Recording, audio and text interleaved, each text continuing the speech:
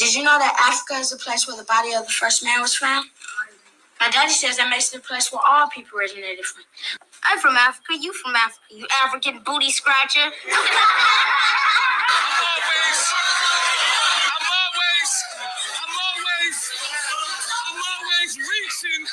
I'm always reaching. We make niggas disappear like that triangle out Bermuda.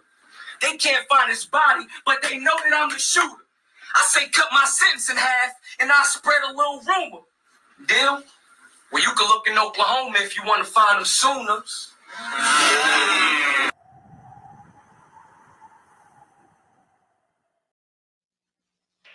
If I say to you, Columbus discovered America in 1492, if I was your teacher, you said, no, Columbus didn't discover America in 1492. There were Indians here. I tell you, you flunked the course. Strictly ghetto, nigga.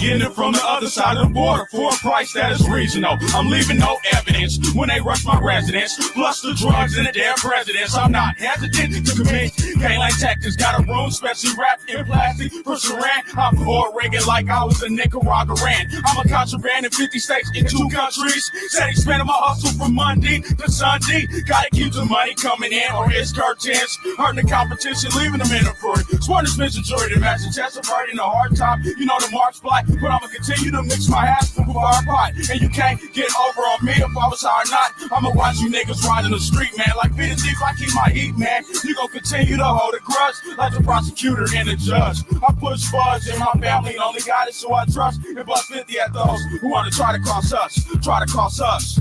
I'll be running slams from here to Japan. No money, no comprending. A personal black Mexican.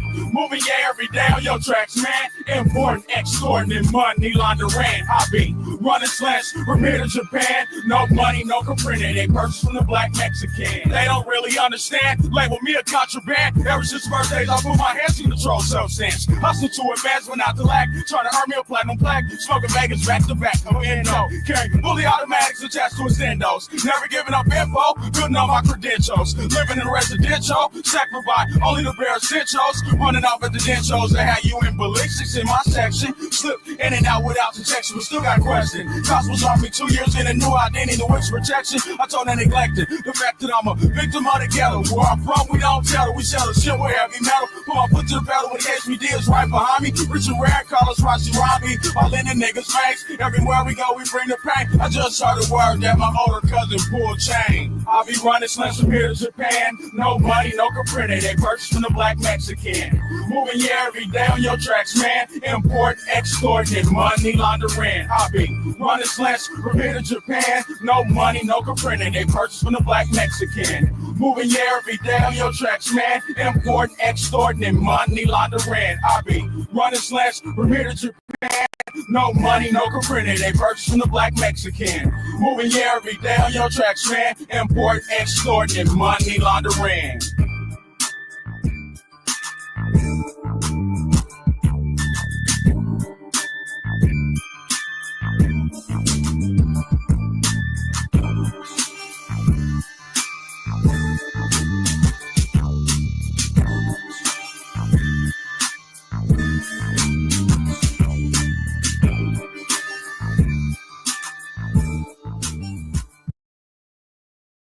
Learn Spanish with Real Spanish TV. No veo nada, no veo nada. Click on words in the subtitle. Hello, this is a historical marker in Southwest Florida. I believe it's near Cape Coral. Yep, it says welcome to Cape Coral in the background. So I was right.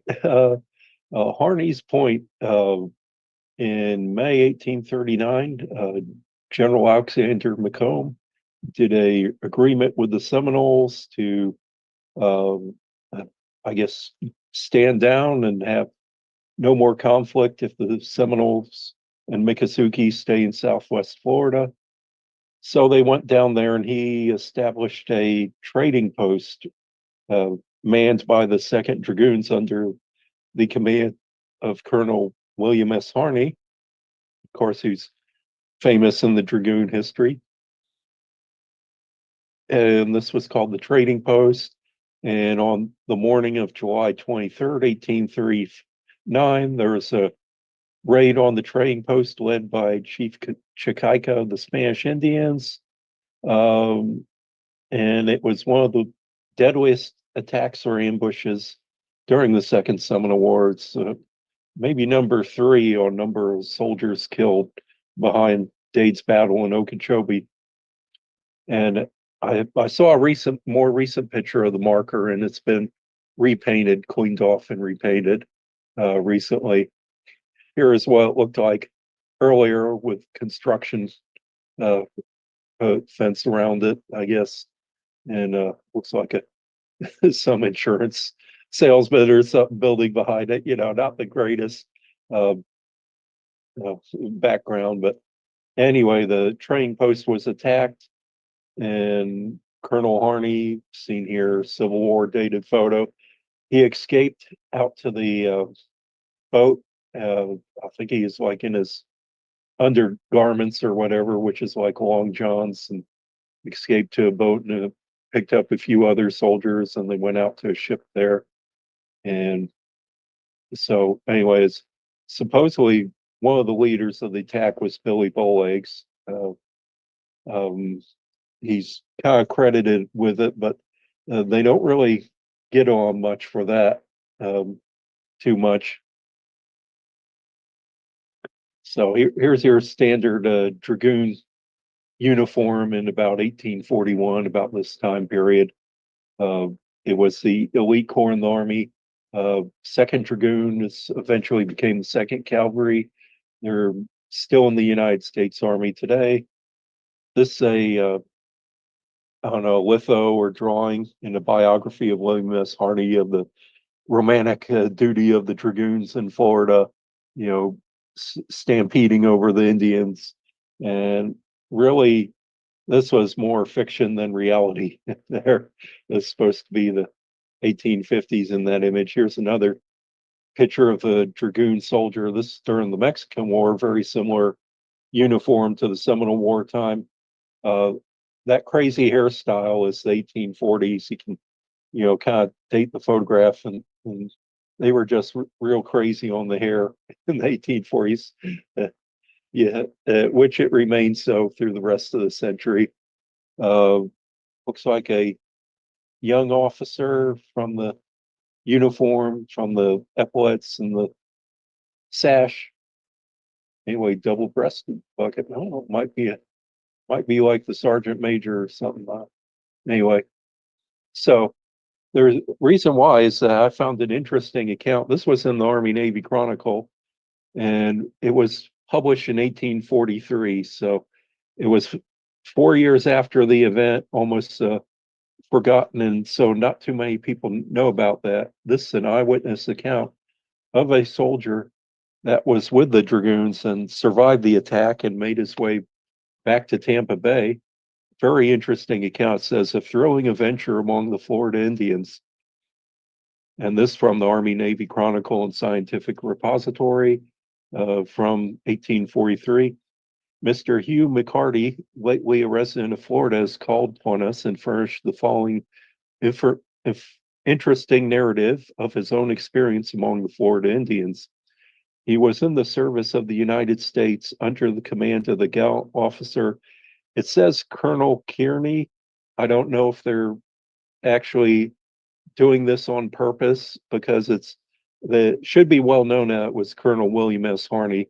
So I'm going to change it in the future parts of this read. Maybe they just didn't want to credit Harney with, a disaster or something. When the party was taken by surprise on the 23rd of July, 1839, the party consisted of 30 and was stationed at the Caloosahatchee Bay.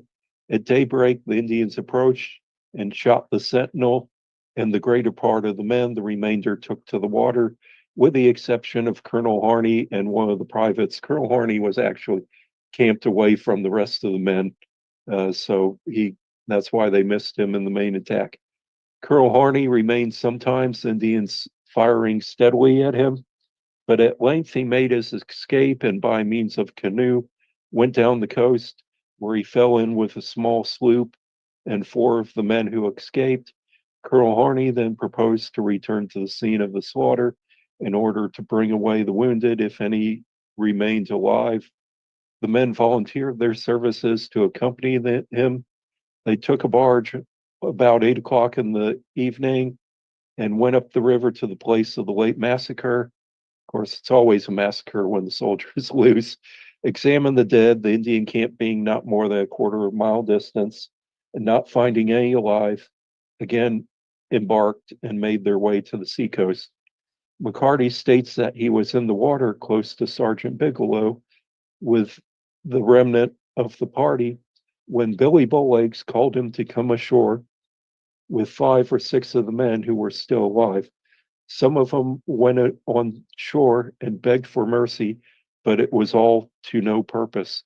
They were instantly shot and butchered in the most horrible manner, while at the same time the Indians directed their fire upon McCarty and a few more individuals who were still in the water. The Caloosahatchee Bay at this place is 3 miles wide, and the Indian camp was on the south side towards the Everglades.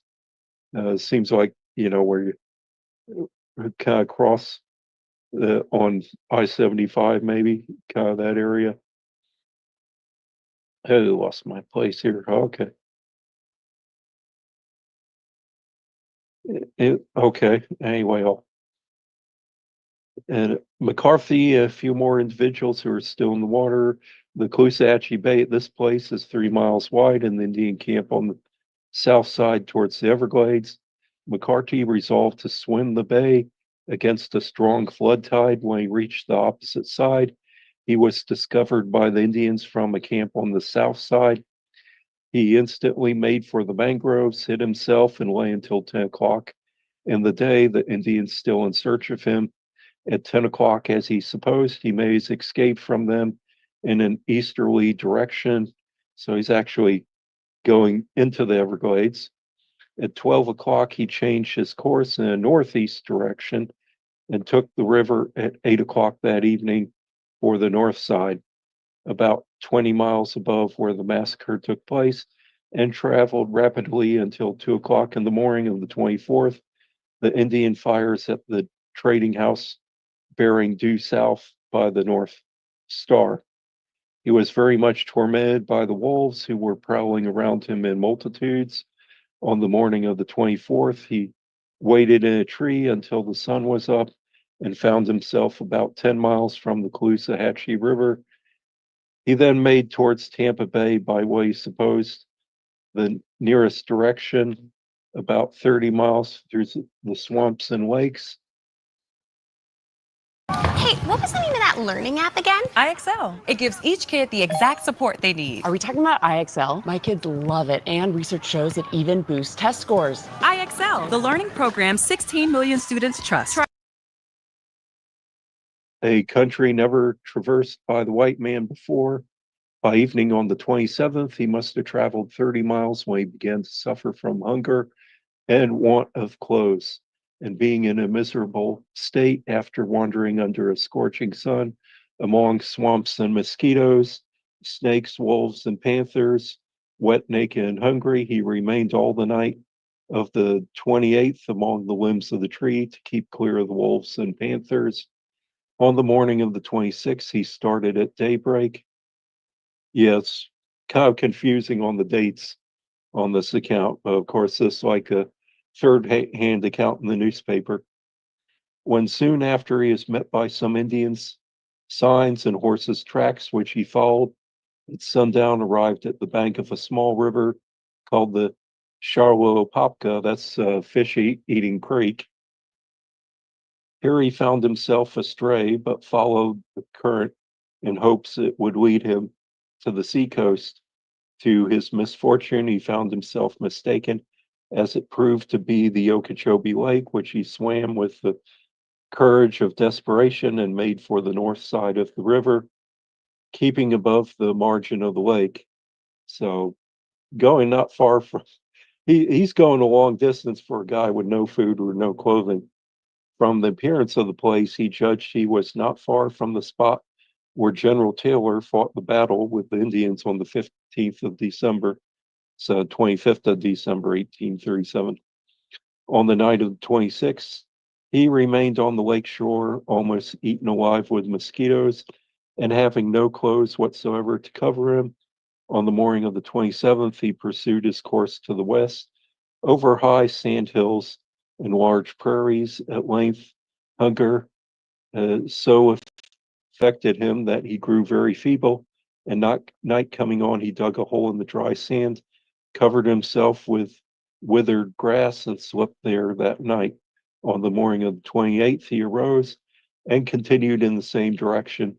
At night, he arrived at the uh, it looks Misuki, or might be Mayaka River or Peace River, of course, where he dug a hole in the sand, covered himself as before.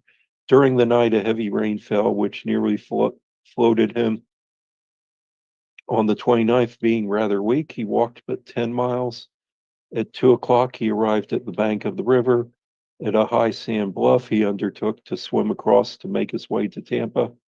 He swam across the river into the cypress swamp, but had to go back again and get out into the pine woods about 100 yards from the bluff. Here he was surprised by the report of a rifle, the ball striking close to him, and much to his surprise, he saw two Indians approaching him on horseback. All power fled from him. The savages secured him with a manatee hide, I guess a leather thong made out of manatee skin, and hurried him off 4 miles to their houses on the bank of the river, about 25 miles from where it unites with the bay. They bound him to a tree and house made their houses fast to the post of their houses. Not sure what it's saying there. Well, one of their squaws came and commenced to gather pine knots and dry wood around his feet to which to burn him alive. Her work was soon accomplished, but by the kindness of Providence, about 4 o'clock in the afternoon, a heavy rain began to fall. Of course, we all know it always rains at 4 o'clock in South Florida, accompanied with dreadful thunder and lightning, which continued about 2 o'clock the next morning. It being the 30th, during the night, about 8 o'clock, the squaw came out with a lighted torch in her hand in order to set fire to the wood, but the rains having completely saturated the stick, she was obliged to return to the house, disappointed in her object. The warriors still remained in their homes. About 2 o'clock in the morning, he made an effort to release himself from the tree, which was easily done, the hide by which he was bound being wet with the heavy rain. It easily stretched, and he soon removed the cord off his hands and fled to the river, where he found two canoes belonging to the Indians. One of them he cast adrift and bailed the other, with which he proceeded on his journey towards the coast. On the 9th day after the massacre, at sundown, he was picked up by a small sloop by which he belonged to Major Frazier. Major Frazier was the quartermaster at Fort Brooke. He was then refreshed and with some food and a mouthful of which he had not tasted since the evening before the slaughter. He was carried to Tampa Bay, where he gave the alarming account of the massacre. In the month of July 1841, he went as a pilot in a steamboat with Captain Ogden and 100 men to the same place and captured 38 warriors, part of the tribe that had him prisoner. We have the following confirmation of his sufferings from an officer. And it says, Captain Ogden, E.N. Ogden, Assistant Quartermaster, U.S. Army. I state the request of Hugh McCarthy, the bearer that he has been for a long time past in the service of the United States as a pilot on the coast of Florida and has been in the capacity very useful. He is one of the crew who escaped from a massacre on the Caloosahatchee River and was on that occasion exposed to starvation for several days. Having been recaptured by the Indians, he escaped from them on the Mayaca River and afterwards acted as pilot and guide of a party which I conducted to the place and was the means of making known the feasibility of navigating the Mayaca River by the steamboats, accompanied of which produced important results in connection with our operation against the Indians.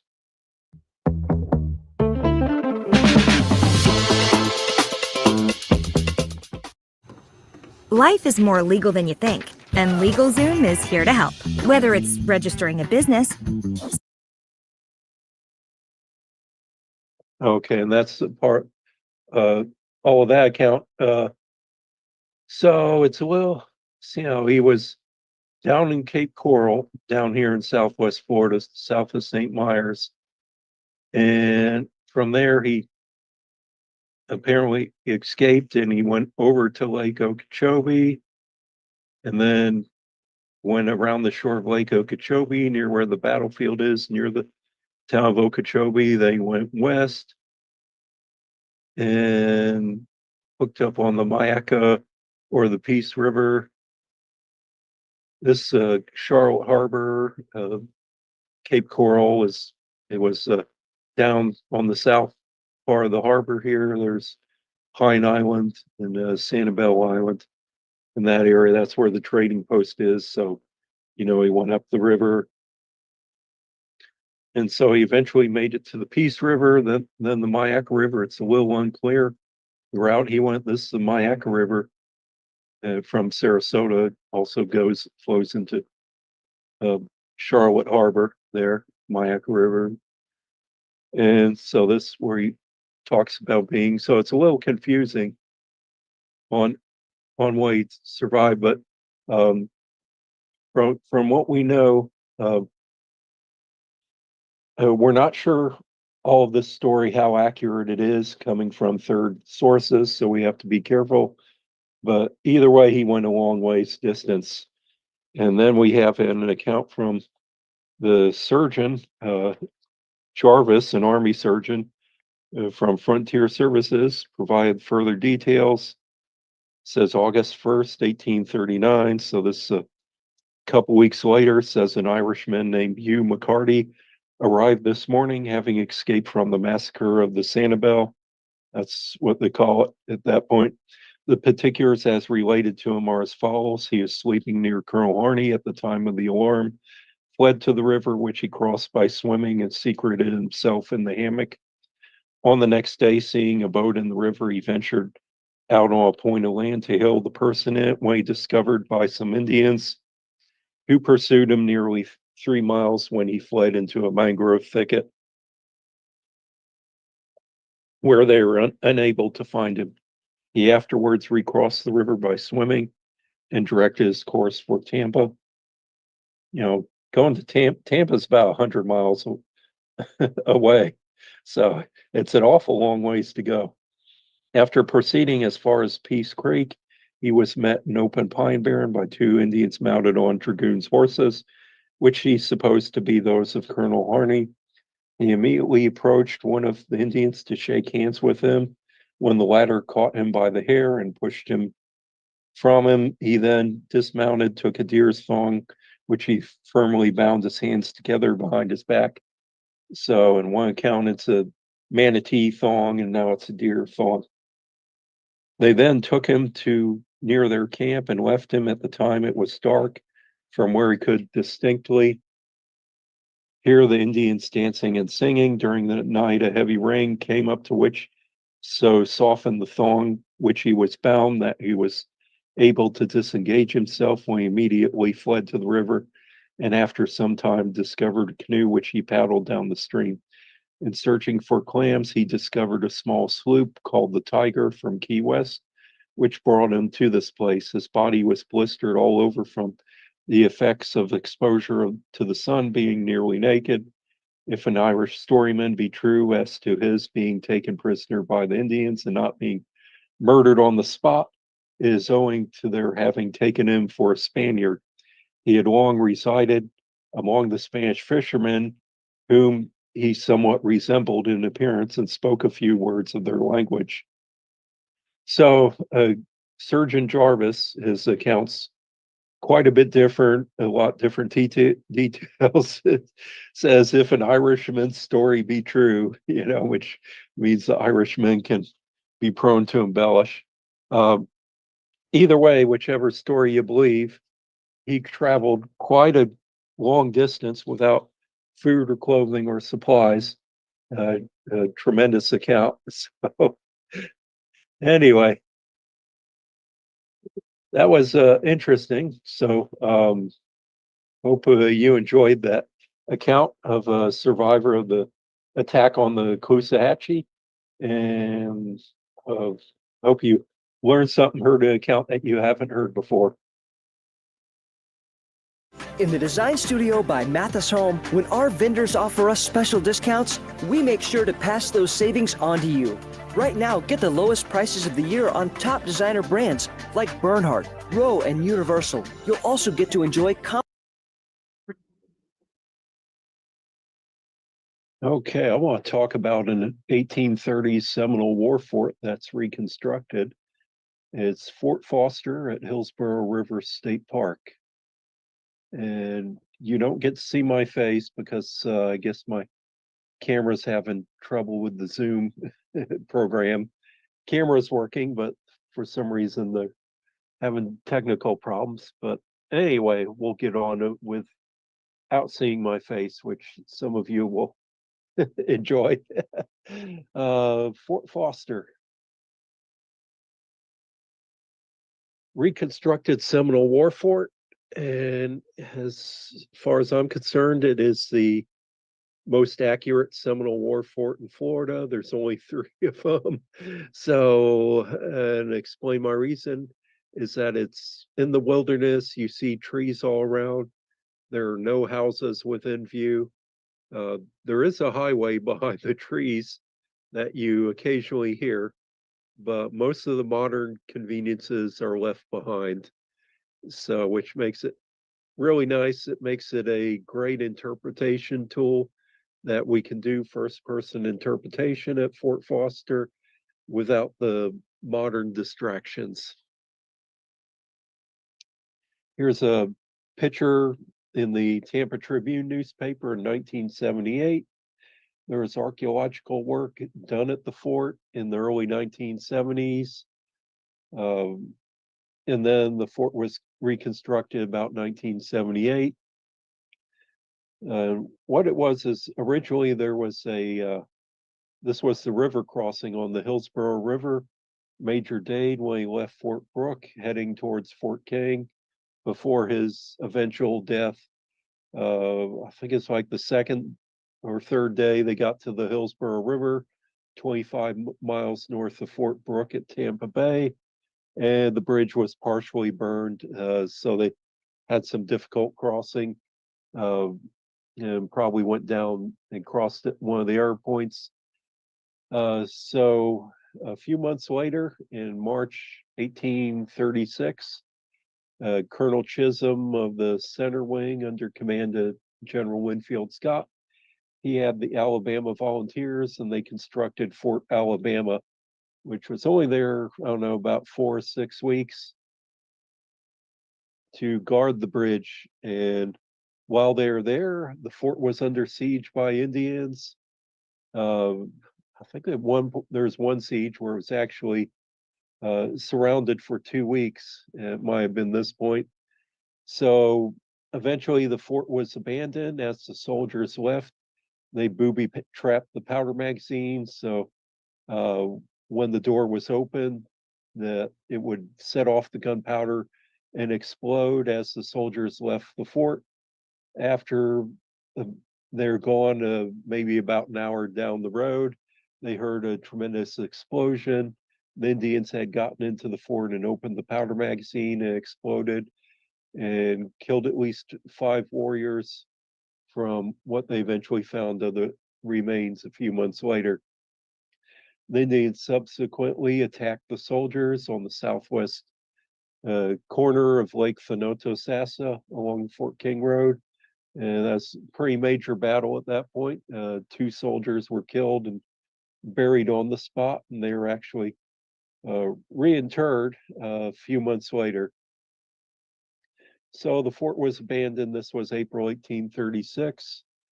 And a few months later, in November, General Jessup ordered that the fort be reestablished. So Colonel William S. Foster comes back and rebuilds the fort. This is a sketch by the officer, Lieutenant Henry Prince, who was put in charge of reconstructing the fort. And they named it after the colonel commanding the column, after Lieutenant Colonel William Foster.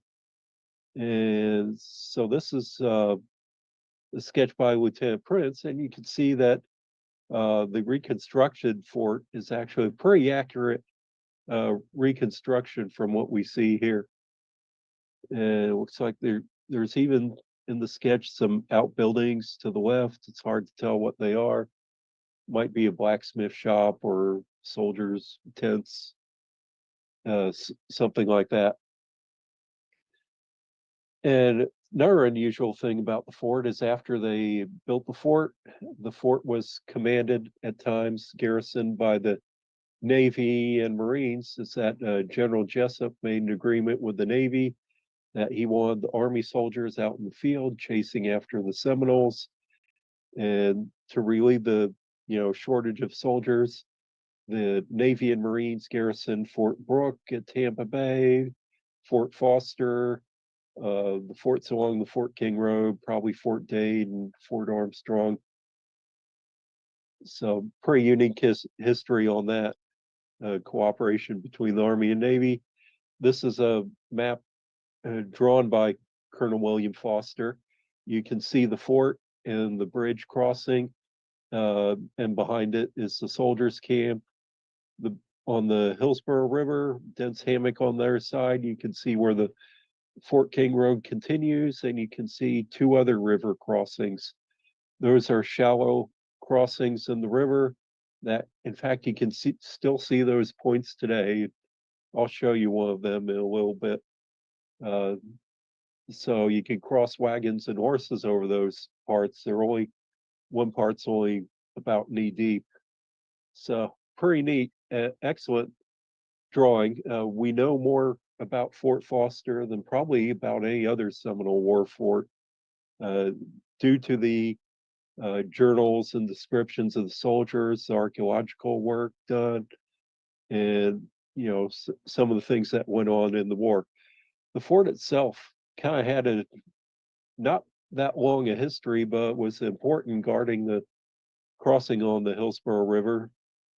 This is a sketch made before the fort was reconstructed. You can see the blockhouses look a little different. This was done back in the 70s. At that time, the Henry Prince diary was not found yet, so they really didn't have the sketch from that. And so they reconstructed the fort pretty accurately. Another thing I want to add is that you can't see it on the right-hand side, but that would have been the Indian encampment on the opposite side of the river, the Shawnee and Delaware Indians, allied with the United States, that came to Florida and fought at the Battle of Okeechobee. They were camped on the other side of the river at one point. as well as the Creek Indian Regiment that was here in Florida in 1836 and 1837. So, interesting history there. Look on dollar.com to get our lowest rates. Why are you in my house? Only Duracell has power boost ingredients. No other battery has them. These are some of the post returns. This is actually the first post return. Commanding officer is, I think it's Richard Zatzinger, Major 2nd Artillery, U.S. Army. He's the commander that, just take my word for it. I know it might be hard to read the names on the top sheet. And then the bottom sheet tells how many soldiers are present at the fort. I think 188 soldiers present. And what you always look for is the little comments on there too, because it says on the bottom sheet, it says relieved Lieutenant Lieb of the U.S. Navy on the 24th of March, 1837. And they relieved the Navy officer and sailors there, and the Army took up the garrison at the fort. And so you have a few months until it was abandoned. I think it was abandoned in June or July. The men got so sick at the fort that it was abandoned, and they went to Fort Brooke. The fort was reactivated in December 1836. Or okay. Oh, this returns from 1837. Okay. I'm sorry, December 1836 was when it was built, and 1837 was when it was abandoned for the second time, considering Fort Alabama. And it would be abandoned every summer because of the sickly season. Here's another post return, May 1837, right before it was abandoned. And at this point, there's only 71 soldiers left at the fort. 117 have left in the garrison as it's being reduced. Eventually, the fort's abandoned, and then it was reoccupied, and this is 1838. The commanding officer is Captain William Chapman. A little bit more about him later. And it looks like present at the post looks like about 58. So it's only one company strength at the post right now. And then the fort was eventually abandoned in 1839 and would be that way for about 10 years, and then reactivated in just for a few months, September 1849, during the Panic of 1849. Commanding is Captain Ross of the 7th Infantry. You see his name back in 1840 at Fort King and Fort Micanopy. So, you see the Army was kind of small. You see some of the repeating names on that.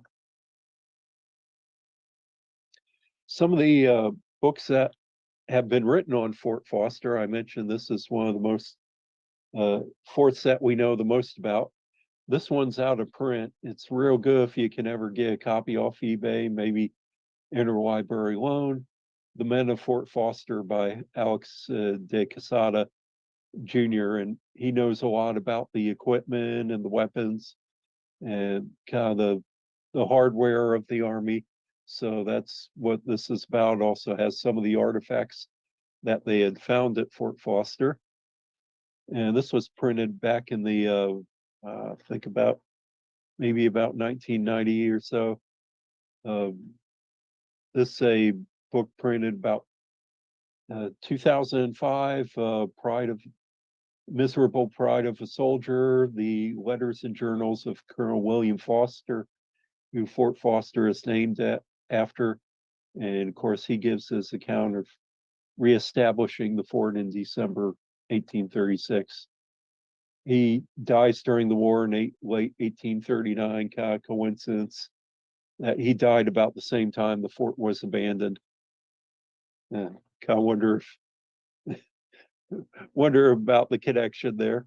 Uh, Amidst a storm of bullets, the diary of Lieutenant Henry Prince, the man who built the Fort Foster. Very good diary. This one's been out a while. Both these two books are printed by the Seminole War Foundation, as well as notices of the Florida in the campaign, book by M.M. Cohen, it was printed in 1836, but it's also reprinted by the Seminole War Foundation. And so Cohen and Prince and Foster, those three books are available today.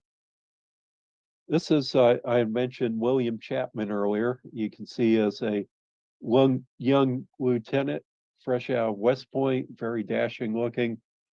And then older Colonel Chapman during the Civil War with the mustache. And Chapman's unusual in that he's one of the few officers that really enjoyed his service in Florida. He's telling about his letters, how his mustache is growing big and bushy, and he's gaining weight at Fort Foster. And his letters and journals are published in the Florida Historical Quarterly article from back in 1990. And I'll have that in the description below if you want to look online for that article and read it. Very interesting, some eyewitness account of Fort Foster as well. Of course, the fort in more recent times, the reconstruction, as I know it, and hundreds of our reenactors are familiar with, guarding the bridge, the reconstructed bridge over the Hillsborough River, and of course the Sally Port where the cannon looks out. Now the bridge is interesting. The bridge is reconstructed, but when they were reconstructing the bridge, they also found remains of the timbers from the original bridge. In fact, are in the Park Interpretive Center. So those are some artifacts that remain.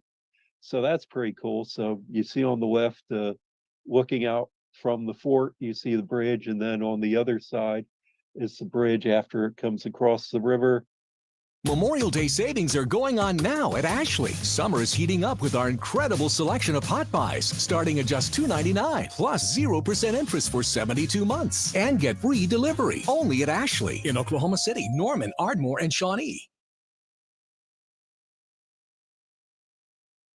Of course, this the blockhouse on the left from the bridge, recreate officers' quarters in there. And I've spent quite a few nights in here myself, even in the summertime when it was miserable hot. You know, you can see why the soldiers got sick. And the other blockhouse is recreated as like a soldier's barracks or a hospital. Really neat to interpret the life of the fort from the 1830s. I think it's, you know, Fort Foster's one of my favorite interpretive spots in Florida. And of course, you have the cannon guarding out the bridge. William Foster, he mentioned when they reconstructed the fort, the Seminoles tried to attack and burn the bridge, and they drove them away with cannon and musket fire from the fort. So the fort did its job for what the soldiers wanted to do. And of course, looking at the fort from two different angles there, taking it different times of the day as well. And so, anyway, you notice the blockhouse is different colors in the different photographs. That's because the original fort, you build a log fort, it's only made to stay, you know, a couple years at the most before being abandoned. It's not, you know, built as a permanent structure. And so now we've had Fort Foster 45 years. And so it wasn't built to withstand that long. So it's had to be reconstructed a few times. About every 10 years, you have some calamity like the river overflows and actually floods inside the fort.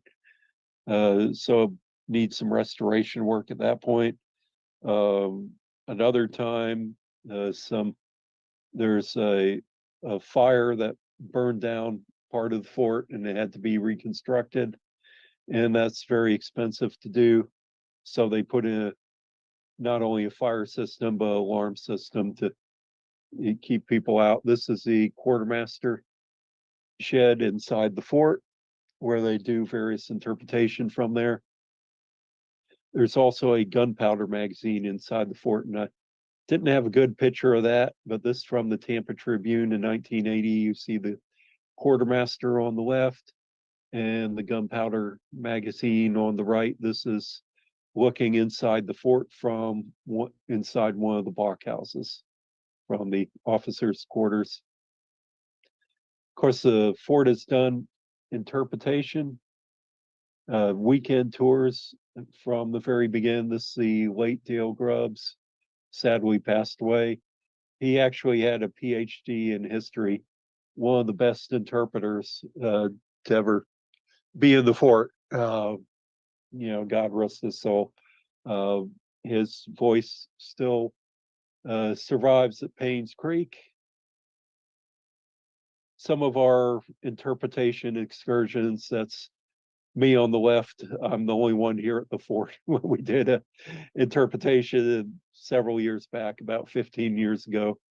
And when I got up that morning, it was below freezing, which is why I'm wearing all my outfit gear possible. A little warmer time back earlier. I think that was about 1994. On the right, the missionary trying to spread the good word to the native visitors.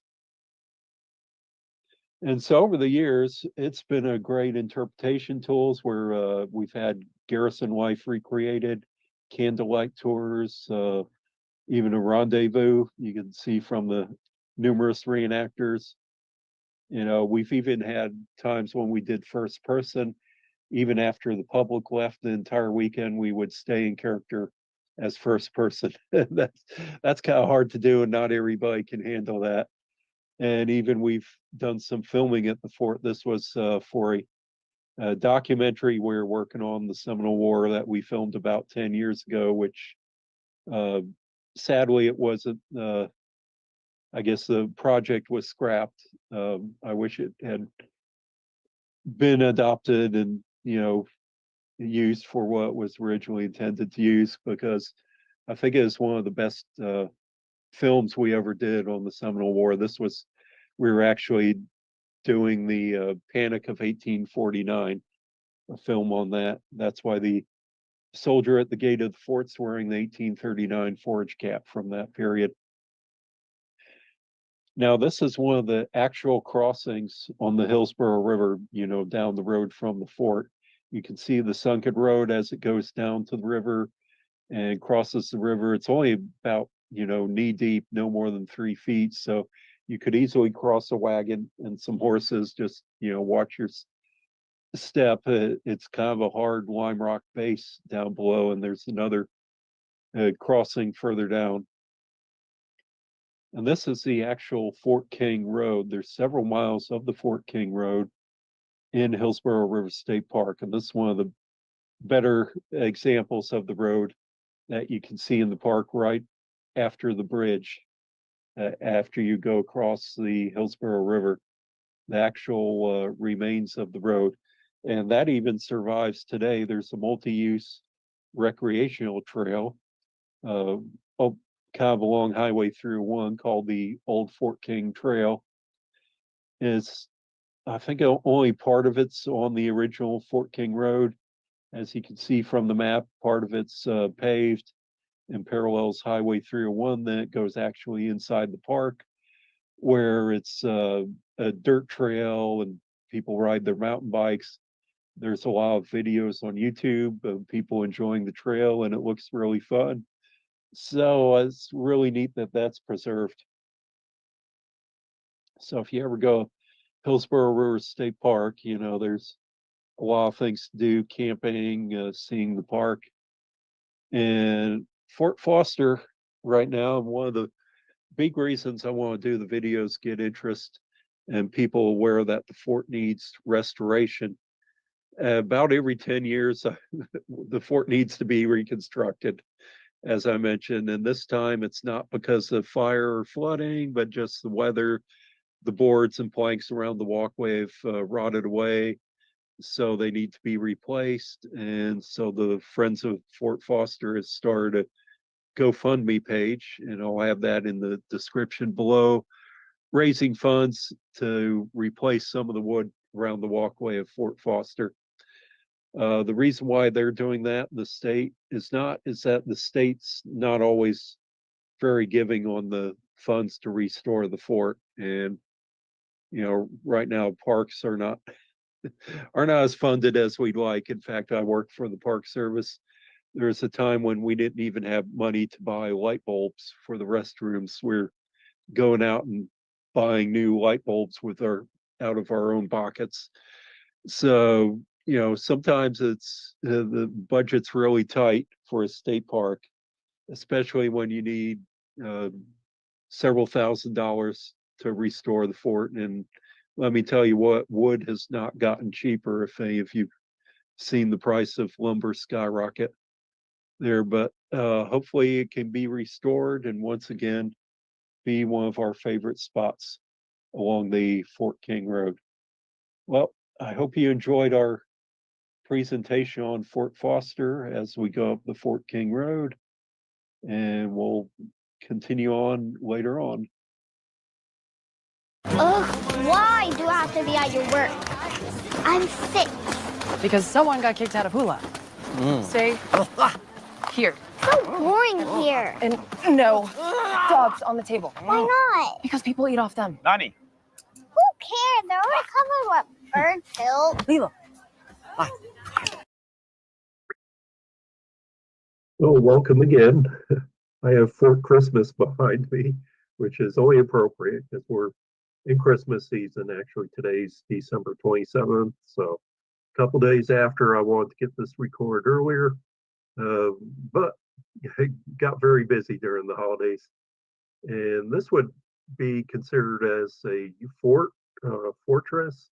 It's actually a fortified settlers cabin, and it's one of the sites on the Seminole War Heritage Trail that I'm going to eventually hopefully get around to doing all the Florida Heritage Trail sites on the vlog here. So this is in McClenny, Florida. And way in the background, you can see the Burnstead cabin. Oh, let me do a screen share so you can really see it. Okay, here we go. Now we're here. This is the Burnstead cabin near McClenny, Florida. It's a heritage park in McClenny, and what that is that some towns have where they take some of the old buildings and put them together in a park. You may have been to Westville near Columbus, Georgia, or Dade City has the Pioneer Florida Park, and not to be confused where Bardstown has the Florida Pioneer Park. Or there's the Manatee settlement in Bradenton. I think that's what they call it. And Pensacola also has a kind of a heritage village downtown, or old city. So anyway, this is Heritage Park, and you see way in the background there's a log cabin called the Burnstead Blockhouse. And going over as you enter the park, off to the left, you'll see a veteran circle. One of the benches is dedicated to the man who built it, James Burnstead. Said he built the Burnstead Blockhouse in the 1830s. This is Baker County. He was one of the early settlers of the area. So, there's still people, Burnsteads and descendants in the area today. Heritage Park, it's a neat place to walk around and look at. And here's the old jail, for example. And they have like a storefront. And one thing cool is that they have some really good interpretive panels that you can read about the pioneer or settlers in the area. Some before the Civil War, most of them after. Kind of interesting, Baker County one of the smaller counties in Florida. The main industries, um, pine, lumber, and turpentine. Here's the turpentine still. Since of course they're doing some Christmas celebrations, so there's Christmas decorations all over the park. So hey, it's the season. So anyway, here's the Burnstead Blockhouse. This is actually the rear of the building. I guess that's the kitchen in the back. They rebuilt one of the chimneys. It looks like a stucco type chimney, but very nicely done 2-story cabin. Originally had a dog trot through the middle, but notice that they can close up the sides and the shutter is really good. It's a shingled roof, really a nice cabin. James Burnstead did a lot of good work back then. And so then you see on the porch, but anyway, there's a plaque here, Burnstead Blockhouse. I'm not going to read the whole thing. It says he also made Fort Pontiac, which there's a kind of a disagreement on that because usually the settlers would build the cabins and the army would build the forts. Fort Pontiac, most records I've seen said that Captain Thomas Morris of the 2nd Infantry built it. And I'd really like to see the source. On the side, of course, another plaque built by James Burnstead in the Taylor area. Taylor's an unincorporated area. And here's kind of what I want to point out on the cabin. On the side here, you see next to chimney, but there's actually portholes to put a musket or a rifle through. A very small hole there. Not sure how you can see unless you're right up to the hole, or maybe just fire out there. Not sure, quite sure how it worked. And I guess they're in prone position firing from that. That's on one side of the chimney, and here it is on their side of the chimney. I didn't get to go inside, but so I didn't really see it. But you can see the kind of the dovetail construction on the side. I always like to look at the construction of some of these old cabins. Of course, in Heritage Park, I also enjoy seeing some of the other things like the old Sinclair gas pump at the Davis Gas Company. So you old service station, Rexall Drugs. That's pretty neat.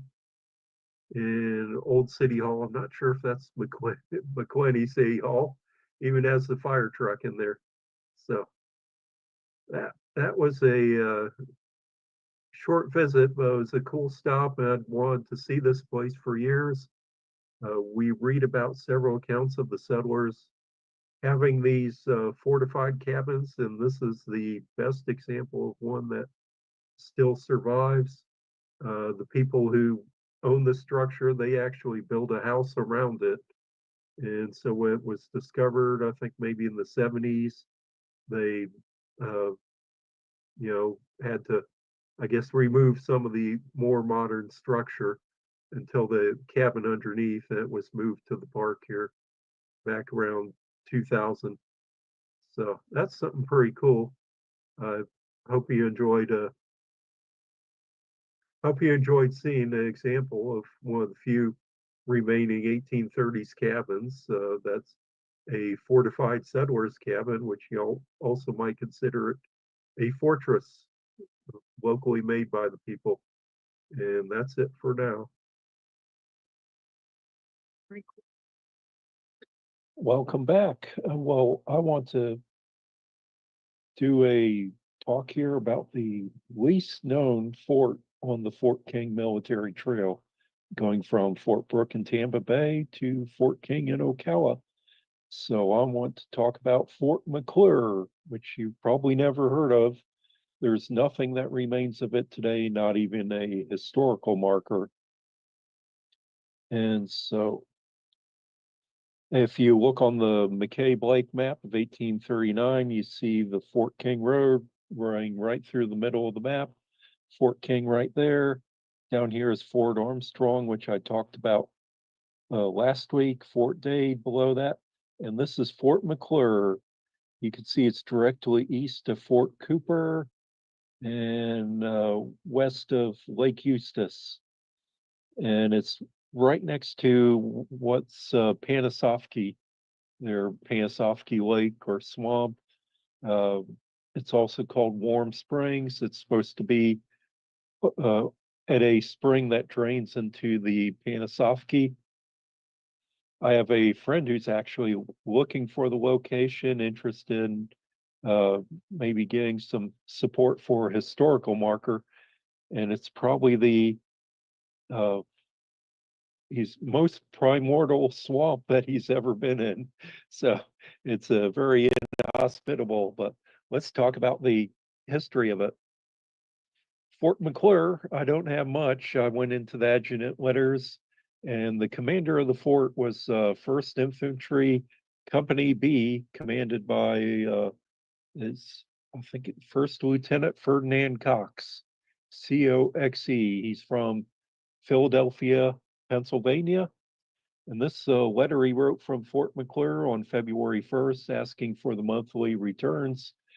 So apparently the fort's established as by February 1st, 1839. And so this was the first letter I found that he wrote from it. Otherwise, before and after, he was at Fort Marion in St. Augustine. And there's only 2 months of the monthly return. Lieutenant Ferdinand Cox, 1st Infantry Company B, present 26 soldiers, absent looks like 2 or 7, aggregate total present and absent 36, total 39 aggregate. So his company is only really about half a company size, not very large detachment at all. Here's the officers, and Ferdinand Cox, it looks like he's by himself, commanding the post. Absent Samuel Markin, it looks like, assistant quartermaster, and Seth Eastman is teaching at West Point, which is kind of neat. Seth Eastman was a famous artist too. In fact, let me show you this real quick. This is a book I just got from John Mary Lou Missile. His country has called him. This is a book about the officers who served in both the Seminole and the Civil Wars. There, the cover painting is by Seth Eastman. He apparently was commissioned by United States Congress to paint several forts, and that still sit in the halls of Congress today. Okay, so back to the post returns. And see how it was, is this? Okay. Next month, March 1839. For that, Company B, 25 present, total 35 and 38. Looks like they had 1 soldier discharged, no deaths listed. And just those 2 months, and the last letter we have is, of course, he's still the only officer there. The last letter we have by him dates, was this April, oh, sorry, April 1839. And April 17th, sending in returns of the post. So we know Fort McClure was active as a military post from maybe late January 1839 to April, about 2.5 months existence. It's named after the 2nd Lieutenant James McClure, who died at Fort Brooke, who was in the same regiment. So anyway, a little more interesting history. You'd think that's all the post history was. Well, turns out there's this guy, and this is the only painting we have of him, Halleck Tustenuggee. John T. Sprague has this picture in his book, The Florida War. Halleck Tustenuggee was a Miccosukee war chief, probably one of the most fierce and brutal war chiefs in the Seminole War. He was, I think, underrated.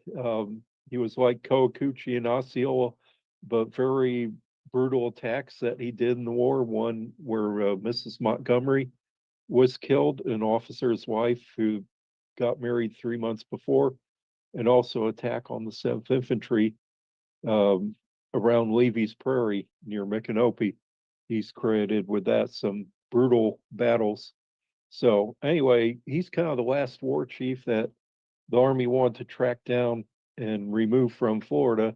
So Colonel Worth in April 1842 sent out an expedition to capture or, or destroy him or kill him, either one.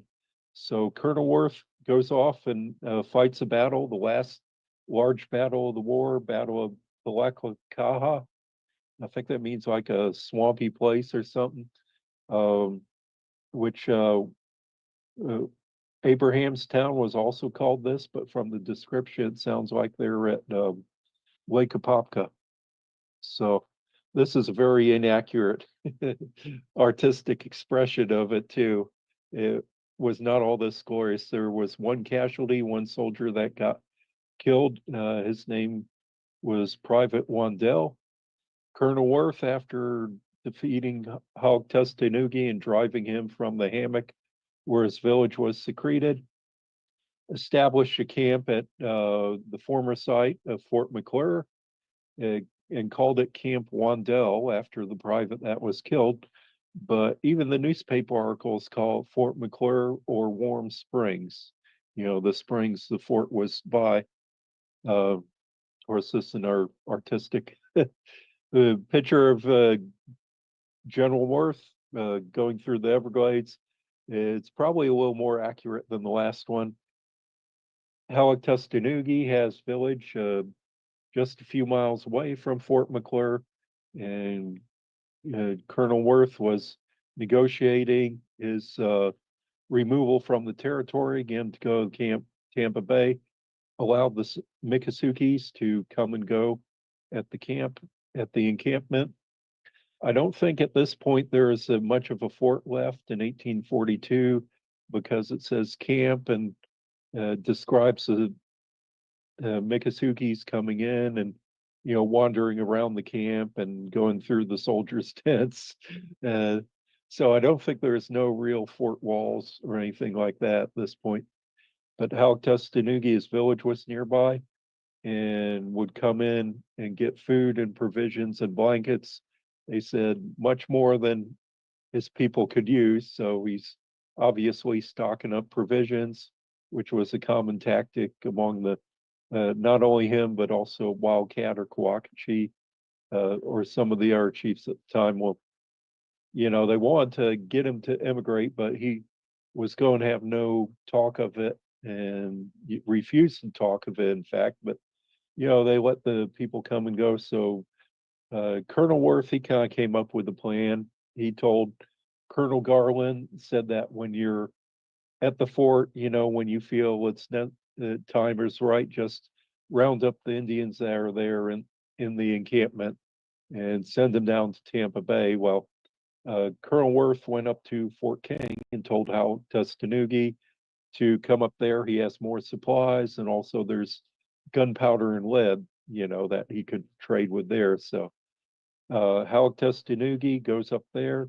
and after about 3 days, Colonel Garland pulls the trap and surrounds the Miccosukes and captures them at the Fort McClure area or Camp Wandell. And meanwhile, Hal Tustanugi is captured at Fort King, or actually they close the doors and surround him and can't get out and make him a prisoner.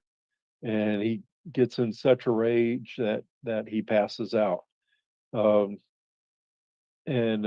that and he's and his people are sent to Indian Territory, Oklahoma out west, where they actually have a prominent role in the Civil War. That Hal Tustanugi is actually, I believe, with the Union Army. An important part, the Battle of Round Mountain, I believe it is, and not sure what happened to him after that. he may have died during that very cold march to Kansas, where many of the Seminoles' first death in 1862, 1863. So a sad ending on that. But he also had returned during the Third Seminole War to negotiate with Billy Bowlegs. So, quite a prominent chief, which I don't think gives enough credit, as famous as he was. Anyway, it's called the Battle of Palacocaha, and large battle, about 800 troops involved in that. Very large battle at the end of the war. And after that, Colonel Worth decided that the war was over and he was allowed to end the war at that point. So the orders were issued, and in August 1842, the Second Seminole War ended. Colonel Worth, he was the last major commander in the Second Seminole War in Florida, but he stayed in Florida for about 3 more years. He was in Florida about 5 years, and then went to Mexico, and I think he actually died coming back from Mexico of cholera. His wife and daughter are buried in St. Augustine because his daughter married John T. Sprague. And here's a newspaper article from the Charleston Mercury about, notice at the top it says Camp Warm Springs, Fort McClure. This is 3 days after the battle.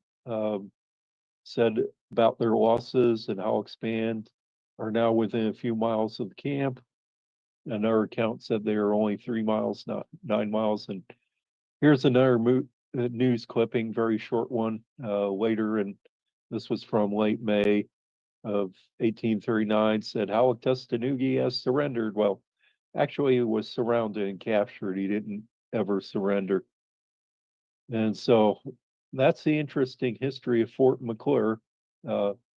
And it certainly would deserve a historical marker if that can be arranged. And it's the last minor fort on the Fort King Road, and the next fort up would be Fort King. So I found this interesting, and I hope you found this interesting too. And that's all for now.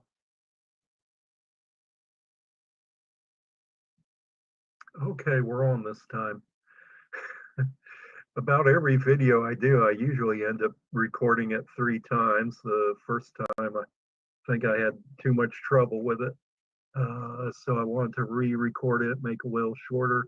Then the second time I realized I didn't have my microphone plugged in. So anyway, this is a talk I gave at Cedar Key a few years ago in 2018. In fact, 3 years ago this weekend, for the Levy County Historical Society. And this is the forgotten part of the Seminole War. And I even have a slideshow, which I found this other day looking at old files on the computer. The armistice years of the Second Seminole War, 1840 to 1841. The war's forgotten year. I don't think I'm on share screen. Hold on.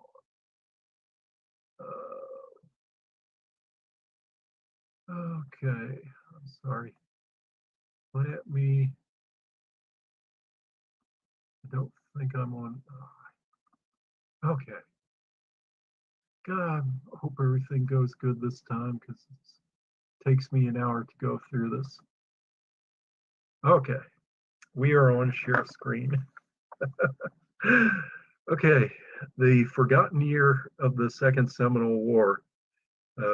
Dr. John Mann only put something like 15 pages in his book towards it. John T. Sprague only put 5 pages.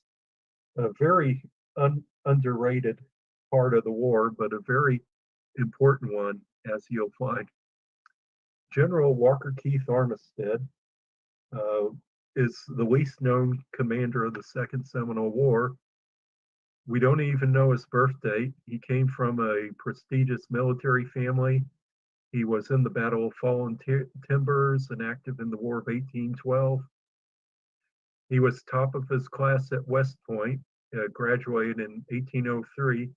There was only 3 that graduated that year, and Armistead is actually cadet number 3. That is his graduate number from West Point. He's the 3rd graduate from West Point.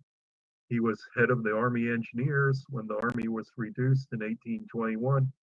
He was moved over to head the 3rd Artillery Regiment. Of course, I mentioned his military family. His brother is more famous, Major George Armistead, who defended Fort McHenry during the siege of Baltimore during the War of 1812, where Francis Scott Key penned the Star Spangled Banner poem. And he became famous for the defense of Fort McHenry, but he stayed famous because he died soon after, died in 1818. Walker, his brother Walker, never reached that legendary status. Even more famous is Walker Armistead's son, Lewis Armistead, who we know as the Confederate officer who died at the Battle of Pickett's Charge in Gettysburg.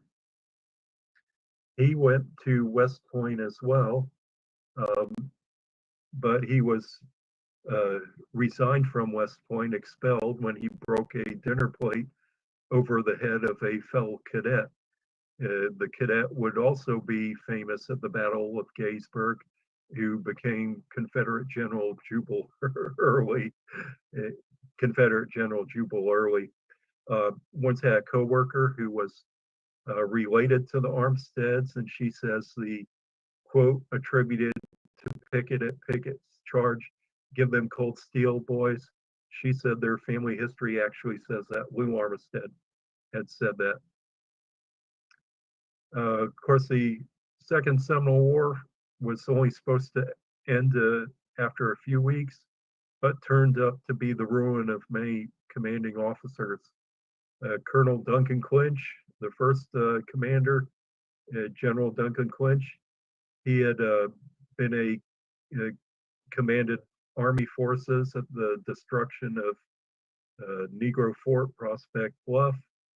Did really nothing there. The only other battle that he's known for is the Battle of Withlacoochee at the beginning of the Second Seminole War, which is considered a loss for the Army, and he resigned from the Army shortly after, moved to Savannah and became a banker. The next general, Winfield Scott, his disastrous campaign in Florida of gathering 3 armies together and rounding up the Seminoles failed miserably. General Edmund Gaines, the 3rd one, right before Scott arrived in Florida, he did a campaign to try to round up the Seminoles, went up from Tampa Bay up to Fort King, and he ended up getting surrounded by Seminoles himself and under siege for about 10 days.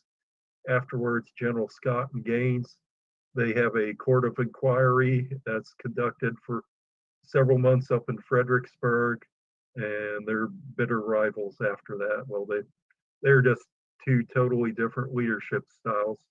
Scott blames his failure on General Gaines because he says that Gaines used up all the stores, the food and supplies that he had stockpiled to conduct his campaign.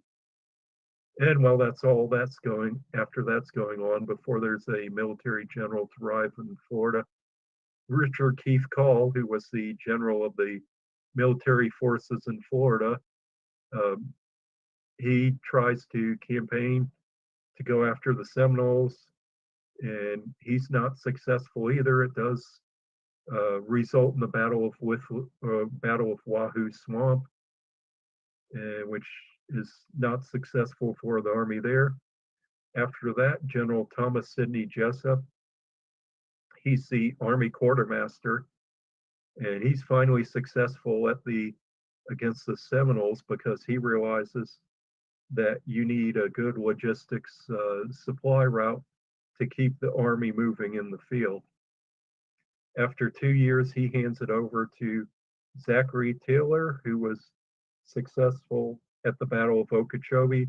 well, successful on who you ask. The battle had the highest casualty number in the war, but it works out good for Taylor, and he's made commander of the forces in Florida, which he remains for 2 years. During his time, the commanding general of the Army, Officer Alexander McComb, comes down and he negotiates with the Seminoles, said that they can stay in Florida if they remain at peace and stay south of the Peace River. After 2 years, Taylor hands over his command to General Armistead. Taylor and Armistead, with the transfer, did not meet. They did not communicate at all. Taylor is a micromanager. He's over in Cedar Key. Armistead is up in Gary's Ferry or Fort Heilman on Black Creek. They're on kind of opposite sides of the state, just about.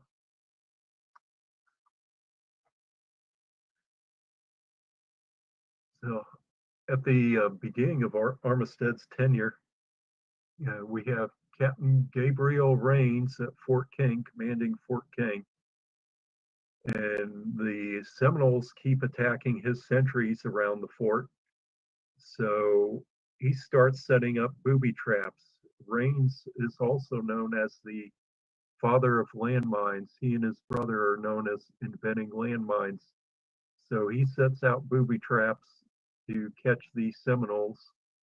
And, you know, he's not only famous for landmines in the Civil War, but 20 years earlier, here he is using them exploding shells against the Seminoles. Well, one night in Taps, one of the bombs goes off. The next morning, he takes all the soldiers he can from Fort King, which is Captain Rains and 16 men. That's all he has available. And they are ambushed by about 100 Indians.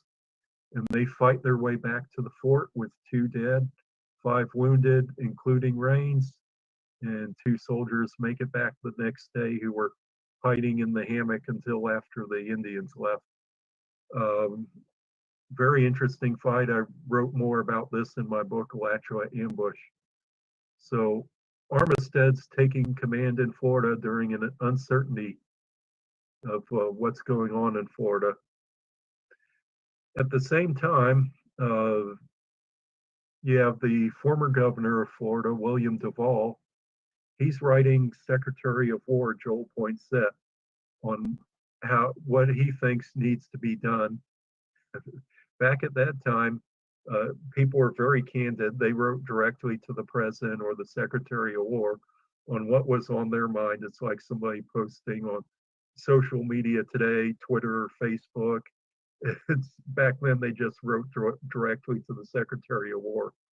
The Secretary of War was Joel Poinsett, and he ends up micromanaging the war, doing everything from Washington. He never comes to Florida, but he's directing the operations straight from Washington. Poinsett has his own plan on how he believes things need to be done. It's particularly upsetting to Armistead to have somebody else direct the war from long distance. Poinsett is also a plantation owner and slave owner from South Carolina, and he will not agree with any of the Seminoles removing from Florida with their black allies. Poinsett believes that the black Seminoles and slaves have to leave, contrary to the agreements made earlier by Jessup and Armistead. Poinsett also recommends which posts in Florida remain in operation.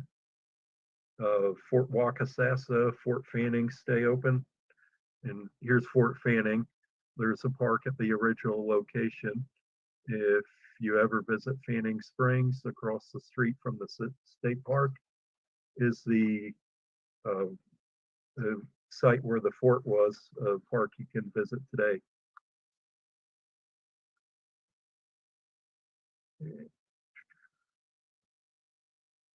And of course, Armistead announces his operations.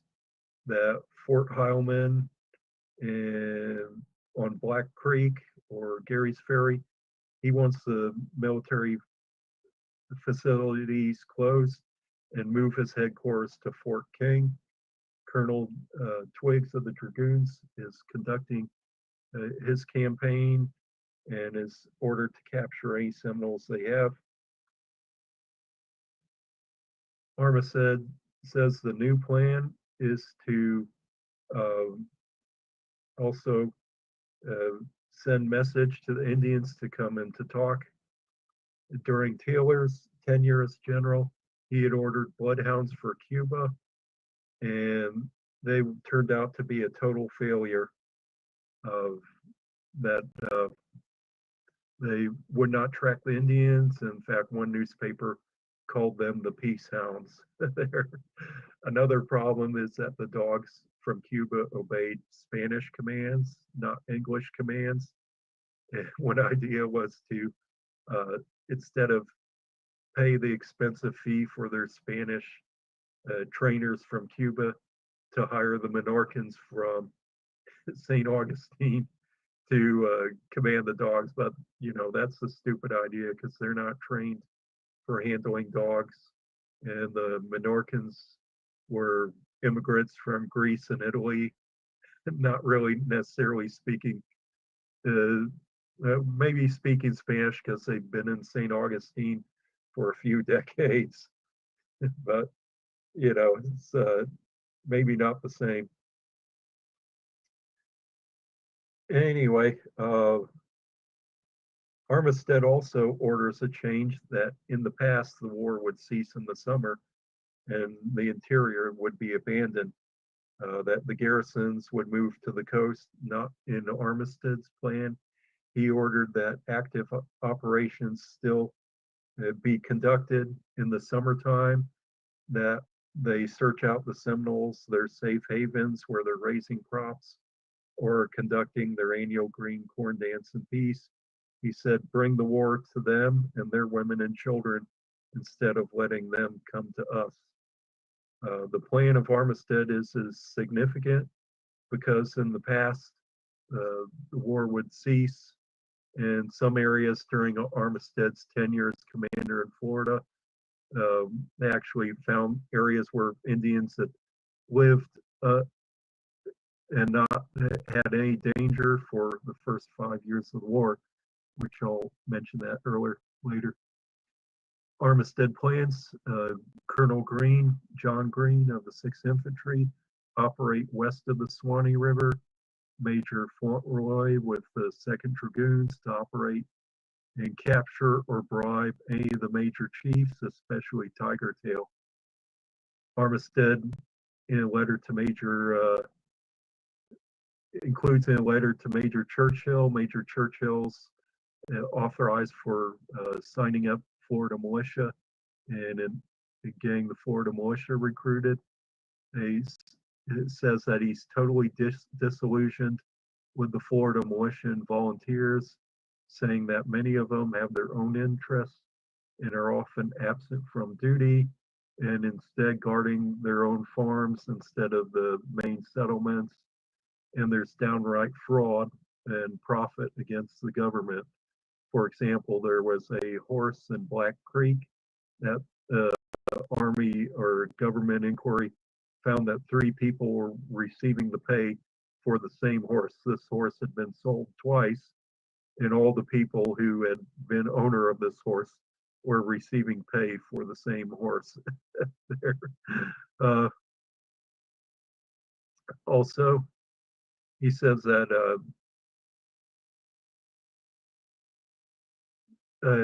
some of the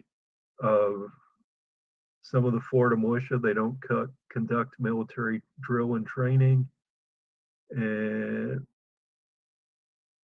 also that they don't clean and inspect their muskets or rifles. So they're having problems doing that. So anyway, in May 19th, 1840, scouting party of soldiers looking for Indians from Micanopy is ambushed and wiped out. they're actually led into a trap.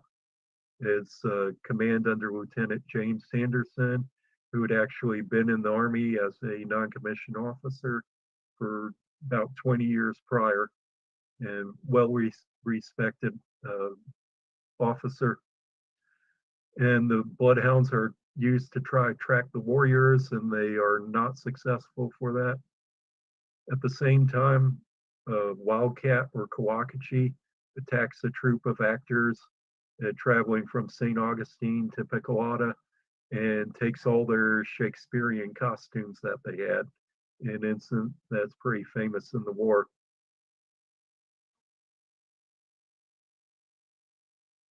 So this attack convinces Armistead of the urgency of his plan.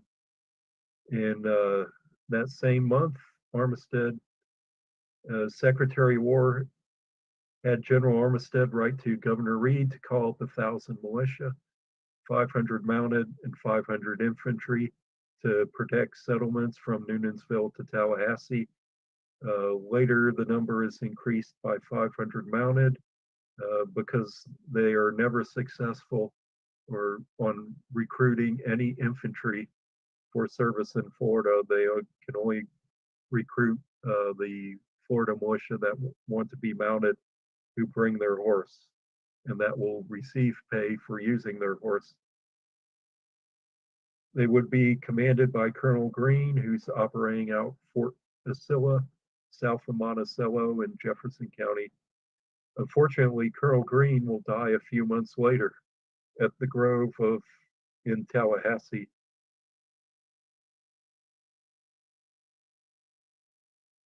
Okay, and also at the same time, the orders are that for those Florida militia you recruit, take great care not to muster in those by age and infirmity who are unable to campaign, and drill inspection will be duly performed.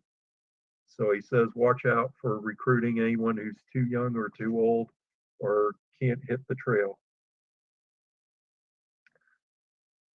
Going back in history a little bit, and I focus a lot of my talk on Levy County because this is where I gave it the talk for. Lieutenant Daniel Whiting of the 7th Infantry establishes Fort Number 4 on the Swanee River in East Florida, also known as Fort Whiting.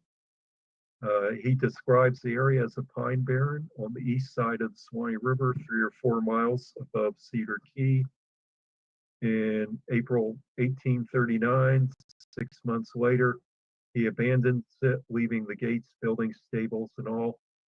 He says in his journal they go Fort Fanning, stay for few weeks, then go down to Cedar Key, and in October, late October, they establish Fort Poinsett in Cedar Key. Later in October, Whiting is listed on post returns as sick in Tampa Bay. At the end of January, the 7th Infantry leaves Cedar Key and is replaced by the 1st Infantry. It's a map of square number 4 with the Swanee River on the left-hand side, and Fort Number 4 is 4 miles above the mouth. Cedar Key is on the mouth. What we know as Cedar Key today was then called Depot Key, and what they called Cedar Key back then we know today as the Senioti Key, which is actually the Muskogee word for Cedar Key or Cedar Island. It literally means Cedar Island. Fort Poinsett becomes a problem because people are confusing that with Fort Poinsett down in the Everglades on the southwest tip of Florida. The Fort Poinsett in the Everglades, the name actually survives until modern times. The Fort Poinsett in Cedar Key, it was actually bigger, more of a military post. It lasts from October 1839 to 1843 when it's wiped out by a hurricane. Fort Number 4 on the Swanee River was reestablished in March 1840, but maybe about a mile away from the first location. Then there's no description of the fort buildings or what was there, and it is listed at about a year and a half as being abandoned, but has a significant role of the Seminoles gathering there to go down to Cedar Key for removal.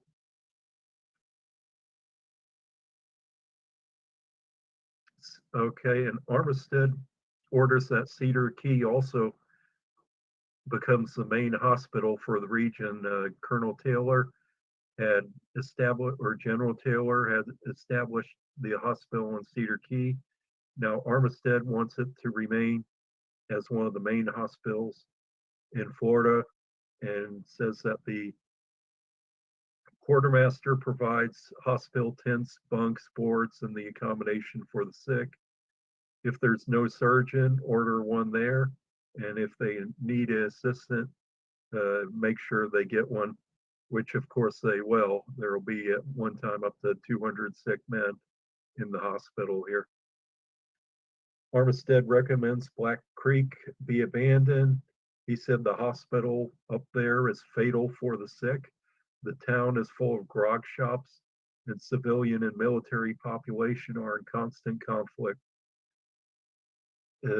So he would have that hospital closed down and move down to Palatka, mainly for economy, because it's closer to the operation in Florida. So Cedar Key's the hospital, the main depot for that area operating in Florida, becomes Fort Fanning up on the Swanee River. The Secretary of War approves the plan and sees the economy of it. Of course, after the 1st Infantry takes over Cedar Key, Lieutenant Masters of the 1st Infantry writes in his report to Colonel Twiggs on the 28th of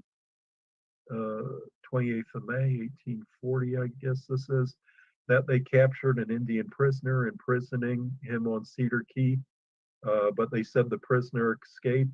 They followed his tracks along the shoreline, and they assumed they just drowned. I guess they assumed that he didn't know how to swim. Captain Ben Bonneville of the 7th Infantry, quite a character. I write more about him in my Alachua ambush book. He captures the camp of Ahamengo on the Okawaha River. At least he captures the camp, but only captures one person with the camp, a single child. There's evidence in the camp that convinces him that those in that camp were the Indians that attacked Captain Rains at Fort King in April, and also Lieutenant Sanderson near Micanopy from articles he found. General Armistead is able to approve the transfer of his son Lou Armistead from 6th Infantry to the 2nd Dragoons. The 2nd Dragoons is the prestigious regiment of the Army, saying that his son would be better qualified. But Lou Armistead declines and stays with the 6th Infantry. Armistead finally sets his plan in motion in June. Lieutenant Harney sends a scout expedition up the headwaters of the Okawaha River. Colonel Bennett Riley goes up to the Withlacoochee River. Armistead remains at Fort King for any Seminoles that want to come in and talk to him. Meanwhile, there's a lot of sick soldiers still at Gary's Ferry, and they're slow to sign up enlistees. And Armistead's sickness is not that bad, and they are not complaining much. In mid-June, Armistead writes the Secretary of War that he sent out 2 Seminole women with a message to the various chiefs that he's ready to talk with them and to come in and meet with him at Fort King.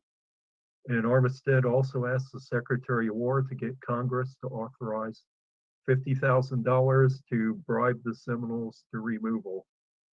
His main objective is to remove the Seminoles, to pay him if he has to. He's very pessimistic about the governor's ability to raise more Florida militia soldiers. After the woman who's the emissary to the chief does not return. He sends out Lieutenant Ashton from the 2nd Dragoons to find them if they don't return. So Ashton goes up the Withlacoochee River from the Wahoo Swamp, and he sets up an encampment, and actually 2 women come out and meet him and said the Indians are coming into Fort King to meet Armistead. They say that the band that attacked Captain Rains near Fort King were Tallahassee Indians that were between the Withlacoochee and Swanee River under Emathla, numbering 200 individuals. This is a different Emathla than King Philip. Emathla is basically just a title like a speaker or secondary chief. And it says the Battle of Fort King, they returned without any warriors killed. Now, the woman who meets him, her name is Betsy, or Old Betsy, and it says she is well informed of the history of events in Florida since the time of the British. And that means she's going to be at least 70 years old. And this kind of throws the soldiers off guard because they're expecting to meet with the chief and a warrior. And what they get is probably the matriarch, who seems to know a lot about what's going on. Her name's Betsy. It's not given any other name from the letters. And I'm wondering if she's Osceola's great aunt, Betsy Durant. I have no way of knowing, but that would be pretty cool if it turned out to be her. So she returns to talk with her people, and 2 more women come out, and they report that the people are scattered and starving, digging roots, and very reluctant to meet in large numbers for fear of being rounded up and captured.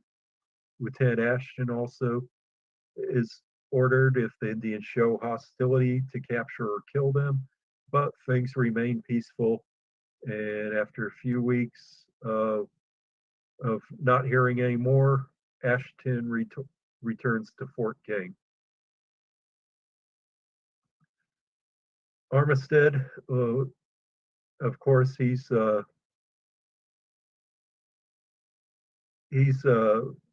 writes to the Adjutant General Poinsett that he wants no further dealings with the governor of Florida. The command in Florida has been split. The governor's given command of the Florida militia, and Armistead's given command of the regular army. And that's not been done in the war before. It's felt probably as an insult towards Armistead because previous officers had command of both. Armistead orders that the hospital in Tampa be broken up and moved to Cedar Key, close to where he's doing the operation. Lieutenant Colonel Harney and the 2nd Dragoons, meanwhile, have captured Coacachee or Wildcat's mother and daughter near Lake Harney or Lake Jessup in what's now Seminole County. And they also learn intelligence that Wildcat's supplies of gunpowder and provisions were provided by the slaves on John Hanson's plantation 3 miles from St. Augustine. So that's the proof that they need, that the slaves are supplying gunpowder and supplies to the Indians. Lieutenant Colonel Riley and Bonneville from Fort Clinch returned to the Withlacoochee River and over to the Waukesassin and Swanee up to Fort Fanning. And they go on scout in that area, which is pretty much all the area covered on this map, from Fort Clinch and the Withlacoochee River on the bottom right up to Fort Fanning on the upper left, which is all pretty much Levy County nowadays, Waukesassin in the middle. And they don't have any results except finding abandoned villages. Calling up a militia force was proving problematic because according to the militia law of 1795, militia enlistments could not last more than 3 months. And they are also finding it difficult to recruit any foot soldiers.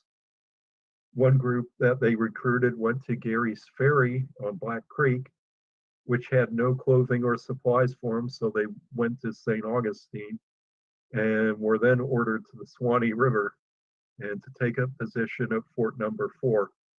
Of course, by the time they did that, their 3-month enlistment was over. And this is Fort Number 3, also in that area, and just shows you the odd-shaped forts fit a dimension. Sometimes there's a blockhouse in the corner, and the buildings are outside the picket walls. Just a very odd configuration for some reason. Seems like more of an afterthought.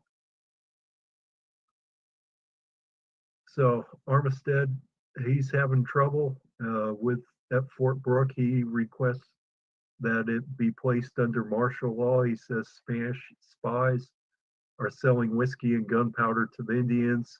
They pursued one up Crystal River and have them detained at Cedar Key. Further investigation blames several individuals of the Spanish settlement or fishing camp adjacent to Fort Brooke. They say Tampa is rife with whiskey grog shops. There are oystermen shops that are selling more than oysters. They're notoriously engaged in selling liquor to soldiers and Indians, and also prostitution. So Armistead, he wants to move the army out of Tampa Bay and out of Fort Brooke because of these problems. And he also requests a federal marshal to help clear out the den of iniquity. But of course, the general doesn't actually have authorization to declare martial law like this at this point. Meanwhile, Lieutenant Colonel Green at Fort Number 4 is expecting volunteer soldiers. And he's given command now. Instead of west of the Swanee, he's east of the Swanee. And the 1st Infantry is filled in west of the Swanee. And they're supposed to leave there once the Florida militia fills in that role. But of course, that doesn't happen. And so that puts a burden on the troops already existing in Florida. In July 24th, 1840, General Armistead announced that he's moving his headquarters from Fort King to Cedar Key, and he arrives there 2 days later after doing an inspection at Fort Fanning. Fort White is abandoned and all stores are moved to Fort King. A militia company is left there to protect the public buildings because in previous instances, when they abandon the forts are stripped of all the good lumber or burned, which would mean a costly rebuild of the army afterwards. General Armistead, so once he gets to Cedar Key, he sends an invitation to Governor Reed to come down there and meet with them. So he sends up a steamboat to St. Mark's to shuttle down the governor down along the Gulf Coast to Cedar Key. And so they meet to discuss plans and strategy. At the end of July, the posting garrisons in Levy County at this point are Fort Number 4 with the 2nd Dragoons, Fort Wakasasa with the 6th Infantry, and also Fort Fanning with the 6th Infantry and a company of Dragoons. And the general announces that 1,000 mounted volunteer positions have finally been filled by the time the governor and general do meet. And they say forming foot soldiers or Florida militia infantry companies is impossible, as nobody's come in to volunteer that.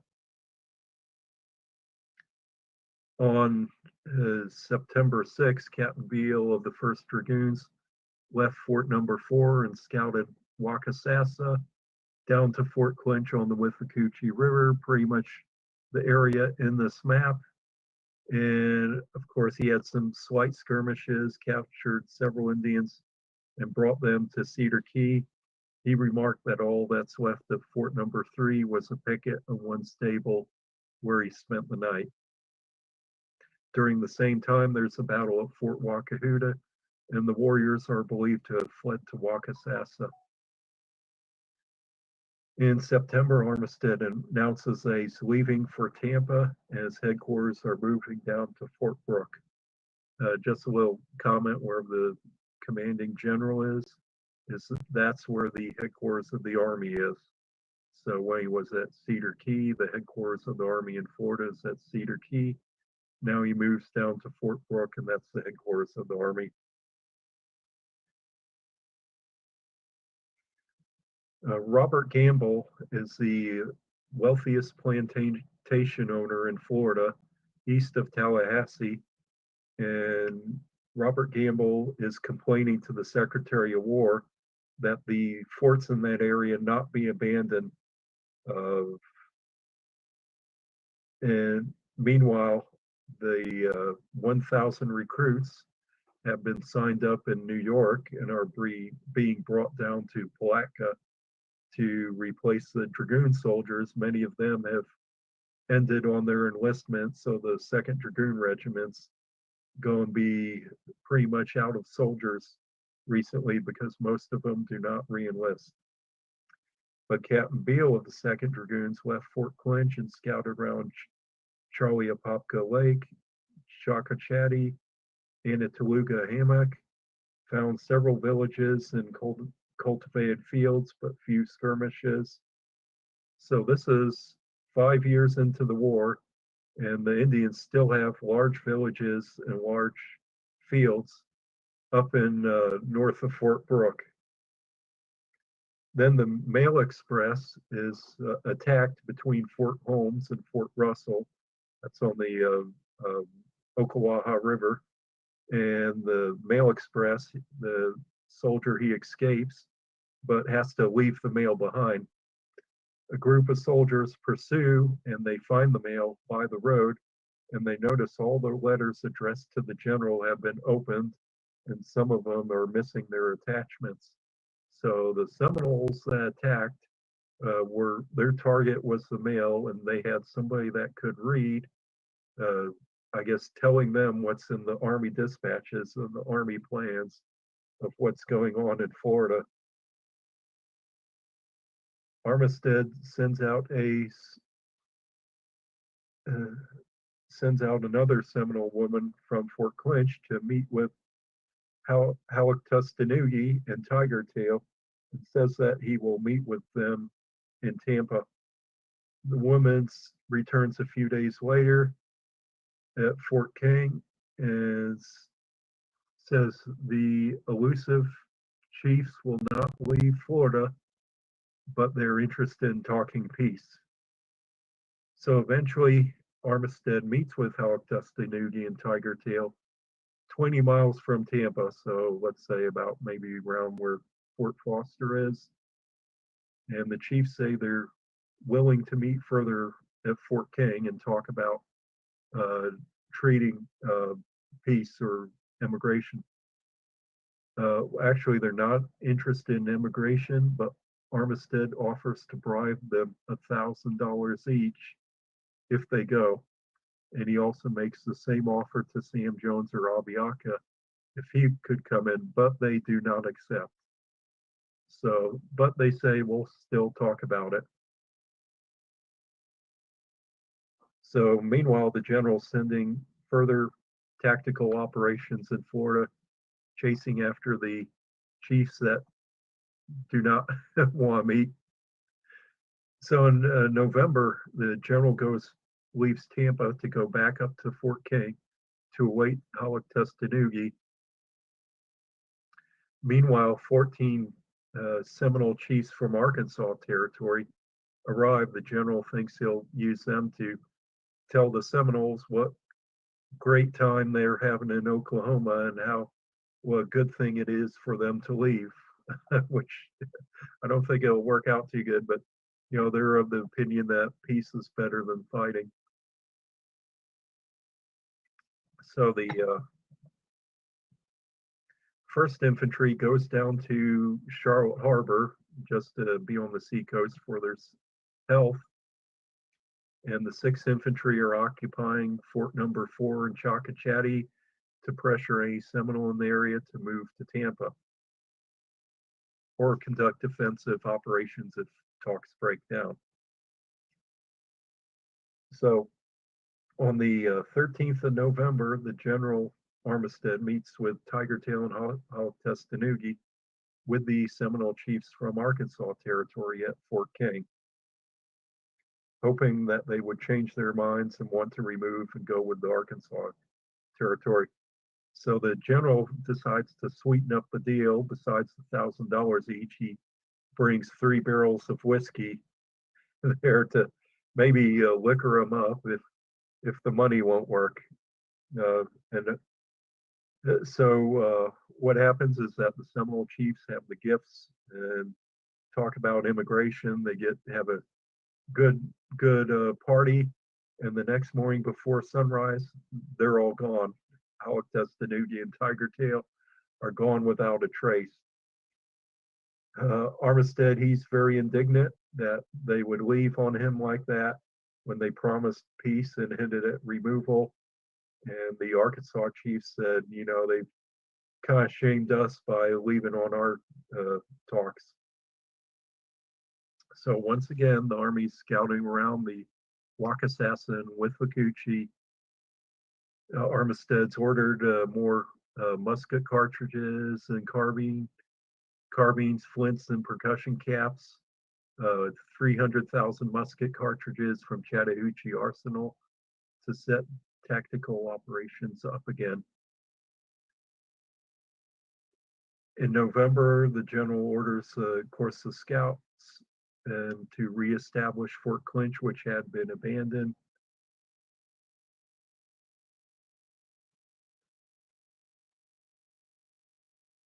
And so he also orders that a guide be hired from Fort Fanning for $1 a day or $30 a month, which is a very extravagant pay, considering that a common soldier is paid $6 a month.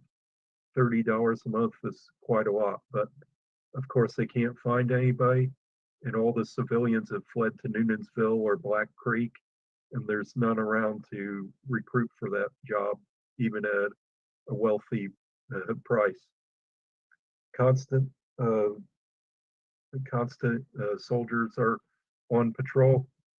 They're also trying to reach Kawakuchi or Wildcat. His mother and daughter are prisoner in St. Augustine.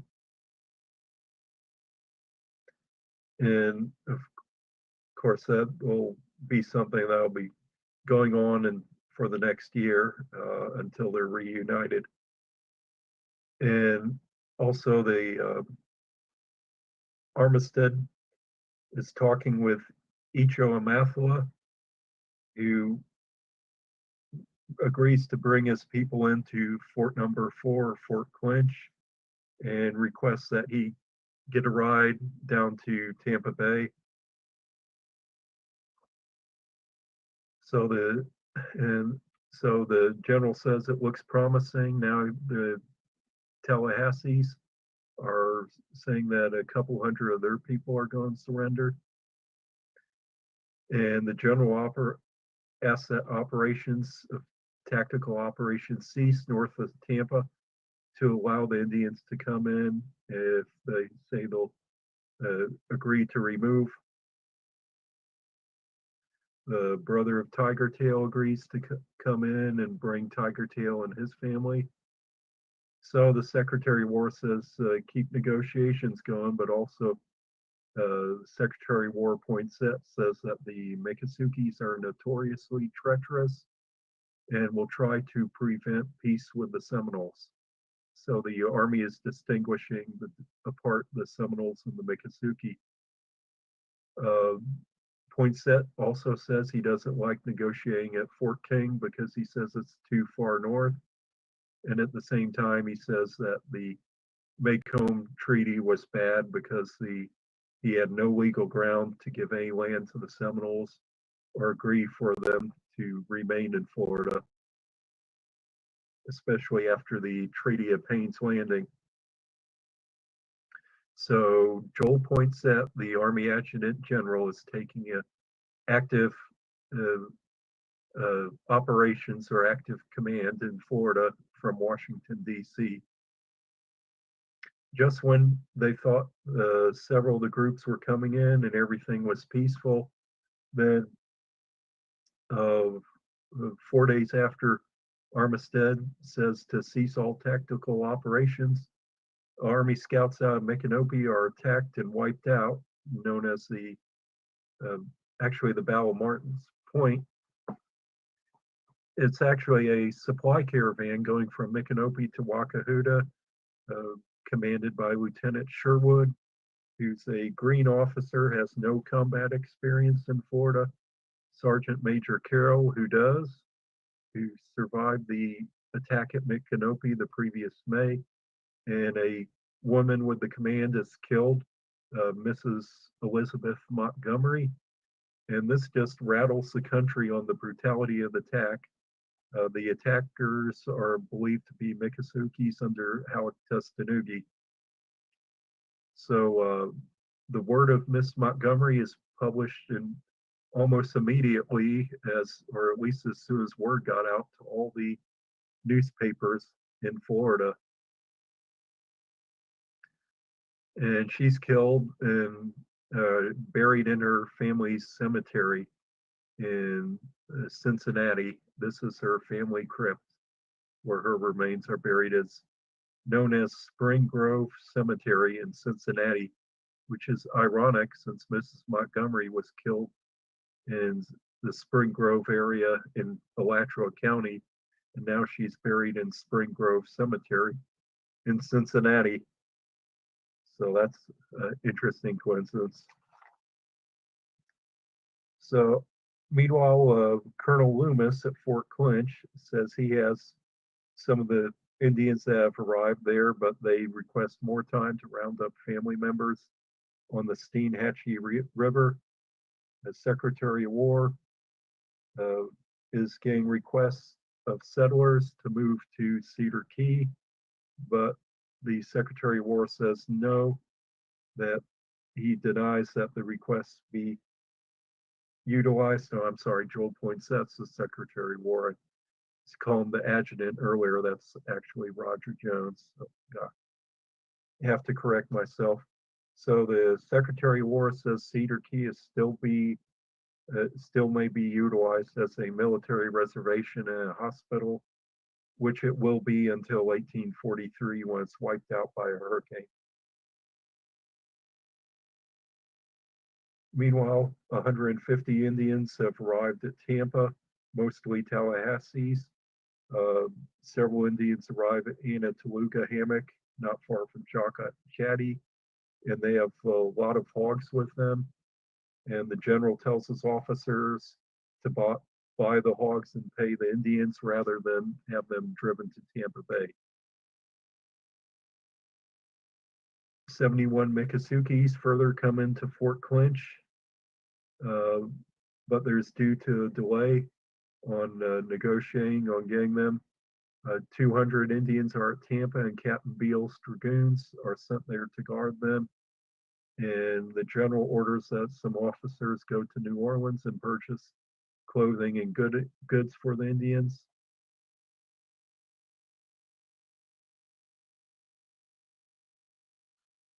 Meanwhile, Armistead says that Major Belknap scout the Wakasasa again and see if there's a healthier location for Fort Fanning, and know that not really.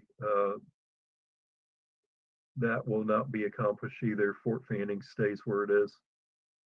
They're also calling the state legislature to get ready to survey the land once the army is out of that area, once the Indians have been removed.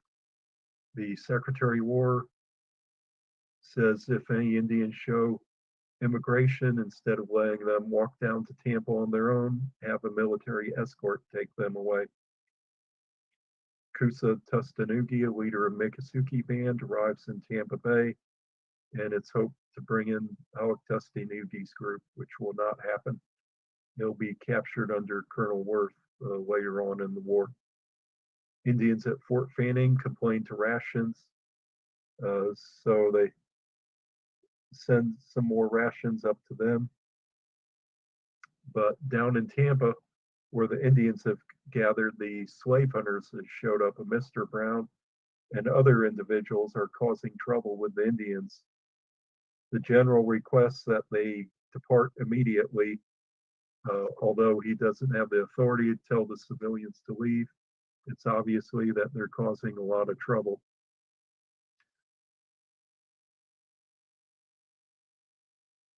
And also, when the Coosa-Tustanuki, when his people show up at Fort King and are arrive there to be taken down to Tampa, the officer commanding at Fort King, who's changed over, misunderstands and throws them in chains instead.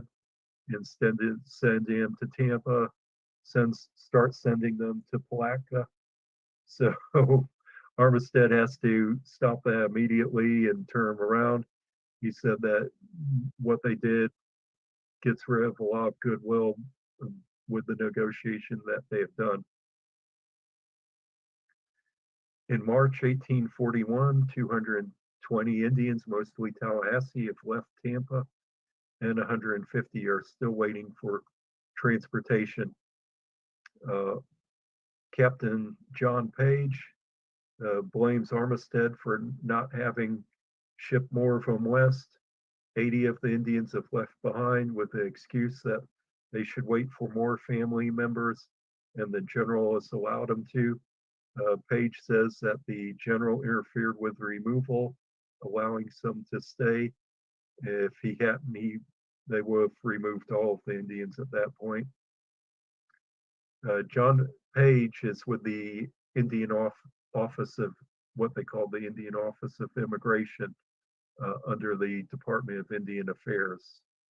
So it's kind of conflicting agencies and conflicting commands and negotiations. So it was causing a lot of confusion at that point. At the end of March 1841, the term of service of the regiments in the Florida militia are set to expire, and the regular troops would need to fill that in. Also, the general tells of the subsistence stores at Cedar Key that send them to the Indians at Fort Fanning or Tampa, which creates a problem when 206 soldiers show up at Cedar Key from Sarasota, and suddenly they don't have supplies to feed them because they just sent them off. And so this is a miscommunication problems they're conducting in Florida during the war.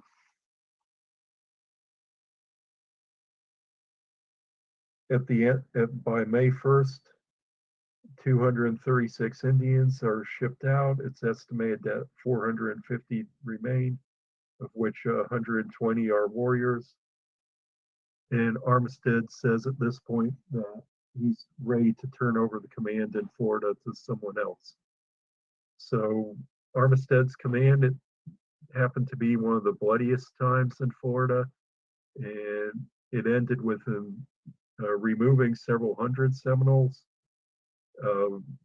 His command would be succeeded by Colonel William Jenkins Worth, and he would declare a year later, he would declare the war over, and the war would officially end in August 14th, 1842. Colonel Worth would actually remain in Florida for a few years. He would spend 5 years in Florida as the commander of forces in Florida, and leave Florida once the Mexican War started. He would close shop and head over to Texas. Armistead, he lived about 5 more years and until he died, and he's buried in Virginia, pretty much forgotten in an abandoned Armistead Family Cemetery in Virginia. This is his grave from Find a Grave, and that's where he rests today, pretty much all forgotten. So this is a program I created for the Levy County Historical Society, which is why it covers a lot of Levy County and did a lot of original research for it that you won't read anywhere else. And I hope you enjoyed it. And the end. There.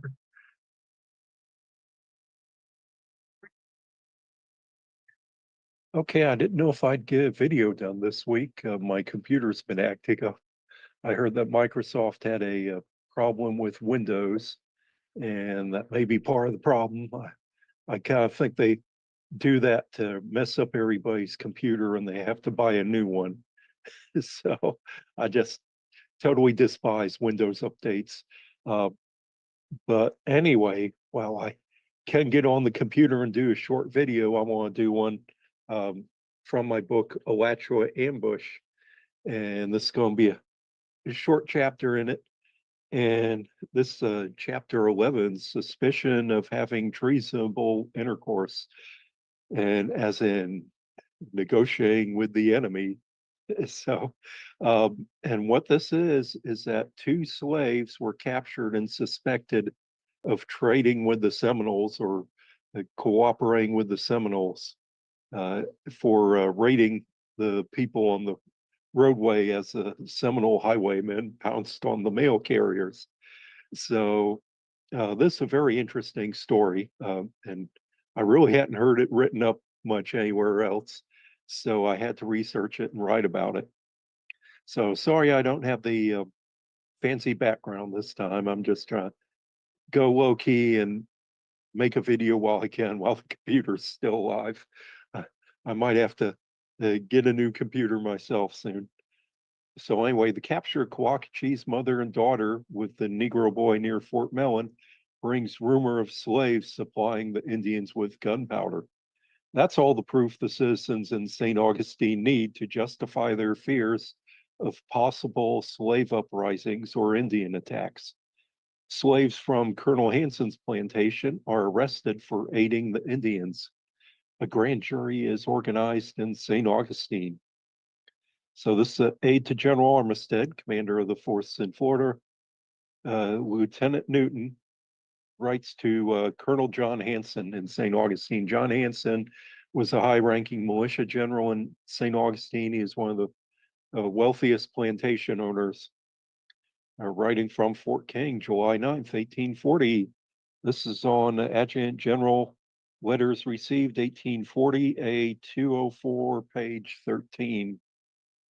I am directed by him to say that your Negroes have been arrested on strong suspicion, having supplied the enemy with the gunpowder and giving them information which has proved fatal to so many travelers on the Piccolata Road.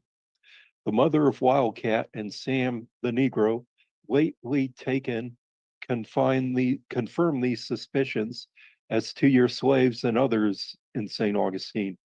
And it is expected by the commanding general that in efforts to ferret out the persons engaged in this criminal intercourse with the enemy, you'll be aided by yourself and others who are having slaves in the vicinity of St. Augustine, hold your property and lives at their mercy. So a grand jury is organized. And let me skip on. So two of the slaves arrested. This letter is from Lieutenant Irving Newton again to Captain Bliss, Assistant Adjutant General for General Armistead. Fort King, East Florida, July 7th, 1840, in obedience to Special Order Number 33, Headquarters of the Army in South, I proceeded without delay to St. Augustine, where I arrived on the evening of the 3rd, having made affidavits before Judge Bronson that I suspected two slaves, George and Joe, belonging to Colonel Hanson, of aiding and abetting the Indians in their war against the whites. These Negroes were thereupon arrested by the marshal and separately confined in a jail of St. Augustine. Judge Bronson declining to give authority for their removal out of the limits of the county. So usually the Superior Court might move elsewhere, maybe to Jacksonville or something, but the judge said, no, they're not moving out of the county. Though nothing positive may be proved against these Negroes and others in St. Augustine, I have long entertained the suspicion that they were leagued with the enemy and gave the information which has led to results so often fatal to the travelers on the Piccolata Road.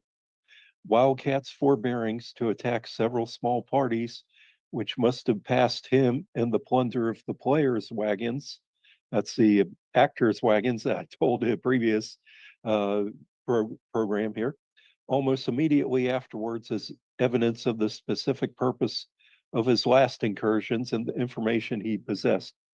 Colonel Hanson's Negroes were all aware of the arrival of Forbes' company at Piccolata some days before the attack, and it is generally believed that the enemy were informed of it. So, I'm reading directly from the actual letters that I transcribed in the book. So the N word used is what is actually in the letters. I'm not changing anything that the letters say, except maybe adding punctuation. I've long suspected these Negroes of collusion with the enemy because, first, many of them are Indian Negroes, have relations among them, at the same time that intercourse with Indians brings with it great profit to themselves.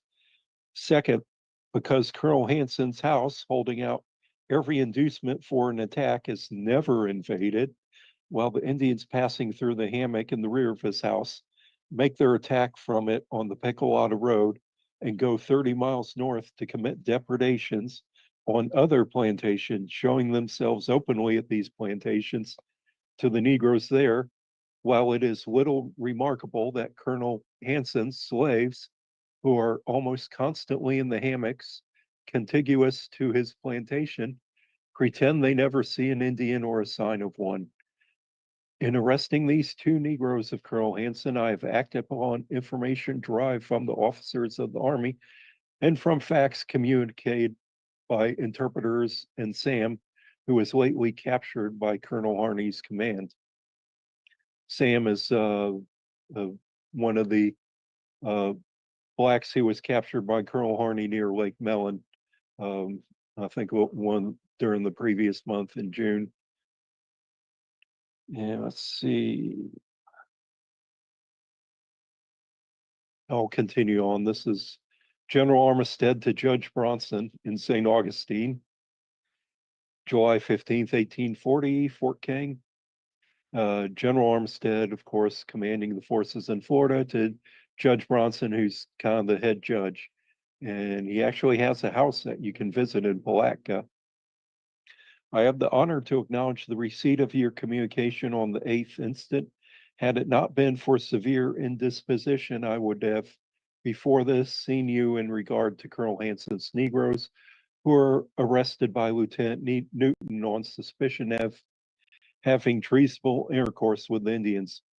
It will be well here to state what evidence can be induced against these Negroes in order that you may arrive at a decision in regard to their continued confinement or release. The mother of Wildcat informed two of Wildcat's last attack on the Piccolata Road. He was supplied with a dinner by Colonel Hanson's Negroes, as also with some powder. Although this was actually the Jason's plantation, as I told earlier in a previous video. The Negro Sam, lately taken from Wildcat, says that on the return of this chief from his last expedition, he exulted in his success, exhibited leather bags of powder as proof of it. The Negro Joe, now with Wildcat, who usually accompanies his chief in his forays, was telling Sam the particulars of this last one when he was stopped by the same time that if all the whites were like Colonel Hanson, there would be no difficulty between the Indians and themselves. Sam further says that some months ago, Wildcat told Phillips John, a hostile Negro, to go and see his cousin, believed to be George, near St. Augustine and obtain some gunpowder from him. John refused to do so at the time. Phillips John was probably one of the allies of King Philip, Wildcat or Kawakishi's father. This is the principal evidence against Colonel Hanson's Negroes confirmed the suspicions entertained by many citizens of St. Augustine, by officers of the Army generally, especially by those who have been stationed of the east of the St. Johns. These Negroes range in all the hammocks and part of the country in which the Indians secrete themselves when they come up, and no vigilance ever, if any, was exercised, could prevent them from aiding and abetting the enemy, but supplying them with gunpowder and giving them any information sought after. So the Secretary of War writes back, demanding an investigation be done of what's going on. And he hires Westcott, assistant counsel, to aid the district attorney, Mr. Douglas, in the leading proceedings. I'm just kind of paraphrasing, going through this. And James Westcott Jr. Was an important territorial legislator and one of the first two senators with David Levy Yulee. So General Armistead continues, orders that the immediately send Negro Sam and Wildcat's mother with sufficient guard to St. Augustine to be delivered to the U.S. Marshal and may be indicted by Judge Bronson. Should their presence not be required of the judge, they can return immediately to Fort Mellon. So they are captured by Colonel Harney's dragoons, and they're currently at Fort Mellon. And Colonel Hanson, he complains that his slaves were arrested by Lieutenant Newton, a military officer who has no authority to make civil arrests. Hanson complains that he's losing labor for the general sends his reply by Lieutenant Newton, who made the arrest, who is serving as the general's aide de camp, saying that General Armistead can see nothing reprehensible in the manner of arrest of your slaves by his aide, and continues on, as notorious to all has been and is prolonged by slaves and others who give intelligence to the enemy and supply them with powder. The commanding general is determined to arrest these treasonable dealings by bringing to trial all who may be suspected of lending assistance to the enemy. And going on, that a grand jury is organized in St. Augustine with upwards of 30 witnesses, embracing officers of the Army, Negroes, captured Indians, but no bill was found against the slaves, according to what the newspaper says here. In November, Miccosukee warriors led by Wildcat Coacachee raid Colonel Hanson's plantation. All the blankets and winter clothing of the slaves are taken, and 3 slaves are forced to leave with the Indians and their Coacachee raids Colonel Hanson's plantation, takes some of the supplies and the slaves. During the flight across Hanson's field, those slaves escaped and ran to St. Augustine. An Army detachment from Picolata responds by attempting to sneak up on the plantation. Because they believe the Indians are still there, there are none but the plantation guard mistakes the soldiers for Indians and fires on them, killing the sergeant and wounding Lieutenant Graham. I think that's Lieutenant John Graham. Fortunately, a visiting physician at the plantation immediately tends to the wounds. So the soldiers come, and who they tauntingly display outside Fort Cyril near St. Augustine. Due to the small ineffectiveness of the small garrisons at the forts south of St. Augustine that don't have enough men, Fort Hanson, Peyton, and Fulton are abandoned. Now, after 5 years of war in Florida, St. Augustine is defenseless, just like it was at the beginning of the war. The only 2 working plantations outside St. Augustine are owned by Colonel John Hanson and Mr. Edwin T. Jenks. All others have been destroyed. Because of the attacks, the owners reside in the town and leave their slaves virtually. And the Richmond Enquirer newspaper says, However callous may be Northern hearts, these two owners of 140 slaves feel a responsibility. They have 140 mouths to feed, 140 persons to clothe, lodge, and protect. Were the country quiet, it would be easier, but it's not easy when the Seminole Indians come when they please to destroy crops and plunder the houses. So George and Joe are taken before the grand jury, all the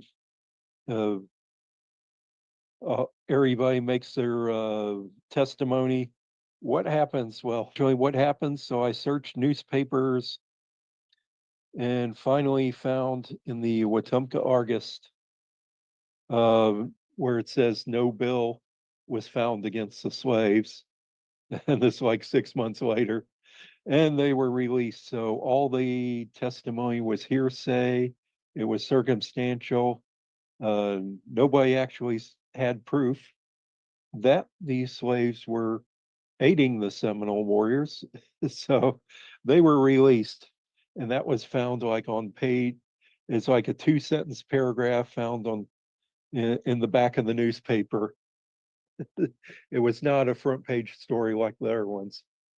So that's interesting, a case where these slaves were suspected of aiding the Indians. They are brought before a court to be tried and possibly executed if they had been found guilty, but there was no proof to it, so they ended up letting them go. So I thought you might find that an interesting story, and I wanted to do a quick video. Sorry, I have no graphics. I'm just trying to kick out a quick video while the computer's working, and I'll talk to you later.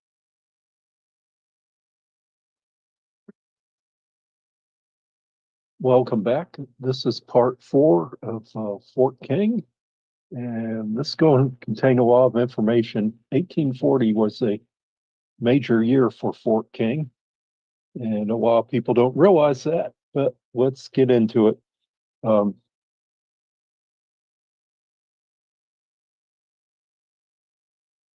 There we are. Okay. Fort King. And let me get to the right page here. Sorry about that.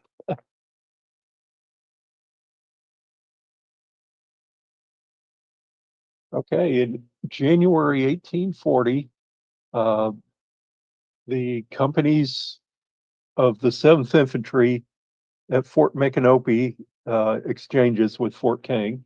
So Company A, 7th Infantry, comes to Fort King in January with Captain Gabriel Rains assumes command of Fort King. There are in January 47 men at the post. The surgeon S.P. Moore remains as a surgeon at the post from the former previous command. This Steve Abel in 7th Infantry uniform, officer's uniform of the time. And this is the post returns from January 1840. You can see that the Captain Gabriel Rains is the only captain present with the sergeant. There's 2 others. I think it's Dix and Lieutenant Scott. Lieutenant Scott will join later on. So here you see only 47 men at the post. Said that the 7th Infantry took command on the 19th of January, 1840. And this Captain Gabriel Rains is his younger self. Some of you have seen a picture of him as his Civil War days. Very sharp officer. Graduated one of the top of his class at the at West Point. I think it was 1823, if I'm not incorrect. And he married well into the high status, but did not really see much promotion the next 20, 25, almost, or almost 20 years after that. And I think maybe the reason why is his wife was granddaughter of John Sevier, which was John Sevier was the first governor of Tennessee, and he was also the first governor of the state of Franklin, which was a kind of a pseudo state that preceded Tennessee as a separatist state from North Carolina. But so he did very well marrying into that family. The problem is that John Sevier was the biggest rival of Andrew Jackson, and Andrew Jackson beat him out for major general of the Tennessee militia during the War of 1812. And it may have been ended very different if Jackson was not the commanding general of the militia of Tennessee at the Battle of New Orleans there. And so Gabriel Rains, he was in the 7th Infantry, spent a lot of time in Baton Rouge, New Orleans, where the infantry was out west. Fort Gibson came to Florida when the regiment transferred to Florida in 1839. So in January 1840, here he is at Fort King. In February, there are 44 men at the post. Orders are given that Indians attack to notify the nearest post. And here's a map of Fort King, I think from 1839, and to examine the bridge on the Ocklawaha River and report on the condition. So Captain Rains will, Fort King is in the middle.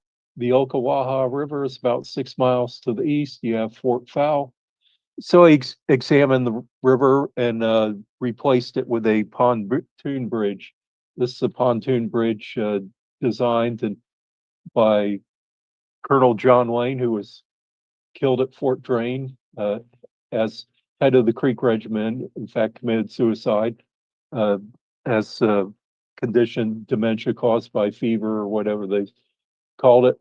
But the pontoon bridge at Fort Fowl was very unique because it can all be carried in one wagon, so it's easy to transport, and they just inflate the India rubber pontoons and put it out there on and take it up when they're done. So, you can take it up at night and bring it back to Fort King.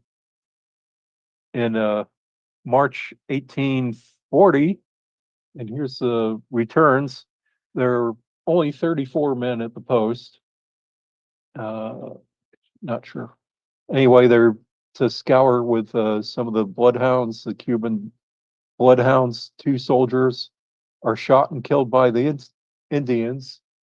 And you'll say under Dot killed as 2 of them waylaid on the Tampa Road and shot by Indians on the 24th. And the Indians fled precipitously. And so what happened is Captain Rains was taking the company out to collect the pontoon boat on Fort Fowl. And they're like, I don't know, half a mile or a mile away. And they turn back and look, and they're 2 soldiers who are guarding the cattle. They're shot and waylaid by Indians in view of the soldiers leaving the post. And there's nothing they can do because they're too far out of the range of their muskets. And so by the time they get back, the Indians have fled, and they go several miles way down southwest of there, but they never catch them. So this makes Captain Rains frustrated because the Indians keep attacking his post and killing his sentries, shooting his sentries. Another time, it just waylaying and attacked the soldiers guarding the post.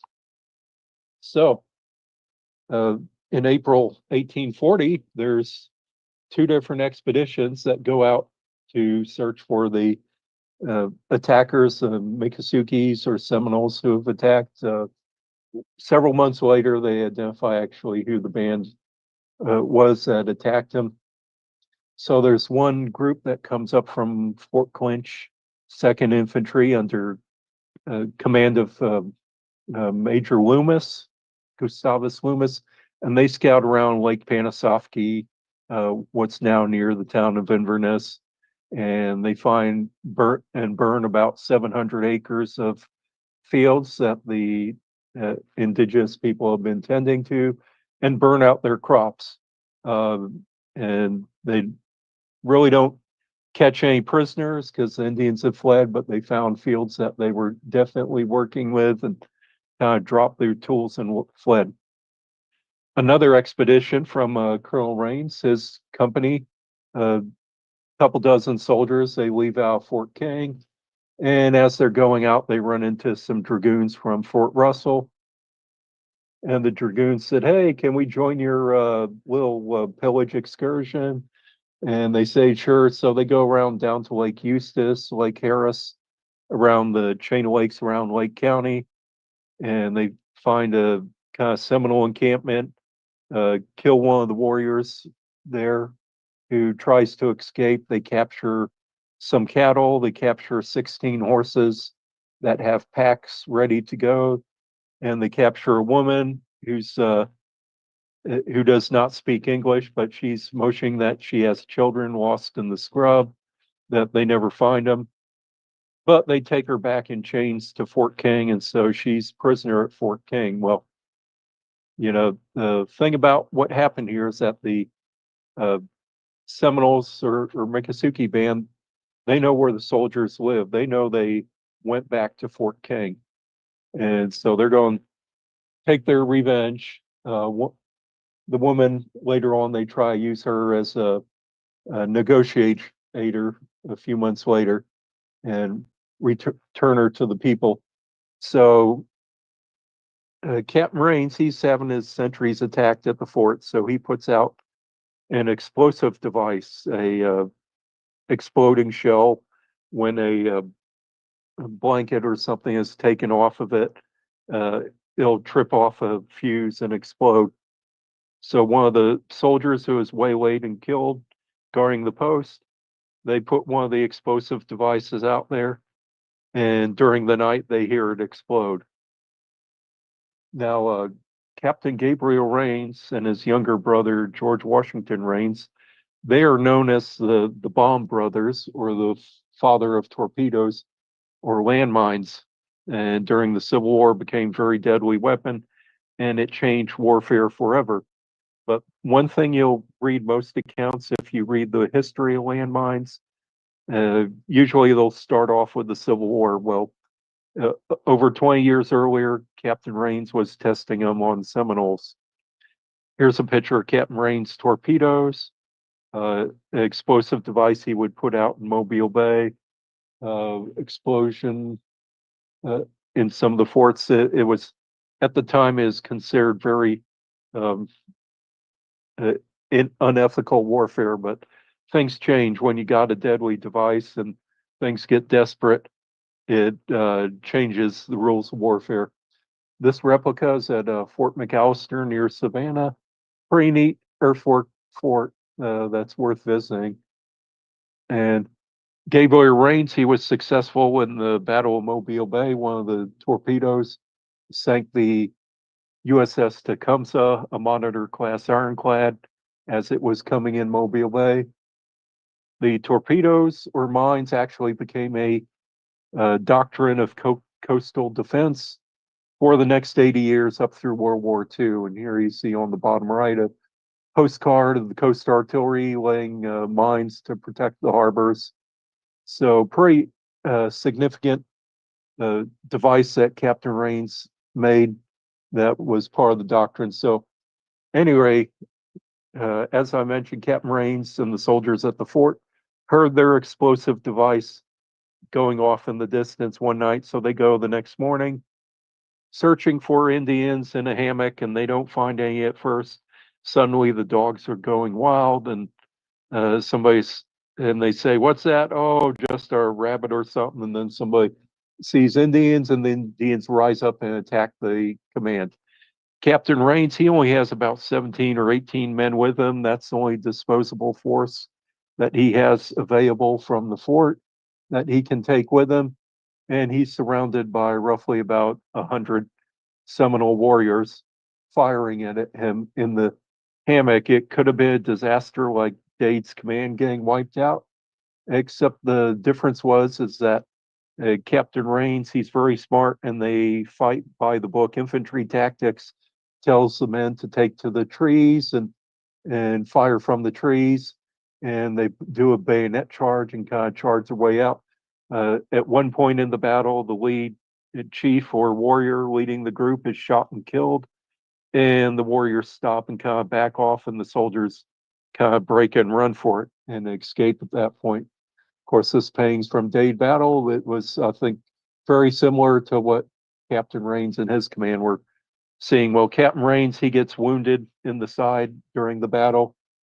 In fact, most of the men in the command are shot and killed. About 3 or 4 of the soldiers ended up killed in the battle. Nearly every other else is wounded. 2 of the soldiers get separated and they're hiding in the hammock, kind of stuck there overnight until the Indians leave. And they notice when the Indians leave, they count about 92 warriors, and they count about 30 women helping too, and some of the women helping off some of the wars. So the kind of significant is the Seminoles using the women to assist with them on this ambush here. And there was not a Seminole village nearby at the time, so it was kind of at the distance. They think the Seminoles attacked from maybe a village around Okawaha River, about 6 or 8 miles away. Well, Captain Rains, he's wounded in the battle, and he's on leave of absence for a year. At first, they think he's going to die from the wounds. He was shot in the lung. He's sent off to recuperate at Fort Pike near Louisiana, which I think the Army wanted to finish him off, sending him there. That's kind of rough. It's hot and humid, and the mosquitoes are terrible. But he eventually does recover, has trouble getting back to Florida because New Orleans is suffering from a yellow fever epidemic and nobody's leaving town at the time. He eventually does come back. And later on, he joins the Confederacy at the beginning of the Civil War. And he becomes, after wasted jobs like having an infantry regiment, also have recruitment, somebody finally gets smart and puts him head of the Confederate Torpedo Bureau, where he starts using this technology. Afterwards, Captain Rains, after the Civil War, he's still suffering from the wound they received from the Seminoles for the rest of his life. So he applies for Congress. Kind of hard for him to do, a Confederate general, to get any disability from Congress. And at the time, they don't really have any pensions at that point. This is the 1870s.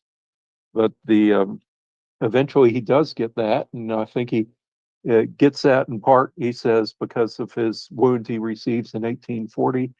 And also his technical expertise on the torpedoes are very important. In fact, he's still writing technical manuals in the 1870s. And the government eventually gives him a job with the Quartermaster Depot in the late 1870s, which is as close as a pension you're going to get at the time. Very unusual for somebody to get government funds who was a Confederate general. He dies in Aiken, South Carolina in 1881. So anyway, he's wounded. Most of the garrison was injured in the battle, the remaining garrison. So this is the post returns Fort King from April. It says Surgeon Moore, officers, Gabler Rains, says wounded, and Lieutenant Scott is commanding the company at the time. And here's the post returns, Lieutenant Scott commanding the post. In fact, it's kind of so bad at the time that there was no post return for the next month, in the month of May 1840.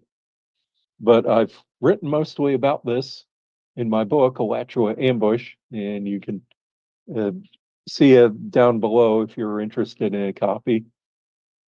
So anyway, the 2nd Dragoons come and they take command of the post. Benjamin Veal, who I think I mentioned in a previous video, the 2nd Dragoons, well-liked officer. Captain Beal takes command of the post. Here's the Yep, here's the post returns from June. Captain Beal in command of the post since the 25th of June.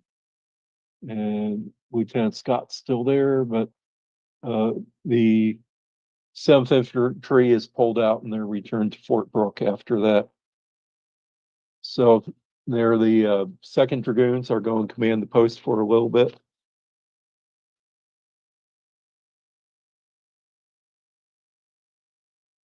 And it says 58 soldiers at the post, one's missing and one has died. Next month in June, all the companies depart and replaced by 2nd Infantry with Captain Silas Casey, no relation to John Casey, Silas Casey commanding 2nd Infantry, and the troops are brought up to 131 present at the fort, which says 6 men are sick and 2 in confinement, 1 deserter. The Army's trying to negotiate a peaceful surrender of the Seminoles. General Walker Armistead is commanding general of the Florida right now, and the Seminole and Miccosukee say that, you know, if we come in, we want to negotiate at Fort King. We don't want to go down to Fort Brooke. They're trying to delay their removal from Florida, and Walker Armistead doesn't like that because it's so far from Fort Brooke logistically, and he wants to get the Seminoles down to Tampa Bay, but he knows that he's going to have to negotiate with them and keep a large command up here at Fort King. And okay, so that's in July. Silas Casey commands. August, pretty much the same thing, 125 men at the post. And August, the post returns say 3 ordinary deaths, which I don't know what the ordinary death is. I guess that's sickness or disease. And finally, September 1840, the 2nd Infantry comes into the post, joins the post from Fort Wakasasa. Colonel Riley briefly commands and then returns the command to Captain Casey. There's 141 men at the post, with 2 in confinement and 1 deserter. It's also a regular court-martials held at Fort King, which is what they do when they have a lot of officers at one post. Court-martials were actually very common at the time, and usually it was held with whichever officers were available. That's September 1840. And that's post returns from there. You see a lot's going on at the post. Here's Bennett Riley, his 2nd Infantry. Looks like he has a hair helmet on. That's definitely not regulation. Here he is in some other portraits. There you see more of what the hair helmet looks like. And here it's more normal hairdo. I think that painting's in the Teddy Roosevelt inaugural house in Buffalo, New York. Visited there one time. Bennett Riley was the commander of Buffalo Barracks, and the Teddy Roosevelt House in Buffalo was at one time his residence as commanding officer at Buffalo Barracks. And Fort Riley, Kansas is of course named after him. So anyway, September going to October, there's 189 men at the post.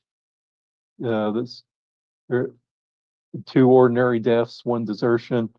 So a very large contingent of Army here at Fort King, trying to get the Seminoles to negotiate in, and any of a large group of Seminoles will personally escort them down to Fort King. A large detachment leaves with Captain Casey in November, and the command's down to 103 men. Colonel Riley returns in December and assumes command of the post with 2 surgeons. Fort King's a major post with 2 surgeons. Lieutenant Anderson as the adjutant. Captain Casey, 2 first lieutenants, 4 4 second lieutenants, 216 men at the post, 1 deserter, 2 died in the hospital. So this major army post at Fort King, much a difference at this point, going from of maybe 20 or 30 men at the beginning of the year to now over 200. So Fort King, this was an important year for Fort King, and especially the use of landmines or exploding devices changed warfare. Now, if you're interested, Fort King also has a archaeological program going on where you can dig into the history of Fort King, and I'll leave some information down in the description below. Joining the archaeology dig, they're going on from now through October, I believe.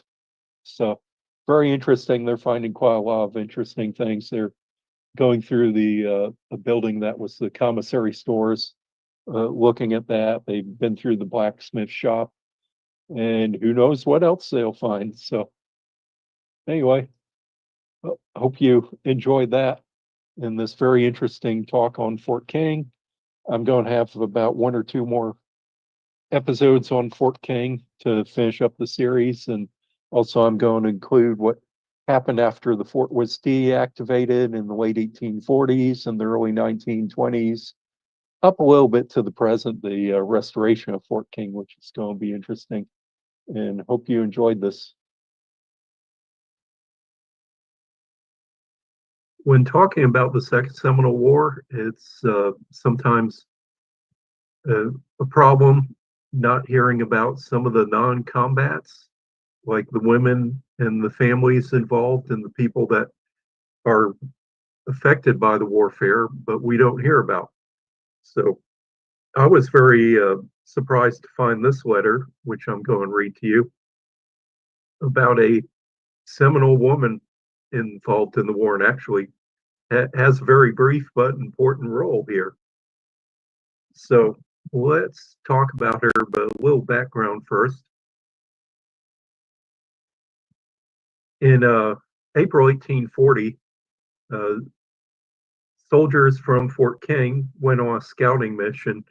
The Seminole warriors or sharpshooters had been picking off the sentries at Fort King.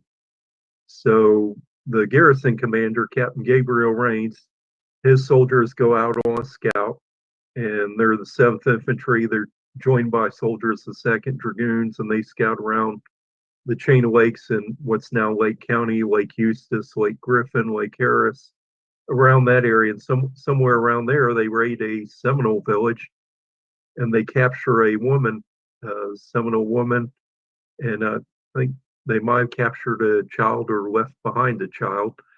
But anyway, this woman's brought back to Fort King in chains. Now, the Seminole warriors, and when I say Seminole back then, we're probably talking about Miccosukes at this point. And unfortunately, in the documents back then, they don't always specify. It's kind of interchangeable. So the army takes this woman back in chains to Fort King. So she's there. Well, shortly after, the commander of the Florida forces, back up a bit. Captain Gabriel Rains at the fort. He's setting booby traps to get revenge on the Seminole warriors that have been raiding on Fort King. So he puts a landmine out in the hammocks around Fort King. Gabriel Rains is known as the father of landmines, with his brother George Washington Rains. And Gabriel Rains, he is head of the Confederate Torpedo Bureau and developed mine warfare, and in fact was tasked by the Army after the Civil War to develop mines for the coastal defense. So it's, because of his technical expertise. Well, anyway, Gabriel Rains, he takes his soldiers from the garrison out on scout. He only has about 17 soldiers. After they heard one of the explosive devices go off, well, they get to the scene of where that happened, and they're inside a hammock, and they suddenly realize that they're surrounded by Miccosukee warriors, about 80 to 100 there. So Captain Gabriel Rains, 17 soldiers versus 80 to 100 warriors. They fight themselves out in a very brutal battle. Nearly all the soldiers are injured. What's interesting about the battle is after Gabriel Rains and most of his soldiers make it back to Fort King, there was two other soldiers that got left behind, were hiding in the hammock and watched the warriors leaving the scene of the battle afterwards. And they have with them 30 women. So I thought that was pretty significant. 30 women taking with them, I guess the women were loading guns or carrying supplies or helping taking the wounded off. This is very significant because this is not the site of a village where this battle occurred. So the general of Florida, Walker Keith Armistead, he decides to have a negotiation talk to try to get some of the native leaders and their bands to surrender. And so he's going to hold a talk at Fort King there. And so he sends some of his soldiers out to set up an encampment to kind of entice them to come in and talk. And of course, it's kind of ironic that General Armistead, he tells them, beware the Seminole treachery. It's like, that I find that very ironic because the Seminoles could say the same thing of the soldiers. So a group of soldiers go out under the command of Lieutenant Robert Ashton, 2nd Dragoons, and they set up an encampment on Jumper Creek in the Wahoo Swamp, waiting for some of the native leaders. And they take with them the woman who was prisoner at Fort King, and they send her out to talk with her people, find her people and talk with them, and tell them to come talk with them and maybe be induced to come back to Fort King and talk. So let's take up the sweater. This is a letter by Robert Ashton to Colonel David Twiggs. And I noticed when preparing, I made an image of the wrong letters. They kind of all look the same when you're looking at little thumbnails there. But anyway, I have it in my book, Alachua Ambush. So I'll read out there, page 110. Adjutant Robert C. Ashton to Colonel David E. Twiggs, 2nd Dragoons. He's writing his commanding officer. In camp on Jumper Creek, Wednesday, June 17th, 1840. In obedience to the instructions contained in the commanding general's letter of the 10th instant, turned over by you for my guidance, I left Fort King on the same evening with 20 dragoon soldiers, 39 3rd Artillery under Lieutenant H.B. Judd, and 21 1st Infantry under Lieutenant Tourette, and arrived at this point of the Wahoo Swamp early on the morning of the 12th. So he's been there 5 days now. When the Indian female prisoner was sent out for the purpose of visiting her people and inducing them to come in. Up to the evening of the 15th, no intelligence was received of her, and she faithfully promised to return before sunset the following evening. I had given up all hopes of again meeting her. Anxious that no further time should be lost, having spent 4 days in activity, I determined to proceed along the Wahoo Swamp, and should appearances indicate the presence of Indians, to leave my wagons under suitable guard and commence a vigorous pursuit. Having this determination, broken up camp, I proceeded 10 miles yesterday morning to the bridge on the Withlacoochee, where the ammunition and provisions were placed within the temporary defense erected by Colonel Riley's command, and I proceeded to enter the swamp with 47 men and continued a northerly course for 5 or 6 miles, occasionally touching the river on our left and open pine barren on the right, with most minute examination possible for such a force. No recent signs whatsoever were discovered, nor any vestige of the hammocks having been used for the purpose of agriculture. So they're scouting around, not finding anything. I much regretted at the time the state of supplies did not permit a further examination to the north. The men having marched 10 miles in the morning added to the excessive fatigue of 3 hours labor in overcoming the numerous obstacles to be met with, compelling me reluctantly to shape my course for camp, where we arrived after 1 p.m. So they're probably marching through the swamp a lot of ways, very tough marching through there.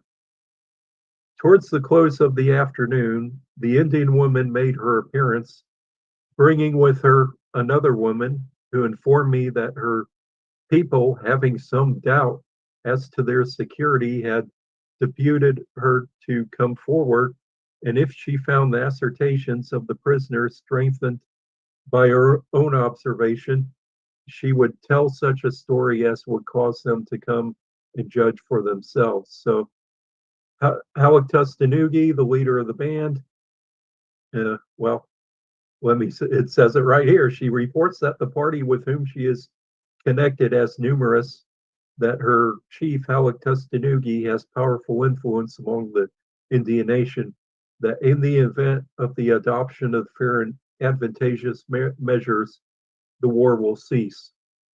So the prisoner is released. She goes back to her people. Turns out to be Halleck Tustanugi's band, a very powerful Miccosukee warrior, pretty much considered a lieutenant of Sam Jones. So we're probably talking Miccosukee Indians here, but unfortunately, the documentation of the time, Seminole and Miccosukee are almost interchangeable.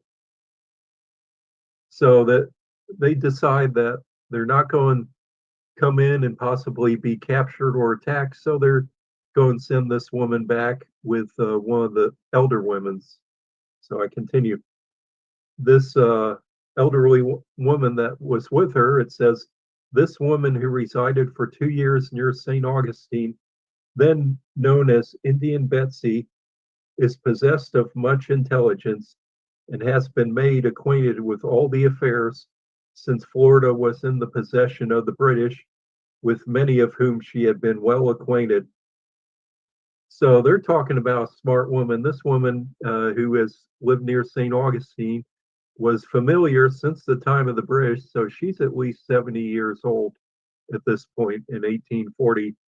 And she knows the people well. She probably speaks several languages besides Seminole, Muskogee, Miccosukee language. She probably speaks English as well, and maybe Spanish or a few other languages.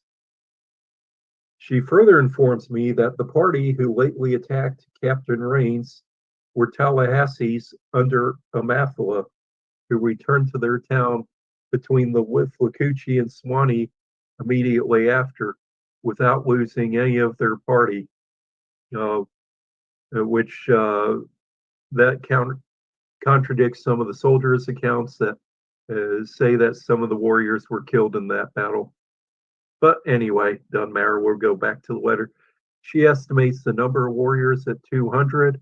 I am further informed by her that immediately on the arrival of the female prisoner at her encampment, 2 runners were sent out, one to communicate with the Apopka, the other with the Okawaha Indians. These she expects will return before tomorrow evening, and from the destitute situation, which without ammunition they have been placed by the destruction of their crops, they'll without loss of time make their appearance. So they're in destitute condition. She identifies 2 different villages, which she's given the geographical location, Apopka, which is Lake Apopka area, or the Okawaha River. At her representation, I left the Withlacoochee at 3 a.m. this morning and returned to this place where I had erected a temporary shelter for the men. She considers this from its position as far more central, and as it has brought me 10 miles nearer to Fort King, from which the exhausted state of my supplies will require immediate renewal, the command having been on 3/4 allowance for the last 3 days. As several days must necessarily lapse before all the Indians expected can arrive, I would most respectfully request a liberal supply of subsistence stores and a small quantity of forage, the prairie near affording good pasture. The quantity of Indian presence I brought out being much limited, a further number will be indispensable to ensure any degree of success. So they brought a few presents, but not many to entice Indians to come into Fort King. But General Armistead would say that he's holding more presents at Fort King to entice them to come where he's at. We'll continue on. Jealousy of the presence of a large military force, the Indians, I feel, assured will be more easily brought to terms in a position like the present. As the commanding general has in his letter of the 15th instant, being pleased to place much in my judgment, I would most earnestly hope that some little time may be granted for the development of such plans as peculiar position of affairs would justify. In all the various accounts, we rarely get a good description of all these Seminole women, of any Seminole women. In fact, we just have about 8 sketches or images of women during the Second Seminole War. This amazing description of a woman in the historical records, the Seminole women. She's apparently a matriarch, and Lieutenant Ashton just met a matriarch of the tribe, but he shows no understanding that what is going on here. To know that British residents of St. Augustine being well acquainted with them means that she's nearly 70 years old. The soldiers are looking for the warriors to remove from the territory, but they're caught off guard when a woman meets them instead. They don't know it, but they're talking about one of the elders of the tribe. It's hard to determine Indian Betsy's identity, since that was a common name at the time. But there's one theory is that Osceola had a great aunt named Betsy Durant, who was the wife of Peter McQueen. Their Osceola's band was under the leadership of Peter McQueen, who was the brother of Osceola's grandmother. Peter McQueen was married to Betsy Durant, and I think that she was probably much younger than Peter McQueen, because after he died, she married his nephew there. Now, that's not uncommon during this time period because marriage back then was not so much two people shacking up, but it was more a support system there that she needed a man to help her, and they would work together.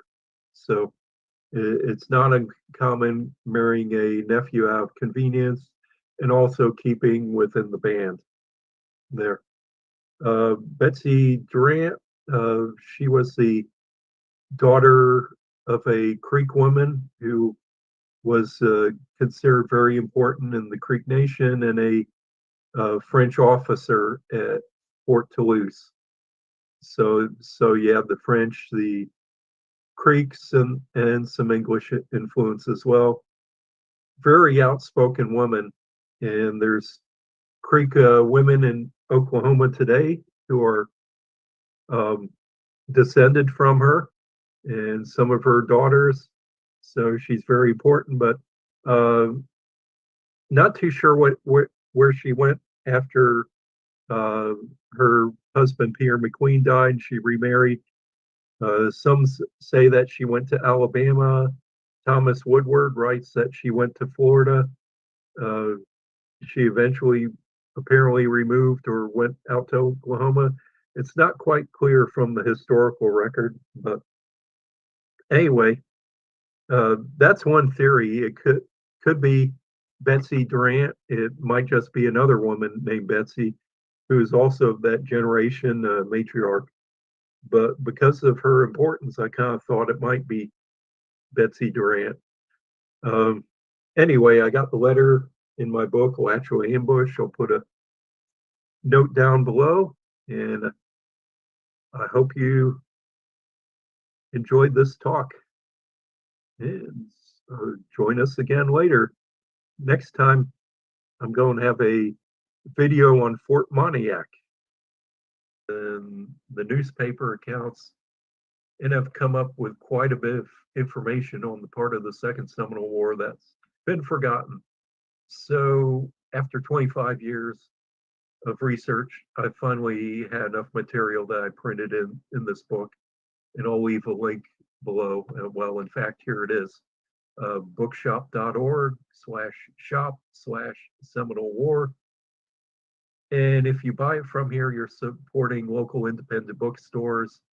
Don't buy it from like Amazon, because third-party sellers will sell the book there for overpriced amounts, ridiculous high amounts. You can buy it at the original price it was intended. Don't get gouged. Buy it here from bookshop.org. Anyway, back to our scheduled program.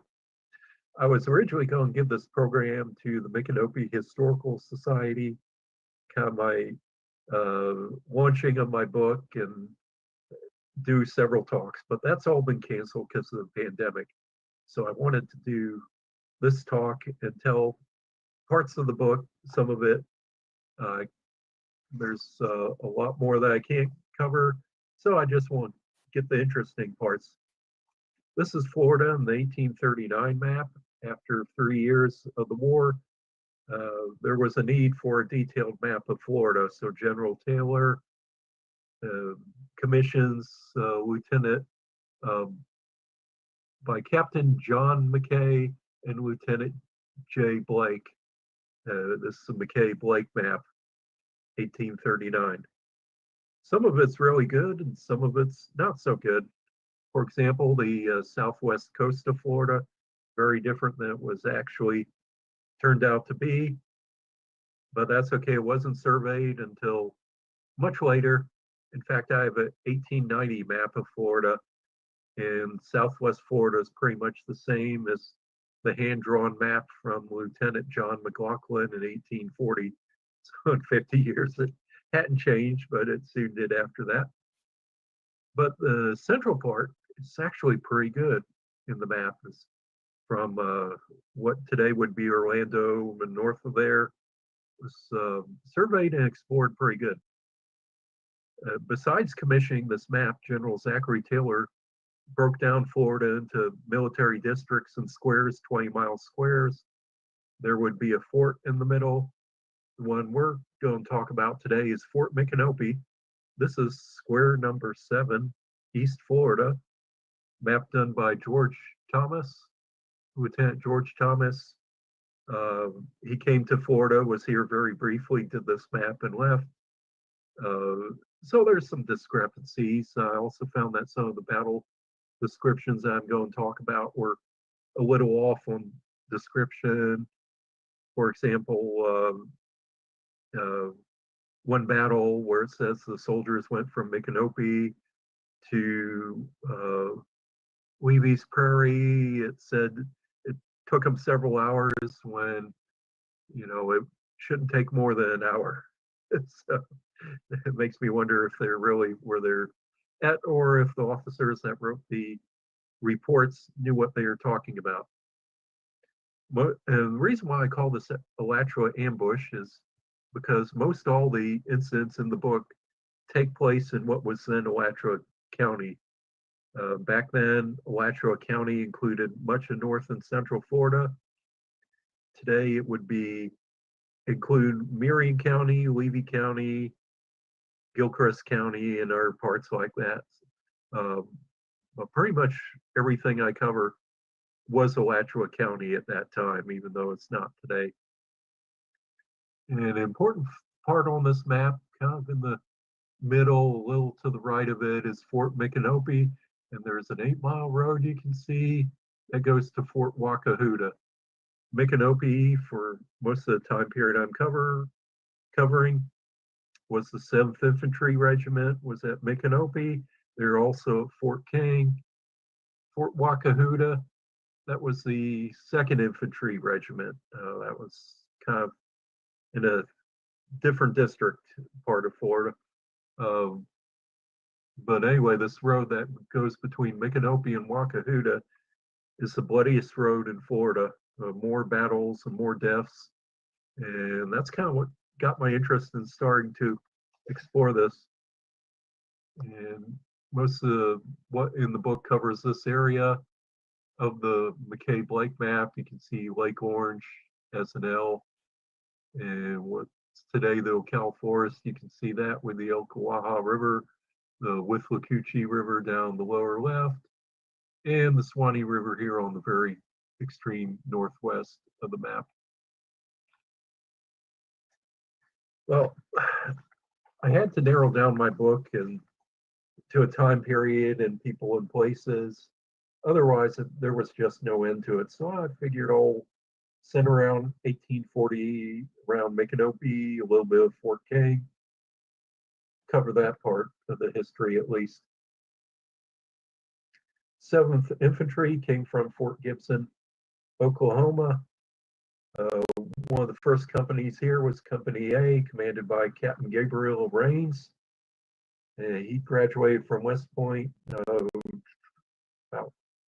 1827, maybe. Very, very smart officer, 13th in his class. He's most remembered for a Civil War time, which is the picture on the left. Picture on the right is much younger, of course. He is famous for, with his brother George, much younger brother, as inventing torpedoes, or what we call landmines, submersible torpedoes, and shipping channels. For the Battle of Mobile Bay, the famous phrase, "damn the torpedoes, full speed ahead."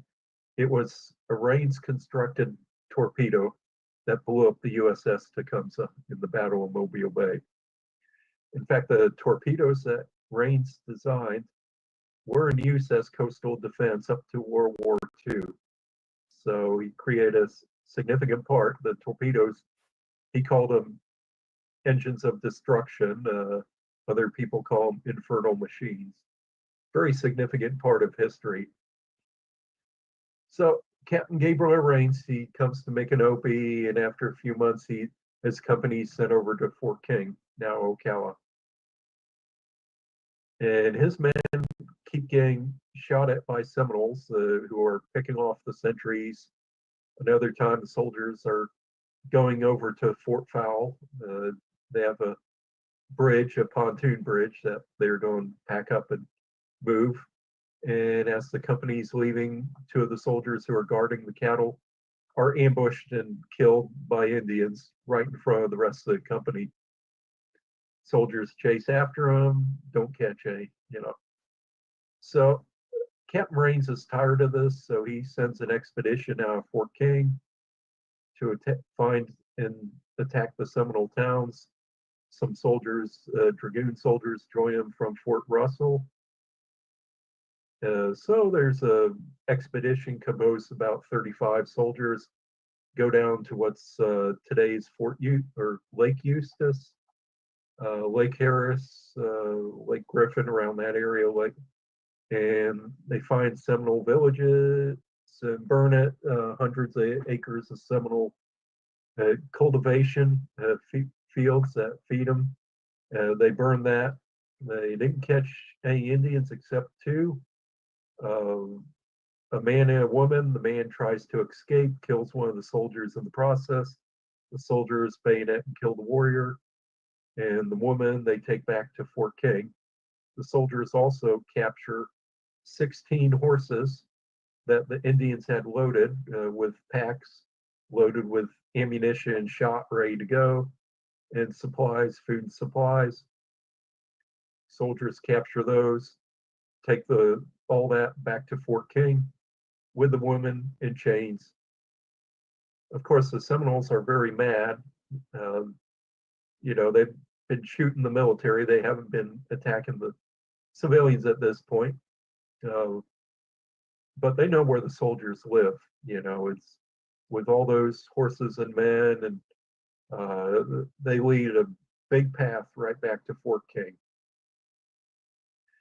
Meanwhile, Gabriel Rains, he's developing his explosive device. And people know he used it during the Civil War, but they don't know they tested it out on the Seminoles in Florida 20 years earlier. So Gabriel Rains sets a booby trap outside the wall at Fort King, actually about mile and a half away. Hears it explode, goes out there, nobody's there, the Indians had left. So he resets the trap, makes it a little different so it's not as recognizable. The next night it explodes again. Soldiers go out the next day. Captain Rains only has 17 soldiers with him. That's the only disposable force. His company's down to 30 men. That's all he could spare. 17's all he could spare to get outside the scout around outside the fort. They follow the trail. They get to a hammock near where the exploding device was. They're not finding anything. Suddenly the dogs are running around barking. And Captain Rain says, "What is that?" And they say, "Oh, it's just a rabbit." Then they notice there's Seminole warriors in the hammock, and they ambush the soldiers and nearly surround the soldiers. And the soldiers, they find themselves in this predicament and take them to the trees. Now, depending on which account, there could be 100 or 200 Indians involved in this battle. And Rains and his 17 men are in danger of being wiped out, like another Major Dade type ambush. But Rains is smarter than Major Dade, is that he sticks to infantry tactics, and he forms a bayonet charge, and they charge right towards the Seminoles. The Seminoles split, and they kill the leader of the Seminole warriors, or what they think's the leader. And the fighting stops, and they run back to Fort King. About 4 men are killed. Captain Rains is shot through the lung. What they thought was mortally wounded. They didn't think he survived. He actually did. And so they survived the battle. But most of the men are wounded that were involved in the affair, and the company's pretty much retired after that. Another regiment comes and garrisons the post. But Gabriel Rains survived because he used textbook infantry tactics to fight, and not careless like Major Dade did. There are 2 soldiers that are with his command that get separated and are hiding in the bushes as the Seminoles are leaving. They count 93 Seminole warriors, about 8 black Seminoles, or who they called Negroes, and 20 women, carrying off a few of the dead or wounded of the Seminoles. 20 women's quite significant, and this was not at a Seminole village. This was a site near Fort King that this large party came and ambushed the soldiers, and the women had a big time participating in the battle. So that's pretty significant. And that was really the most significant battle near Fort King. Involved more men than the assassination of Wiley Thompson, which was just was very brief. Gabriel Rains, he's wounded at this point, and he's out of the war for a year. They send him to recuperate at Fort Pike, Louisiana. I figure they must have been trying to kill him because the mosquitoes are horrendous down there in Louisiana. I've been there, I know. And anyway, a lot's been written about Captain Rains after that, but very little's been written about his Seminole War experience, which I cover in my book. And also, one thing everyone seemed to miss is after the war, he was quite an authority. He was still writing textbooks on the torpedoes in the 1870s. And so a lot of people in the Army still had respect for Gabriel Rains, even though early on in the Civil War they didn't necessarily agree with his torpedo technology. And so in the 1870s, he tries to get what we would call pension today. They weren't giving out pensions from the Civil War at that point, but he was arguing that but he could not work because of his health. He had problems caused by the injury that he received at this battle at Fort King. And he had to fight a very long time. The government's not interested in giving a former Confederate general a pension and says, we don't have anything about the battle, which was a lie because they had all the military records of that battle. It was in all the newspapers. So there was definitely documentation that he got wounded at the battle. But eventually he's given a job at a quartermaster depot in South Carolina. So that's why he has the last 4 years of life. And that's as good as a pension as he's going to get at the time. So that's kind of interesting that he's able to get that at that time. About 3 weeks later, Fort Micanopy. If you think that was a hot and heavy battle, next one, Micanopy's going to be just as fast and furious. So this is a picture of Fort Micanopy by Tom Brady. And 7th Infantry's at Fort Micanopy. And commanding the company is Lieutenant James Sanderson. On May 19th, 1840, which was that quote I mentioned at the beginning, Lieutenant John Martin is coming from Fort Wakahuta.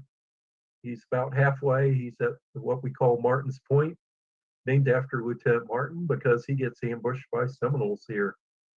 He has 3 other soldiers with him. 2 are killed. Martin and the other soldier make it to Micanopy. The command leaves the fort, led by Lieutenant James Sanderson, goes after the Indians, does not find at Martin's Point, and heads north, and eventually gets to an area. Some accounts say it was Levy Prairie. They see smoke from fires in the distance. They go check it out. It turns out to be an ambush. As they're checking out the fire, the Seminoles ambush them and pretty much wipe most of them out. A few soldiers survive. And so anyway, kind of interesting. Let me mention these characters involved. Lieutenant John Martin. He was in the 2nd Infantry. He was given a commission about a year before. I think in July 1839 is when he received his commission. In the 2nd Infantry, I have no record of his military background before that. He did not attend West Point. If you had good connections and were from a good family, you could get appointed an officer in the Army back then. You did not have to attend West Point. John Martin, he gets wounded severely from that attack. He asks for furlough. He's not granted it. The General Armistead, at that point commanding the troops, said, we can't spare any officers. He eventually resigns from the Army. He rejoins the Army, the 3rd Dragoon Regiment in the Mexican War. He's not very well liked. He gets in a duel with one of the other officers, and not pistols, but sabers. The duel is that whoever draws the first blood wins. Martin loses. He gets cut on the hand. And so he's leaving the theater in the Mexican War, and he dies before getting back to the U.S. Lieutenant James Sanderson, very interesting.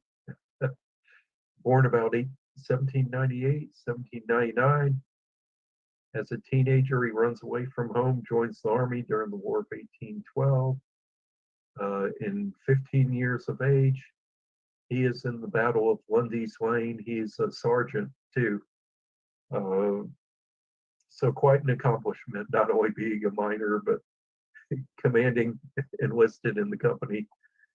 and he is wounded at the Battle of Lundy's Lane, which is the bloodiest battle in the War of 1812. Most of the American staff, many who are later served in the Seminole War, are severely wounded, a high American casualty rate. In that battle, General Winfield Scott had a piece of grape shot shatter his shoulder. William Jenkins Worth had a wound in the hip, and Thomas Sidney Jessup, later General Jessup, he lost a finger at the Battle of Lundy's Lane. So Sanderson was pretty good to get off wounded and not killed. And so when he gets home or gets back, he's discharged from the Army because he's a minor. When he's old enough, he rejoins the Army and becomes the sergeant major of the regiment a few years later at Fort Gibson.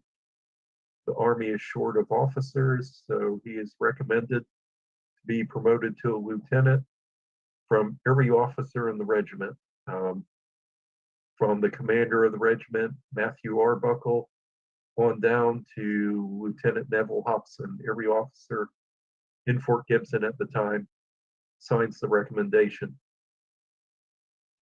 So he's just a little over 40 years old when he's killed at this battle north of Micanopy that the Seminoles ambush him. With Lieutenant Sanderson is Sergeant Major Francis Carroll. He's an Irishman, about 10 years younger. He actually survives the battle, but he's killed a few months later in the next battle I'll talk about.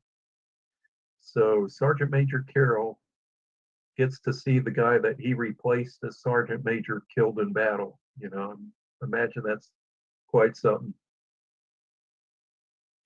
And in my book, I try to dig up some of the other forgotten stories of some of the people. Like there's a Seminole woman named Betsy. They call her Old Betsy.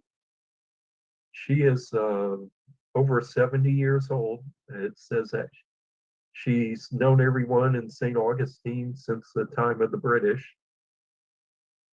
The Army's trying to get some of the Miccosukee Indians to surrender. They want to talk to Howard Tustanugi.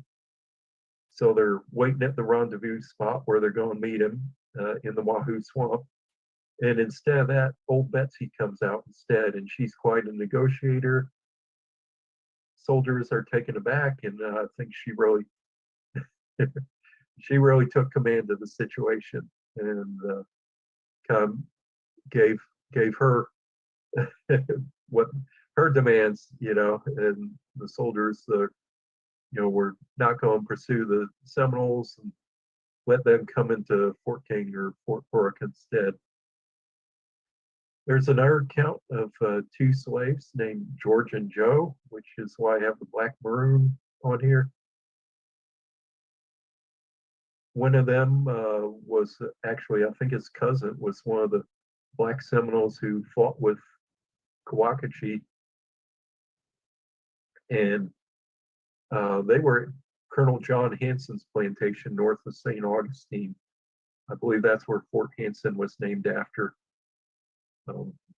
So the people of St. Augustine, they don't like the Indians being supplied by the slaves, which they believe. They don't know if that's happening or not, but they believe these slaves have been supplying Cowackachee and his warriors who've been attacking everybody. So they put these slaves in prison in St. Augustine while put them on trial. And it's all in the newspapers. And I'm reading all these accounts, and then I don't hear what happens. It's like, what was the verdict? What happened? Did they end up hanging them like they wanted to do? But I found a few months later in the newspaper, they let them free. Apparently, all the evidence they had was hearsay. It was just circumstantial evidence. So they ended up not being charged with anything. That's interesting. But 4 days after the battle north of Micanopy, where Lieutenant Sanderson was killed, Cowackachee attacks an actor's theatrical troupe going from St. Augustine to Piccolata and makes off with the actors' costumes. something like 15 trunks of luggage there, and they go have a wild party at a plantation nearby, the Jenks plantation, where they have the plantation owner boarded up and under siege in his house. And Coachy has the slaves make a huge feast, cook up all the food for him and his warriors, has about 30 warriors, and they have a huge party. By the time the soldiers get there the next day, Coachy and all his warriors, they're all gone. Their soldiers are following the path to chase after him, and they're going along deeper into the swamp, deeper and deeper, following the path, and then it just ends in the middle of the swamp. And the soldiers are stuck in the swamp at midnight, and it's raining, and they didn't catch any Indians. So got some great written accounts there about that. But anyway, the same place that Lieutenant Martin was ambushed at, it's called Martin's Point. And there's another battle there on December 28th, 1840, 5 years to the day of Major Dade being killed on Dade's battle. Some soldiers leave the Fort Micanopy, basically going on a Sunday ride to pick up an officer's wife at Fort Wakahuta. They have about 11 soldiers with them. They're being led up by Lieutenant Walter Sherwood and Neville Hobson. I think Sherwood might have even been the GOAT of West Point, his West Point class, which is the last one in the class. Both graduates of 1837, really no experience in the field in Florida. They just got to there. They're going to meet Lieutenant Hobson's wife at Fort Wakahuta. That's why he's coming along. Also with the command is Elizabeth Montgomery, the wife of Alexander Montgomery at Fort Micanopy. She just, she's friends of the other officer's wife. She's only 19 years old. They've been married just 3 months, just newlyweds, recently in the country. So when they get to Martin's Point, the Seminoles ambush the command and the wagons. Lieutenant Sherwood gets killed. Mrs. Montgomery, Elizabeth Montgomery, she gets shot and killed too. I always kind of wonder if it was friendly fire, but they claim the Indians. But just from the behavior of the Seminole warriors, they're not really after Mrs. Montgomery, even though the newspaper accounts say that the savages were,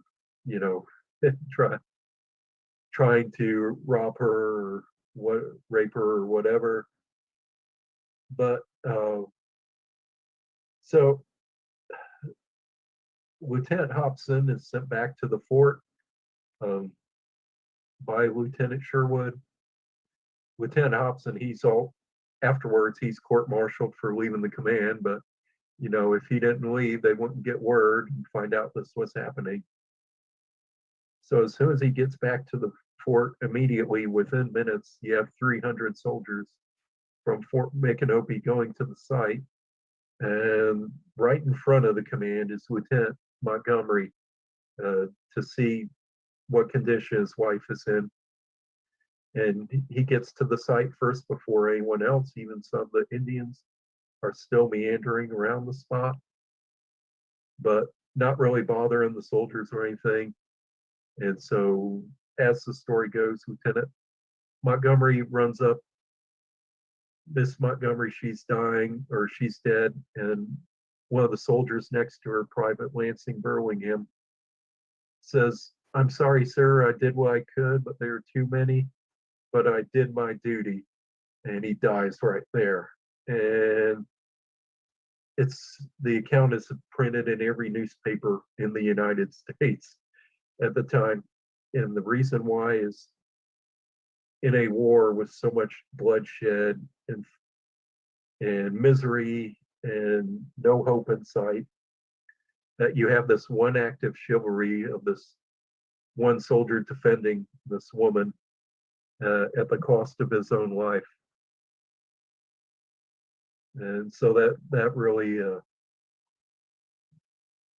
relates to people. But the answer from the War Department is immediately General Poinsett in Washington, 11 days after the battle, writes that, orders an investigation of what happened and wants to know why infantry soldiers were riding horses. Infantry soldiers are not supposed to be mounted on horses. And so anyway, that was lightning fast to get word to Washington in only 11 days. Lieutenant Sherwood, he's buried at West Point. His father sends down a lead coffin to have it shipped back up north. It's taken care of by the quartermaster department. That's in 1841. The next year after the war ends in 1842, the Army orders all the remains of officers in Florida moved to buried in the mass grave in St. Augustine. And Lieutenant Sherwood's one of those officers listed. So that says that the quartermaster department and the Army adjutant are not talking with each other, that his body was already moved to West Point because the tombstone says sacred the remains. And so the question is, whose body did they remove from Micanopy and move to St. Augustine? We'll never know. Mrs. Montgomery, quite an interesting story about her. Lieutenant Montgomery met her in Newport Barracks.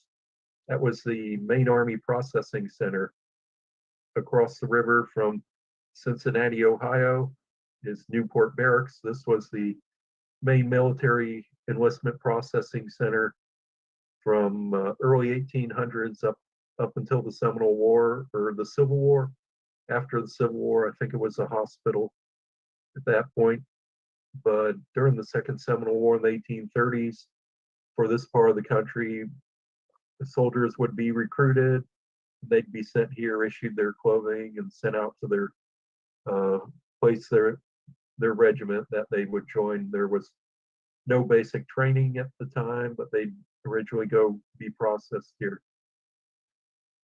So Alexander Montgomery was doing recruiting, and he met Elizabeth Taylor somehow in Cincinnati. Her father was the richest man in Cincinnati, had several businesses, a grocery, mercantile business, trustee at a bank. He was trustee at the cemetery at Spring Grove Cemetery, which, ironic enough, is Spring Grove is also the name of the place near where Mrs. Montgomery was killed in Alachua County. It's so interesting how these. So Spring Grove Cemetery in Cincinnati is one of the first public cemeteries, not connected with the church so much. And her father is trustee, and the family's buried here in the vault. And according to the cemetery records, so is Mrs. Montgomery. Griffin Taylor, her father, only had like one or two children survive him, and his wife. Most of their children died, and Elizabeth died at age 19, killed by Indians. But Lieutenant Montgomery, he was he remarried. In fact, 3 years to the day of his first wedding, he remarried Matilda Easton.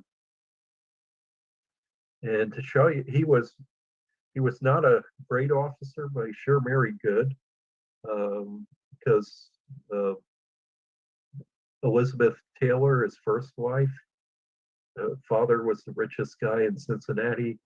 Second wife, Matilda Easton, her father, a plantation owner in Alabama, ran the first newspaper, was the quartermaster for the militia, and a personal friend of Andrew Jackson. In fact, her Matilda Easton, her father Thomas Easton, his brother married Rachel Donaldson, Andrew Jackson's niece. So very close connections. So you would think Montgomery, Lieutenant Montgomery, would do very well with those connections, but he pretty much staggered in his military career, not very memorable one. But for years I was looking, whatever happened to him. I didn't even know he got married a second time. After the first wife, I thought that he had died, but I actually found out he remarried Matilda Easton, and they eventually ended up buried in Ontario, on the north shore of Lake Ontario. Ontario, in a church there, you have Alexander Montgomery, his wife Matilda Easton, and their daughter Elizabeth Frances, daughter of the second wife, who's named after the first wife. And very unusual. Buried in Ontario. But anyway, I go much more detail into their biography. I'm probably the first person who ever did a short biography on Lieutenant Sanderson, Lieutenant Montgomery. I think in fact, guaranteed I'm the first person who ever did that. But all of that was around area that looks like this. This is Levy Prairie, or the Bar Hammock Trail near Micanopy, south side of Gainesville, north side of Alachua Prairie. 6 mile hike around Levy Prairie, and this is a picture I took. I took it in January a few years ago, almost on the anniversary of that Battle of Black Point. So this is kind of what the soldiers were looking at as they're getting ambushed nearby. I don't know the exact site of the Black Point, but I imagine it was kind of like this. So if you're ever walking around Bar Hammock Trail, just think about this place was at one time under a lot of contention. Once again, my book's in bookshop.org. You can buy it here, pause it if you want there. And I hope you enjoyed this presentation.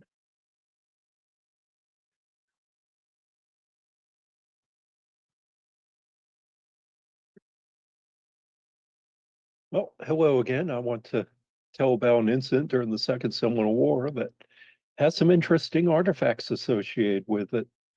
It's known as the McLean Massacre and happened in West Gadsden County, in a town known as Greensboro, which is west of Quincy. And so if you're ever going down, I think it's Highway 90, is it on? But anyway, it's worth a visit. If you ever go there. This happened on April 10th, 1840. Okay, where's my, oh, there we are. This is known as the Detzel House in Greensboro, built for the physician of the town, Dr. Detzel. 1912 was when it was built, a bungalow house. Kind of neat because it has the wooden floors and the old doorknobs or something, kind of like in the house I grew up.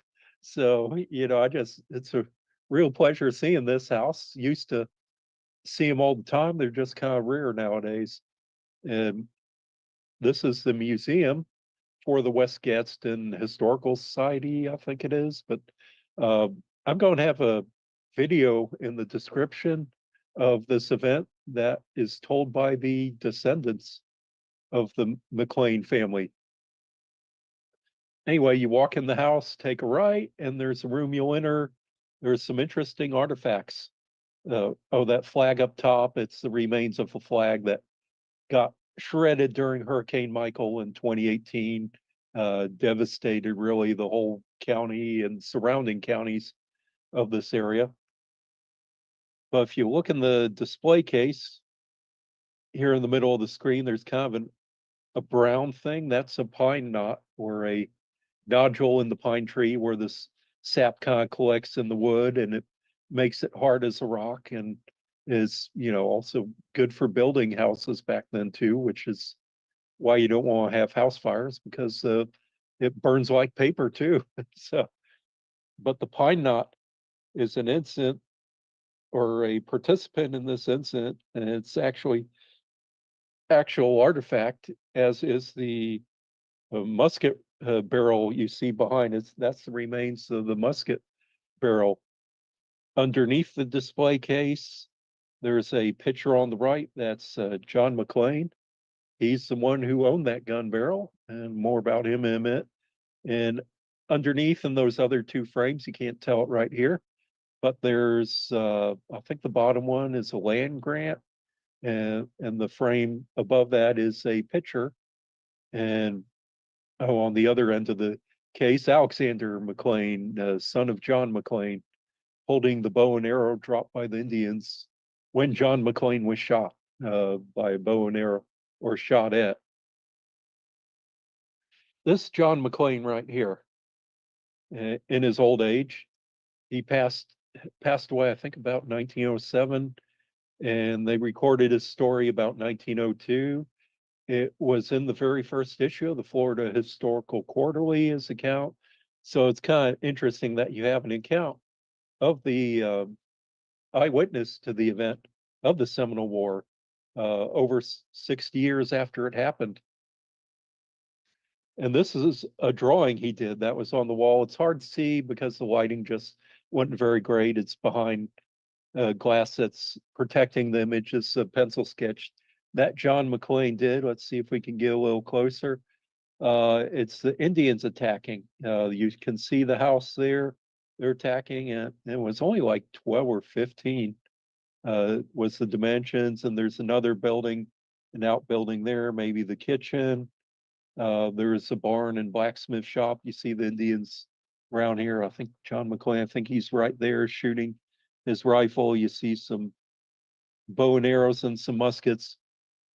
So what happened is that in 1836, after the Seminoles started rising up, the Creeks started rising up too, mainly because of the land theft and the fraud and deceit that they had gone through to lose all their land, and they just kind of fed up and rose up, led by a warrior named Jim Henry, whose warriors went and burned down the town of Roanoke in southwestern Georgia. And a lot of that was fought by the Georgia militia, the Alabama militia, the Creek Reservation. What was left of it was 5 counties in Alabama, and they were pushed south into Georgia. This was known as the Second Creek War, and it was very bloody. You had battles involving a large number of militia soldiers and a large number of Creek Indians who had a lot of women and children who got caught up in those battles. High number of killed and casualties in those battles.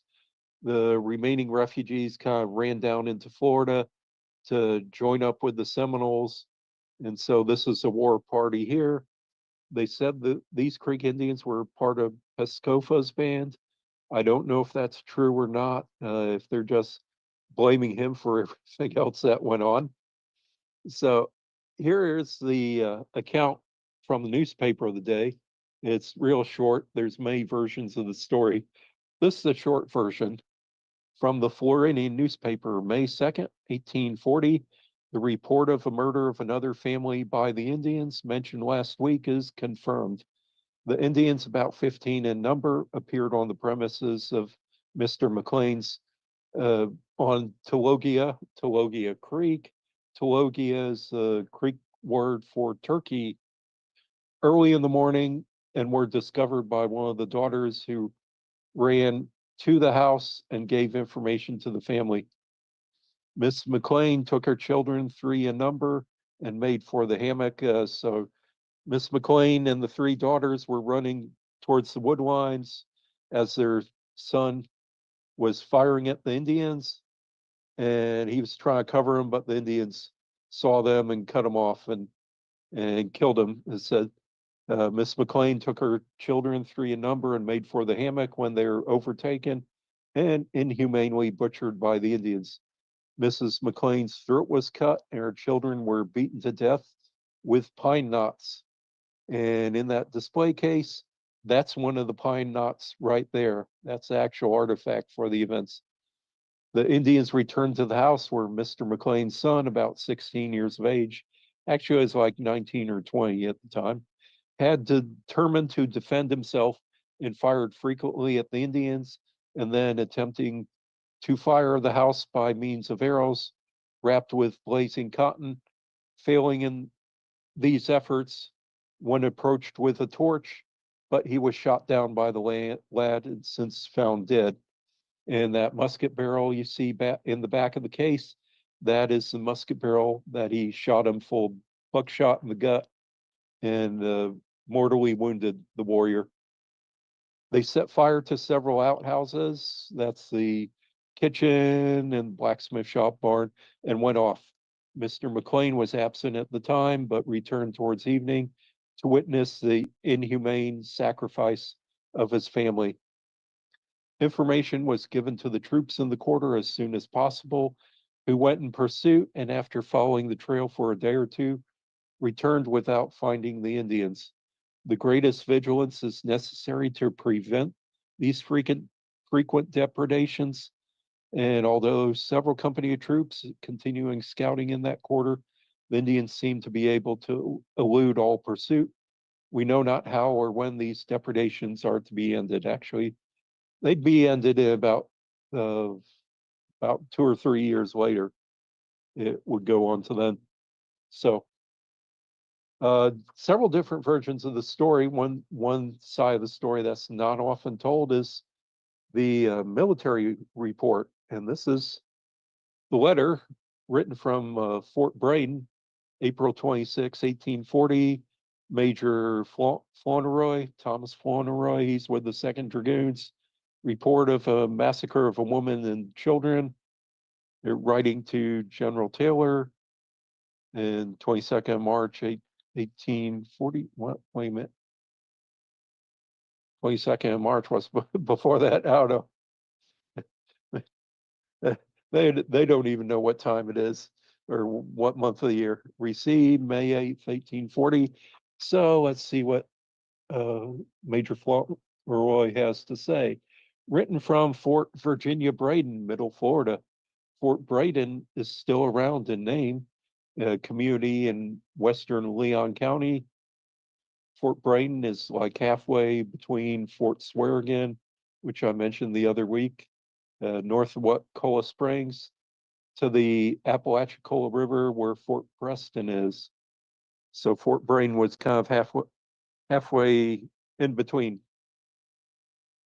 And it says, I have the honor to report that on the 25th instance, Miss McLean and 2 children were killed by Indians on the Tologia, about 7 miles from the station occupied by the detachment of Captain Bullock's company.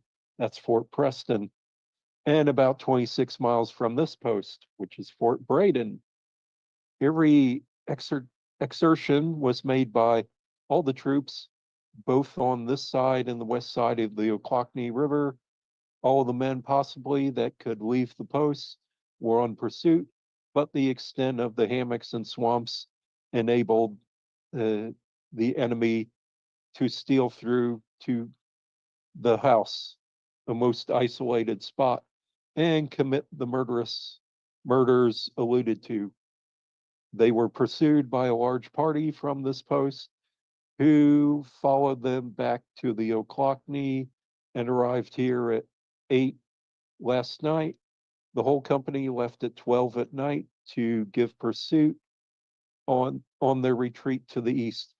Captain Hutter, I think Captain Hutter is with the 6th Infantry. Anyway, or he might be with the Dragoons, said, receive full information of the course of the Indians and is directed to pursue with his and Lieutenant Prince's company with all possible intelligence.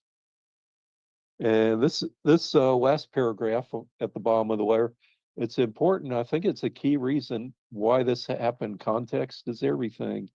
It says, I feel it necessary to say that Captain Bullock's reports to me that a party from his command visited this house and its vicinity every day previous to the occasion related above, and that his whole command is now out scouting or scouring the country on both sides of the Tuolgia River to its junction with the Ochlockonee. So I think that's very important is when you get down into the details, the Creek Warriors did not attack just, at random, that they had seen that the soldiers would go here every day, stop for lunch, and Miss McLean would make them sandwiches, according to the story, at least the officers. So the warriors knew that this was an important stop for the army scouting around in the area. So they exacted their revenge on Miss McLean and her family. The post returns. This Fort Virginia Brain for the month of April 1840. Second Dragoons has 36 soldiers at the post. At the bottom, it has one soldier who deserted. That's about half a company size.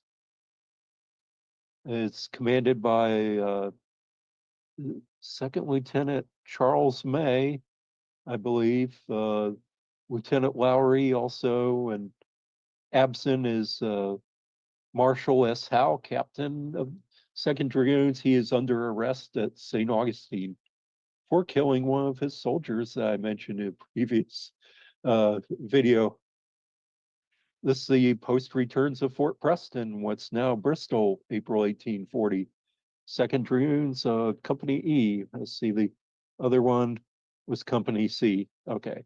Company E, Second Dragoons, 38 soldiers at this post. Commanded by Captain Bullock. And there's also Lieutenant Hill, Surgeon Madison Mills. Absent is Owen Ransom. And this is the grave site of the son that survived, John K. McClure. He survived. It said that he even took that musket with him in the Civil War. He saw a lot of action. A lot of the Florida soldiers that were mustered into the Confederate Army spent a lot of time outside of Florida. I think he might have been at Gettysburg. He was at Antietam, maybe at Appomattox even. Saw a lot of action. Might have even been wounded. John K. McClure, 10th Florida Infantry, CSA. This is at Pine Grove Cemetery, southwest of Greensboro. And a couple miles away, there's Sycamore Cemetery. Oh, can't read it because my toolbar is in the way on my screen. This is the memorial to Mrs. McLean and her children who were killed. McLean in memorial on April 10th, 1840. Miss Nancy Jane McLean, age 40, was shot. Catherine McLean, age 13, was shot and scalped by the Indians. Two small children were killed with pine knots. Their heads bashed in with pine knots. And this said the town, I think the former town of Sycamore community, about all that's left is a cemetery and a small wooden church here. Was looking around the graveyard. Interesting, found this, said this looks like a World War I soldier. Pretty decorated tombstone, has one of those gold star flags on top. Says Corporal James Mark Fletcher, 1892 to 1920, 642nd Aero Squadron. Well, I couldn't find any information on the graveyard, so I hunted around. I finally found information in the Miami Herald newspaper. An obituary said James Fletcher, James Marcus Fletcher is what they say, met his death last evening while blowing up stumps on land he was clearing. Say he was using dynamite to clear stumps, and as you guessed, that ended badly. Said one failed to ignite. So when he was done clearing some other stumps, he came back and tried to remove the dynamite cap from the dynamite, and it exploded and killed him instantly. So he's brought home, and his former home, he is 28 years old.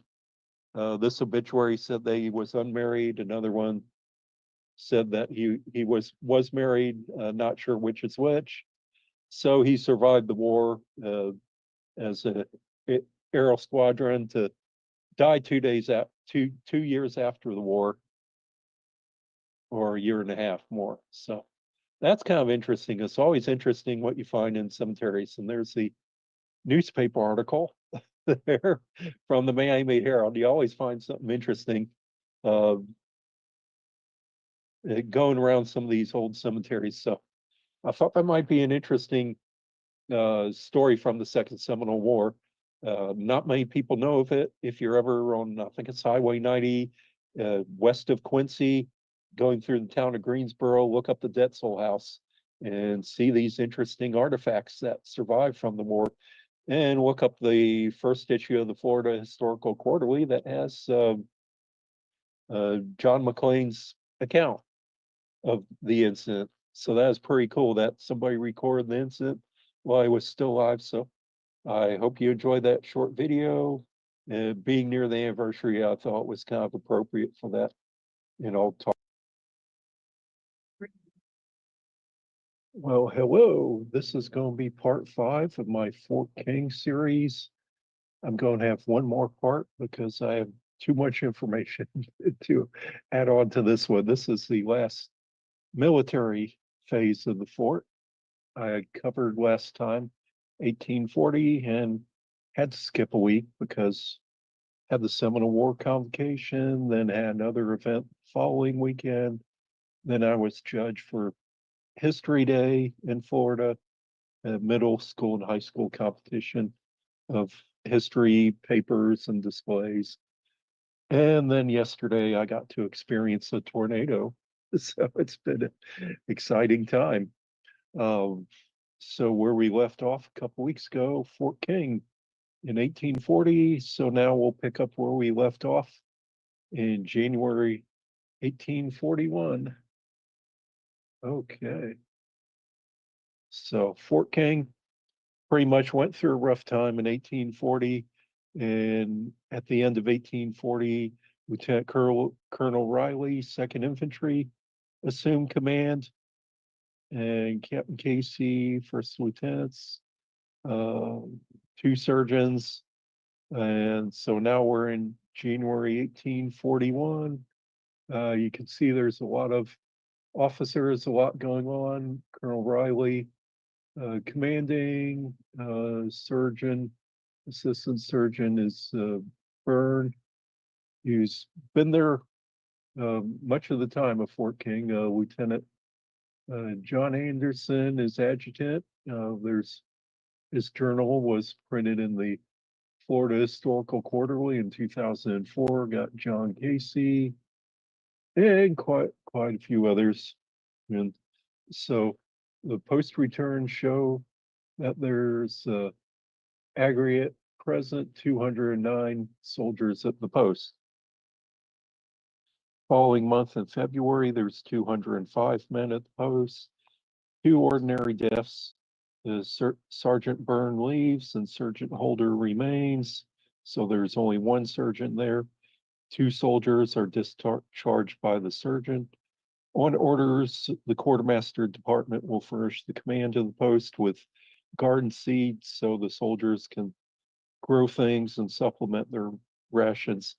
Commanders will suffer no timber to be cut on public land except for public purposes. So there's no cutting and selling of wood on the military reservation unless you're building the barracks or something with it.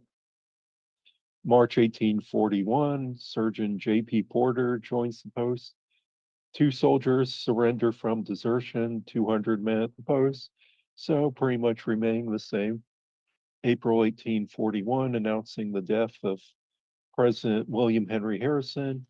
Lieutenant Colonel Riley on leave, First Lieutenant Wessels assumes command. Sergeant Porter, the physician, still present. 181 men at the post. May 1841, Major Plimpton assumes command of the post. 163 men present. 1 ordinary death. Major Plimpton will be coming and going the next 2 years. Major Plimpton leaves for Fort Russell in June 1841. Lieutenant, First Lieutenant Wessels commanding, one ordinary death. The garrison is reinforced by Company D, 2nd Dragoons, and who is in the field, 137 men at post, 27 men sick, left by the hospital by detachments. They're in the field. Colonel Worth takes command of the Army in Florida this June 1841. That means Walker Armistead. He has left Florida at this point. In July 1841, Lieutenant Colonel Riley returns, assumes command of the post, 173 men, one death and one desertion, 25 men in the hospital, and about half returned uh, to their regiment about of the men in the hospital. That's a lot of men in the hospital, 25. August 1841, the last year of the Second Seminole War, but the post will live on past that. 223 men at the post, 8 sick in the hospital, 3 died, and 1 deserter who was recaptured. Assistant Surgeon Van Buren becomes the post physician. Most likely he's related to the president, the former president at this point, Martin Van Buren. September 1841, 217 men at the post, 8 in the hospital. Next month in October 1841, Surgeon Bailey becomes post physician, 183 men at the post, 2 deaths, 13 in the hospital. So it's been pretty consistent most of the year, roughly about 200 men at post. Next month in November 1841, Lieutenant Colonel Riley and much of the command leaves for Palatka. First Lieutenant Wessels in command and Sergeant Bailey and 3 other lieutenants. Company D and H left on the post, 134 men present with 1 death, 15 men at the hospital. So the company leaves for Palatka and the sick men are still here in the hospital. December 1841, 160 men at the post, 4 ordinary deaths, whatever that is. What's an ordinary death? It doesn't say. Orders extending the allowance of oats for cows belonging to the hospital department. So the hospital department has cows, most likely to get milk, because back then people drank milk, either infants or for medicinal purposes. Post return, this is January 1842. You can see number of men has dropped quite a bit. Just 2 officers here at the post. The lieutenant or first lieutenant McKinstry assumes command of the post on January 16th. J.H. Bailey is the surgeon, no other officers. And it says 91 men at the post, but look how many are in the hospital. So quite a number here in the hospital, even though there are companies left. February 1842, 72 men at the post, 1 died. 1 man in the hospital from wounds received in action. 3 others still remain in the hospital, while the others from the previous month have been discharged and sent to Palatka. March 1842, the returns of the scouts with Major Plimpton commanding the post and Sergeant Bailey and 5 other lieutenants, 166 men at the post. So Fort King's still pretty active with companies A, C, and D, 2nd Infantry, Colonel B, Company B, the 8th Infantry, with some smaller detachments of other regiments. Quite busy on Fort King. 1 ordinary death and several sick at the hospital. Orders are given for limiting the number of horses at military posts, and that's because they're infantry. They're not supposed to ride horses. So we are in April, and you can see quite a number of officers, or 5 present, and quite a number absent from the regiment. And that's typical, writing the absent. Looks like Major Plimpton is commanding post. April 1842. And it shows quite a number in the hospital, as you can see down below. 189 soldiers present. The active companies at the post are Company A, D, and K, 2nd Infantry, and with smaller detachments, a long list of sick at the hospital, and a couple of soldiers were sent to St. Augustine for the court-martial of Captain Marshall Howe, who was going through court-martial, killing one of his soldiers who was sick and unable to give out an order. Captain Howe will eventually be the court-martial will go to a civil trial, and that will be called double jeopardy. And Captain Howe will escape any sentence. The court case will be thrown out, and they'll say double jeopardy, and he'll get away scot-free.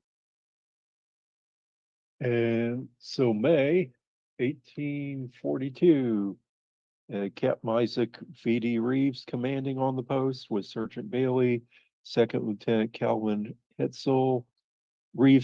Captain Reeves, who's commanding the post, saw a law of action in the Second Seminole War, including the last battle in April 1842, the previous month, against Halleck-Tustenugian Band in Big Hammock near Balakaha in April 1842. So that was the last pitched battle of the war that included quite a bit, about 800 soldiers under the command of Colonel Worth. 76 men are at the post, 1 dragoon soldier in the hospital from wounds received in the field, probably at that battle the previous month.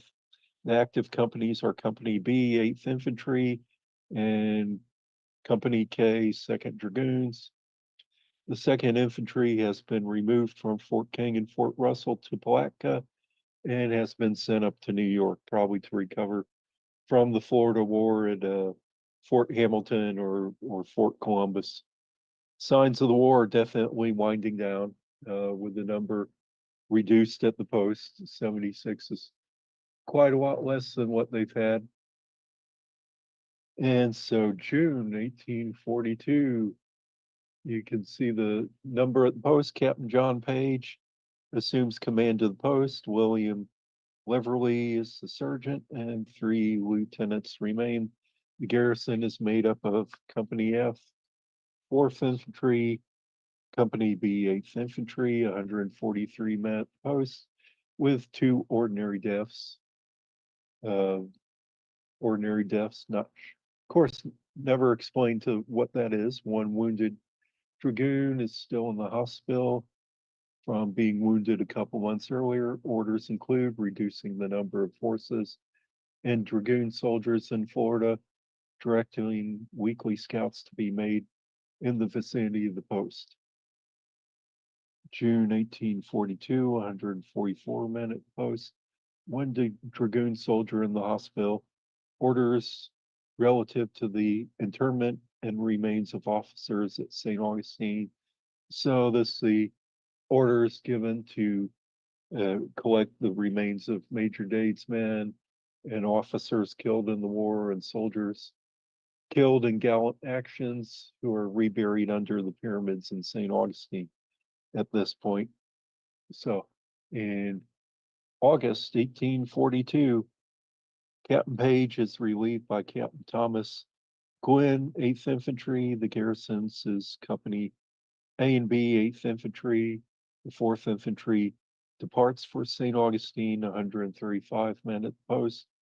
1 dragoon soldier is still in the hospital from wounds received in April. Orders include, and in the bottom right, zoom in on that. They're relating to the abuses committed by officers and non-commissioned officers. That's right in the middle. And that's kind of significant because the Journal of Dragoon Soldier Bartholomew Lynch listed abominable conditions and just horrible behavior of officers and non-commissioned officers. The officers whipping and beating men for nothing on a whim of that they didn't like the way the soldier saluted, or the non-commissioned officers stealing all the rations and selling it to the post sutler, or putting in a deal to sell the men their own rations back and pocketing the money. Also rescinding previous order concerning public horses, ordering the reinterment of the remains of the officers in St. Augustine, and announcing the termination of hostility. So now the Second Seminole War is over, the post will remain active for about the next 6 months. September, the number of men stays the same, 134 men at the post. October 1842, 141 men at the post. Let's look next November 1842. Captain Gwynn still commands the post, but joined by 3 more officers, 135 men at the post. Private Roberts, 2nd Dragoon, who has been in the hospital since April, 4 wounds received in action, is given a certificate of pension. Orders of the Quartermaster Department to furnish all horse equipment. General Worth resumes command of the 9th Military District. So the war is over, but the fort is still active. And quite a bit. The Seminoles, they're agreed that they stay in South Florida. December 1842, Central Surgeon William Van Buren takes up duty as physician, 125 men at post. January 1843, Captain Edmund Ogden assumes command of the post. With the departure, Captain Gwynn, 100 men at post, things are winding down. And the last month post return we have is February 1843. Last month, Captain Ogden commands the post with Sergeant Van Buren, 2nd Lieutenant Hetzel. Company B, 8th Infantry is remaining. Company with the garrison. In the field, you see that only 1 company, and only 1 soldier listed in the hospital. Orders, Lieutenant Colonel Belknap is commanding the 8th Infantry. William Belknap, he's spent part of the majority of the war in Florida. After this, he'll go out west, and he will die at Fort Washita in 1851, I believe. There are no post returns for the month of March. The remaining garrison abandons the post Fort Palatka, Fort Shannon on April 7th. The post actually is abandoned in March 1843. And that's it for Fort King's military phase. The next part I'm going to have is what happens to the fort for the next 100 years. It's quite interesting. The life of the fort is far from over. That's going to be a part that was too long to add to this. And I'll just go ahead and end it here. And thank you for joining me.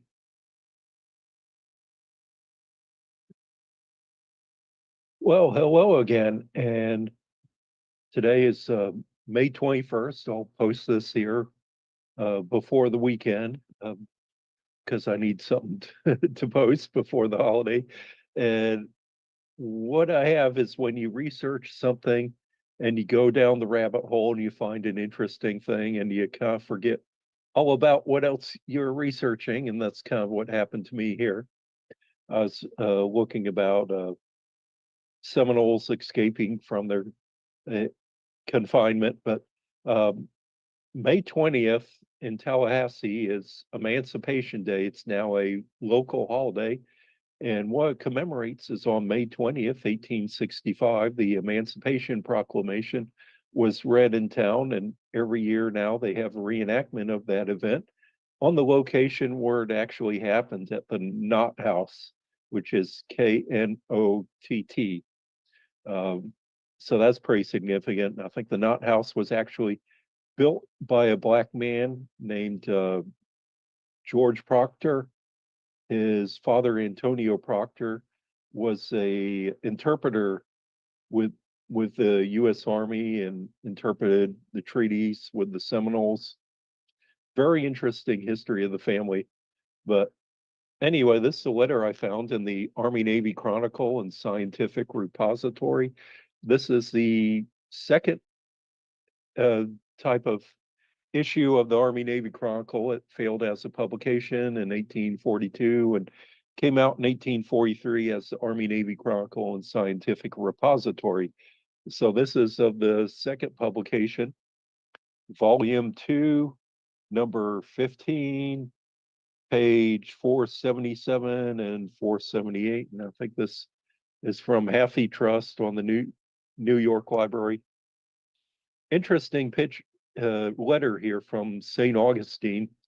And you have to understand back then is that letters promoting something might be exaggerated, might have a bias, do have a bias in them.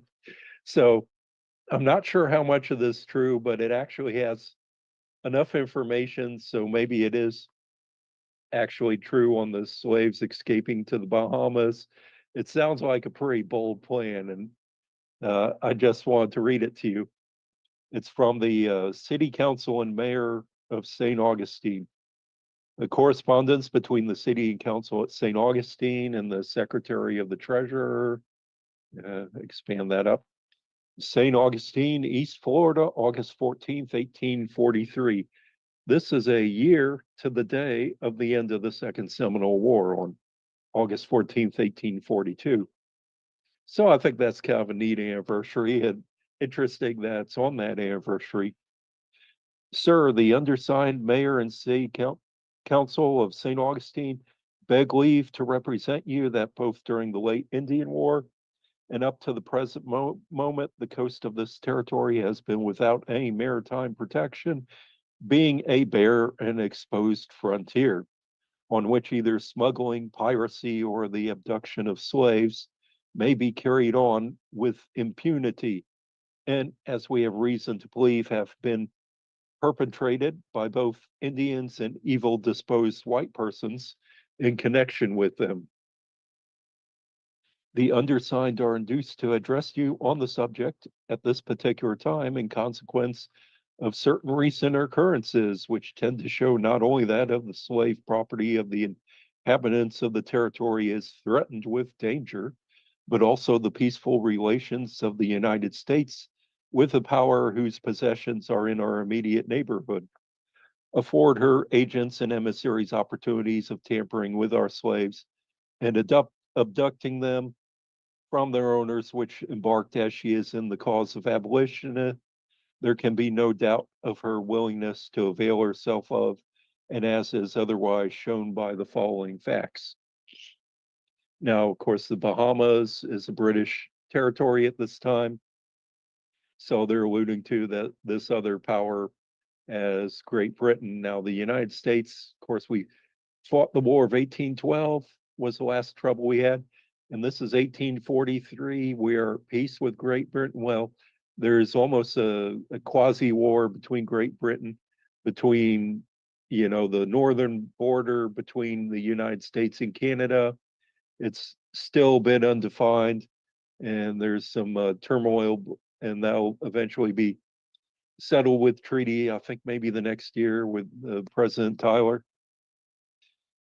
The recent occurrences to which we allude are first, the absconding some 6 weeks ago of 7 slaves of Key West who seized a boat in the harbor and, though closely pursued, succeeded in making their escape to the Bahama Islands, where they have ever since been sheltered and have no doubt been made free.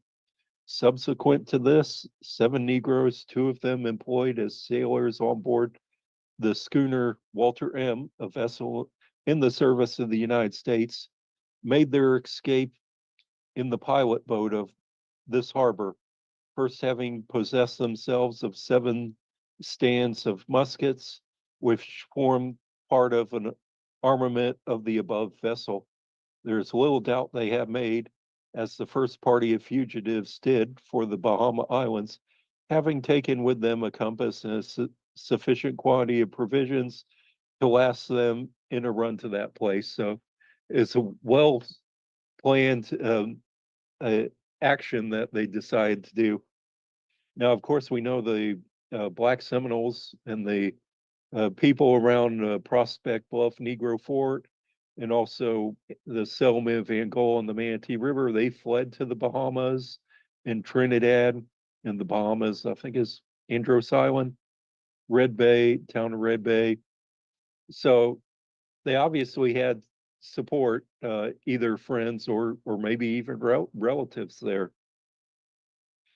It must seem that such occurrences, while they tend daily to lessen the security and therefore the value of a species of property on which the prosperity of the territory mainly depends, there are other circumstances connected with this last occurrence which afford good ground for believing that there exists in some quarter and probably in the Bahamas. Let me advance this down. Sorry about that. A regularly organized system for the abduction of our slaves or for aiding and abetting them in escaping from their owners. These circumstances that lead to this belief are that a few days after the occurrences above mentioned, a suspicious sail appeared to lurk on and off the harbor of this place, so that her movement excited great general attention. On being boarded by the pilots, she was found to have rather a numerous crew on board, but appeared to be otherwise unusually light or only in ballast. The captain, however, on being questioned as to his destination, stated that he was in search of a market for his cargo, which he represented to be salt, the vessel itself being, as he said, from Rum Key, one of the Bahama Islands. He nevertheless, on being left by the pilots, immediately put about and steered in the wake of the Walter M., the vessel from which a portion of the Negroes escaped, which had just previously left this port for Key West. Excuse me. So whatever this ship was up to, it seems kind of suspicious, had an empty hold, said they were looking to haul a cargo or something. Since the absconding of the Negroes, the slaves of a gentleman to whom one of the fugitives belonged had stated to his master that the latter, a few nights before he absconded, observed to some of his comrades that a British vessel would soon be off the port and that there would be a good opportunity for those who wished it to obtain their freedom. Oh, good. Oops, I'm actually down there. Sorry about that. Anyway, under these circumstances, the undersigned earnestly petitioned that a proper maritime force be stationed on this coast for its protection, that at least 2 cutters be ordered to ply regularly between this harbor and Key West, as to form a check on our slaves along the seaboard and on those whom it is believed keep up a communication with them in order to withdraw them from their owners, and who may incite them to still more pernicious acts against the latter. We have the honor to be, sir, your obedient servants, Abraham Dupont, Mayor of St. Augustine, Pedro Rene, Manuel Crespo, Emmanuel Medicis, Matthew Solano, aldermans, in witness thereof, the corporation seal is affixed. P.B. Dumas, clerk of the council, to the honorary J.C. Spencer, secretary of the treasurer, Washington City. So they want the Coast Guard, which they called the revenue cutters or revenue service at the time, to help patrol the coast and help interdict possible escape of slaves from Florida. Now, the Navy could also do this, but you really need approval from the Secretary of the Navy to do that, or the Secretary of War. So, it's just easier route for them asking the Secretary Treasury to obligate some Coast Guard cutters to do the job.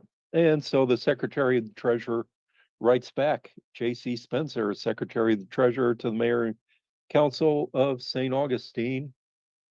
And here's what he says. Gentlemen, your letter of the 14th of August last requesting that a revenue vessel may be stationed at St. Augustine for the purpose of preventing smuggling, piracy, and the abduction of slaves is received. And in reply, I have to state that the commander of the cutter on the Savannah station has been directed to touch frequently at St. Augustine, and the collection of the district is provided with a revenue boat. These arrangements are deemed all that is necessary in order to prevent infringements upon the revenue laws. Keep in mind that slaves are considered property, so you're dealing with property and money. The suppression of piracy or the protection of the private property are only incidental to the discharge of the legitimate duties prescribed by law to the revenue vessel. And this department has no power to provide vessels for either purpose. Should, however, the commander of the vessels fall in with persons committing depredations upon the property of the citizens or abducting slaves by sea, he will doubtless consider it his duty to interfere. Very respectfully, gentlemen, your obedient servant, J.C. Spencer, Secretary of the Treasurer. So his response is that we don't do pirates. Sorry about that. You know, we have a limited mission. If they want to handle pirates, they need to contact the Marines who know how to handle pirates. And boy, do they ever. So anyway, I thought you might find this letter very interesting about slaves escaping from St. Augustine in some very bold plans, 7 stanza muskets. So that's muskets with all the accessories to go with them, board a pilot's boat and rations and go to the Bahamas. So I imagine they probably made it. And I hope you enjoyed that and have a great evening.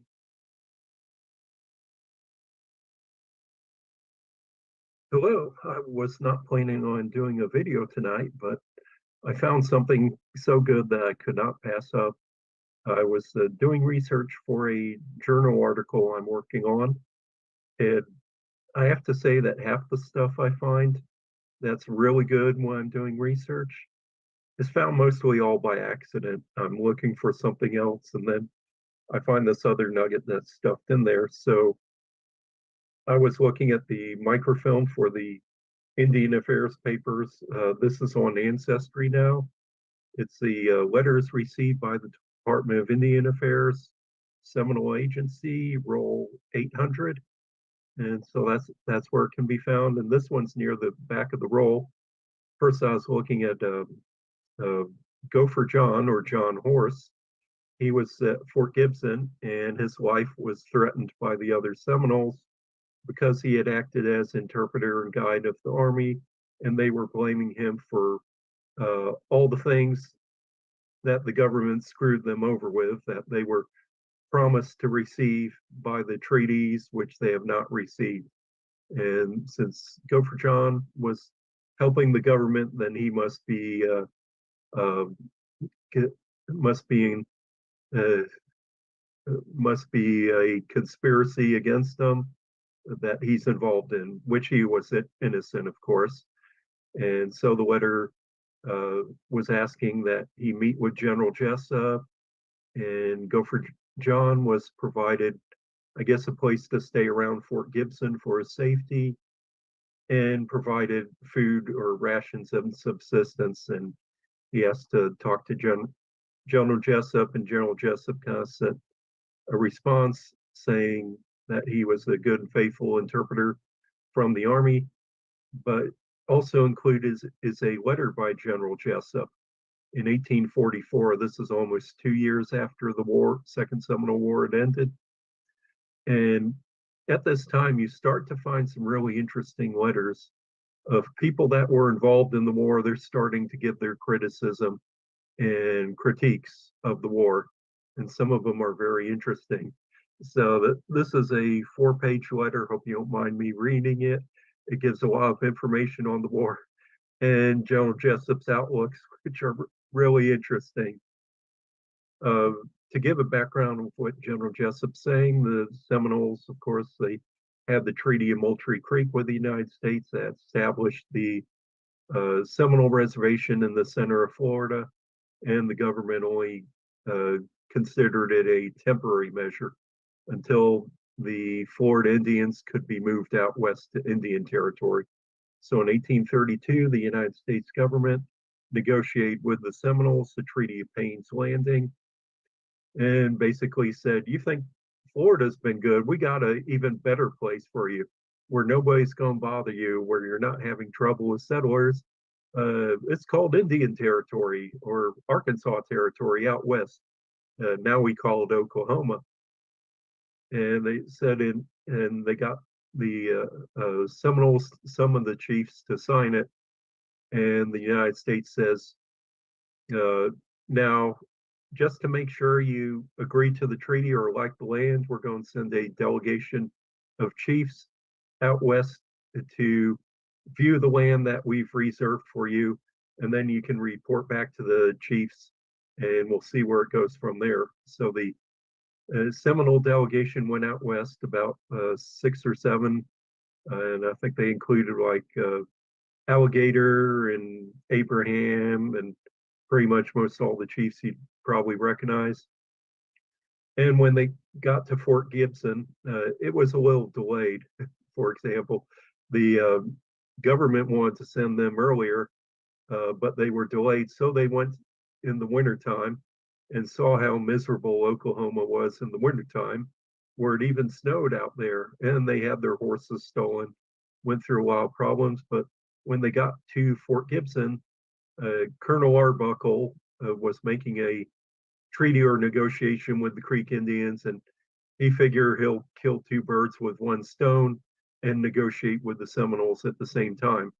So he negotiated the Treaty of Fort Gibson in March 1833 with the Seminoles, saying, yes, we like the land and we think we'll move here. Of course, it's said that this treaty might have been obtained from unethical means, maybe involving mistranslation or a liberal amount of alcohol, or threatening the chiefs and saying you're not going home till you sign and agree to this treaty. So the chiefs went home, seemed kind of embarrassed, and said, we didn't really agree to this. And Indian Agent Wiley Thompson said, yes, you did. You have to go. Meanwhile, the Seminoles, as wonderful negotiators they are, the Indian agent during the Treaty of Payne's Landing was Major Fagan, and through the Seminoles' kind of little sarcastic type of negotiation, said, we love you so much, Major Fagan, you need to come with us and settle with us in Indian Territory. And Major Fagan said, well, I'm really honored. That's really nice of you. Not knowing that, they're pretty much being sarcastic. Part of the Treaty of Moultrie Creek, the Indians said, well, we want to reserve 1 square mile of land in Florida for Andrew Jackson. He has to move down here and live with us. And Jackson thought, oh, wow, that's great. So, it's not unprecedented for the Seminoles to do that. And so before that, Major Fagan kind of helped coerce the Indians in the Treaty of Fort Gibson. Treaty of Fort Gibson was eventually declared invalid because it was not according to what was supposed to be done by the Treaty of Payne's Landing, done through unethical or dishonorable means. The Indian agent Major Fagan was removed for malfeasance and misappropriation of funds and whatever else was going on. And the new Indian agent was a congressman from Georgia who was head of the Georgia militia, General Wiley Thompson. And he came down to Florida in November, December 1833. So Jessup, I don't think mentions him by name in this letter, but you'll see.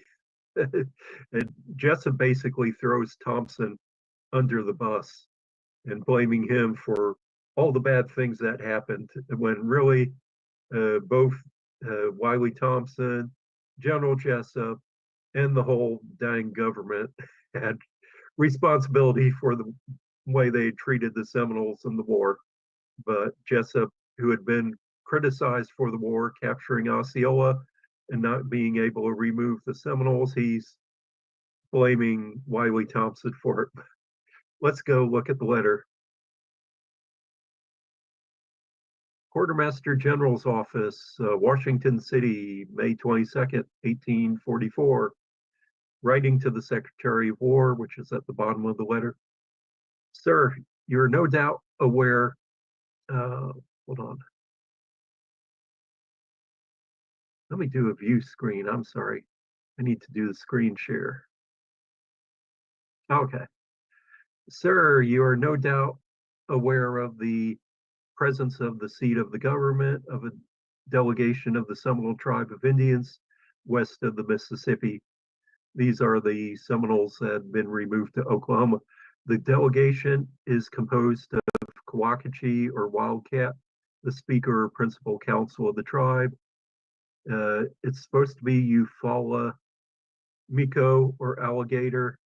And, you know, we've known Alligator by other names, but he was originally Eufaula Indian, Eufaula, Alabama.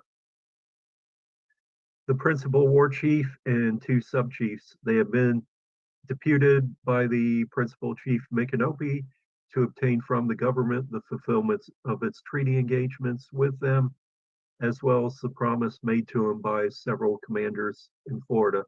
So they're pressing the government to keep its promise that was promised them in the treaties and the commanders in Florida when they removed, and we'll see more of that in the letter. By the fourth article of the treaty with the Creek Indians, entered in at Fort Gibson on the 14th day of February, 1833, it is stipulated that the Seminole tribe of Indians are to have a permanent and comfortable home on the Creek lands, that they are to be located on some part of the Creek country by themselves. The locations be selected by the delegate commissioners who signed the said treaty, and if further appears from the second paragraph of the treaty with the Seminoles entered into at Fort Gibson on the 20th of March, 1833, that the said commissioners under authority of the fourth article of the treaty aforesaid designate and assign to the Seminole Indians for their separate future residence forever attractive country lying between the Canadian River and the North Fork thereof, and extending west to where a line running north and south between the main Canadian and North branch will strike the forks of the Little River provided, and the west line does not extend more than 25 miles west from the mouth of said Little River, and the Seminole chiefs then present on the part of the tribe declare themselves well satisfied with the location provided for them by the commissioners and agreed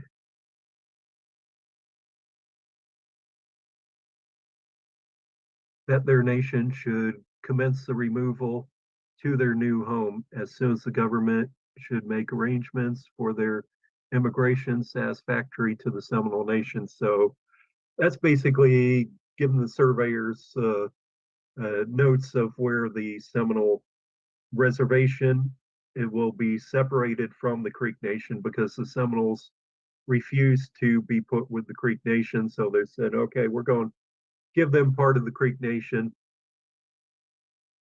By reference to the statute book, it will be seen that no appropriation was made to the carry into effect any of the provision of the treaties with the Seminoles until the 3rd of March, 1835, through the 7th article of the Treaty of Payne's Landing, provided that 1/3 of the tribe shall move in 1833. So it's saying, yeah, they may have promised to them, but nothing was ever done, you know, so the government didn't fulfill its promise. No surprise there. And the remainder of the tribe in about equal proportions in the 2 years following. Of course, this deadline was extended when they didn't remove right away. When they were asked to remove in 1835, much dissatisfaction prevailed, and the arrangement of the governments were to be satisfactory to them, and only only soon they asked, and that they stipulated for in their treaty was that Major Fagan should immigrate with them. And this is where they said, you know, we like Major Fagan so much that he has to remove with us and live with us. In place of granting so reasonable request, Major Fagan was removed and a member of Congress from Georgia appointed in his place. So Major Fagan was removed from office, and now we're talking about Wiley Thompson, who though a talented and estimable man, was about as unsuitable a person as could have been appointed to carry out the views of the government as things were then situated. So it said, you know, Wiley Thompson was the worst person you could have put in there to carry into effect the Seminole removal. Here it is where he throws Wiley Thompson under the bus. The treaty was far from being acceptable to the Indians, but with prudence to proper regard to their rights and feelings, it might have been executed without resorting to war. The omission to make timely arrangements for the removal of the Indians, the constant interference with their Negroes, the disregard of the requests that their favorite agent should conduct the immigration, the unpopularity of the agent appointed arising from his rash and ill-judged measures, together with the failures to have an adequate force in Florida to support the authority of the chiefs who were all in favor of immigration, led to the war. So this is Jessup giving blame to the war. There's several factors here, and there are others, but he said, first of all, the failure of the United States to provide for removal. When the band of Seminoles showed up at Tampa Bay, they were sitting there for months waiting for removal and became very dissatisfied with not being going as soon as they got there. Jessup, as head of quartermaster, he was very good on details and logistics. Also said the constant interference with their Negroes, the slave catchers chasing the black Seminoles, and the disregard of their requests that their favorite agent should immigrate, that Major Fagan was no longer there, and the unpopularity of the agent appointed that says Wiley Thompson was not very popular with them, with his rash and ill-judged measures, together with the failure to have an adequate force of, and that means an inadequate military force to force the removal, led to the war. It was during my command in Florida, this Jessup saying, is after the Indians had been beaten in the battles of Hatchelesty, Crystal River, and Fort Mellon, that an intercourse was established with the chiefs in all my interviews with them, and I required the faithful fulfillment of the treaties on their part and promised them the faithful performance of every stipulation on the part of the United States. After those battles, quite large, Treaty of Hatchelesty Creek, the Battle of Hatchelesty Creek, which was in now it's Osceola County around Lake Tahoe. A major battle involving, for one thing, the United States Marines and the Creek Indian Regiment under the United States. It gave a severe blow to the Seminoles and their supplies. They mentioned Crystal River, which was a capture by Colonel Fanning on the Crystal River, and then the battle on Lake Monroe, which became Fort Mellon, where the dragoons were there and King Philip and Coacachee attacked them at night, and of course they repulsed them. The King Philip's force was made up about 600 as compared to, I think, about 200 army soldiers. And the soldiers defended themselves well and drove off King Philip with heavy casualties. So soon after, in February, I think, or March 1837, this is 4 years after the Treaty of Fort Gibson, some of the chiefs met General Jessup at Fort Dade, which we call the capitulation of Fort Dade. Okay, more than half the nation surrendered to me, and when sent to the west, there was no land for them to occupy. The Creeks, who it seems had claimed the land and taken possession, believing it to be theirs. So Jessup said, we started to remove the Seminoles, and they went west and found that they had no home reserved for them, no place to go. The Seminoles are here supplicants for justice. They asked to be put in possession of the territory secured to them by the supreme law of the land, and they cannot believe that the government of a great and magnanimous people will refuse them the justice to which they were entitled. So as the commanders of the army in Florida, I assured them in good faith that the country set apart by the treaty was ready for their reception. I consider it due to my own honor as well as that of the country, most respectfully but earnestly to urge upon the government to prompt fulfillment of the treaty by placing these unfortunate people in once possession of their land. So Jessup, he's kind of taken aback. It's saying that, the Seminoles were not given what they were promised. Government as I guess a surprise to no one here, that the Seminoles were not given what they were promised in the treaty, and he wants the government to force those who had occupied the land that had been reserved for the Seminoles off the land, and the Seminoles allowed to occupy it.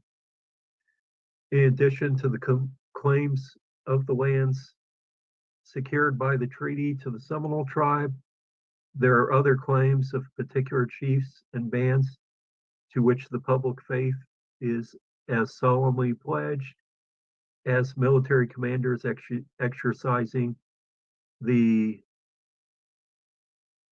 whole authority which the executive was able to delegate could pledge. Among them is the claims of Eufaula Miko, or Alligator, for property left in Florida when he surrendered with his tribe. So the Alligator and Coacachee and the other chiefs are asking for payment for property they left in Florida, their garden tools, their hoes and rakes, their livestock, which we'll mention here in a minute. The Battle of Lochahatchee, that's Battle of Waxahachie, fought on the 24th of January, 1838, by the division of the Army under my immediate command, with the Seminoles under their chiefs, Tuskegee and Hawakajo, the last battle in Florida where the Indians appeared in force, led to the conference with those chiefs, which resulted in the immediate and positive surrender of their slaves and the conditional surrender of their bands. Well, it was not such voluntary. What is after the Battle of Waxahachie, the Seminoles and their black allies, black Seminoles, whatever you want to call them, about 500 Seminoles and about 550 Seminoles, and I think about 150 of their black allies were camped around Fort Jupiter, and they wanted to stay in Florida. And Jessup says, I don't have the authority to do that. I'll have to send word to Washington. And so they were there about a month and about 6 weeks. Finally, Jessup got word back from Washington saying, request denied, they have to be removed. And so Jessup got the dragoons, surrounded them, and put them all in shackles, and took them to Tampa Bay or to be removed from Florida. And this was the Great Snatch, as they call it, or and they put all the people in irons. They were imprisoned. It wasn't that they were that they elected to remove; they were forced into it. The Secretary of War disapproved of the condition, but most of the Negroes, having been sent, had been sent off on their way to the west, and the remainder intending to follow. The chiefs informed me of their determination to accompany their Negroes. Sorry, I had to get a drink there. Several of the bands that had not surrendered when I received the decision of the War Department, the War Department's disapproval, they returned, and particularly the measures, and particularly that of Alligator, were induced through the influence of the Negroes in Chief, who I employed, and the promises I made to them to surrender and immigrate. So Alligator actually, I believe, surrendered, not long after the Battle of Okeechobee. The Indians had retreated before the army from 50 to 200 miles, and they had left on the route their hoes, axes, brass kettles, cattle, hogs, and many of their ponies. So after General Jessup rounded up and put in irons those 700 something Seminoles and their black allies, the other Indians dropped everything and fled and left behind their tools and their livestock. Alligator sent me a message offering to surrender as soon as his people could collect their lost property, and the means should be furnished to take it to Tampa Bay. Alligator's telling Jessup, okay, I'll surrender if my people can collect their lost property. And Jessup says, apprehensive that this might be a pretense on his part to gain time and confidence, and confident that the expense of the public instant to the delay and collective and taking the property to them to Tampa Bay would equal the value of it. Jessup, he's very dollar wise, and figured it would cost the government more money on the delay than removing them immediately. I directed the messenger to return to Alligator and say to him that new kettles, axes, hoes, and etc. would be better than old ones, and if without waiting to collect his old property, he would bring his people immediately and emigrate. Every article should be replaced in Arkansas, and that the hogs, cattle, and ponies left behind should be paid for. So Jessup said, don't wait. You don't need those old tools. We'll get you some brand new ones and pay you for the livestock you lost. I also promised him a rifle and all the advantages secured to the Seminoles by the Treaty of Payne's Landing, that of Fort Gibson, and the capitulation of Fort Dade. So Jessup's basically bribing Alligator to come right away. He took me at my word and surrendered with the near 400 of his band, and among them more than 100 warriors. He has faithfully performed his part of the engagement, and through more than 6 years though more than 6 years have elapsed, the promises made to him have not been fulfilled. The claim is just, but apart from its justice, the highest consideration of policy demands that it be satisfied, and I cannot but hope the department will take the same view of it and give such orders in the case and adopt the measures as should redeem the pledge public faith. With consideration and respect, I have the honor to be, sir, your most obedient servant, Thomas Sidney Jessup, Quartermaster General of the Army, signed to the Honorable William Wilkins, Secretary of War, Washington, D.C. So, very interesting letter from General Jessup, kind of saying what has, been promised on the promised to the Seminoles, that the government has not fulfilled their part of the treaty, and throwing Indian agent Wiley Thompson under the bus. I hope you don't mind me reading this, but I found it very interesting and very informative. And thank you for watching.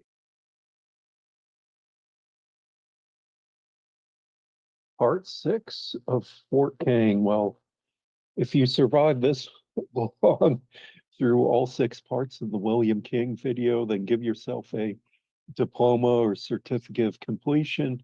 If you've survived this far, Fort King, what can I say? It's probably the most interesting fort and most connected to Florida history that we have. And the final part is after the Army leaves, what happens to it? As most forts in Florida, when they're abandoned, they even burn down, rot away. A lot of times the settlers just cannibalize the timbers for their own houses, and it's gone soon after. Not so much with Fort King. And let me advance this. Okay. Not so much with Fort King. And this is an image by James Gray, made off the image of John T. Sprague of Fort King. You have the walls, you have the blacksmith shop on the left-hand side, and just really good picture. So this man, Judge Isaac Bronson, he was a judge in Florida, federal judge or circuit judge. His house is in Palatka, and you can visit that today. It's run by the Putnam County Historical Society, right near the river. And next door is the Putnam County Historical Society Museum, and is in the surviving officers' quarters of the old Fort Shannon in Palatka. Now, in front of this house, the judge is still there. He's just buried in the ground in the grassy park in front of the house. Judge Isaac Bronson to Commissioner of General Land Office, Thomas Blake. This is October 14th, 1844. The Fort King was abandoned about a year and a half before this. So Marion County is formed, and it's needing a new courthouse. Marion County was created during the last legislative session, and Judge Bronson is required to hold a court. There's no building to do that in Marion County except at Fort King. There's one building there that would fill the purpose of the courthouse at the fort, and General Worth is in favor of turning it over to the U.S. Marshal for that purpose. The government will have no objection to the land. It was reserved for a military reservation, and they'll see if it was surveyed and ask the marshal to take possession of the building and keep out intruders, keep out squatters, make sure the land doesn't inadvertently go up for sale, as part of the Armed Occupation Act or whatever happened. So on October 23rd, 1844, there's actually a small detachment at Fort King of a subaltern that's like a lieutenant, sergeant, and 5 privates. So basically caretakers of Fort King, 7 Army soldiers. They don't need all the buildings at Fort King, so Judge Bronson asks that Fort King be used as a courthouse, take the main barracks building with the cupola on top, the center building right there. The Land Commissioner Blake to Judge Bronson on same day, October 23rd, 1844, requests that Fort King be occupied as courthouse and not be put up for sale. The judge is asking for a plat of survey of precise location of the buildings. There was a permit filed under the Armed Occupation Act of adjacent land, but it was invalidated, so it was not honored. So when the government abandons a fort, it's supposed to go to the Treasury Department, and it goes up for auction after that. And so Secretary of War to Commissioner Blake of the Land Office per Judge Bronson's request. The Secretary of War is instructed that the Army Quartermaster see about releasing the buildings for use as Marion County Court. So Lieutenant Colonel Thomas Hunt, who was the quartermaster in Florida, to Lieutenant Jordan, I guess who's the subaltern, who was the caretaker, Hunt asks that the buildings at Fort King be turned over to the U.S. Marshal John Beard, and that he signs for him, and if they have to be used again for military purpose, they'll return them in the same shape that they are turned over. So, you know, if the Army needs them back, give them back the same shape that you received them. November 24th, 1844, John T. Sprague. In Florida, he's Colonel Worth's adjutant and aide, married Colonel Worth's daughter. He's the one who did this drawing. To Lieutenant Colonel Hunt, General Worth is pleased to release all the buildings at Fort King, except building number 2 and 3 to the U.S. Marshal Beard to be used as a court. Lieutenant Colonel Thomas Hunt, General Jessup. General Jessup is Quartermaster General, who, of course, was here at Fort King and in Florida commanded the troops during the war. The buildings at Fort King are mostly dilapidated and unfit for occupation, so they're kind of crumbling.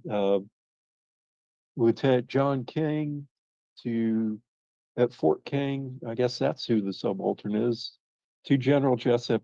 He says that the U.S. Marshal Beard did not sign the receipt for turning over the buildings to verify the condition they were in.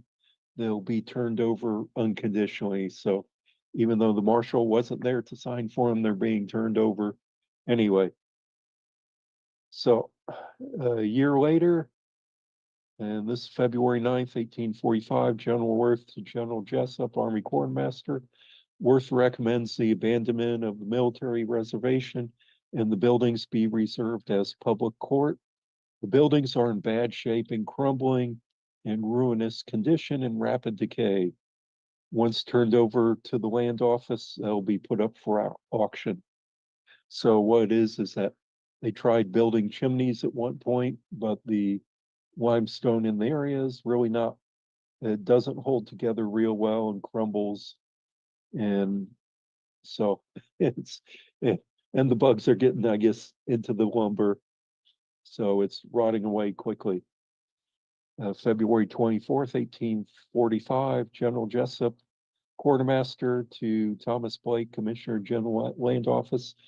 Fort King is no longer needed for any military purpose and can be abandoned. February 9th, 1846, the Secretary of War to the Secretary of Treasury. Fort King is no longer needed for military purposes and can be turned over to the Department of Treasury for disposition of public lands.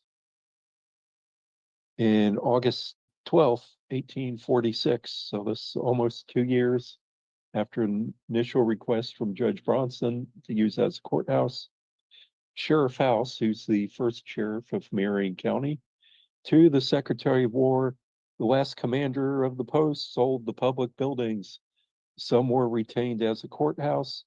2 buildings were taken possession by a Major William Russell, a collector of customs of the Indian River, who has enclosed all the buildings in a fence and put up a sign to keep out.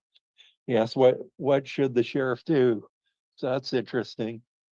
And Major William Russell put up a sign saying that all squatters need to vacate, even if they have gardens and improvements. He just kind of moved in and took over some of the buildings of Fort King. Also August 1846, Mr. John G. Reardon to James Shield, Land Office in Washington, D.C. William Russell, a Deputy Inspector of Customs on the Indian River, has posted notice at one of the buildings at Fort King that he has authority to take possession of the place and no one else is allowed. Mr. Russell has taken possession of the building and fenced in 15 acres, which include improvements made by two other people worth $500 to $600, which in today's dollars, $20,000 to $25,000 today. And there's a flyer, Mr. Russell, saying whoever is occupying that section needs to leave. This is all pretty strange because Mr. Russell is Deputy Customs Inspector of the Indian River settlement, which is down at St. Lucie Inlet.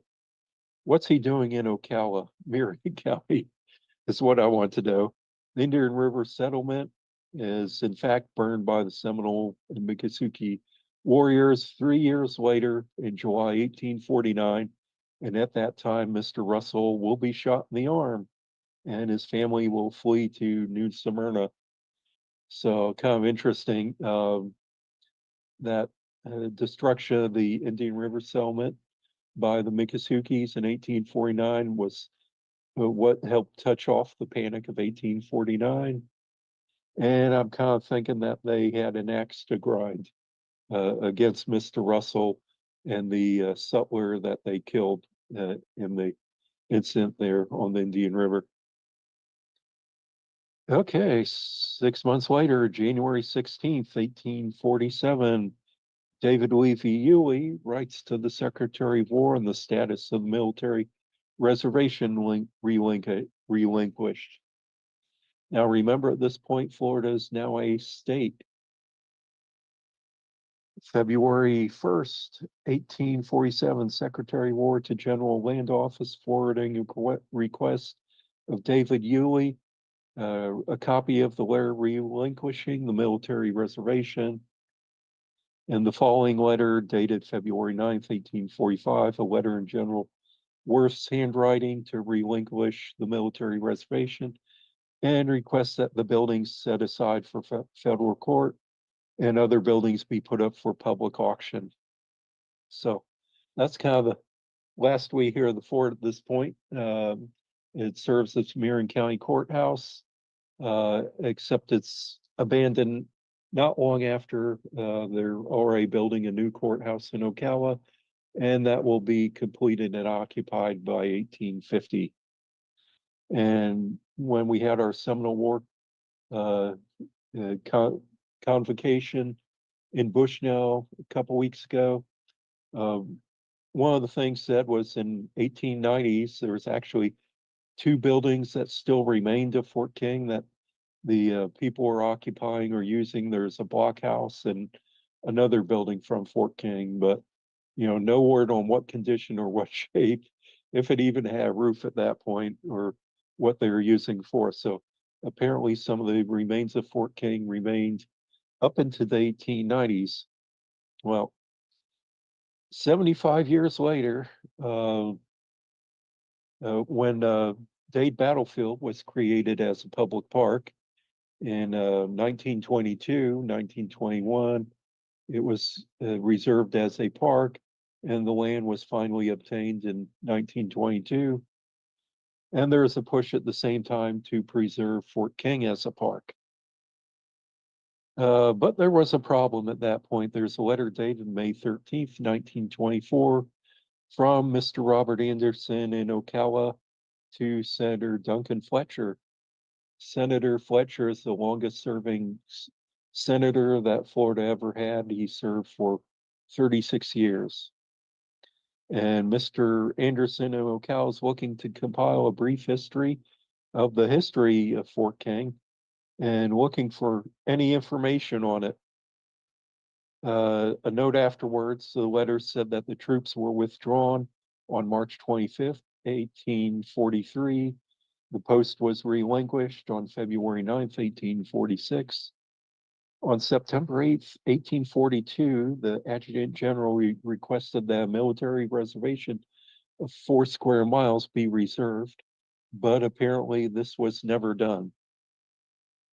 May 15th, 1924, Senator Duncan Fletcher to Army Adjutant General Robert Davis requests that any information on Fort King be sent to Mr. Robert Anderson in Ocala, any charts, drawings, or anything.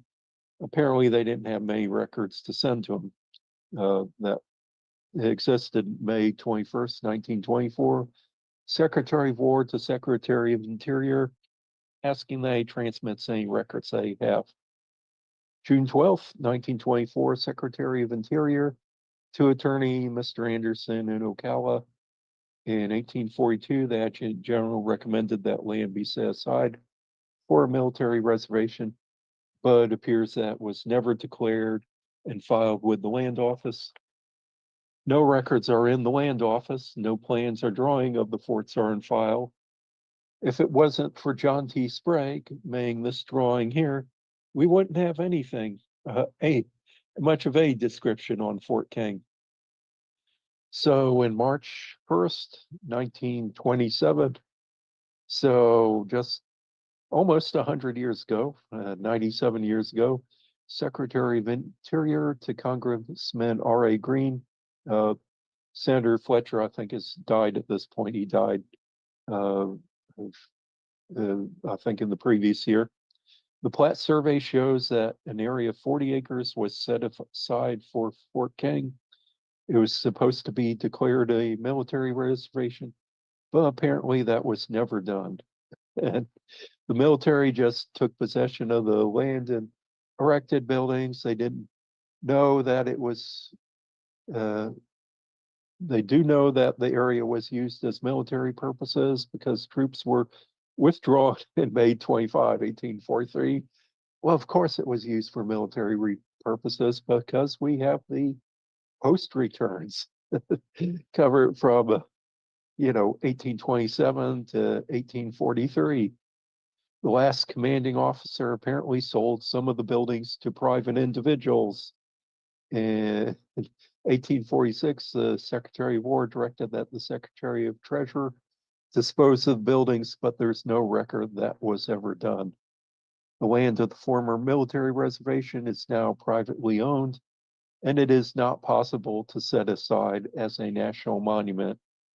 So Dr. Joe Knish disputes that statement, saying that they could have done that.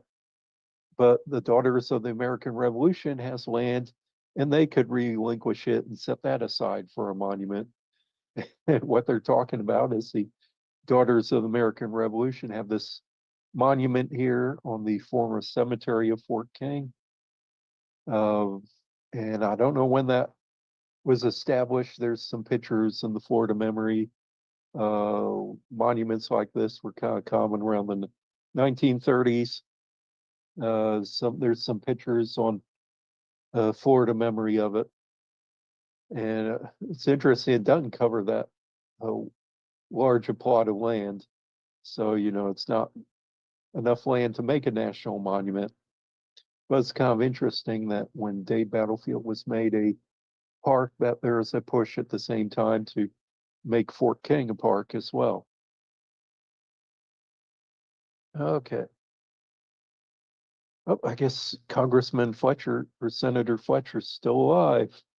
I was mistaken there because February 20th, 1933, Secretary of Interior writes to Senator Fletcher, said the land was supposed to be set aside as a military reservation, but apparently a military reservation was never declared. And it says that the last commanding officer at Fort King sold some of the buildings to private individuals, and the buildings were not disposed of in 1846. But there is no evidence that they were ever disposed of by the Department of Treasury either. So it's a bit murky on the ownership of the land, apparently. October 10th, 1938. So,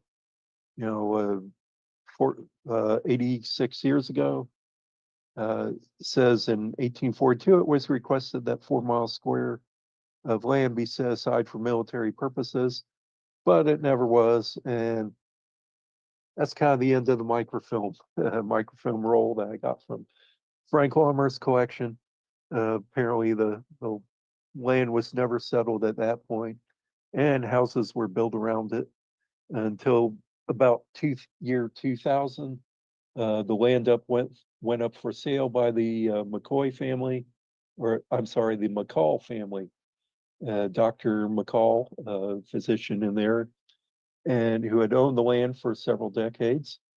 But the cemetery you can still see on side of Fort King. And it's my contention, there's about 70 people that are originally buried there. And I don't know if they all were sent to Fort King, because you read the orders of the burials that are supposed to be taken. Fort King would include soldiers who were killed in combat and officers, and not everyone fits that description who was buried here in the cemetery. There's a historical marker. Originally, it was on Fort King Street. Here's a picture of it a few years ago, which made it kind of dangerous. There's no place to park. Like most historical markers, they're put in kind of hazardous places that you have to risk your life to see, and there's no pull off. Finally, when they built the park, they moved it to kind of the front entrance of the park. And after years, the county and city did a joint agreement to acquire it. It was declared a national landmark, and they started rebuilding the fort. I think this is around 2017, maybe. And as soon as that was done, they started holding reenactments, which they've held for about the past 5 years, which is pretty cool. And here's the park that you can visit today. Notice that it's missing one thing, and that's the center building with the cupola. That was the courthouse. So it's a work in progress. It's not finished yet, and I would really love to see that completed one of these days. If I ever live to see it, I don't know. Well, the blacksmith shop was recently recreated here, right near the original site of the blacksmith shop. So that's a cool addition. And here's once again, the original sketch of Fort King. And also, about 1962, or maybe it was 1960, maybe it was Hurricane Donna, blew over an oak tree and exposed a wine bottle collection. And so anyway, there's an archaeology dig going on right now, an archaeology school, Gulf Archaeology Research Institute. And I'll put the link in the description below that you can actually join on the digs for these. They're going on this summer at Fort King. I think they go on till October, which is pretty cool. So if you want to be part of the archaeology work, as even if you can't handle a shovel, you can still help curate some of the artifacts. And so that is the end of the Fort King series. Make yourself a completion certificate, because if you survived all of that, that's about 3 hours video, I imagine. And congratulations. Now we'll move on to something else. Oh, welcome to another Seminole War blog. And this I want to read a letter from the end of the Third Seminole War. And it's a very unique letter. And the reason being is, first, the background I have here. This is a lithograph or a sketch during the war, appeared in the newspaper. It's called Sorrow of the Seminoles. It's the Seminoles being removed from Florida and leaving their home, even though it looks like mountains in the background. There are no mountains in Florida, of course. So it's probably not really taken from realism, but just the art of the Seminoles being removed on what looks like a warship. It's to me, it's very, very moving piece. And also, the letter I'm going to read includes this individual, Polly Parker. She's known very well in Seminole history. Uh, what it is when the ship, the Gray Cloud, leaving Tampa Bay, or Fort Myers in Tampa Bay, took aboard the Seminoles from Egmont Key, and one of them was Polly Parker, and they stopped at St. Mark's in the Florida Panhandle, that's south of Tallahassee. At the St. Mark's River, there's Fort St. Mark's. And she and some of the women were allowed to disembark the ship as the ship was taking on wood and water. It was a steamship, of course. And they said they needed to gather medicinal herbs. And so Polly Parker, she bolted and ran off and made it 400 miles down south back to Okeechobee. And so she's known as a hero that escaped the white man. This is from a postcard with the postmark is dated 1917. Kind of interesting is that I found a obituary and newspaper article. She was the honored guest at the American Legion convention in Florida in West Palm Beach, and I think it was about 1922, so 100 years ago, and which is significant because here she is being honored by American veterans. I myself, I'm a member of the American Legion Post 13 in Tallahassee that was founded in 1919. So it means a lot to me that she was honored by the American Legion. So here's the letter. It's from the Adjutant General letters. It's 1858. It's F-55, which I guess it's filed under John Floyd, who was the Secretary of the War. John Floyd was Secretary of War during the Buchanan administration. During the Civil War, he sided with the Confederacy and was made a brigadier general in forces in Tennessee. And he was a disastrous campaign because he didn't have all that much military experience. He is more a political politician than he was a military officer, and he was beaten very badly and died soon after in 1863. So this is 1858, F-55. This is page 9, 10, and 11. And the cover says on board steamer Gray Cloud, Egmont Key, Florida, May 6, 1858. This is from Elias Rector, Superintendent of Indian Affairs. He's the government officer who's taking the Indians to the west, Oklahoma Territory, or what they called Indian Territory back then. This is a letter Elias Rector is writing to Colonel Gustavus Loomis, who's head of the Florida troops. Gustavus Loomis, 5th Infantry, commanding the department. Report departure of hostile Seminoles from Florida. And so this is from Colonel Loomis's reports near the end of May 1858.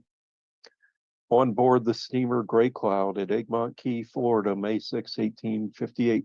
Sir, I left Fort Myers on the 4th instance with the steamer Gray Cloud, which was turned over me for the purpose of transporting the Seminole and Creek delegations and the hostile Florida Seminoles who have consented to immigrate to New Orleans on their way to the country west of the Arkansas.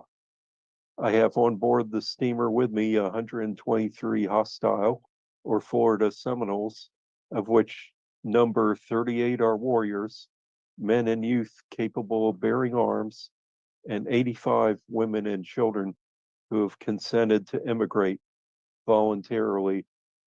Well, I don't know about voluntarily. And 41 hostiles who have been captured, making in all, with the woman Polly, 165 Indians who leave Florida for their new homes west. Of those left in Florida are the parties of Sam Jones, containing 17 men, 12 active warriors, and 5 very old men. The boat party containing 12 men and 1 boy capable of bearing arms, and the Tallahassees, of whom little is known, but from the best information had, is supposed to number about 8 warriors. Tallahassee's, were more or less now called the Seminoles, but the boat party is probably the remnants of the Spanish Indians, who you may have remembered that Chicaica, Colonel Harney chased after him in 1840 and killed him, but the Spanish Indians were descended mixed marriage between Spanish at the fishing rancheros and Muskogee Creek Indians from up in North Georgia. Dr. John Worth actually did some genealogy work from Cuba about the Spanish Indians. Anyway, back to the letter. Billy Bowleg says that if the boat party can be found, they would undoubtedly desire to immigrate. The Tallahassees, he said, will also go west as soon as communication can be had with them, as many of the relatives of both the Tallahassees and boatmen are with me and are confident that the two bands last mentioned will voluntarily leave Florida upon having an opportunity. The Sam Jones party may not wish to go west so long as Jones, who is very old, lives. Of course, Sam Jones being the Miccosukee Seminoles, Miccosukee tribe, and the Miccosukee speaking Seminoles. I have been particularly requested by Bowlegs and several of the Seminole when with me that the hostilities may not be resumed until the Tallahassee and boatmen can have an opportunity to immigrate. I informed them that I would represent their wishes to you and suggest that hostilities may, for a reasonable time, remain suspended for their benefit.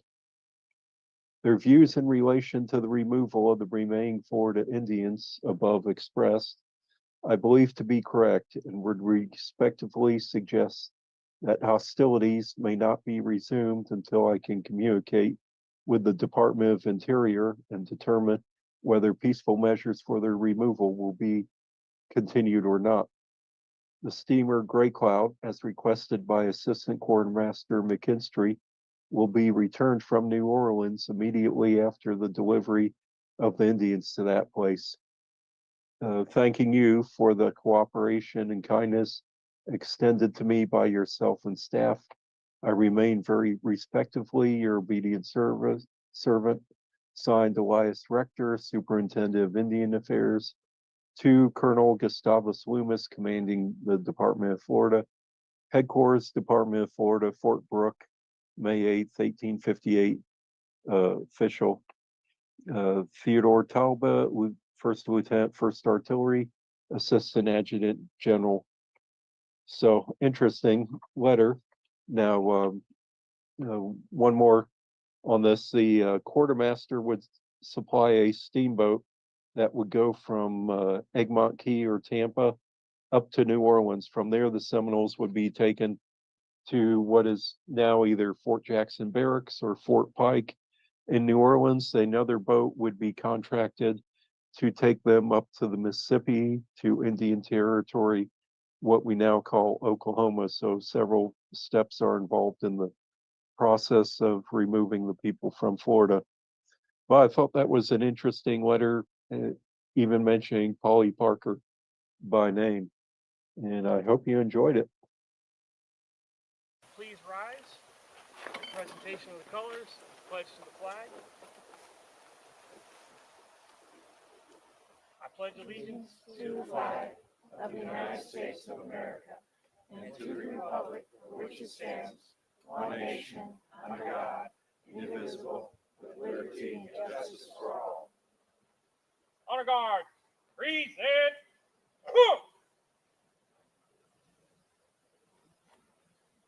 Shoulder. Please be seated. Good afternoon and welcome to Dade Battlefield Historic State Park. I am Ross Lamoureux, portraying an officer of the 4th United States Infantry Regiment today. Today is the 184th anniversary of the battle that was held right on the ground that we are sitting and standing on today. There is probably no more hallowed ground in the state of Florida than this spot that we're at right here.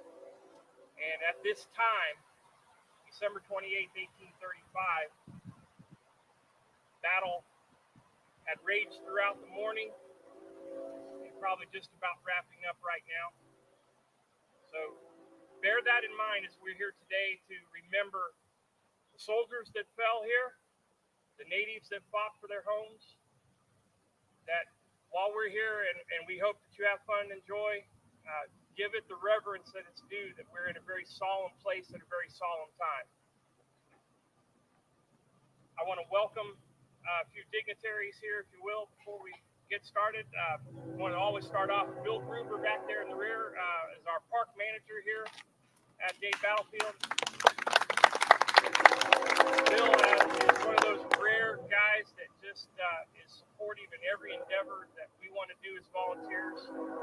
He not only keeps the park up, but he's probably doubled events and participation and better yet, the number of guests that come here every year. He's been a godsend to this park.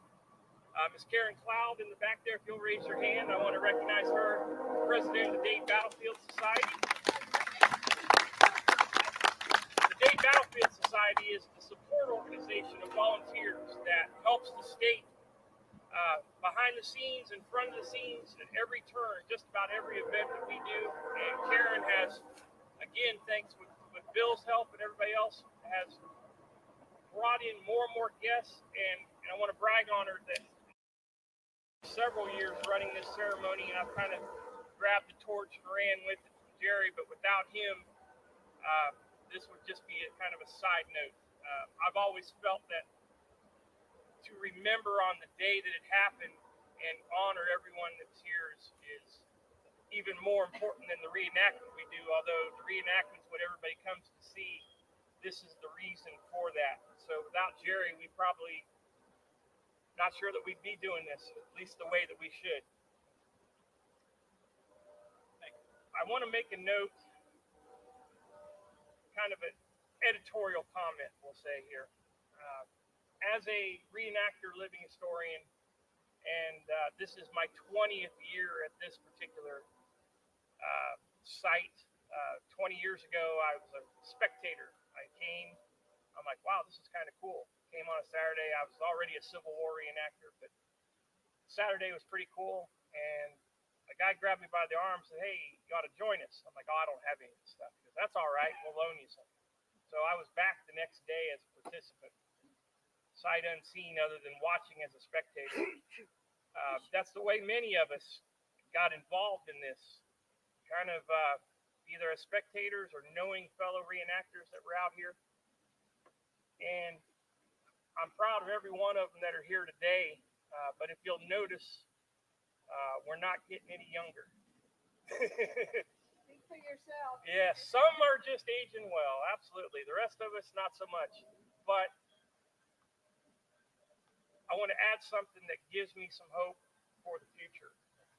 Not only have we brought in some younger reenactors each year, we're working and recruiting. We have Dade's youth that we're working with hand in hand to get some of those teens that are old enough by state standards to come out. But I want to recognize one of those volunteers for double efforts. Tyler McAllister back there in scout uniform. If you'll rise, I'm going to embarrass you for a couple seconds here. Tyler's not only a member of Dade's youth here, and his father and entire family, sister, father, are all active in this. But Tyler did his Eagle project, and the fruits of his labor are right behind me and in front of you, the barricade here, which was in tremendous need of help and rotting. And every few years we have to replace it. And it's kind of a task to go through the state and get the funds, the manpower. He took it upon himself as his Eagle project. And it's guys like Tyler and Dade's youth that really keep this place going. The reenactors are great. The reenactment's always kind of the focus and the banner event of the year, but this park's here 363 other days of the year as a memorial. And Tyler's work, Dade's youth, CSO, all of these working hand in hand are what allow us to keep doing this. So I wanted to recognize them. Thank you, Tyler.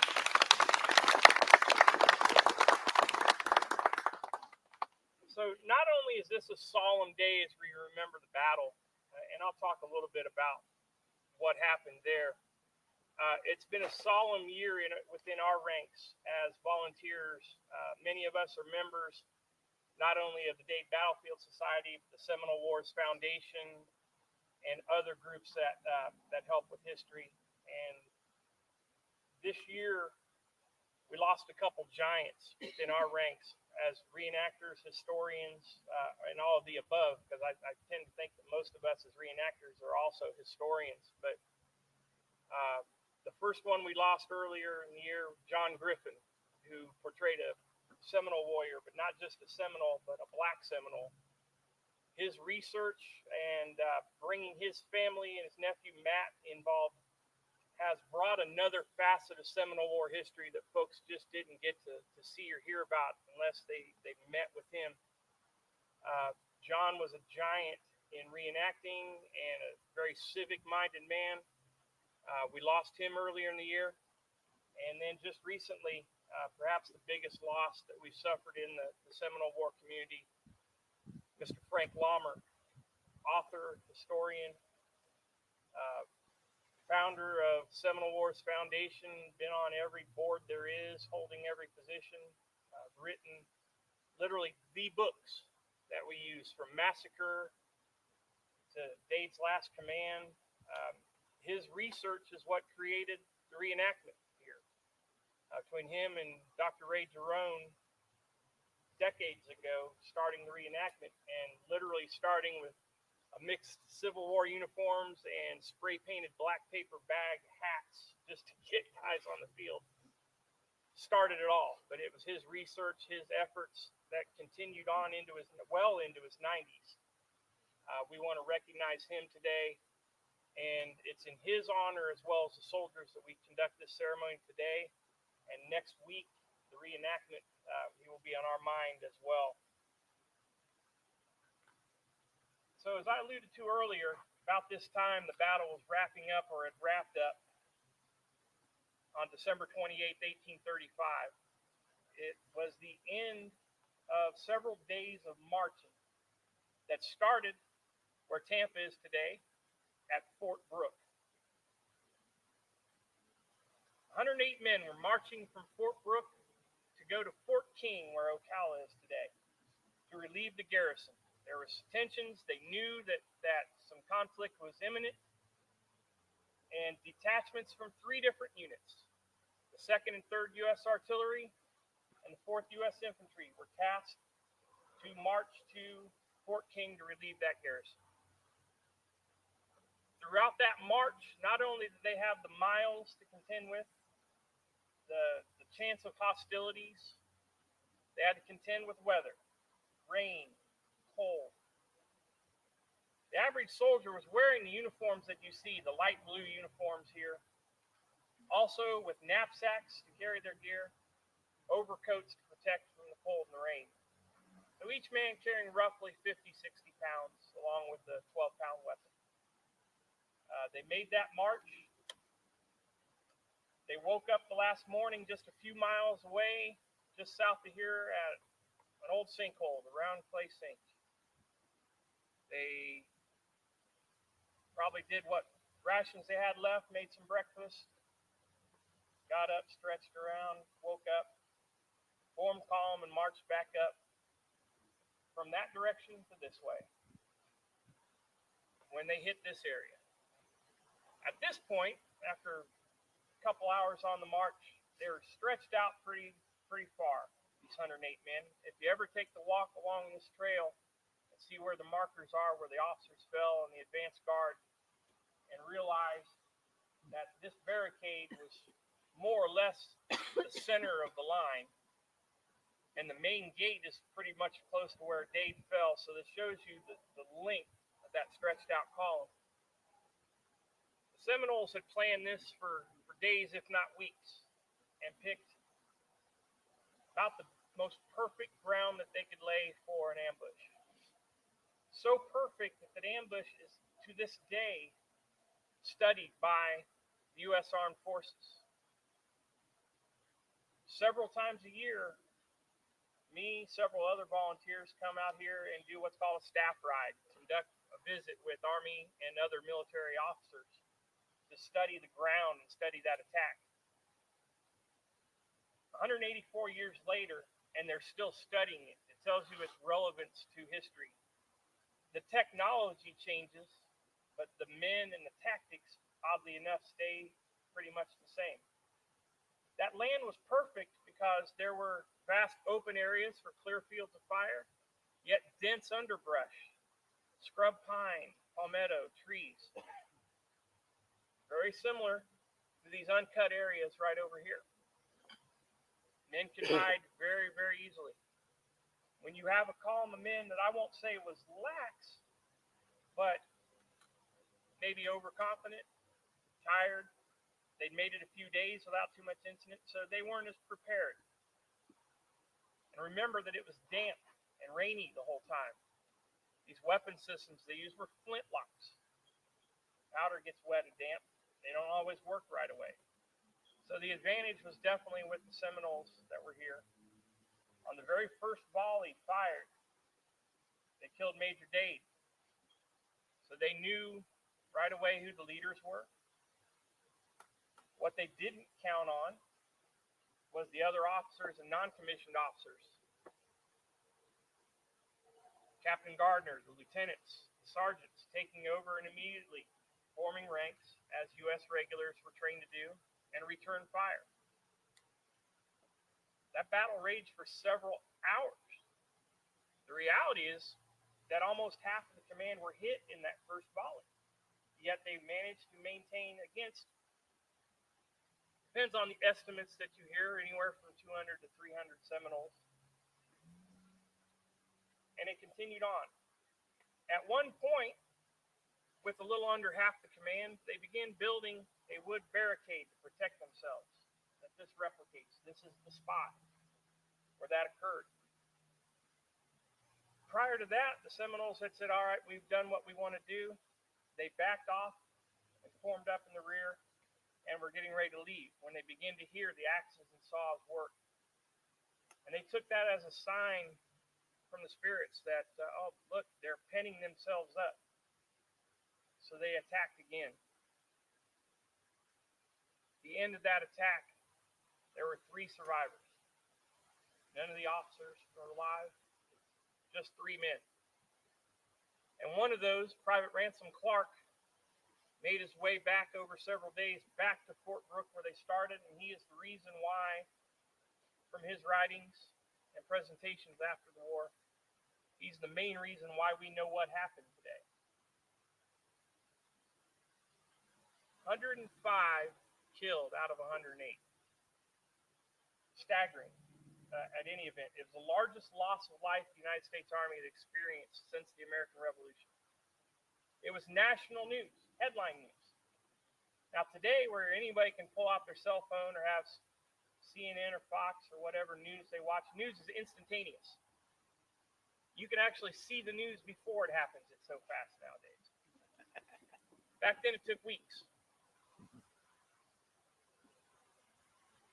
4th U.S. Infantry, led by Colonel Foster, came upon the scene several weeks later and saw the carnage, the bodies, and interred the men right here initially within the confines of the barricade. The officers separate from the men. And at the end of the conflict in 1842, they were pulled out and reinterred at what is now the National Cemetery at St. Francis Barracks in St. Augustine. And you can go today and honor them with the pyramids that are there. But it's staggering. And it's very spiritual to me when I come out and realize what's happened on this very ground that we're sitting and standing. The reenactment that we do is as close to reality as we can do with what we have.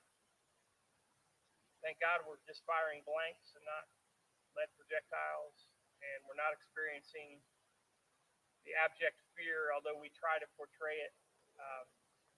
It's a play, it's an act, but it's the only and probably best way to show folks the chaos, the fear, the abject terror of war and battle. But then we get to resurrect and rise and shake hands and move on. But for 105 of those men and an unknown number of Seminoles, they did not rise. They did not leave.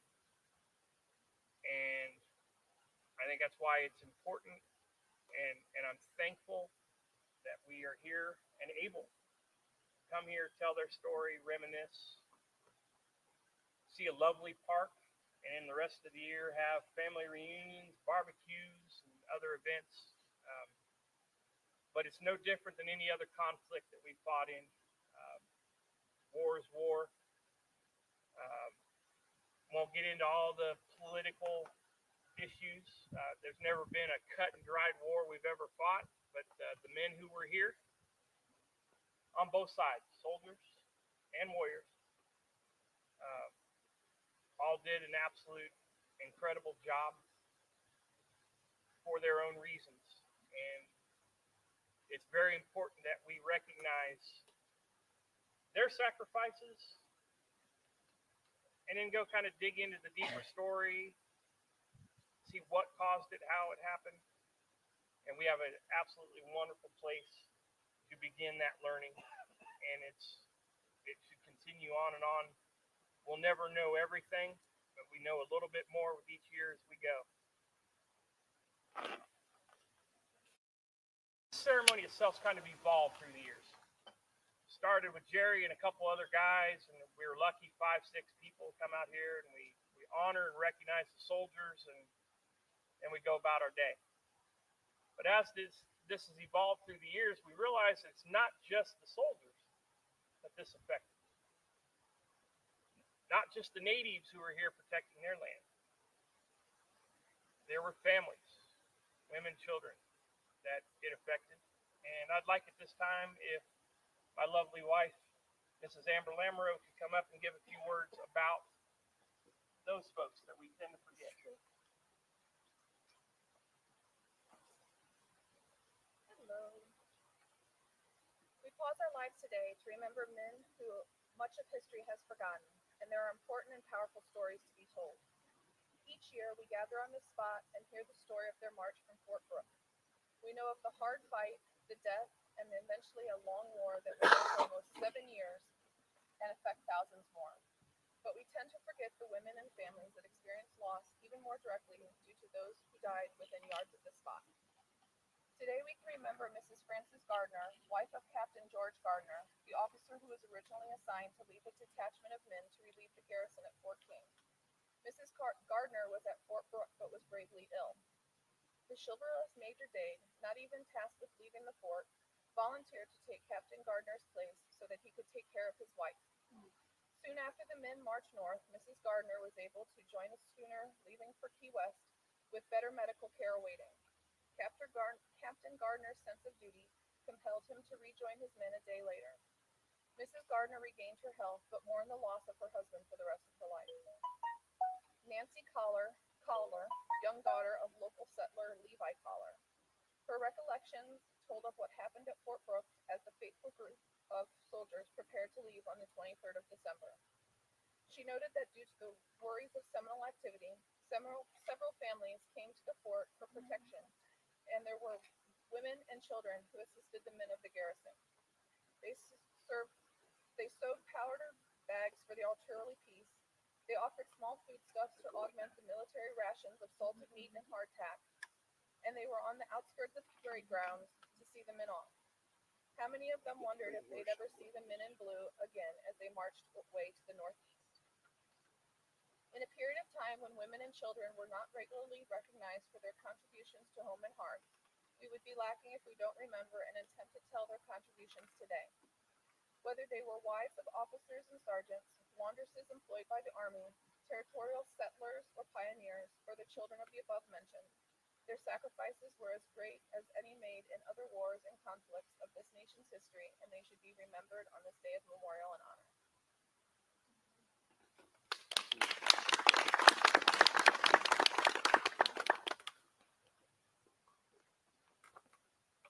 As we do every year, to conclude the ceremony, we would like to lay some wreaths to honor the men of Major Dade's command, and as we've done the last few years, to recognize the Seminoles who were here to defend their land. You'll please rise as they present the wreaths.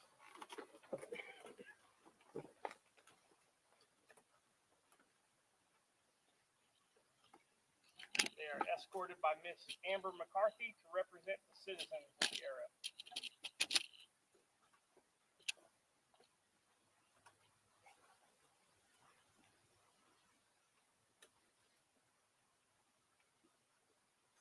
Attention, detail.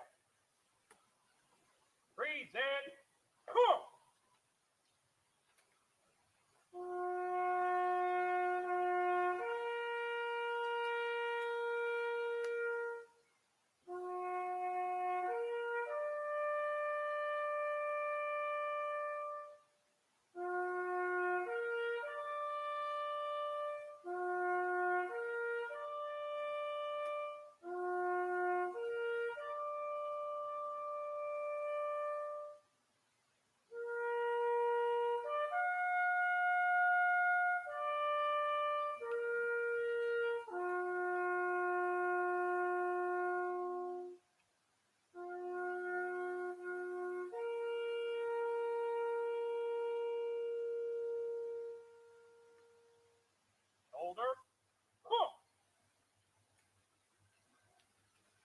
We'll conclude with just the last couple words of thanks for coming out, taking the time to remember these men,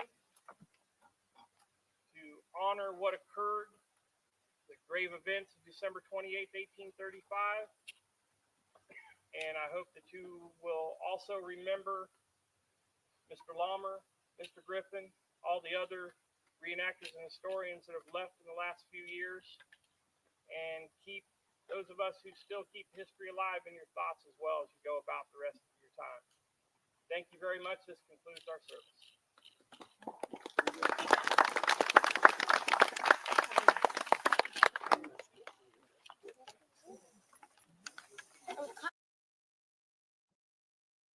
Okay, welcome to another Seminole War Talk. We are going to be talking about Major Dade, Major Francis Langhorne Dade, born in 1793, 1792 or 93, and he is from King County, Virginia. The Dade family was mostly from Virginia, and you probably don't know anything about his military background or his career, what he did and where he got what he did and what happened afterwards.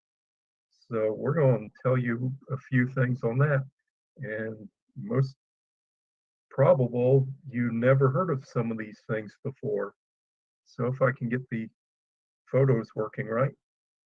So anyway, you probably know of Major Dade. Let's see. Sorry, I'm just still getting used to this here.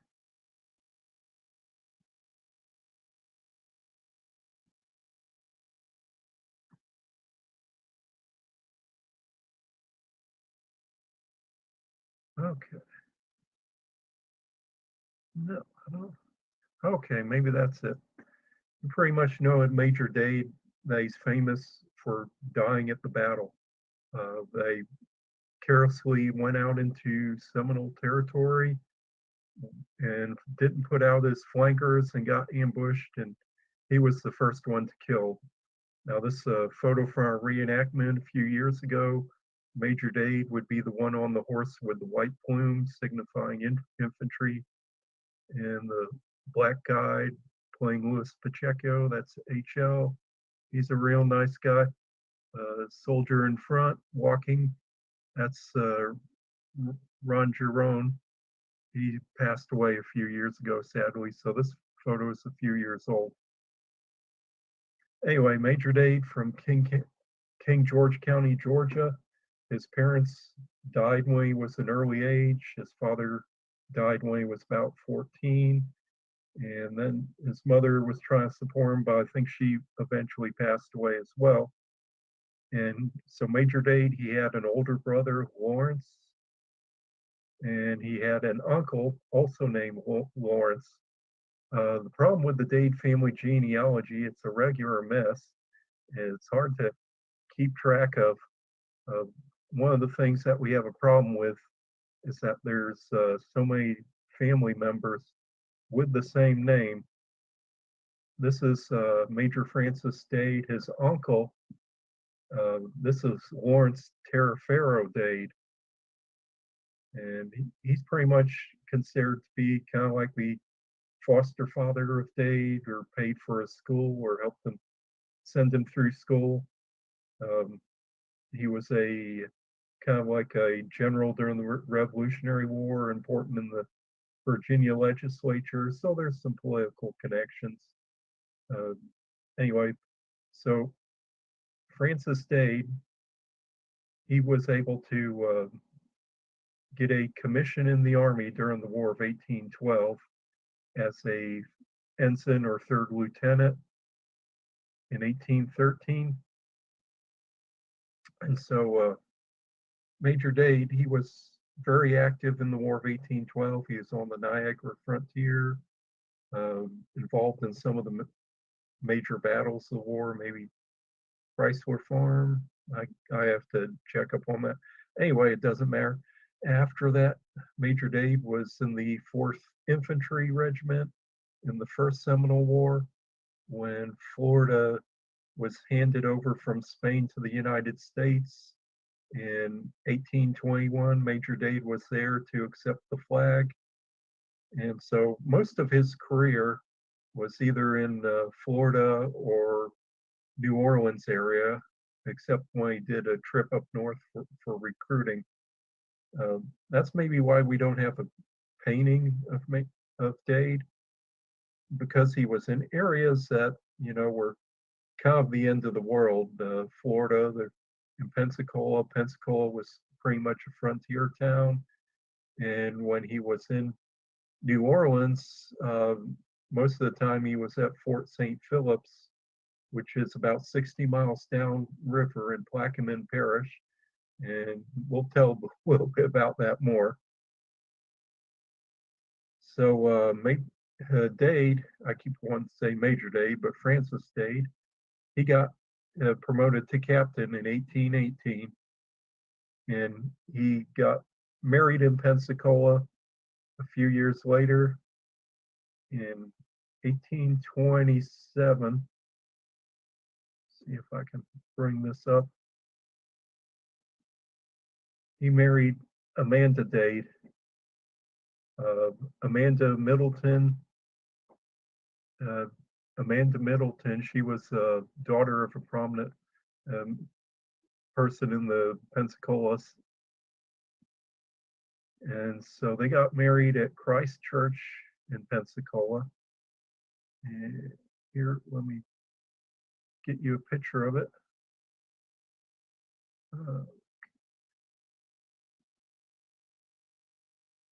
If I can get this to work. Okay, that's Christ Church in Pensacola. They got married in 1827. Dade, most of his time in Pensacola, he was at Cantonment Clinch, which is right near Fort Barrancas. It's the kind of the Army barracks and headquarters in Pensacola at the time, right outside the city limits. Dade and Amanda, or Francis Dade and Amanda, they had 2 children, 2 daughters. You probably only heard of one daughter if you've heard of any of them. That was Fanny. Fanny was born about 1829, 1830. And then they had a second daughter, which you've probably never heard of. Her name was Virginia. And I was doing some research, looking around the old newspaper clippings. And I found about in Fredericksburg, Virginia in 1833, died in this place, age 17 months and 25 days, Virginia Lawrence Sietta. daughter of Major Dade. Lawrence Sietta, kind of a female take on his uncle and his brother's name. I said they recycled the name. She is buried in an unmarked grave in Fredericksburg, Virginia. Died at about 18 months old. It's the daughter nobody heard of. So I wrote the library or wrote the church up there to find out more information to confirm.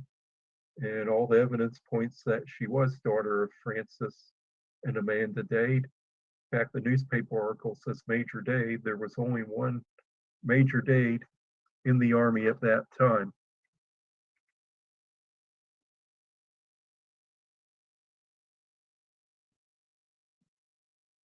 So anyway, Dade, he's one of the higher ranking officers in Florida, and there's not too many soldiers in there in the 1820s. So when trouble happens between the settlers and the Indians, he's ordered to go drive the Indians that are outside the reservation in the center of the state outlined by the Treaty of Moultrie Creek. So he goes, over to the Swanee, and Francis Dade, he builds Fort Duval, and now what's near the mouth of the Swanee River where it meets the Gulf. What today is the town of Swanee, which is south of Old Town, about, 12 or 18 miles south of Old Town. Fort Duval was in existence for about 2 months. It was 130 feet by 140 feet. It had one blockhouse, and they built log buildings, barracks, and quarters for the enlisted men and officers. I said officers, but there's only 2 officers. There's Major Dade and a lieutenant. There's only 38 men at the company, so it's about half the strength of the company. And they get pretty sick on the campaign. They're not very well. So he asks for help. Dade complains that he doesn't have enough soldiers. So Governor Duval of Florida sends 20 Appalachia Creek warriors under Chief Cochran from what is now Blountstown. They go down and they help assist on the army for a few months, and afterwards the government awards them presidential peace medals, the regular treaty peace medals that you might be familiar with. These ones have the President John Quincy Adams on the front. And so Dade, he goes up and scouts around the Osceola River and as far north as Thomasville, Georgia. Months later, he's back in Pensacola. And so Dade starts writing letters, and fast and furious, he writes to his garrison commander, his regimental commander. Duncan Clinch writes to the Secretary of War versus James Barber. Then it was Lewis Cass, Army Adjutant General Roger Jones, even General Winfield Scott. And I imagine he doesn't ingratiate himself very well with the Army on some of the complaints he makes, because some of the complaints are really problems that are plaguing every regiment and company, it seems, at the time. One thing he complains about is that his company's only half strength, and that he needs more men for the company, which is a common problem at the time. Didn't have enough men. Other companies in the regiment should be doing the field maneuvers that he's doing. He says it seems like it's always unfair that he's always the one going out into the field. And so, he sends out those letters. And he says the Swanee fort they built at Fort Duval, he says it's ineffective, it's too far away. And he does recommend one thing that's a really good idea that is recommended also by Colonel Clinch, Duncan Clinch, and that what he recommended was that they establish a military post at the Indian Agency, which will later become Fort King, and we're familiar with Fort King near Ocala. So Dade's company it leaves Florida in 1827 and goes to New Orleans. And then Dade complains that he's at Fort St. Phillips, and it's very sickly, men are deserting. really just for the Constitution, health of his men, he should be in the city of New Orleans and not 60 miles south in the bayous there. Uh, he complains about Fort St. Phillips. He says he has a lot of men who desert and they catch them and they're convicts in the stockade. He has a youth who enlisted and lied about his age that has to be sent home. One of his soldiers is a veteran of the War of 1812, and he's too old. They need to retire him, which they end up doing. They, give him a certificate of pension. Dade short of men. The fort floods all the time. It's right on the water. It's, if you've ever been down there to Fort Jackson, Fort St. Phillips, you're about at sea level. It's floods very bad. It flooded out in Hurricane Katrina real bad. Dade's also complaining that the supplies sent to him are not very good. His shoes and boots they receives, they last just a few days or a few months and they fall apart. They're not very good quality, and no cannons are mounted at the fort. So he writes all these letters of complaints, and General Scott writes back, says that no injustice has been done to Dade's company. They did their duty. Army Adjutant General Roger Jones writes back and basically tells them to shut up, you do the assignment you're told to do there. And a little bit more about that in a minute. And Governor Duval and the Indian agent, James Gadsden, who's also famous, Fort Gadsden's named after him, and also the Gadsden Purchase out west after the Mexican War. He also arranged that. They are writing letters back and forth saying that the Suwannee post was needed and it was vital to be there at the time, that it didn't do some good work. And Duval also says, we need to drive the Indians west of the Mississippi. Governor Duval has been talking about removing the Indians from Florida since 1823, since the Treaty of Moultrie Creek. So it's their intention to remove the Indians all along. It's not just Andrew Jackson who's talking about removing them. In 1828, Dade asks for a brevet rank, this promotion where you receive the rank but not the pay, and it's temporary. It's just the way the Congress saved money back then. So he's given the promotion to brevet major in 1828 because of his 10-year service as a captain. And Dade, at the same time, he writes in his letters, say, really is due a lieutenant colonel. It's because of his time in service and the command and all the work he's done, which I imagine his commanding officers are kind of getting tired of hearing of him. And it kind of makes me wonder that if Dade went on his fatal march where he was killed, he didn't have to go do that.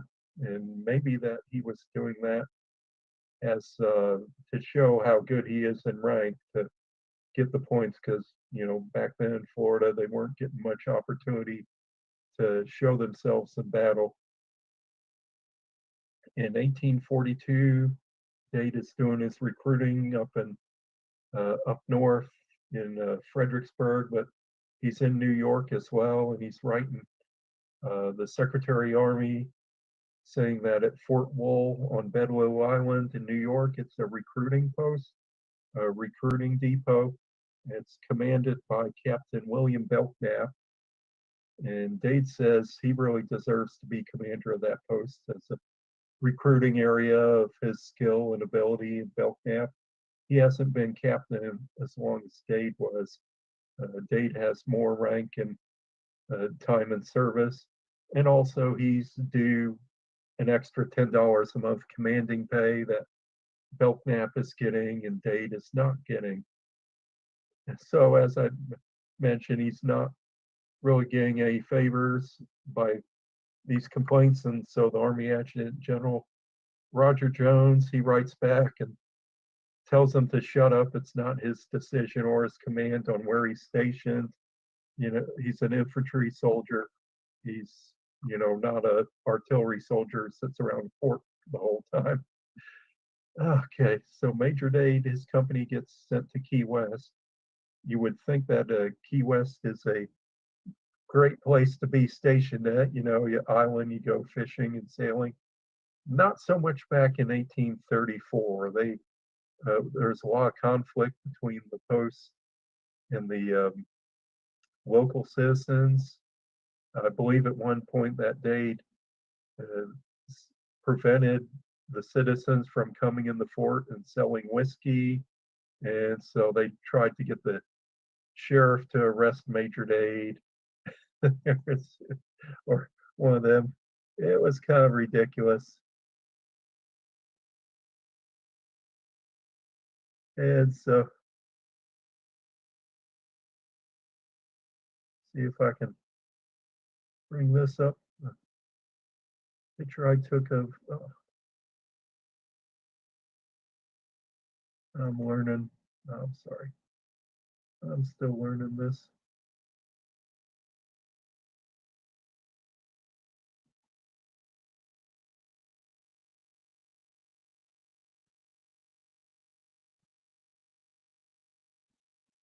Okay. And so, of course, Major Dade gets killed in the battle, what we call Dade's Battle near Bushnell, that we've had reenacted for every year since early 1980s. And of course, most famous for getting killed and being buried in St. Augustine. Major Dade's wife and child, I can bring that up.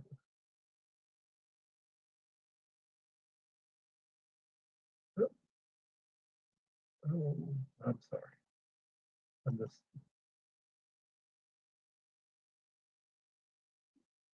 Okay. Major Dade's daughter, Fanny Dade, she dies in 1848, is buried in St. Michael's Cemetery in Pensacola. That's her right there, right near the back fence.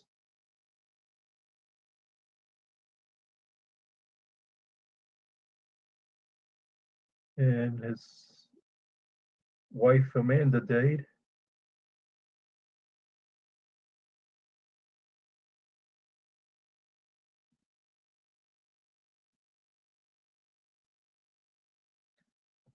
Amanda Dade, she dies in 1867, about age 60, and is also buried in St. Michael's Cemetery in Pensacola.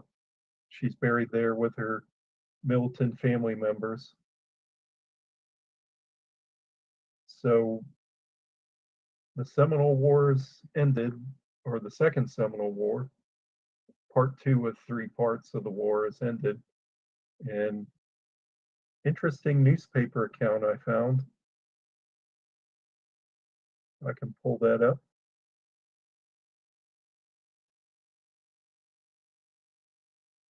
Let me get rid of all that first. So what happened is that General Jessup gets a hold of a shotgun alleged to be a shotgun that was owned by Major Dade when he was killed at the battle so many years ago. And in the newspaper article,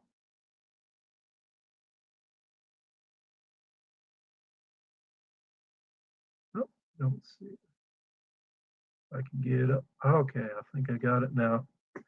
Okay, General Jessup writes, you know, inquiring if there's any Dade family members that he can pass this on to the family members of Major Dade. And so he contacts Colonel John B. Dade, who's a distant cousin in Washington, D.C. John Dade is superintendent of the penitentiary in Washington, D.C. And he says Major Dade has a brother, I can pass it on to him. And so we imagine that he may have done that. either John kept the shotgun or he passed it on to Lawrence Dade, because soon after, not long after this, Major Dade's brother, Lawrence Dade, his wife dies, and then Lawrence drops dead a few months later. So Major Dade's brother is gone a few months after this newspaper article. So it could have either remained with Lawrence's son, or it could have remained with John Dade, who may have passed it on to his son-in-law, whose daughter married a daughter of John T. Sprague. So the Dade and the Sprague family and Colonel Worth, William Worth, they're all related by marriage. The interesting thing about John Dade is that he had a son who was in the Army, Captain Townshend Dade, who was in the 2nd Dragoons Regiment. And when he was in Pulaski area, he was cashiered from the Army, or thrown out of the Army, court-martialed for drunkenness and behavior unbecoming of an officer. And so he was kicked out of the Army. Make a long story short, he dies in 1841, the next year, and is buried in the Congressional Cemetery in Washington, D.C., because, of course, his father is head of the penitentiary in Washington. And so John Dade doesn't have any sons left, but, his wife is married to his son-in-law, his son-in-law also dies not long after that. So the big mystery is what became of Dade's shotgun. Did it stay with the Dade family? Did it go to the Sprague family? Did it end up handed out to somebody, end up in an antique store, lost in time? That's a curious mystery we'd like to know about. The Dade family genealogy is very confusing because they recycle a lot of the names: Francis, Lawrence, Townshend, Langhorne, even some Washingtons mixed in with there. And Alexander was another famous family in Virginia. And so it's like every generation recycles the names, and it's just a mess figuring out what Dade's family connections and history were. So it's been kind of fun researching for that, because it's, like a tangled knot to undo everything. So I hope you found this interesting, learning all these new and interesting things about Major Francis Langhorne Dade, the most famous officer of the Second Seminole War that nobody knows anything about. And okay, have a good evening or good morning, and hope to do this again.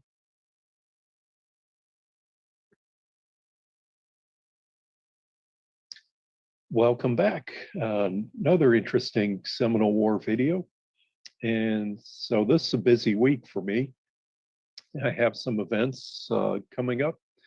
It's Veterans Day on Thursday, which for me is always a busy day. My American Legion post, see I'm wearing their t-shirt. They have a veterans breakfast at the American Legion Hall on Lake Ella in Tallahassee Thursday morning, and then they have a veterans parade in downtown Tallahassee. So that should be interesting. This year we're needing a truck that can pull the trailer. So I guess one with the big electronic brakes or whatever, because it's a big trailer. Anyway, after that, this weekend at Dade Battlefield, and I'll be there, is the 100th anniversary celebration of Dade Battlefield State Park, Dade Battlefield Historic State Park. It was established and opened up, I think, July 7th, 1921. It's one of the older state parks at this point. wasn't established by the Civilian Conservation Corps, although there was about 8 or 9 parks that were in Florida, but was the first Seminole War park in Florida. And it was over 50 years until any other ones were added, like Fort Foster, Fort Christmas, which is an Orange County park east of Orlando, and you have Paynes Creek commemorating the Panic of 1849 south of Bartow in the town of Bowling Green. So, for the longest, most expensive war the United States ever fought against its own Native American people, it really took a long time to get any recognition. Of course, now we have the Seminole War Heritage Trail, which you can download a brochure from the Department of State for free. So I want to talk about some interesting things I found in research. I like going through the newspaper archives and looking for eyewitness accounts. And this is an eyewitness account that talks about Dade Battle in Osceola. It's by a man named H.T. Blocker, and I had to look him up. Let's see if I can find, here it is. I found him on Find a Grave. Captain Haley Talbot Blocker says that he was a resident in Tallahassee for a long time.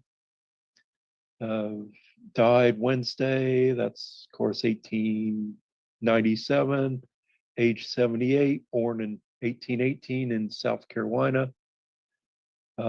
Perhaps one of the oldest residents in Leon County, having resided nearly 60 years. Captain Blocker was a captain in the Seminole War, a major general in the old state militia, captain in the Confederate Army, and served throughout the late war under General Dickinson. Of course, General Dickinson is famous as coming from, I think he had a house at Jacksonville or Amelia Island, but well known around Ocala, Marion County. Said that Mr. Blocker moved to Leon County in 1839. And that's important to know because that means what he describes in Dade Battle, it means he's not an eyewitness, even though he's describing it as such. So let's do another screen share. This is from the Florida Times-Union newspaper in Jacksonville, February 16th, 1895. This is 60 years after Dade's battle. It's more like 59, but anyway, close enough, 60 years. And this was on microfilm. This is not on the digital archives. You can't look this up anywhere. I had to go into the microfilm in the state library and found this. It says, Massacre of Dade's Men. Mr. H.T. Blocker corrects some false statements. Story of Clark, who escaped from the field. The Indians were led by a Negro named Abram. That's Abraham, of course. Osceola, Mr. Blocker says, was never in a battle. So that's interesting. Now, we have to keep in mind that memory is fickle and it gets changed around after 60 years. You get a lot of facts and details mixed around in your head. It's like putting it in a blender. So his memory is not always correct from 60 years, but it's interesting what he has. And I want to talk about this. Tallahassee, Florida, February 16th. I don't know, recent death of Louis Fatio at Jacksonville. Now he's talking about Louis Pacheco, who died in January of 1895. Louis Pacheco was the guide or the interpreter with Major Dade that survived the battle and was with the Indians for 2 years before surrendering to the Army, and he went out west. And they returned to Jacksonville and lived in the home, I think, of the daughter or granddaughter in New Switzerland, Florida. I think it's on the other side of the St. Johns River from Jacksonville. Says he's revived an interest in the Dade Massacre. Many erroneous reports regarding it have been circulated, which should not be wondered at, considering that the tragedy occurred 60 years ago. Mr. H.T. Blocker probably knows more about the massacre than any man in Florida and has furnished the following for the Times Union. Now, keep in mind that this is Mr. Blocker's second or third hand information. He wasn't in Florida until 1839. And Mr. Blocker says, I've seen several articles in the newspaper in regard to the massacre of Major Dade and his command in Sumter County, Florida on the 28th December, 1835, in which much has been said about the command which were given by several officers during the struggle, all of which is so absurd that I feel constrained to give a true version of the sad affair as related to me by Mr. Clark, one of the parties who made his escape from the battlefield and found his way at Fort Brooke in Tampa. The 1st of February, 1836, I arrived in Tampa. Okay, so I did arrive in Florida in 1836. He probably moved to Tallahassee in 1839 and there met Mr. Clark very often and on several occasions had conversation with him in regard to what occurred on that fateful day on the 28th of December, 1835. Of course, Clark was shot 5 times at the battle, in which he never recovered and died 5 years following. And so Ransom Clark's probably hanging around Fort Brooke. Oh, and let's go to the next slide. Mr. Clark's story. Version of the massacre is as follows. On the morning of the 28th, Major Dade was attacked by Indians while we were breakfasting on the margin of a small pond, now known as the Breakfast Pond, and our command soon drove the enemy off. We then resumed our march, seeing occasionally an Indian, but never getting sufficiently near to fire upon one of them. Now that's very interesting. Before the battle, the night before, the command camped 4 miles south at a place called Breakfast Pond.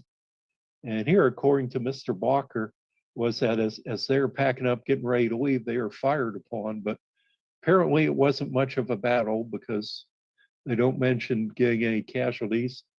We continued our march until about 12:30 p.m. when we arrived at a pond known as the Dinner Pond. So you have the breakfast pond and you have the dinner pond, where the command was halted for dinner. It was in open pine forest with small bushes and salt meadows on the north side, about 50 yards from our halting place. And there is a pond to the east of the battlefield. I've never heard of it referred to as the dinner pond before. And he is describing it correctly that we have from the different maps and accounts being of open pine forest with saw palmetto around the place. We know that's true. As we anticipate an attack every moment, we are ordered to stack our arms, which sounds strange. If you're going to be attacked, you don't stack your arms. A detail was ordered to fell some pine trees as a breastwork, but few trees had fallen when there was a yell, and simultaneous from the bushes and palmettos, a sheet of fire from the rifles discharged by the Indians, when at least one half of the command was killed or wounded at the first volley, and among them the most of the officers. And so this is a little bit mixed up because we know from other accounts from Ransom Clark and that the soldiers were fired while marching on the road, and after they charged, did an infantry charge, and the Indians backed off. Then the soldiers built the breastwork, and the Indians returned about 45 minutes later, and they were fired again. But this, of course, we're listening a different side of the story. Still interesting there. Oh, and notice it says discharged rifles discharged by the Indians. There's a difference between rifles and muskets. Muskets usually mean smoothbore muskets. Rifles can be muzzle loaders, but they have rifling in the barrel. So that means the Indians have rifles instead of muskets. I just saw that interesting because Henry Prince in his diary mentions that. I saw Major Dade fall at the first volley, being near him. I was severely wounded and being thrown prostrate. I began to crawl on my hands and knees to the rear. The surprise and confusion was so great I could hear nothing but the yells of the savages and the sharp crack of their rifles. I heard no command given by any officer. I continued to crawl, getting further and further away until coming to a small patch of palmetto. I crawled into and hid myself until sunset. And that's a different report than Frank Ulmer writes about Ransom Clark, where he's in the line and he's injured, and he eventually ends up in the breastwork, kind of buried in the bodies, and kind of has to work his way out after sunset. On finding I could walk, I again made a way towards Tampa Bay, where I arrived on the evening of the fourth day after the massacre, exhausted and sore and stiff from my wounds and nearly starved. That's about all I know of the matter. Of course, there's a lot more detail in some other articles, but Ransom Clark was shot in the hip, and it's hard to imagine that he'd just get up and walk, unless he just had superhuman willpower. The article continues. It says, Perpempino's story. The story is related by Antonia Perpino, who received it from Jumpa some of the time subsequently, is substantially as follows. Who the identity of this person is, probably Antonio Proctor, who was in Florida and lived in Tallahassee, may have met Mr. Blocker in Tallahassee. They might have even known each other. Antonio Proctor died in 1855, about 115 years of age. So he got the name wrong, and he gets some of the details, but this is interesting what Antonio Proctor said. On the morning of Dade's massacre, Chipko attacked him at the breakfast pond and was repulsed after a loss of several of his warriors. Chipko then sent a runner to Abramstown, a few miles distant, with a request to Abram to bring all his men and meet him at the point designated, and on the route he expected Dade to travel. Abram responded promptly with quite a number of warriors. A runner was also sent to Jumper, but he being absent on the Withlacoochee River, Jumper's son, with a few old men, joined Chipko, Abram, a Negro, and Chipko, finding that Dade was traveling on the trail, which passed the dinner pond, placed their men in ambush in the Salm Palmo and underbrush, and awaited Dade's approach. Unfortunately, the command of Dade halted to noon and bivouacked where the massacre occurred. This is interesting because there is two Chipkos in the Seminole War. One of them went to Oklahoma and one of them stayed in Florida. They're apparently brothers, but this is kind of the first reference that one of them was involved in Dade's battle and attacked at the breakfast pond. But this is the only account we know of being attacked at the breakfast pond. And they ran to Abrahamstown, which is about 8 miles from Dade's battlefield. Abrahamstown, Palekakaha. And after the Seminoles finished off the soldiers, the Abraham's people and the Black Seminoles came in and finished off the soldiers after the Seminoles left, or as the Seminoles were leaving. There's some difference of opinion, but according to Antonio Proctor, Abraham was leading the attack and Jumper wasn't there. Another account, Jumper was there commanding. It would make sense that Jumper would be commanding the battle because his town was the closest town there and you fight for your home. Also, It was not hard figuring out where Dade's men would go because they're on the Fort King Road. They knew where they were marching to. Abraham the Negro was in chief command at the request of Chipko. Jumper said that a short work was made of the whole affair as the Indians had 3-1 and that their first fire so demoralized the command of Dade that the rest was only a killing. Many things as trophies were taken by the Indians as well as scalps. Okay, so Jumper's talking like he was there. So was he there or wasn't he there? We don't know. And opinions differ whether the Indians took trophies or scalps. Ethan Allen Hitchcock denies that, said they had fallen exactly where they were shot and died and were not scalped. You know, it's debatable whether they were scalped or looted. We imagine if there was any musket cartridges or ammunition left, the Indians probably took that. But there's at least $300 taken off the soldiers by General Gaines's command when they arrived 8 weeks later. Abraham the Negro, who led the Indians, I know well. He was a man about 5 feet 8 inches in height, broad shoulders, large head, small black eyes, and weighed about 200 pounds.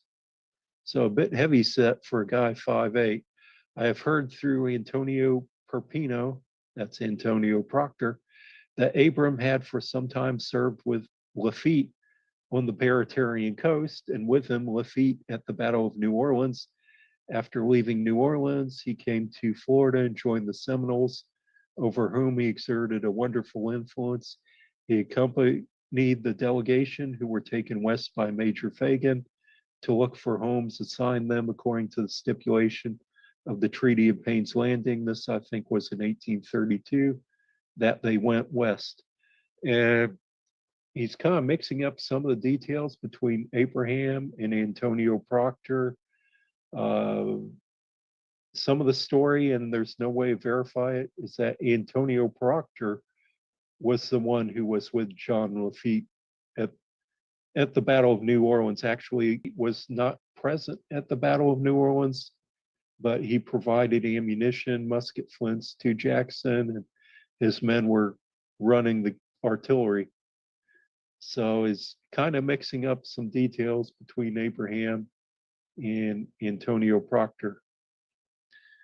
Let's see what he says about Osceola. This is very strange here. Much as was been said and written about Osceola or Powell is that he is lionized more than Indian or half-breed ever existed. First by John T. Sprague, who wrote a book on the history of the Seminole tribe or the Seminole War, he means, and selected the half-breed Osceola as here.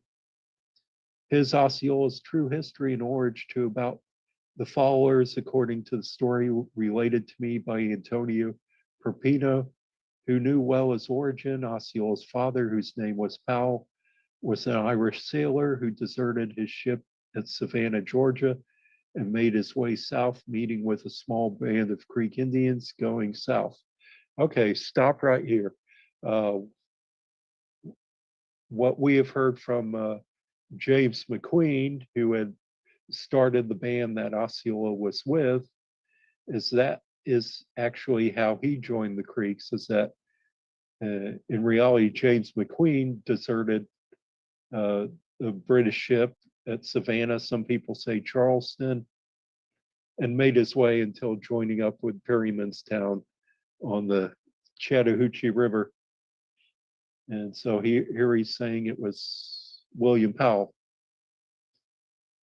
They're talking about the Englishman Powell, or here they say it's Irishman, took up with an Indian squaw for a wife, by whom he had one child, the boy Osceola. The squaw who he took for a wife was allied in no respect to any chief or family of note. Therefore, Osceola had no claim or authority as a chief or a sub-chief. I recollect well when he was with Major Thompson, agent of the Seminoles, that Osceola hung around his quarters and acted more as a lackey for said agent than anything else, going on errands, cleaning his boots, etc.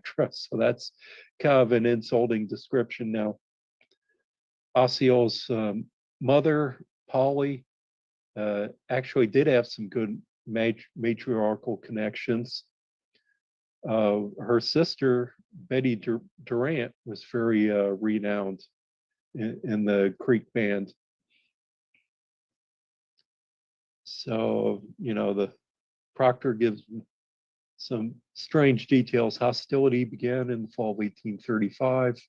Previous to the outbreak, the principal chiefs called a council of war, and majority of chiefs were for open hostility and war to the death with the whites. Charlie Neamathla, who was the son of Onate Neamathla, principal chief of the Seminoles before his death, and a great friend to the whites, strenuously opposed going to war. The council just about dark adjourned. Neamathla was on his way home when he was waylaid and murdered by Abram, the Negro, Micanopy, Sam Jones, and Jumper. For fear of the friends of Neamathla, the murderer or assassins charged Osceola with the crime, making him the scapegoat, knowing that he had but few friends. And that's interesting. He's talking about Charlie Amathla, who sold his cattle to the whites to immigrate to the West. And because the Seminole Council had declared a death sentence on anyone who does that, is that Osceola supposedly carried out the sentence of execution. I think the chief he's son of, there's a Oti Amathla, which is Jumper. There's also Haladi Amathla, which was the main Seminole chief who actually did go west, and I believe died shortly of arriving at Fort Gibson. But here he says that Charlie Amathla is not murdered by Osceola. He is murdered by Abraham, Micanopy, Sam Jones, and Jumper ganged up on him and killed him. So, boy, this is different from any other account you'll ever hear. He says Osceola never in battle. Sometime after, Major Thompson, the agent, was murdered by the same parties, Abraham being the leading spirit of this felony, and they again charged Osceola with the crime, which so frightened Osceola that he left that part of the country fearing for his life. No, wait a minute. Thompson was killed by Osceola the afternoon of the 28th. The morning of the 28th, the battle started, a Dade battle with Abraham, Micanopy, and Jumper there, and maybe Sam Jones. We don't know about Sam Jones, but here he has killing Thompson. They can't be in two places at once. So that's kind of gives evidence to prove that there might be some details that are off. It says, talking about Osceola, he found his way across St. John's River, where he joined a small party of refugee Indians whom he remained until captured and taken to Charleston and incarcerated at Fort Moultrie, where he died. Osceola was never in a battle, never had a following, and it's strange that because he is a half-breed, he should have been so lionized. And of course, Osceola was captured with at least 80 warriors. And so apparently he was a little more of a leader than they give him credit here. And so it says Osceola was never in a battle, but he was seen specifically in a battle, the Battle of Withlacoochee, first Battle of the Withlacoochee, 3 days after Dade's battle. One of the officers recognized him there. So he was at least in half a dozen battles that we know of from eyewitnesses. I knew him personally. His habits were bad, but not vicious. When supplied with whiskey, he would get drunk. He had a wife and 2 children, but his wife, like his mother, was allied to no one in authority. The greatest part of this history was given to me by Antonio Perpino.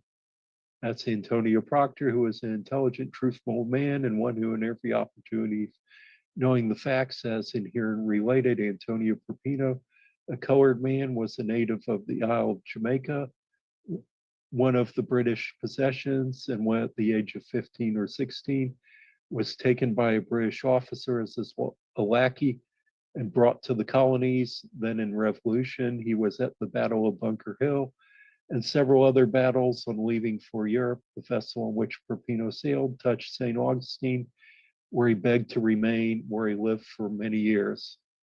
Being a good linguist, he was often sent with dispatches by the governor of the fort of St. Mark's. He spoke Spanish, French, and all the language of the Creek and Seminole and Cherokee Indians. He died in Tallahassee in 1866 at the ripe old age of 119 years. He was a gentleman in every sense of the term. A truly good man was Antonio Pepino, and honor to his race, peace to his ashes. Now, he's talking about Antonio Proctor, which died in 1855, I believe, who was a free man. He was a free black in a slave state, very well respected. Antonio Proctor, he had translated for the Seminoles, and the government, not sure if he got paid for all of that, but he lived in Tallahassee. His son, I think his son George, was well known. There's still some buildings in Tallahassee that were built by his son. And then his son ran off to the gold rush in California and never heard from again. Had a granddaughter, Letty Proctor. And so Antonio and Letty are, I think, are buried in the old cemetery. I don't think there's a marker for where Antonio is buried. Both Antonio and Letty Proctor attended the square grounds in the Busk in this area. And what I'm told from a very old gentleman who knew Letty Proctor personally and spoke at her funeral. So they were not only allies to the Seminoles, they were practitioners, as we shall say, of the traditional ways. So anyway, okay, no more screen share. So that is just so different from any other accounts of Dade Battle and Osceola, and mixing up the facts between Abraham and Antonio Proctor. That was just a little too much, but these are the hazards that you have to run across while researching. That, I could tell you some of the backstory on who they were mixing up, like where they were mixing up some of the details of Abraham that really go to Antonio Proctor, or William Powell. They're crediting some accounts that are really James McQueen, and all those things have been thoroughly researched by other people. And so Mr. Blocker, resident in Tallahassee, is working off 60-year-old memory. He was not present at Dade's battle. And so he's going from memories, not from any documentation. So you have to be careful what you read, even though it may have been an eyewitness. It doesn't necessarily mean it's reliable. And also, he heard everything from secondhand sources by people who may have been there, and not something he heard himself. So I hope you found this interesting. Come to Dade Battlefield on Saturday from 10 to 4, I believe it is. And we can talk history. Hope to see you then.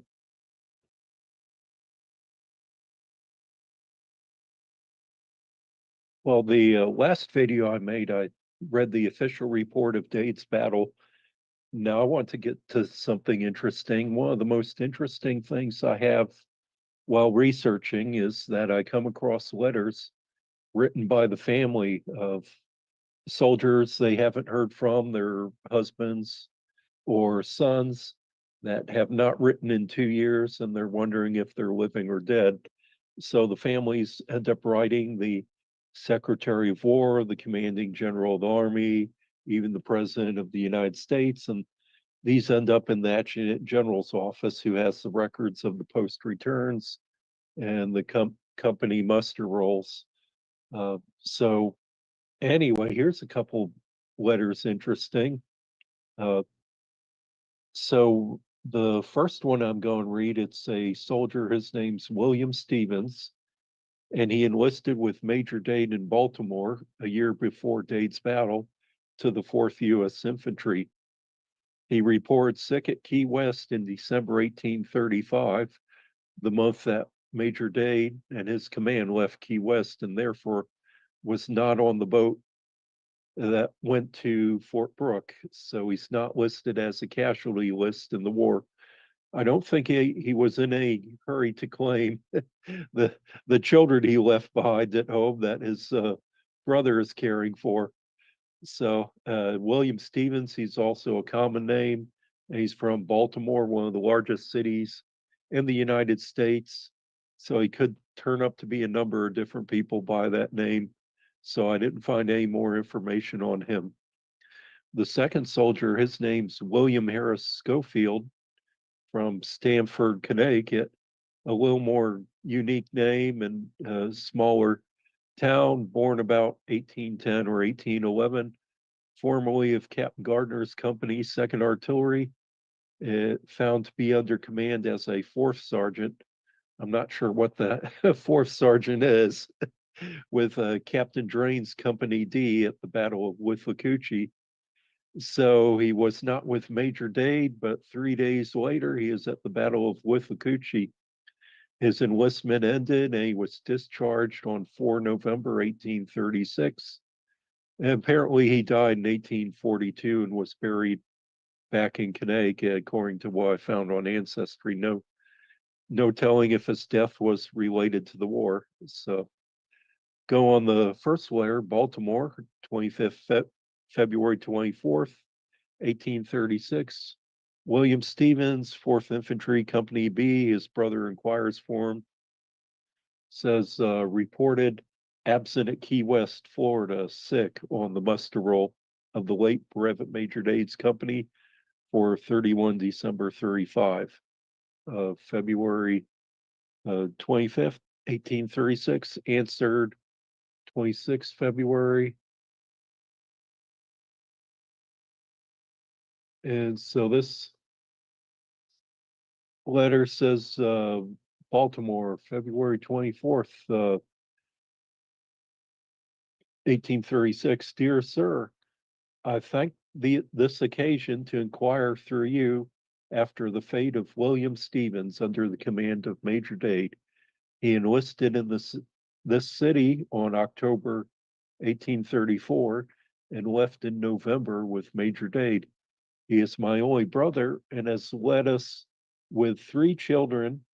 Any information relative to him will be thankfully received. Your most obedient servant, Walter A. Stevens, number 5 North Harv, Finn, Baltimore. P.S. Let us know if Major Dade's 1 company was with him at the time of his death.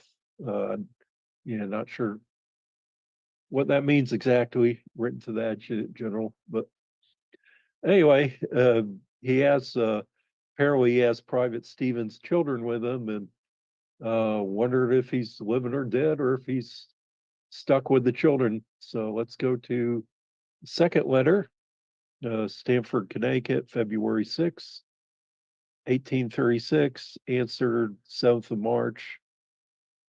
William Schofield, Company D, 2nd Artillery. His parents asked if he was killed. Says 4th Sergeant. It says 4th Sergeant present for duty. Maybe it's on the next page. Oh, no, not that one. 4th Sergeant present for duty in Captain Drain's company at Withlacoochee, Florida, 31st December 1835. Referred to Adjutant General of the Army, Brigadier General Abraham Eustace, St. Augustine, 22nd February 1836. To the officer in command of Fort Marion, St. Augustine, East Florida, with speed. Abraham Eustace was commanding the military in Florida briefly at the beginning of the Second Seminole War. And then he got out of there or let somebody else take the blame. So it says, to the commanding officer at Fort Marion, sir, not having knowledge of your name, I thus beg the privilege of making the inquiry of you as to the situation of William H. Schofield, whether he is dead or alive, having recently received information of the massacre of 2 of the United States companies by the Indians and their officers, knowing that Captain Gardner formerly was his commander, induced his parents to believe that he was said William H. were among the slain. Therefore, in this manner, would beg the favor of you to write to me all the knowledge you have or can obtain concerning him. In so doing, you'll confirm a favor upon his age and afflicted parents. Yours in company, Abijah Schofield, to the officer in command, Stamford, Connecticut, February 5th, 1836. So this just a few weeks after it hit the press. So, and also a PS on the bottom. Again, not sure. Oh, maybe it's okay on that page. If he's alive, direct him to write. If dead, please to write as above and direct your letter to Abijah Schofield, Stamford, Connecticut. So, parents wondering if their son was killed among Major Dade. Okay, and the next letter is somebody who we know was killed with Major Dade, and he's on the list of soldiers that Frank Lummer has in his book, Massacre in Dade's Last Command. 1837. So this is almost 2 years after Major Dade was killed, October 1837. A letter from a widow of a soldier who died with Major Dade's command, writes to inquire about a pension, and answered by the Army Adjutant General from General Jones. Lieutenant Blake, please examine and answer. RJ, that's Roger Jones, Adjutant General, October 30th. Fort Mitchell, 18th October 1837. ACW Farley, late Sergeant, B Company, 3rd Artillery. His wife represents him killed in Dade's massacre and asks if there is not some special provisions for all such. And Jones's response, no provisions for widows of regulars. So he's not getting anything, no VA benefits or anything, just like me. I was a sergeant in the Army, and I don't get any VA benefits either. So, okay. So anyway, answered accordingly, October 30th. And the letter says, Sir Austin C.W. Farley, a sergeant of Captain Fraser's company, B, 3rd Artillery, was killed in Major Dade's command while on their march through Florida. I am his widow with 1 child. I am led to believe there is a special legislation for the relief of widows and orphans of the sufferers in this affair. If convenient, will you send or cause a copy of the act to me with instructions for my guidance in application for the benefit intended for me by the legislature? I hope, General, you excuse me if I've applied to the wrong office and instruct me how and in what manner I may apply with effect, provided such an act exists.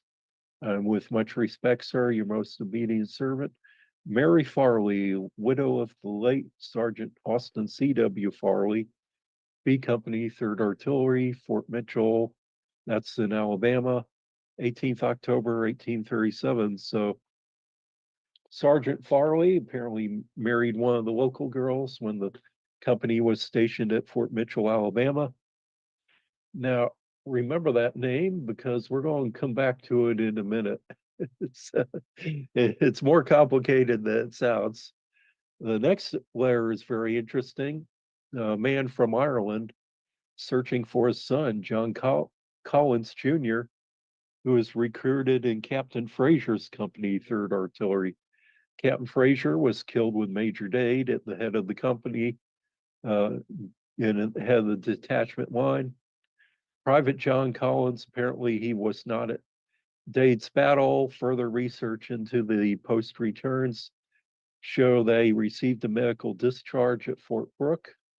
In July 1836, the post returns at Fort Brooke show Private Collins as attached duty as a hospital attendant. In April 1836, he's not listed among the casualties of the war, and we don't know whatever happened to him. No further information. It says report John Collins, a private Company B, 3rd Artillery, enlisted 27th August 1832 for 5 years and was discharged 31 July 1836 at Fort Brooke, Florida, by reason certificate of disability, compound fracture of the tibia. Adjutant General report submitted, Cork, Ireland, February 13th, 1840. John Collins' father inquiring for him, April 16th, 1840. So, of course, this is a letter from 1840. Major Dade had been killed about a little over 4 years earlier. Hadn't heard of him, heard what happened to him yet. Cork, Ireland, February 13th, 1840. Honorable Sir, allow me respectfully in taking the liberty to state that my son, John Collins, a native of the city of Cork, embarked in Kinsale in the county of Cork for Boston in the month of May 1832.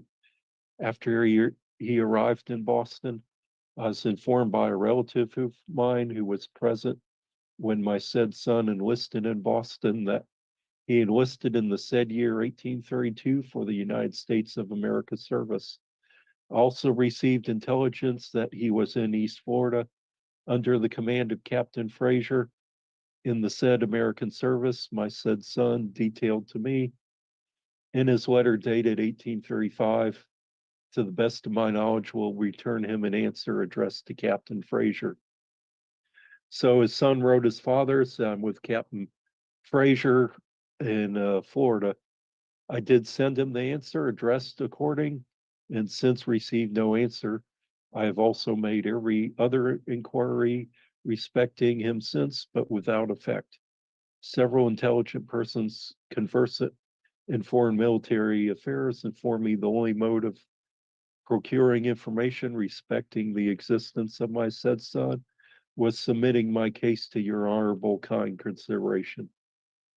I therefore respectfully and humbly request you'll be so humane as to take the anxiety of a father into your kind consideration by granting me a speedy answer, whether my said son be living or dead, and every particular in your power respecting him, and will oblige, sir, your obedient humble servant, John Collins. And B, sir, please direct your kind answer to me, John Collins, Clarence Street, number 61, Blackpool, Cork, Ireland. So if his son was discharged about 3 years earlier, hadn't heard from him, I kind of fear the worst for him. Next letter.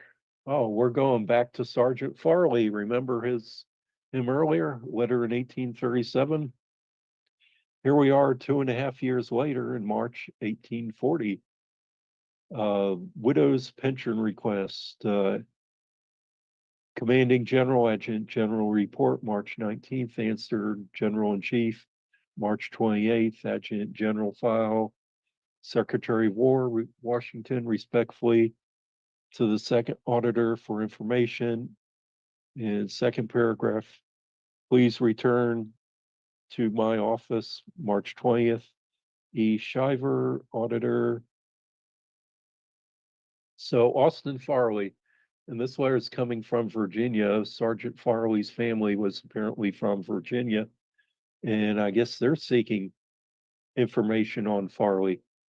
Says Mr. Chapman asks whether he had a wife and children, and if the United States is indebted to him. And the report in answer saying that it is not known whether or not the man was married. Notice in the last letter, his wife Mary had written asking about pension.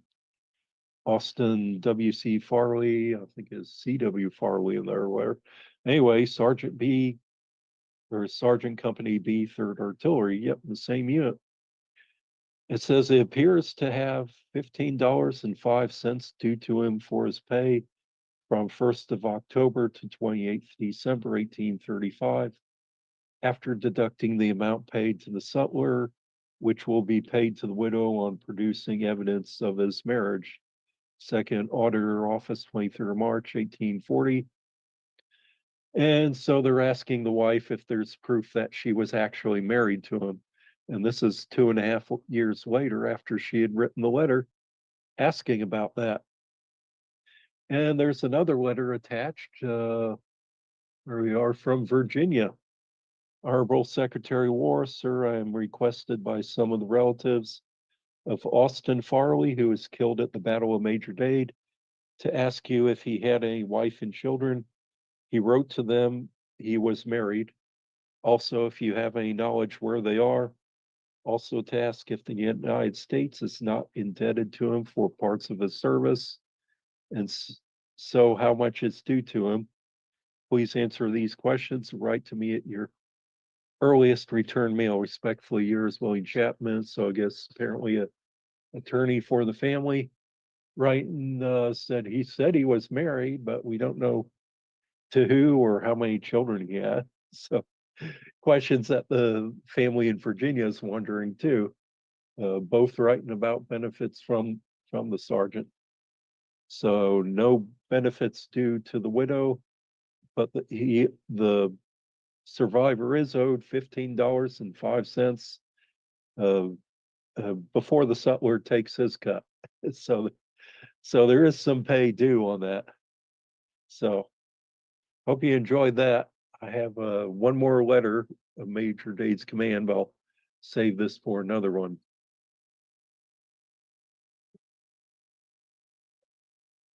Okay, I'm recording about 3 sessions at one time. So, and packing for Dade Battlefield reenactment this weekend. So no green screen. I'm moving things around here in the room. So anyway, this is the most interesting letter I have of the family. Now, if so let me stop this. A long time ago, there's a book published on one of the survivors of Dade Battle, Private Joseph Sprague of Vermont, the last soldier survivor of Dade's massacre in Florida, by Nathan White, and this is 1981. So over 40 years ago. Hard to believe. Now, this is an interesting letter because I found this letter in the Adjutant General letters from Private Joseph Sprague himself.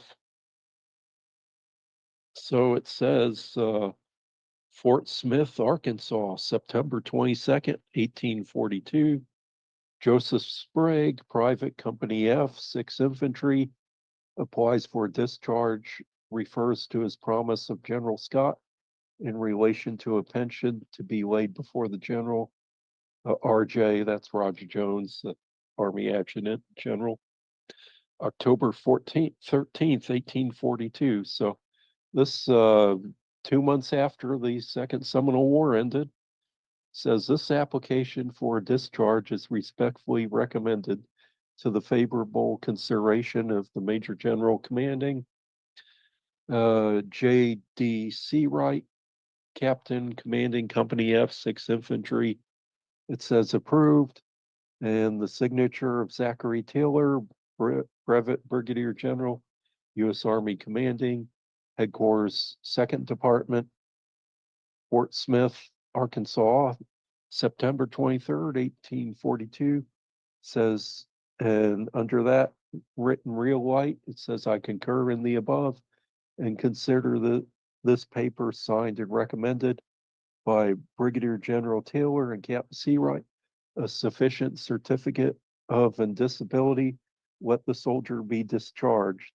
Signature Winfield Scott, his signature's on there. It's very faint. October 18th, 1842. And go to the next page. And this is the letter. I'm not sure if Joseph Sprague wrote this or if somebody wrote it for him, but it's actually very nice, very good penmanship. It's easy to read. It says Fort Smith, Arkansas, September 22nd, 1842. So over a month after the Second Seminole War ended. Writing to his captain, Captain, I most respectfully request that you'll favor me with your assistance to procure my discharge from the U.S. service and beg leave to submit to you the grounds upon which I make the application. I have now been a soldier in the Army of the United States for upwards of 22 years. Now, look carefully, it does say 22 years, but the dates don't add up, as you'll see here. During that period, I've encountered many hardships and privations while discharging my duty. Whilst young and healthy, I encountered them cheerfully and bore them patiently. But I have now reached an age at which such things press more heavily on me than when I was endowed with youth and vigor, wherewith to meet the trials of a soldier's life. And it says here, I was in active service during the whole of the late war with Great Britain, and my services during that period are well known to several officers of distinction, among whom I would mention Major General Scott, the President Commander in Chief. At a later day, I did field duty of the most arduous kind for a long time in Florida. And so, if that's true, if there's no break in service, he's been in the Army for 30 years. If he says he's been during the whole of the late war with Great Britain, that's the War of 1812. So he's actually been in 30 years. And according to Frank Walmer and his list of dates, man, it say he was 32. And I don't think he joined the Army at 10 years old. So unless there was a break in service, I mean, this is definitely a retirement age for those in the service. And here he says, I was in the territory when the Seminole Wars commenced and was one of that command who marched with the late Major Dade to the field on which Major and all save 3 of his command perished. Of the 3 who escaped from that massacre, I was one. Since that time, I've been, with hardly any intermission, in the service of the U.S.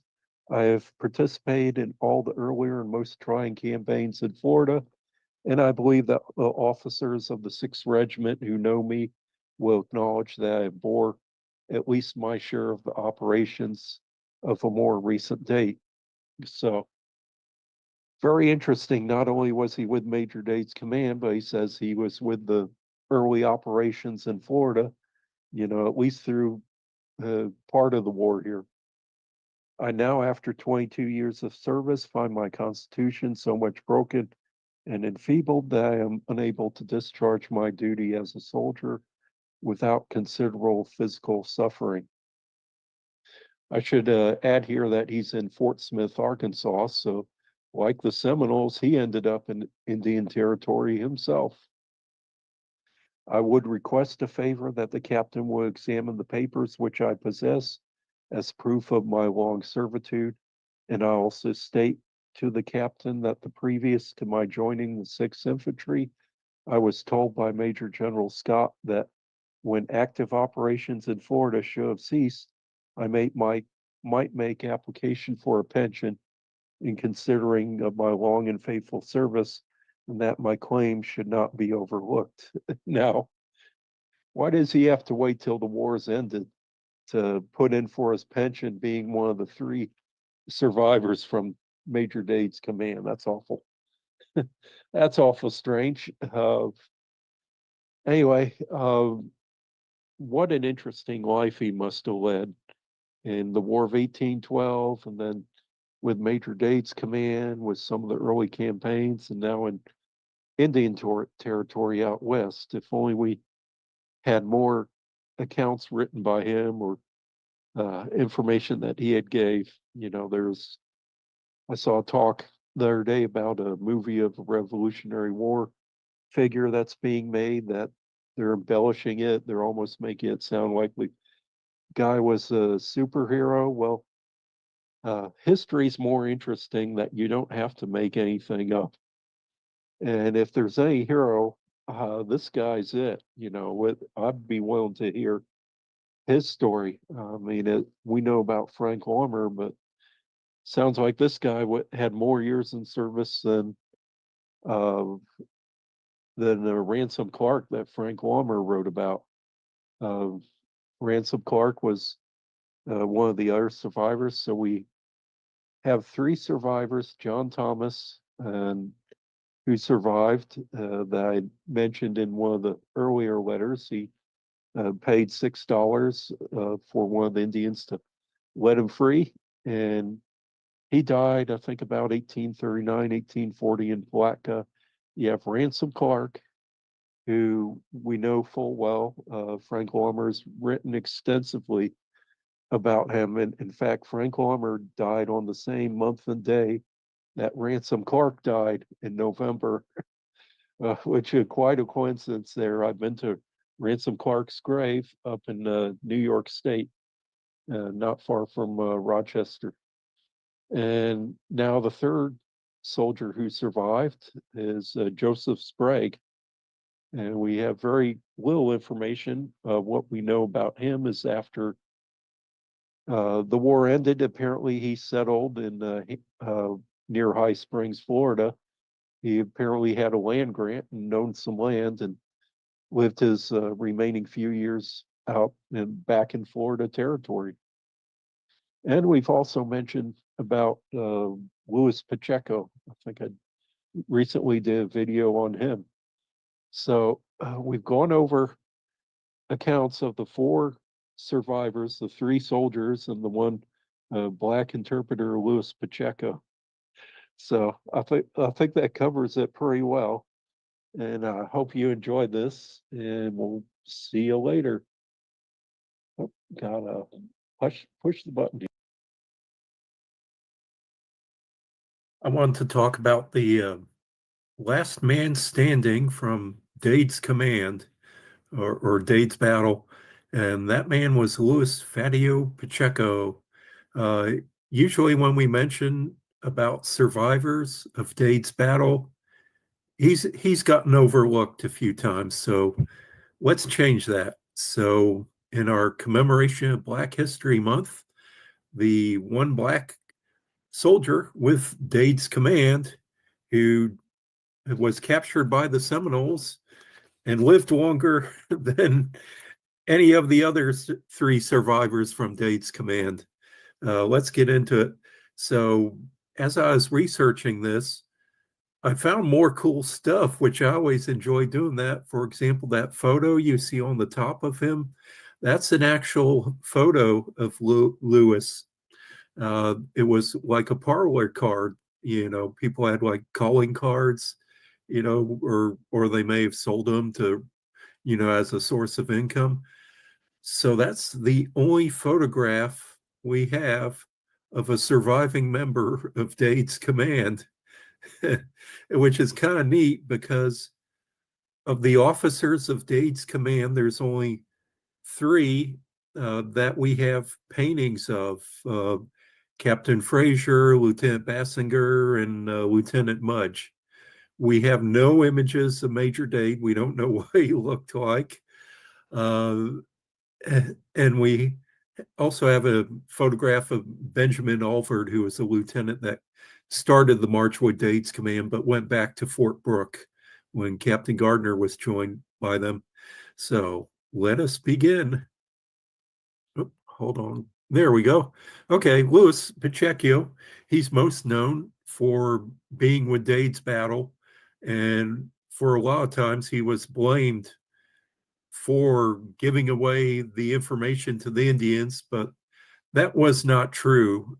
For one thing, he did not start out with Dade's command. He actually left the next day. They sent back for a interpreter or guide, and so they tagged Luis Pacheco and sent him out from Fort Brooke. So he did not start out with the command. How can he give him away when he doesn't even know that he was going with him?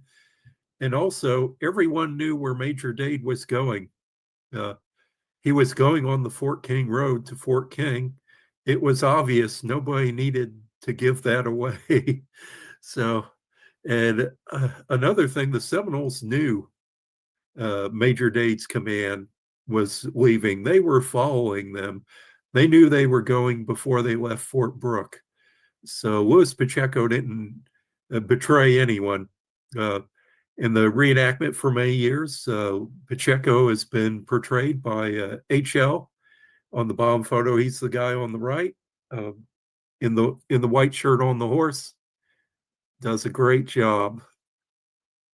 So anyway, Luis Pacheco, he was born about 1800, and he was on the New Switzerland plantation south of Jacksonville, Florida. In fact, there's even a historical marker for it, which I found researching this too. So I got to go out and see it. It's on the east side of the St. Johns River. Looks like it's kind of out of the way, but so I have a new historical marker to track down. New Switzerland plantation started by Francis Philip Fatio Sr. He died in 1811 during the Patriot War. Pacheco was a slave, as the rest of his family on there. It was kind of unusual for the rest of the family to be together, but his father was a very valuable carpenter, boat builder. His parents were slaves, and they were both from Africa. Lewis had a brother who had escaped and lived among the Indians for many years and came back and just really surprised Lewis that his brother spoke fluent the language of the Seminoles, either the Miccosukee or the Muskogee. So it's imagine that at that time, Lewis started to learn the Seminole language at that point. He also spoke Spanish and French, and later in life, he proved that. Some people doubted, but he proved that. So anyway, their plantation was burned during the Patriot War in 1811, 1812. When I guess in 1812 or 1813, not long after Mr. Fatio had died. At that point, his son and Junior had taken up and treated Lewis very cruel. So at that point, Lewis escaped and lived several years with the Indians down at the fishing rancheros around Charlotte Harbor, I believe, Sarasota, on the southwest Florida coast. He was recaptured about 12 years later, about 1825, brought to Fort Brooke, and he was owned by Colonel Brooke, who ran Fort Brooke for a while. When Colonel Brooke was transferred over and left, he sold Lewis to Duncan Clinch, General Clinch in Florida. General Clinch sold him down to the, I guess, one of the Sarasota fishing rancheros. And that's where he was for a while. Duncan Clinch sold him, I guess, the trading post. Let's see, that was run by Antonio Pacheco. So that's where Luis Pacheco got his name. And so he was there for, about the next 10 years or whatever that. So Dade's battle happens. Dade's command gets to Fort Brooke. They're going to march up the Fort King Road, and we know the story about them getting wiped out. So they leave on December 23rd. The next day, Major Dade says that they need another interpreter or guide. Major Dade, he knew the Fort King Road. In fact, he had worked as part of constructing the road 10 years earlier and would be killed on that road. So Lewis, he's sent up to Major Dade's command and joins them on their fateful march. Probably came up with Captain Gardner when Gardner joined them. So anyway, they're going along, and we know what happened to Dade's command. When they get to Bushnell, where we have Dade Battlefield Historic State Park, which I've been at the battle reenactment for the past 40 years, since 1985. And the command was wiped out. And we know the story about that. Only 3 soldiers survived, all of them wounded badly. John Thomas, I think he had an injured back, not too badly injured. Joseph Sprague, he hid in the pond, and Ransom Clark, who's the only one who gave the soldiers account, one of the soldiers' accounts. And Ransom Clark, of course, died 5 years later. So during the battle, when the firing started, Lewis was actually in the front with Major Dade. And so he jumped down in the palmettos, but he was soon captured and made prisoner under the, I guess, the village of Alligator, where he stayed a prisoner for the Indians for a while. And eventually they released him, let him be a free man, because he was no danger to them, really. There was some apprehension among the Seminoles. They did not always trust the men of color who were with the whites. So just because you had dark skin did not mean you're allied to the Seminoles. So at first, Lewis felt that his life was threatened. But he survives, and he eventually surrenders at Fort Peyton near St. Augustine in September 1837, which is 1 month before they captured Osceola, a mile from the location. I think I have another video of Fort Peyton.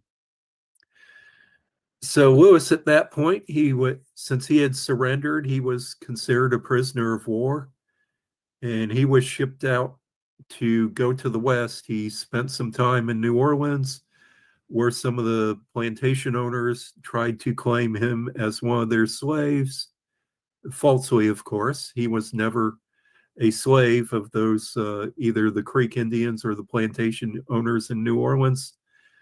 So he went to Indian Territory out in what's today Oklahoma, the Seminole Nation.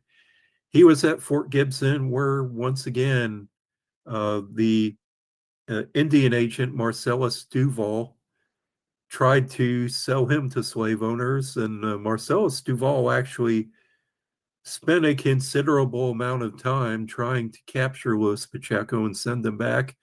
At one point, he was captured, but I believe the officers at Fort Smith or wherever Louis Pacheco had gone to had him released.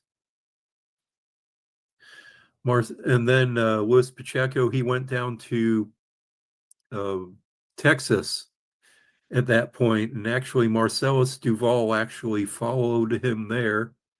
It's still trying to enslave him. It's like, yeah, I guess he has something against him, or you know. So anyway, after the Civil War, Lewis is emancipated and becomes a free man, and he registers to vote. Also during that time, back up a little, in the 1840s, the daughter or granddaughter of Antonio Pacheco is trying to be compensated for Lewis for losing him. Even has a bill in Congress. At first fails, then it's reintroduced about 4 years later, and finally it's passed Congress. But after a rousing speech by Congressman Joshua Giddings, it's opposed, and she is never compensated for Lewis. She was asking $1,000 for him. So that's kind of an interesting story. And so Lewis, not just being who he was, became some kind of a celebrity among the abolitionists. And so in his he was in Texas for many years, he registered under the name of Louis Fatio. I guess he didn't really care for the Pachecos on what they did for him, so he dropped the name.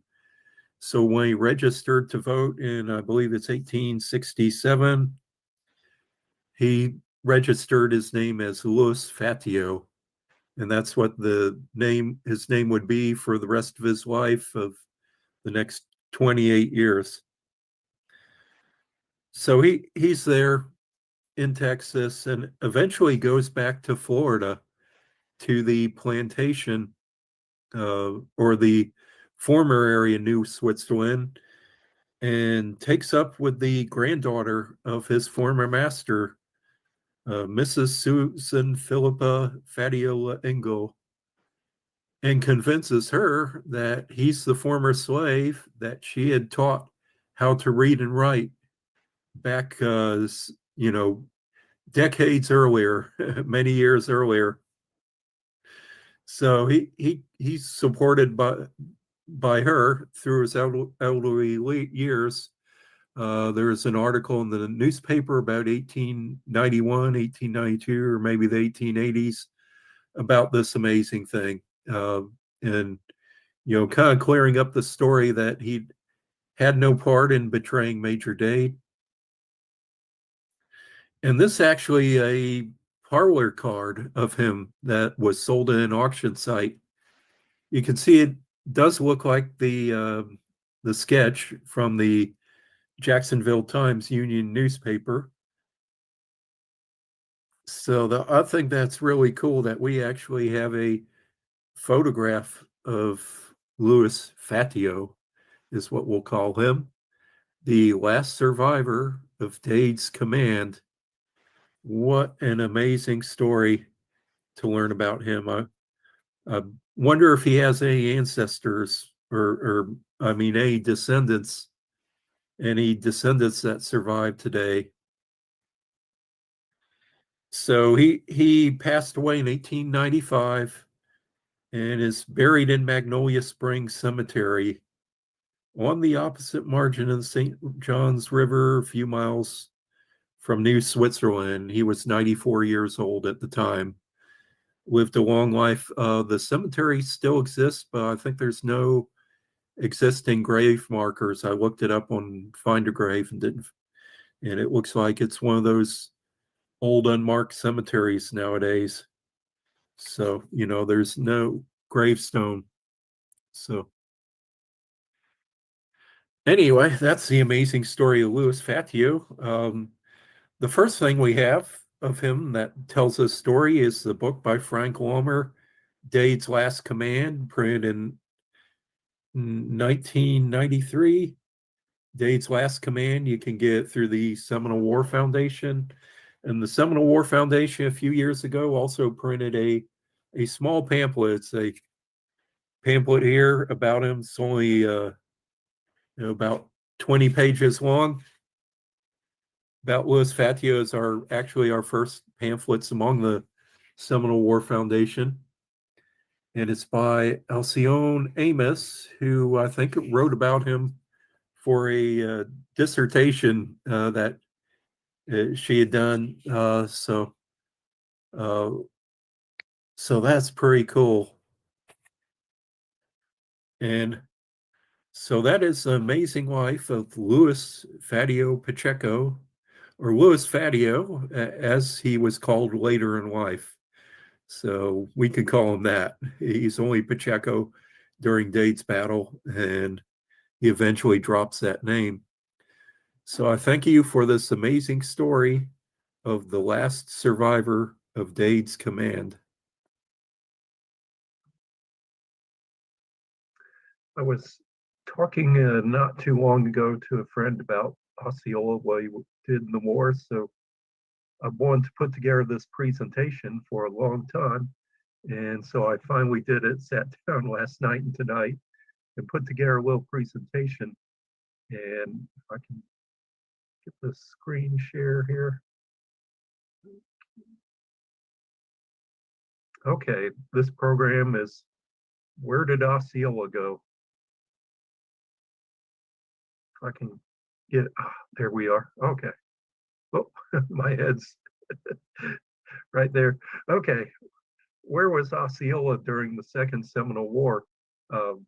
At the time, the newspapers claimed that he was everywhere from the Everglades up into Georgia, Alabama. Well, let's go back in the records and actually look to see who he was with. So I went and looked back to all the sources covering about the 2 years that Osceola was in the war and see what places we have that we know he was there from eyewitness accounts, reports, people who knew him and actually saw him. So here it is. Before the war started in summer 1835, and Osceola was known to be around Fort King, and he was there, with some of the negotiations with the non-removal or the force that wanted to stay in Florida. He was one of the strongest ones on that side. And it's believed that you'll see in the center of the map, I have circled Fort King, and just south of there was Osceola's village at the time, near where there's a mall in Ocala now. There, the site is not preserved. In the summer of 1835, there's an incident where some Seminoles got in a fight with settlers in Alachua County, and Osceola went to the Indian agent's office, and Wiley Thompson said he acted imprudent, so they locked him up in the stockade until the other Seminole leaders negotiate his release and promised that he removed his people from Florida. And so he agreed, or said he would agree to it, and they released him. Wiley Thompson thought that he had a change of heart, bought him a nice rifle up in Savannah, and we'll hear about that in a bit, and figured he was going to be leaving Florida, but not so much. Right before the war started, one of the chiefs, Miccosukee Chief Charlie Amathla, he agrees to sell his cattle and go down to Tampa and immigrate.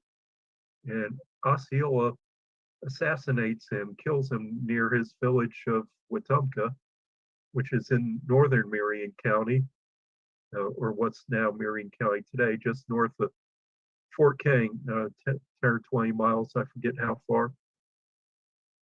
And so Osceola carries out the execution according to the decree of the Seminole leadership. So following the death of Charlie Amathla, over the next few weeks in around the area of Alachua, Noonanville, Wetumpka, Micanopy, there's several raids and skirmishes between the Seminoles and the Florida militia, the burning of Gabriel Priest's plantation. We don't know if Osceola was involved in any of those skirmishes. There's very little information. It has to come from Florida militia and not the Army reports. The Army was not involved in those. So we don't have any much information, and we don't have any mention of Osceola involved in those attacks. But it's worth noting because it's in his area. So, hold on.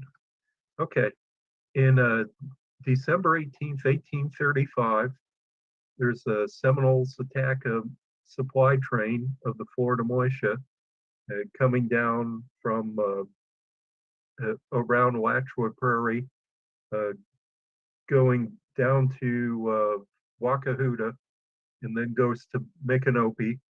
And some people said it was by Paynes Prairie. I've always contended it was by Kanapaha Prairie, which is more in line with the roads of the time.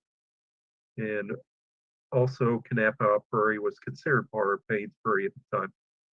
Anyway, that's known as the Battle of Black Point. Osceola may have been involved. There's one source that says he could have been the one leading the attack, but he's not mentioned by all those people involved, and there's several accounts of the battle. Then 10 days later, Osceola takes revenge on Wiley Thompson. So, he heads back south to Fort King and kills Wiley Thompson when he's coming home from supper at the sutler store. Of course, I've always wanted to use this image here. It's supposed to be the death of Thompson, but really there weren't any other officers present except Lieutenant Constantine Smythe, and he was killed at the same time. They were not inside a building. They're walking along the path back to Fort King. At the same day, the attack on Dade's command, and Dade's command was wiped out, and that was 40 miles to the south.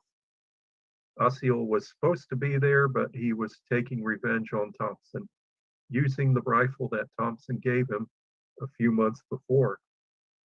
Exactly 3 days later, we go from Fort King down to the Withlacoochee River.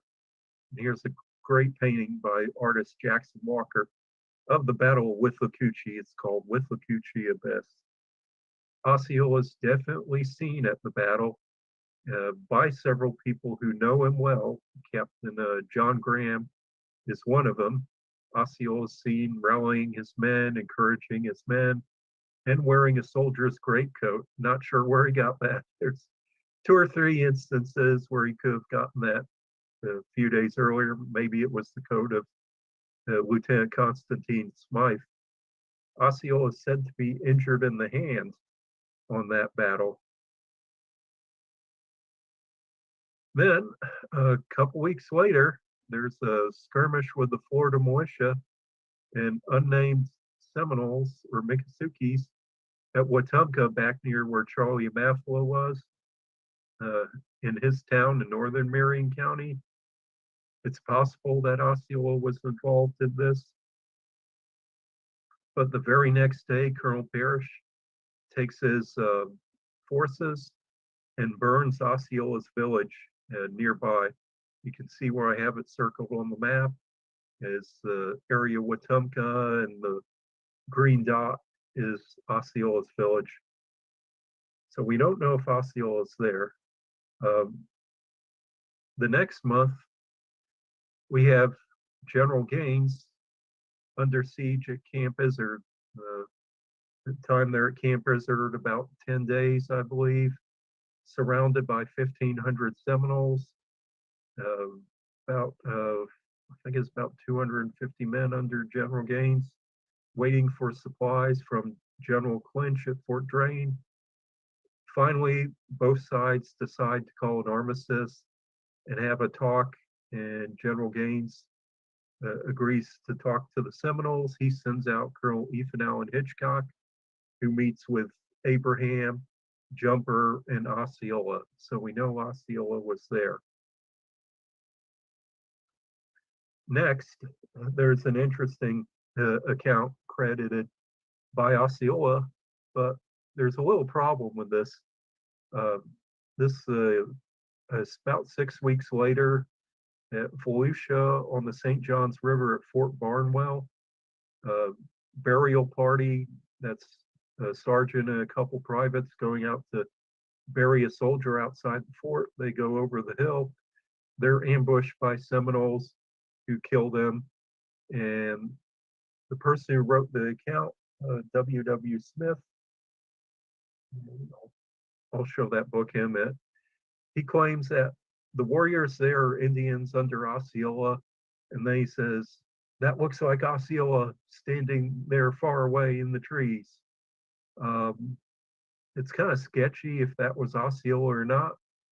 He may just be crediting to Osceola because Smith was new to the territory. He really didn't know Osceola personally, but at the time, Osceola was claimed for a lot of battles and events, because if you're going to get beat and ambushed, you want to have it done by the best. There, you want to be defeated by the Napoleon of the Indians, Osceola himself. because there's no way you could have won against him. And so that's kind of take the pressure off you to being called incompetent for being beaten by the Indians. He said, well, they just have the best guy doing it, so there is no way I could win against those odds. So it's kind of sketchy. Another thing is the Indians operating this area was Uchee Billy and Uchee Jack out of Spring Garden. So it's more likely it might have been them at the time. Next, we go back to our area around Marion, Alachua County, the skirmish at Fort Defiance, Lake Tuscaloosa on January 9th, 1836. It's a very bold and unorthodox tactic of fighting. The Seminoles fight at night. They don't back off. They almost surround the cannon and capture the cannon. And the soldiers just barely get out of that one alive.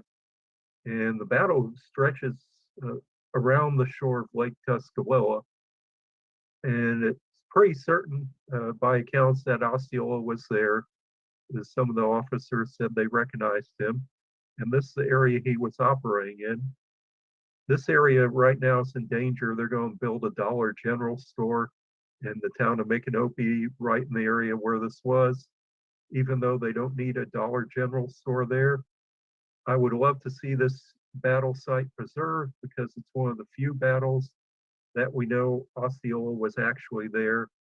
That would be really cool to preserve it. I don't know, maybe the people in Gainesville have something against Seminoles. I don't know. Then a few days later, 10 days later, soldiers go down to Fort Drane, 10 miles south. They're evacuating Fort Drane. As they're coming back, they're less than a mile from Micanopy. I think it's half a mile, quarter mile, Willaca Pond. They're ambushed by Seminoles. Colonel Pierce, I believe, and I'm not sure if it's him. Major Ashby is another of the officers involved. And it's a pretty tough skirmish. Everybody was involved, including the Teamsters are fighting. So that's a pretty significant skirmish that we think Osceola was involved in. And then almost a month later, the soldiers at Micanopy hear that the Indians have occupied the abandoned Fort Drane and are living in the fort. So Colonel Pierce, I guess he's Major Pierce at this point, this is before he got promoted to Lieutenant Colonel, maybe. He takes about 300 soldiers down in the middle of the night, and right before sunrise, he has a surprise attack on the Seminoles at Fort Drane. It's a running skirmish about a mile and a half into the hammock, or it covers that distance. The hammock's about a mile and a half long. And the Indians escape. Osceola escapes. A very significant battle. The army does not really make any significant gains other than chasing the Indians out of Fort Drane. So next, a month later, there's another battle at San Velasco Hammock, northwest of Gainesville. It's a beautiful state park. I have a picture of it here. No mention of who the Indians are involved. Colonel Warren of the Florida Militia, he would have most likely known Osceola. He does not mention Osceola, so we don't know if Osceola was involved. It's a possibility, but there's no mention of that. And then 2 months later, we have the Battle of Wahoo Swamp down near west of Bushnell, 8 miles from Dade Battlefield. The Battle of Wahoo Swamp, it's said that Osceola was there, but he was further down the line in an area the Seminoles were ready to fight, but they weren't engaged at that point. So he was at the battle. The battle line was a mile and a half long. It's just the part that Osceola was at was not engaged in the battle. That does not mean he was demoted.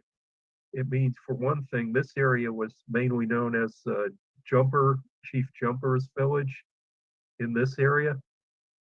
So it's believed that Jumper's people might have been in the forefront, because if you're fighting for your village, you better be out in front and defending the village and not leaving it to somebody else. So that's why I think maybe Osceola was maybe not at the side.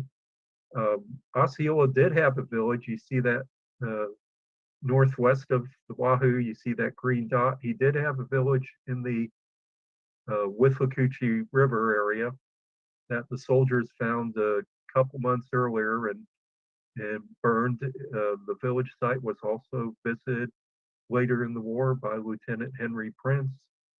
So that was another one of Osceola's village. Now this painting by Jackson Walker, Tribal Duel, Osceola's cousin supposedly was his cousin that married David Moniac, a Creek Indian, first Native American that attended West Point.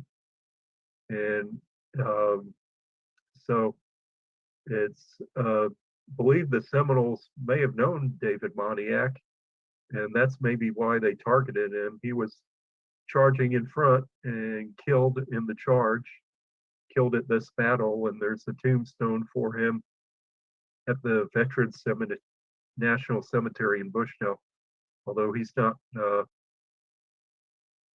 actually buried there. There is a monument.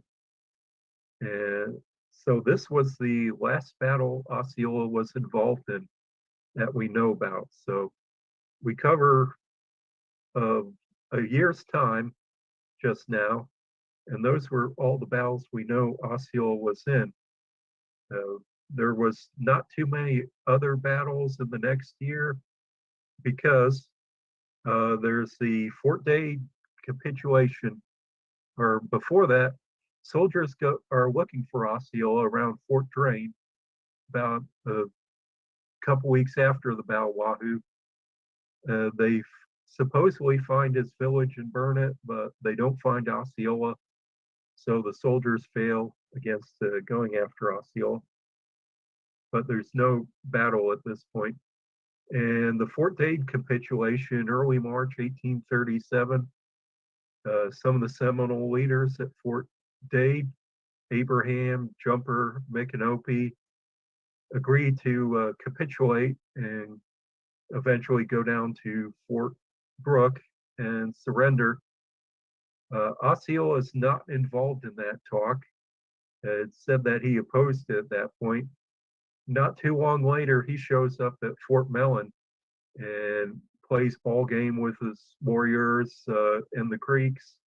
Osceola even sleeps in the tent with Colonel Harney at one point, giving the appearance that he's also agreeing to the capitulation and that he's going to surrender. But eventually the Seminoles at around Fort Mellon, they disappear soon after. The next time Osceola is seen is down on June 2nd, 1837. Before daylight, Sam Jones and Osceola and some of their Seminoles that are against removal, they show up at the Seminole camp, and before daylight, all the Seminoles have fled. There's a famous statue at Treetops Park and also at the Atofakee Museum of Sam Jones leading the women and children away to safety. So that's something he did a number of times in the war. So Osceola is said to be down here in a special mission, showing that he's definitely subordinate to Sam Jones and following the Miccosukee anti-removal force. The next thing we know of Osceola is in October, he agrees to come to a talk at Fort Peyton, where he's captured. General Hernandez is leading the talk under orders of General Jessup, and Osceola is surrounded and captured. Pretty famous story. You all know about that. So no reason to talk much more about that. But that was pretty much the end of the line.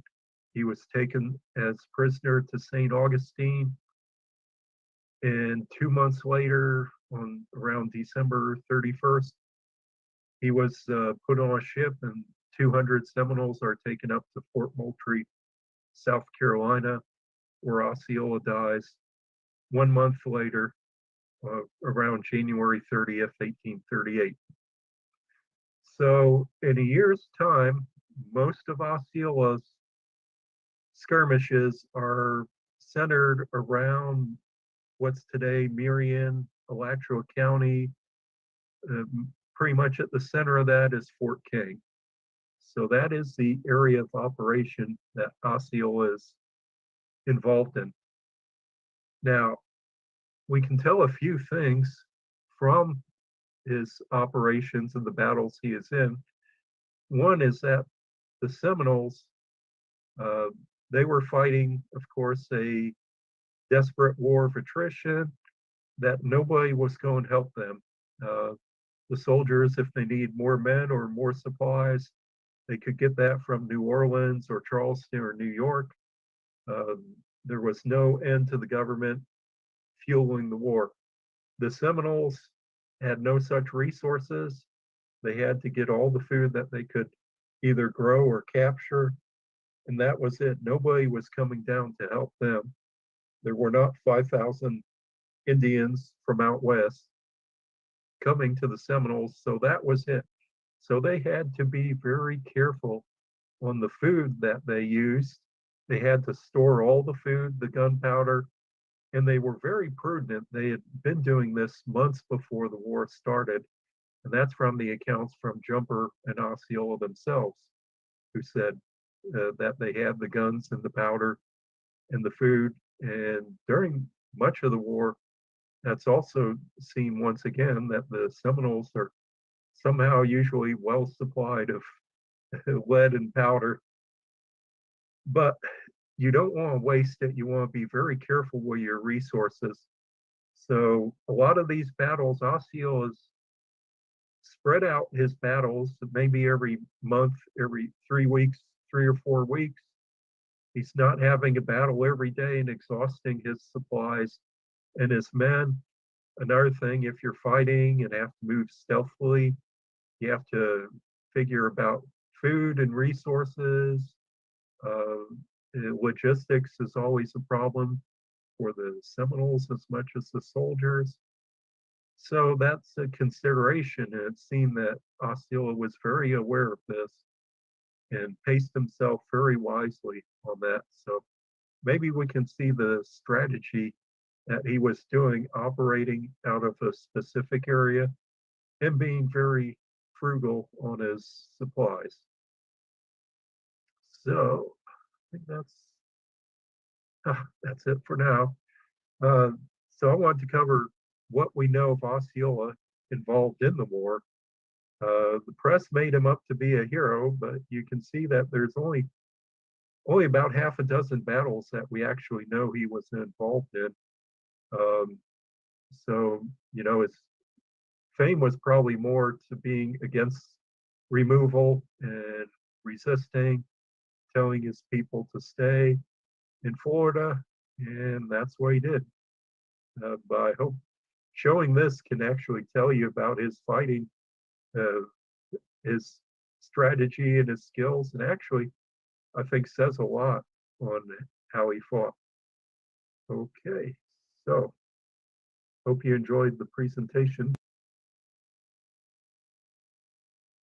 Welcome again, and another Seminole War program. You notice the background behind me, that's Major Dade's battle reenactment. We're going to talk about some early military career on him today, and connected with a Fort Duval. Now, let me share screen here. This is Fort Duval in the town of Suwanee on the Suwanee River, right near at the mouth of the river where it runs out into the Gulf of Mexico. Now, Fort Duval was established in November 1826, so 197 years ago, almost at the 200th anniversary of it. And it's pretty much a forgotten fort today. but it's very important in the establishment of Fort King, which I'll be talking about in a little minute. Now, this is a historical marker on the Seminole War Heritage Trail, and looks like there's picnic pavilions or something behind it, like it's a recreation area. I have not found it yet, but I just went on the waymarking website and found it there. It's not easy to find. In fact, I'm not sure if the background looks the same because that area got hit hard by that hurricane, Hurricane Ian, last October. So let's go on from there. So Fort Duval, let me share the screen again here. Let's go to Google Maps, Swanee, Florida. You see, this is on the Big Bend area, on the coast of the Gulf of Mexico. Not too much going on here. It's all marshes and mangroves. Now it is mangroves. I remember what used to not be.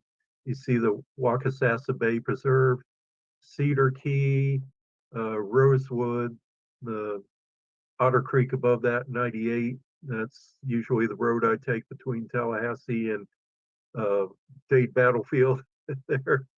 So you'll see the town of Swanee. It's connected by County Road 349. You have to come down from Old Town up there, and it's a long drive coming down. I guess it's pretty much a fishing town if I can zoom up on here.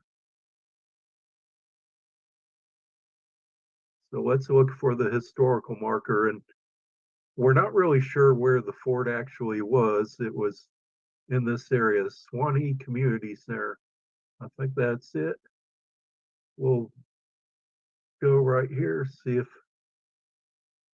if I can get a street view. Okay.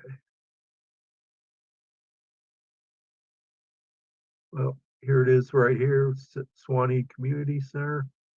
And looking for my street view. Where is it? Okay. Here it is. So I'm at the intersection of this community center. Going down the road. And where is it? Somewhere around here. Oh yeah, go down here a little bit. Okay. That little community center, it's right down this road. You know, no wonder I never found it driving by. It's back there somewhere. It's almost as hard to find as the Fort Peyton marker that I talked about a few months ago near St. Augustine. That's down 200 yards down a dirt path off a residential street, you know, and this is County Road 349 there. That's looking north towards Old Town, coming down from Old Town. And so I got to check that out next time I'm there, if it's still there, if the hurricane didn't take it out.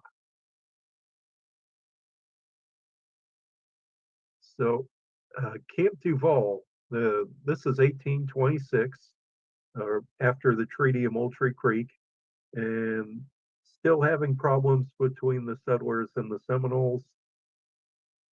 Pull up a newspaper article here. Go back to our Fort Duval newspaper article, and says there's on December 6th, Indians committed a wanton unprovoked act on the west side of the Scylla River on the Carr family. In Captain Dade, he's not a major yet. In fact, I'm not sure if Dade is married yet. He might have not. He might get married next year in Pensacola. So Captain Dade's given orders to come down from Pensacola, where he's stationed at Cantonment Clinch, which is Fort Barancas. Used to be an army barracks there.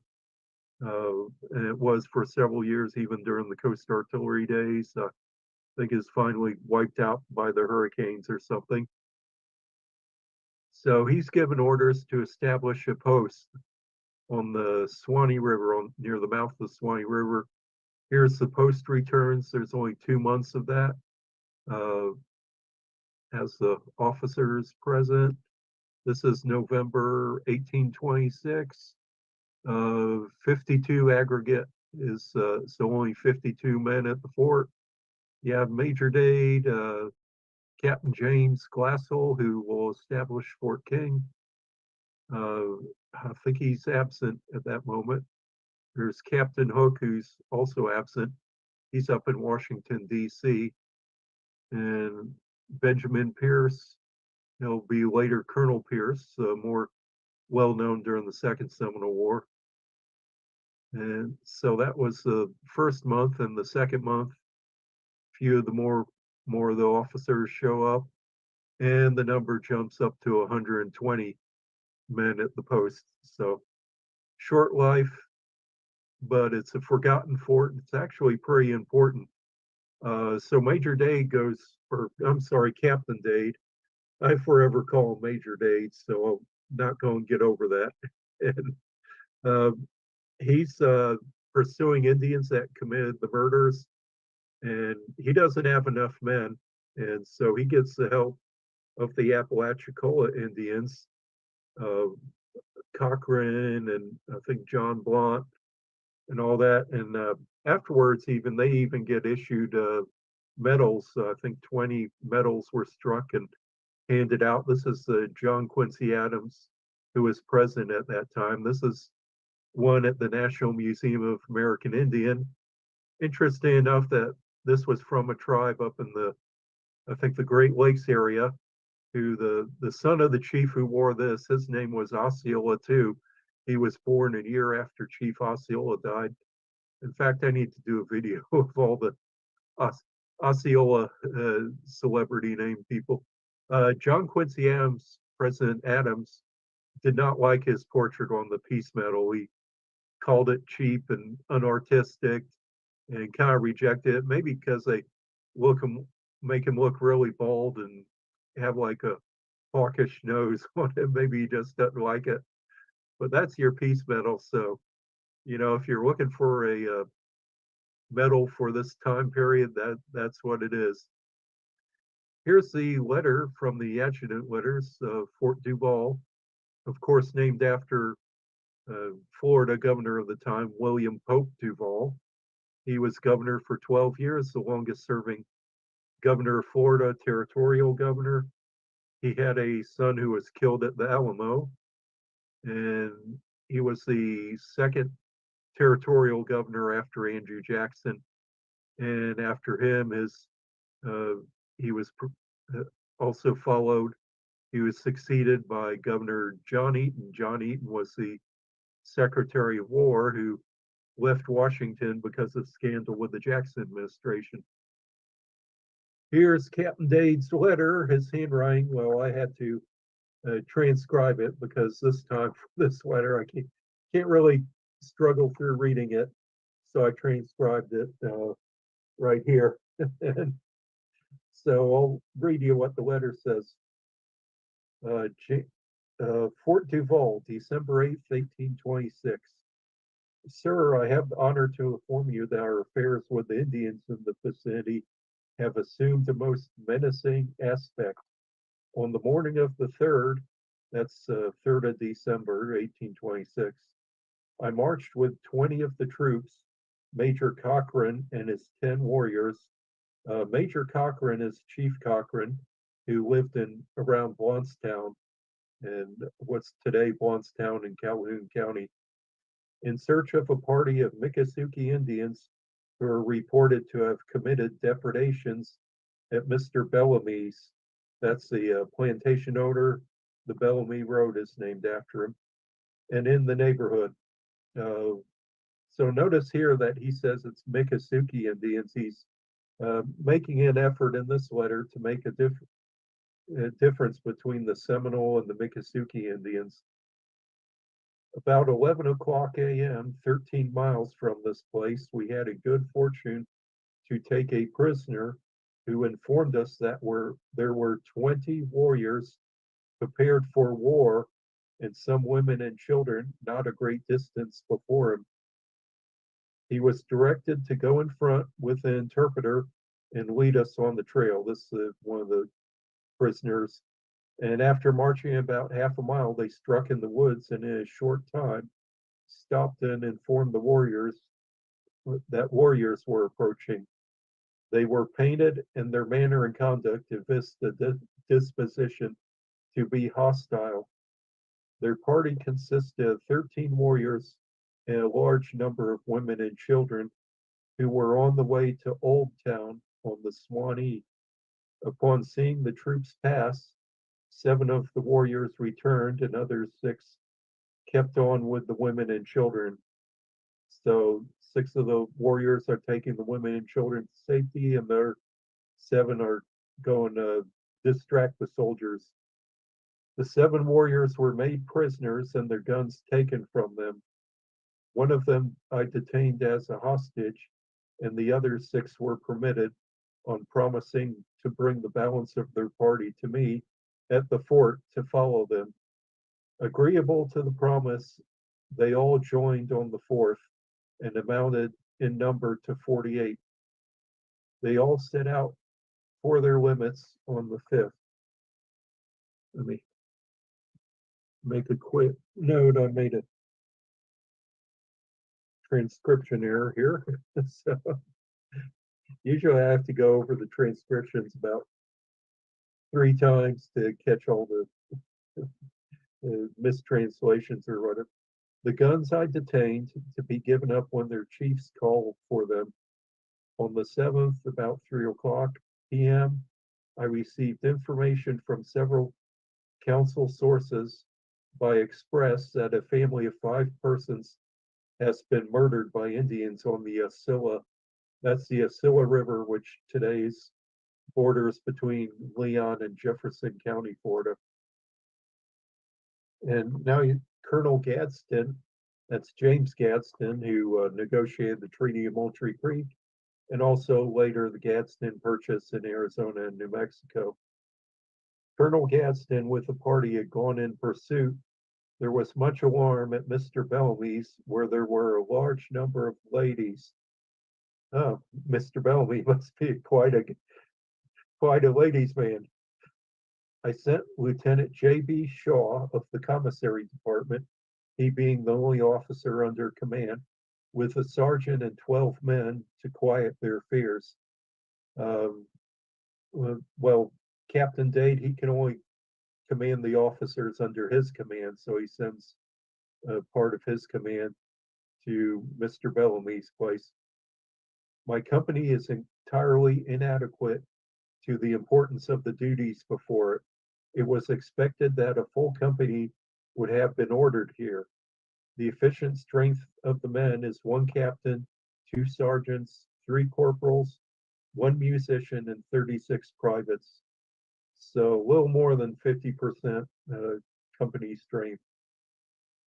I desired before I left Cantonment Clinch that the company should be completed, but Colonel Clinch, for fear of offending his officers, would not transfer any men from their companies without their consent. So there's a little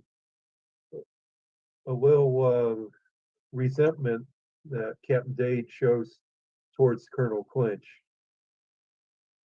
5 men of the company have been recommended by assistant surgeon for discharge, 2 in confinement for desertion, and 4 men here entirely unfit for the active duties of the field.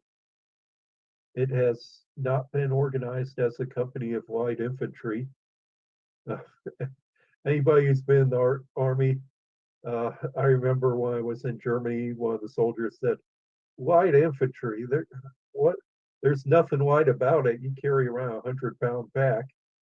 That's not light at all.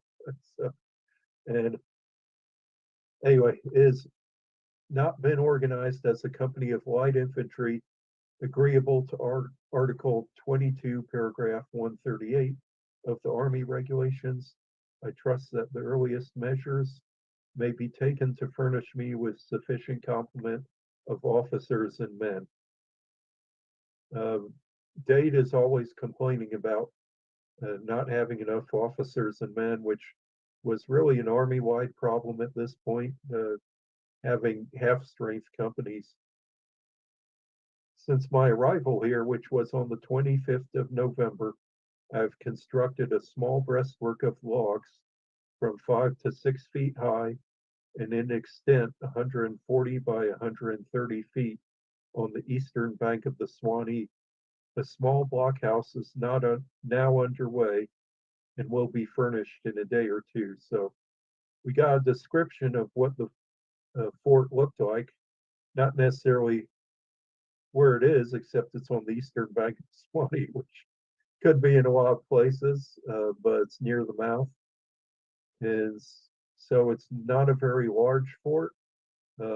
Picket's only about 6 feet tall at the most, and he's building one blockhouse. I had another source that said had two, but anyway, right now this letter just says it has one blockhouse, and it's 140 by 130 feet.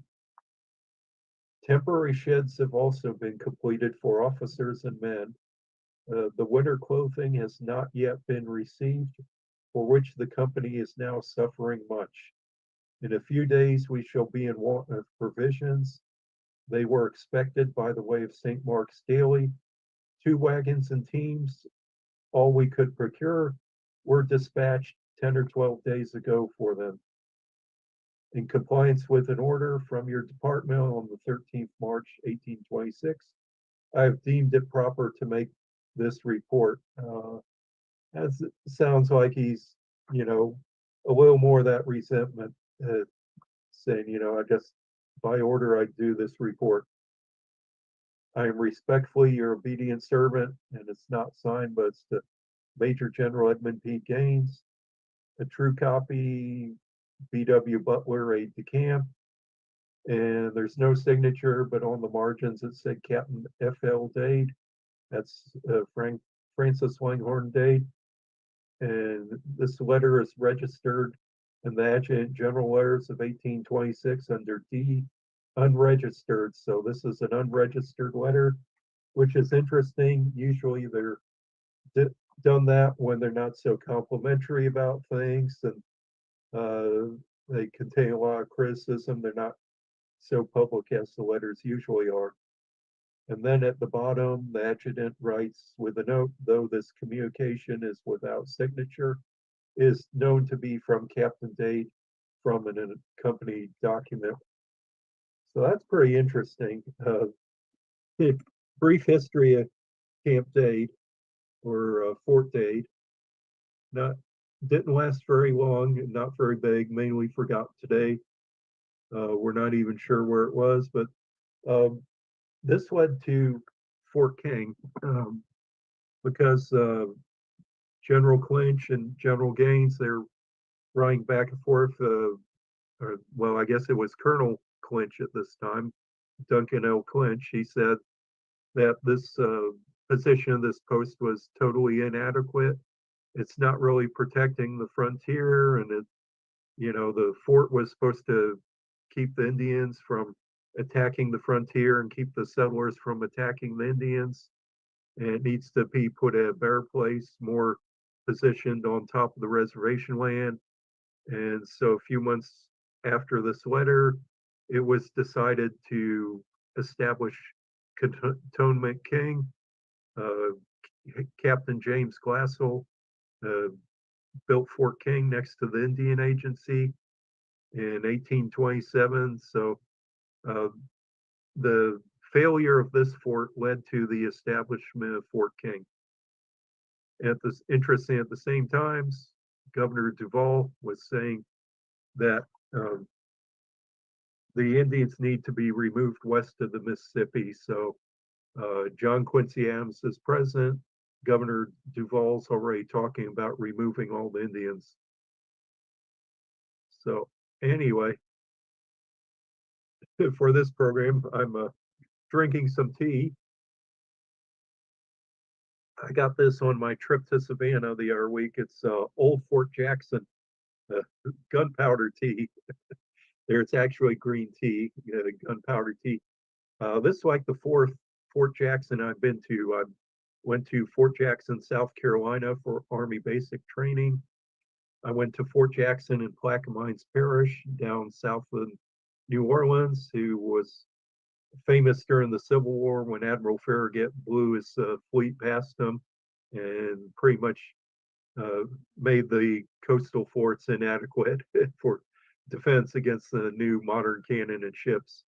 There's also Jackson Barracks, I guess you can call that a fort, in New Orleans, and Fort Jackson in Savannah. It's not named after Andrew Jackson, it's named after James Jackson, who was a figure in Savannah during the Revolutionary War. And it's an interesting place to visit too. I should do another video on that. So anyway, that's all for now. I hope you enjoyed it.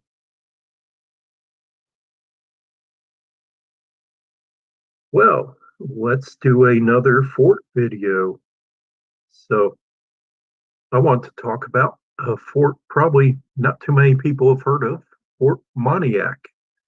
And it's important to talk about this. There was a part of the Florida War, or the Second Seminole War, that's not talked about much. There was part of the war was outside Florida into the Okefenokee Swamp, and there's major forts and activity going on there for a bit. So I figure let's pick Fort Pontiac and talk about that. So let's get going. This is the McKay Blake map that you might be familiar with of Florida. So you can see on the north the Okefenokee Swamp in the northeast.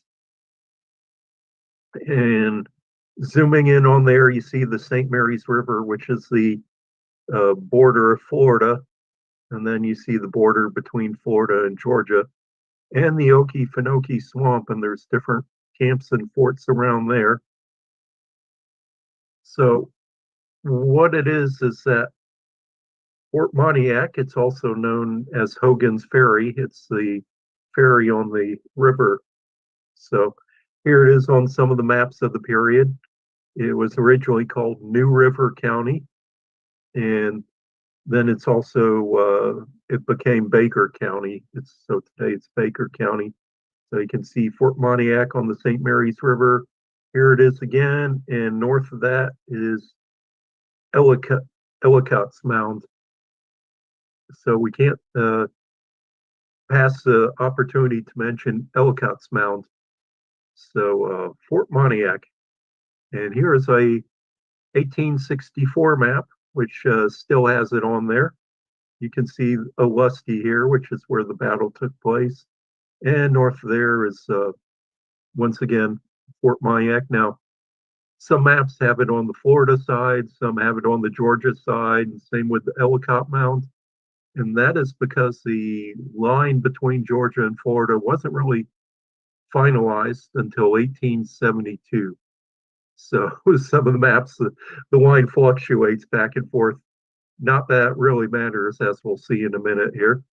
So Ellicott Mound was important because in 1800, Andrew Ellicott, who was the probably the most famous surveyor of the time, he finished surveying the Mason-Dixon line, and also did survey in North Carolina, I believe.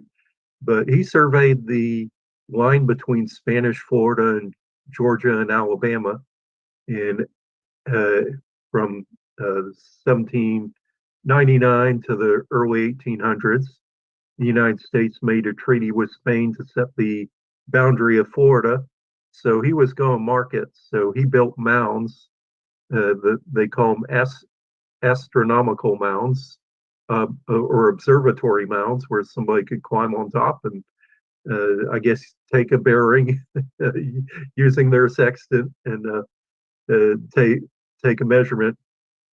And so here's a historical marker near the town of Pontiac, up in that area today. Town, of course, is named after the fort. And here's a photograph from the Florida Memory of a visit to the mound in 1945. You can see it looks like a little concrete marker there. So, and here's another picture of a brave soul who visits it again 20 years ago in 2004. So, from 60 years, that was before, and this is, I guess, about the current. Probably still looks about that.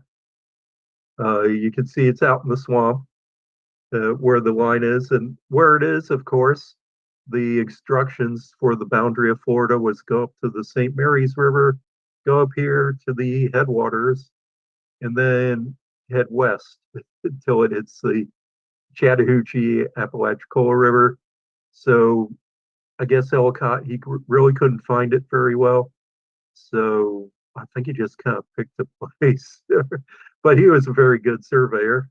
It's just he could see the area it is today. I mean, there's not even a road access looking on Google Earth. I mean, here it is on Google Earth. It should be in this top corner right here. I don't know how to get to it. So I'm not going to try, because the same social media page that had those two photos of the guy visiting it also have a lot of photos of water moccasins and timber rattlers, and good incentive not to visit there. So anyway, so let's talk about Fort Pontiac. And here's a letter from the adjutant letters. Let me shuffle around the papers here. It says Fort Pontiac, Hogan's Ferry, near the head of the St. Mary's River, East Florida, 1st of, looks like August, I think. Yeah, 1st of August, 1838. This letter is by Captain Morris, 2nd Infantry, writing to General Jones, Army Adjutant. And he said, by orders from Major Dearborn, commanding east of the Swanee, I marched with my company from Fort Gilmer and we'll show where that is too, on the 22nd of July.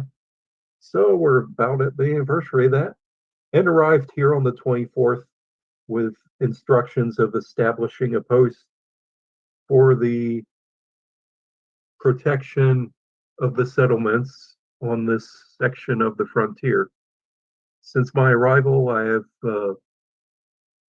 erected a blockhouse and nearly completed a storehouse. Notice he does not mention any pickets. I call the post Fort Pontiac after the late Major David Pontiac, a Creek Indian, an officer of the regiment of Creek Volunteers, who fell in the action with the Seminoles at the Wahoo Swamp in the summer of 1836. Actually, it was the fall.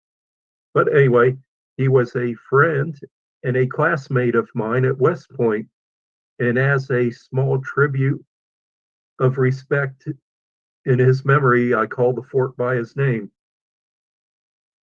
So the post is situated on a fine woods on the right bank. I guess that's Florida side, about 300 yards from the St. Mary's. The river at this place is, when low, is but a small stream, about a rod wide. A rod is about 15 meters or so, not very long. The low ground near the water, covered with a thick growth of cypress, bay, and oak, and the country round is quite level, covered with piney woods, and occasionally a small spot of low, wet ground with cypress growth. So the typical Florida of this area, mostly wet, either pinelands or wetlands. The fort is about 3 miles from a point called Ellicott's Mound, that being the extreme point he made while surveying the line between Georgia and Florida, then in the possession of Spain. 28 miles from Fort Gilmer, and the same distance from Trader's Hill, the head of the navigation of the St. Mary's. And about 3 miles from the Great Okefenokee Swamp, on which the Indians are concealed. My scouts have not been able to penetrate owing to the depth of the water and mud in the boundaries. No Indians or signs of Indians have been seen in the neighborhood. The company is but, or the country is but thinly settled. And so I'll skip to the next letter, but so that's a pretty good description of where the fort is. And there's another letter following. And so anyway, but before I get to that, let me talk about the area first. This is a map of the Okefenokee Swamp in 1839. Okefenokee across top, that is Fort Gilmer in the lower left. You see that, and there's a crossing. It says Trail to Hogan's Ferry. It goes up here over a creek. And this is the St. Mary's River here. It's not exactly to scale. And that is Hogan's Ferry right there. And so it says Hogan's Ferry. It doesn't say Fort Pontiac, but that would be where Fort Pontiac is. Named, of course, after David Pontiac, who was head of the Creek Regiment, killed at the Battle of Wahoo Swamp on November 21st, 1836, which is about 8 miles from Dade Battlefield. And there's a historical marker today that you can visit that I've gone over a few times in the past. So the fort he describes, he said he had a blockhouse and a storehouse, and the 2nd Infantry was at the posts, and then the 2nd Dragoons.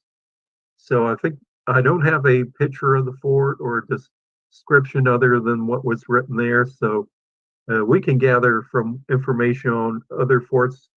Here on the left, we have a blockhouse of Fort Myers, a single blockhouse, no pickets.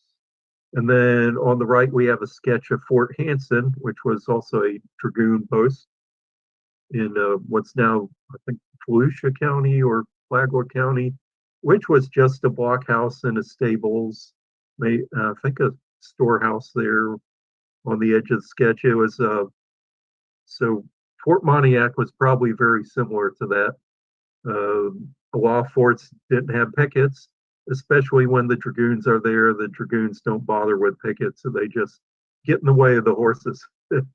So here's the first post returns. Captain Morris with one company, Company A, 2nd Infantry, 43 men, a high number of sick men.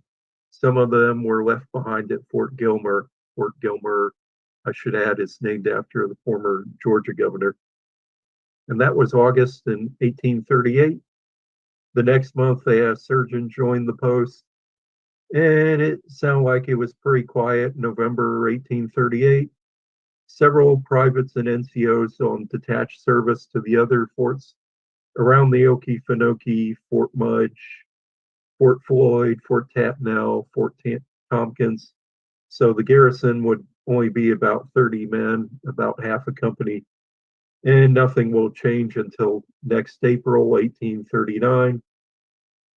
April 1839, they are joined by a detachment of Georgia volunteers under Captain Hunter, which brings the number of the garrison up to 70, probably about the largest number of men that would be here, except when the fort was abandoned. Detachment of Georgia volunteers are here for 3 months until they depart and go to Trader's Hill on June 12th, 1839. So Cap Morris, he's here at the fort for about a year until end of 1835, December 1839, the garrison is relieved on December 1st, which is by then it's handed over to Florida volunteers. And the company here under Captain Morris goes to Fort Campbell, which is east of Tallahassee, Robert Campbell's plantation. So at that point, it's kind of abandoned by the Army for a month. Or actually, no, where am I? Yep. And then what do we have? Oh, almost there. Let's finish up the next month. January 1840, Company G, 2nd Infantry, commanded by Captain E.K. Barnum, arrives at the post. After the post was abandoned for a month, the garrison's only 47 soldiers. 3 weeks later, Captain Barnum's joined by Lieutenant George Washington Patton, who joins the garrison. He's known as the Army Poet Laureate. He'll be famous in the future as a famous poet. March 1840, the garrison's up to about 50. 9 soldiers desert, but are apprehended in March. Must have been a rough place. Next month, 1 deserts and 2 are apprehended. It's like, I mean, where else did they have to go? You know, it's they're a long ways from anywhere at this point. 28 miles till Trader Hill would probably be the nearest settlement. And so here we have a letter about Captain Barnum saying that, you know, there's really been no sign of the Indians there. Let me switch to that. Let me see what he says. Yeah, this letter in April 1840 saying there's no sign of Indians whatsoever.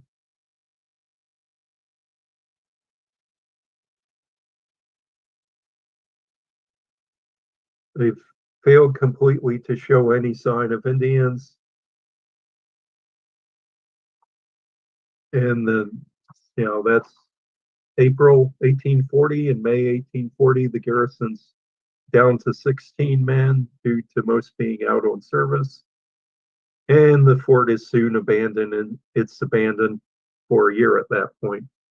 But it's not empty. As we will see, the Florida militia is on the letter on the right. They're mustered out of service at Fort Pontiac and Fort Gilmer as soon as they can be paid by the paymaster. So the militia is still at the fort.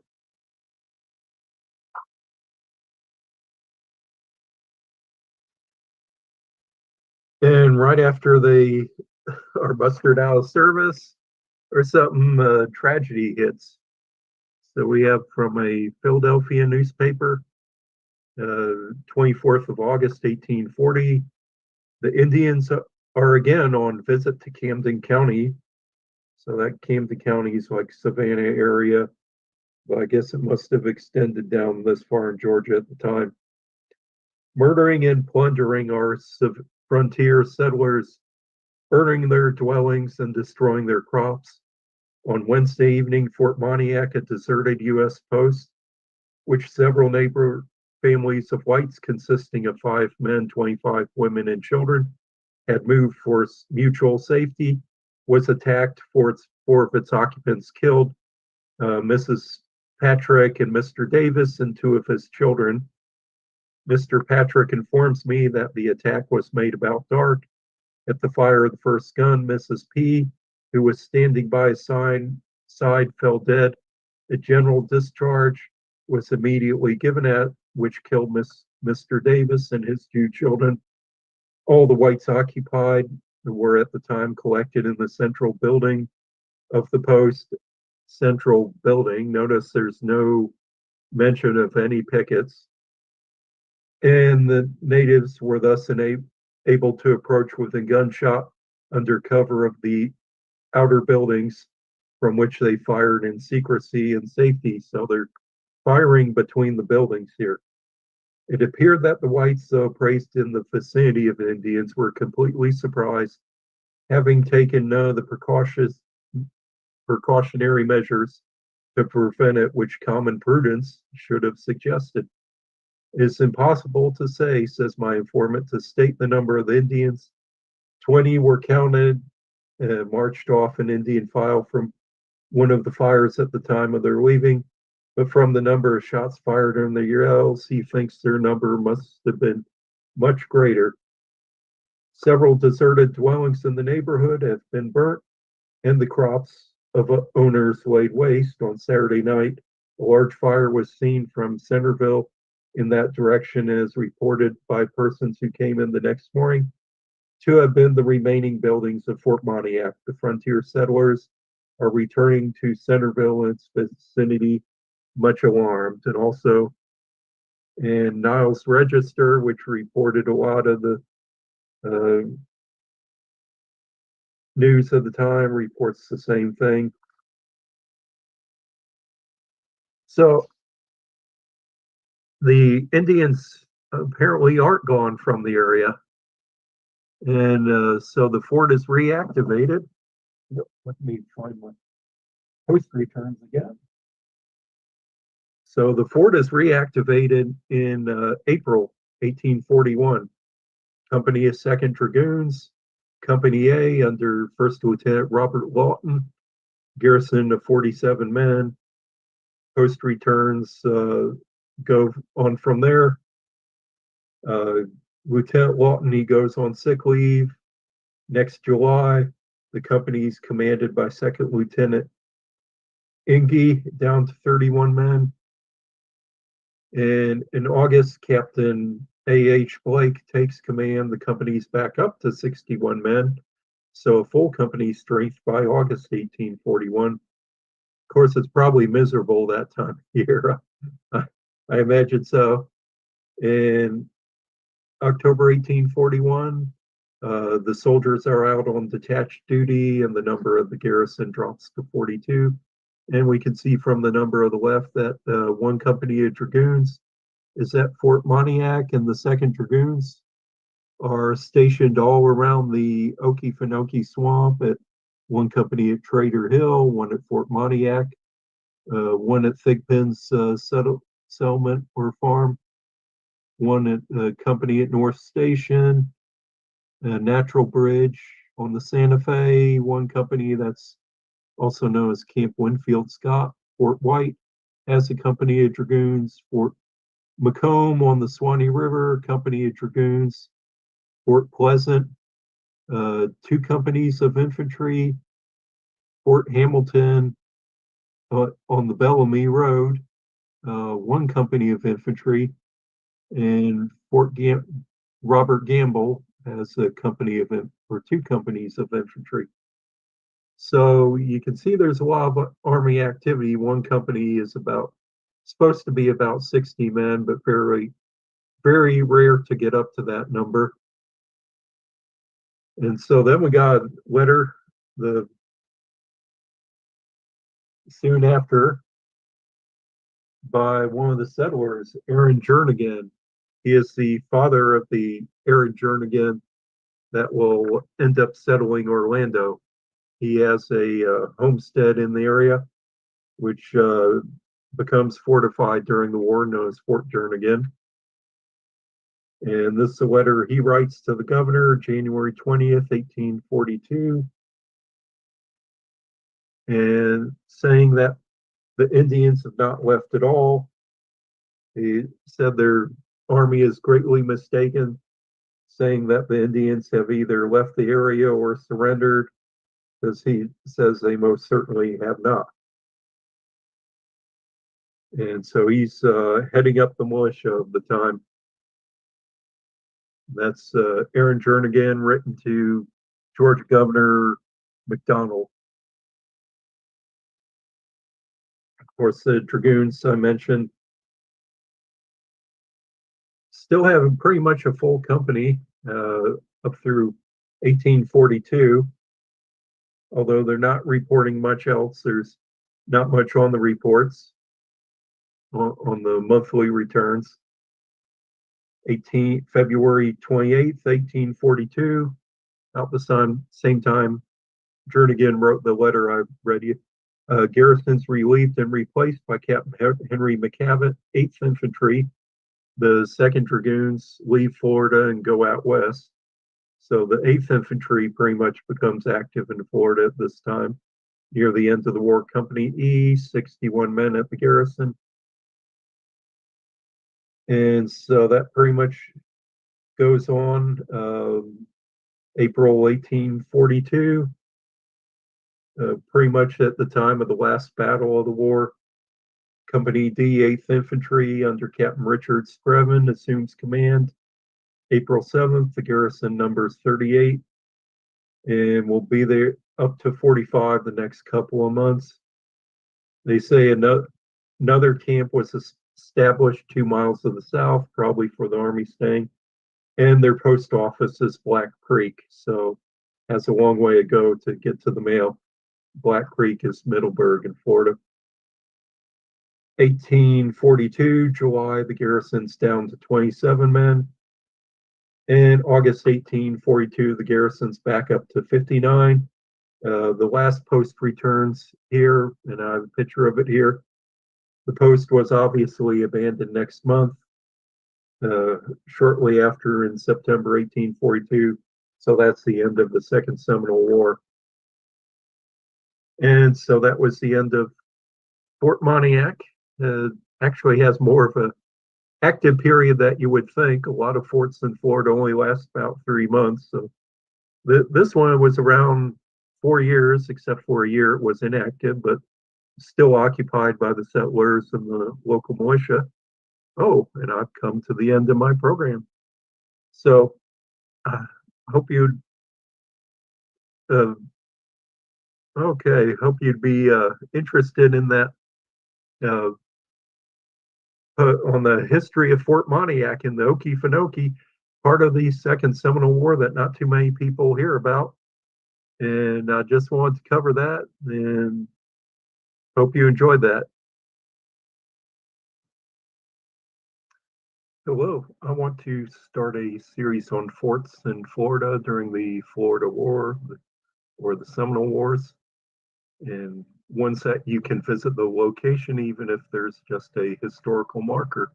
So I want to start off with the biggest and the most important one in Florida during the Florida War, the Second Seminole War, Fort Brooke on Tampa Bay.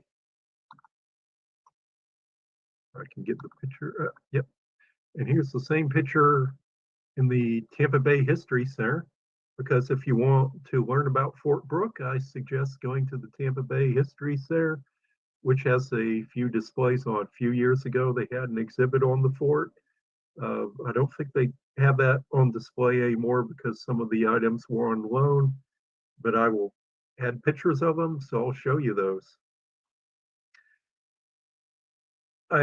After the Treaty of Moultrie Creek in 1823, the United States wanted to establish a fort on the edges of the reservation.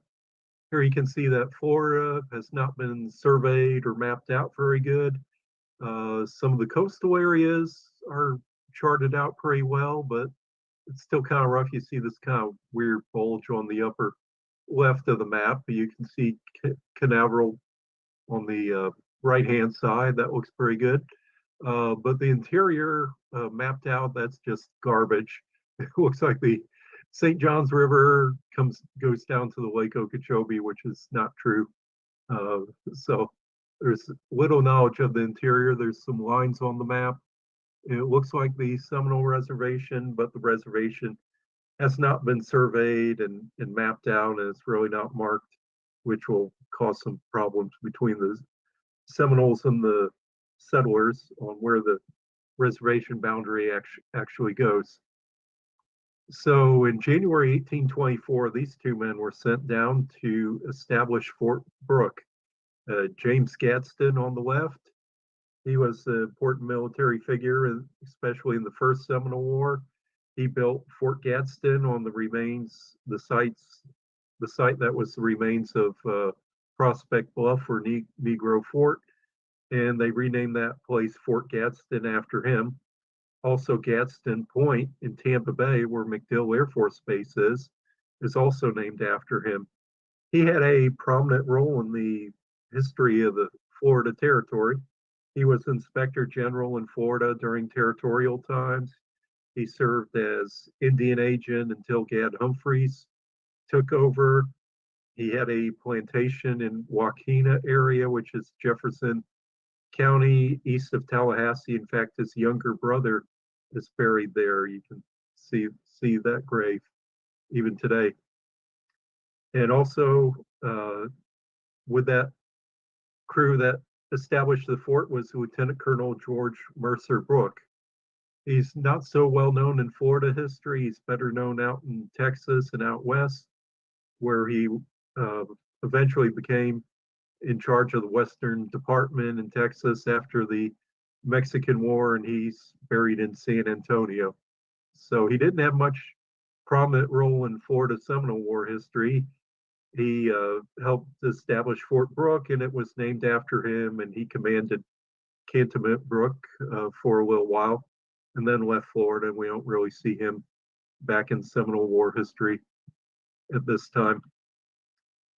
James Gadsden, of course, had a prominent role as a planner, inspector general, and role in the territorial government in territorial days. He's also known for the Gadsden Purchase after the Mexican War. The United States did a purchase of Mexican territory where they took what's now southern New Mexico and Arizona, and treaty for that was signed in 1853. James Gadsden's buried in Charleston, South Carolina. A DAR marker marking the location of Fort Brooke. When Gadsden and Brooke arrived, they found the home of Robert Hackley. This is a painting done by James Gray.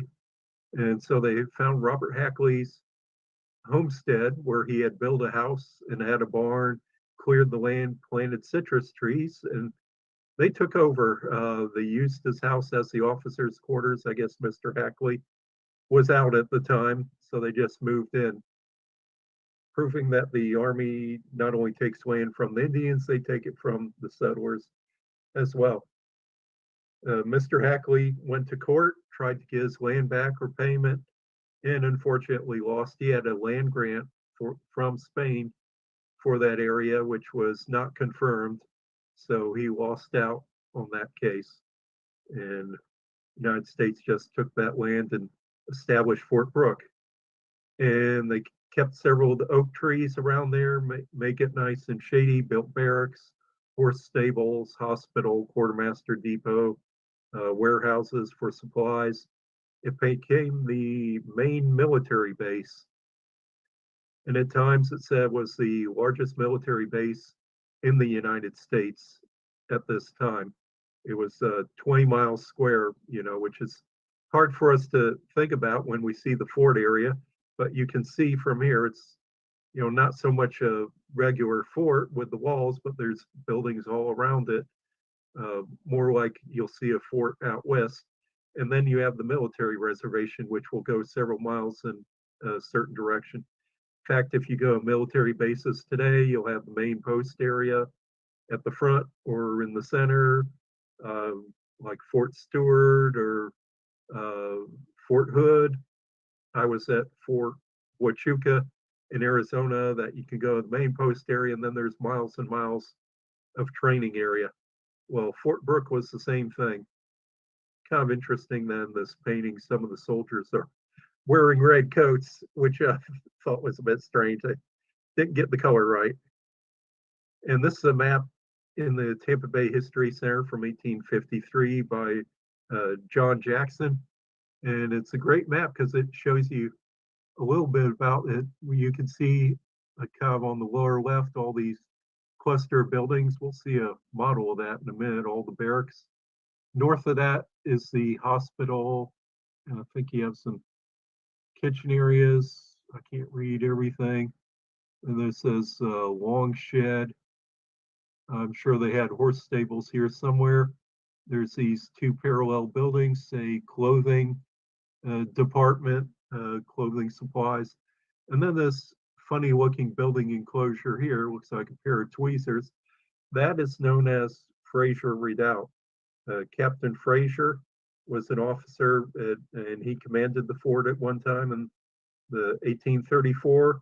He left with Major Dade and on Major Dade's infamous march, and he got killed with Major Dade on December 8th, 1835. So he built that little kind of a water battery area, and it's also named after him. Fort Brooke had not only the soldiers, it would have the wives and the children and many civilians. The Army, much back then as we have today, you have a lot of civilian workers supporting the mission of the Army with the quartermaster depot, unloading the ships, supplies, food, just all contracted out. So it was a really substantial military base. It was not just thrown together, it was very well planned out. A lot of government money going into this. Pretty much it's most famous when Major Dade arrived in December 1835. Started out his march on December 23rd from this flagpole right here, and he marched 5 miles and stopped for the night. They only went a few miles because they were having trouble with their cannon that they were towing. They eventually unhooked the oxen and hooked it onto some horses instead, and that they had to bring the horses back up from the Fort Brooke. And so that first night, there was a question whether Major Dade left Fort Brooke on the 23rd or 24th. It's a trick question because he was still in the military reservation and just camped 5 miles from the fort, still in the military reservation the next day.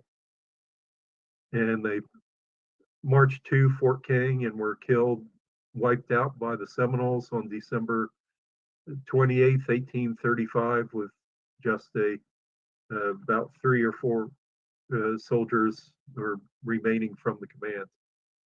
And that's a story for another time.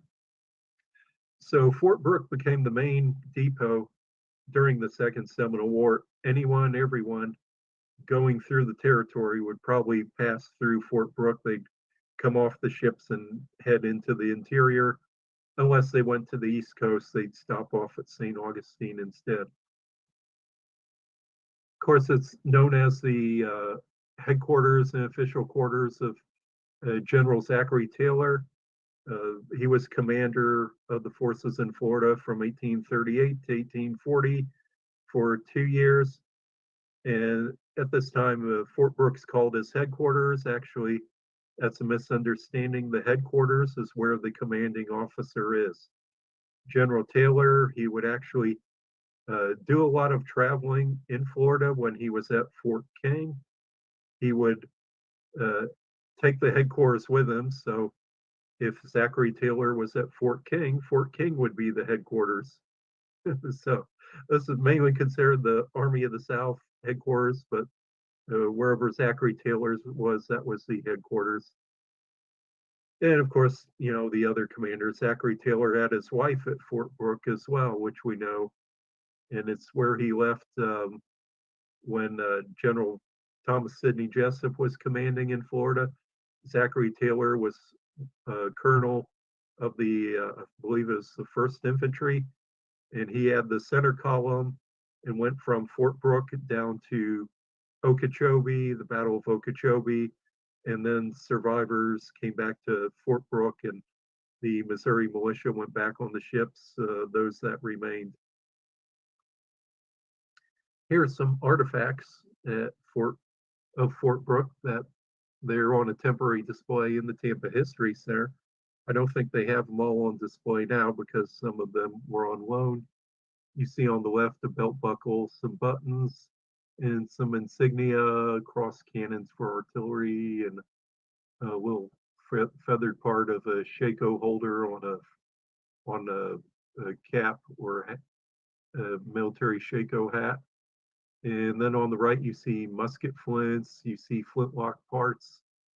With that, I just laid my glasses down there to just get a little perspective on size to see how large those pieces were. And I mean, those musket pieces and rifle pieces I recognize from using them myself. Some more artifacts, some porcelain china that was found. And on the left and then on the right, you can see some household objects. There's a spoon, there's some Indian trade beads. I've been there, owned by the Seminoles or trading with the Seminoles. There's buttons, just regular everyday buttons. There's a shaving razor, and there's kind of a little white thing, which is a piece of a china doll. That's like a fancy children's doll that was found near the hospital in the old post, and that's part of the archives of Tampa Bay. Then you have some bottles that were found, and also some photographs of old Fort Brooke. Well, I mentioned that 1853 map of Fort Brooke, and here's one part of it that's been recreated in a model that you can see this in the Tampa Bay History Center, the waterfront of Fort Brooke, the barracks. They would bring the ships and just dock them at the moor them up on the dock and unload the ships and bring the supplies in. This, the building in front might even be a quartermaster building where the supplies would go straight in. Join Planet Fitness today and save. Just $1 down, $15 a month. Celebrate Zaxby's birthday with half-off handcrafted milkshakes. Who's got the sauce? Zaxby's. Another part of the history of Fort Brooke is the Seminoles. This was where they were brought before they were put on the ships and taken to Oklahoma. Different areas where they were camped. Many people know about Egmont Key out in the bay, and that was really not used for the Seminole encampment until more the Third Seminole War, when it was established as a encampment for the Seminoles by Colonel Loomis, Gustavus Loomis. But at the beginning of the war, there was two areas of Seminole encampment.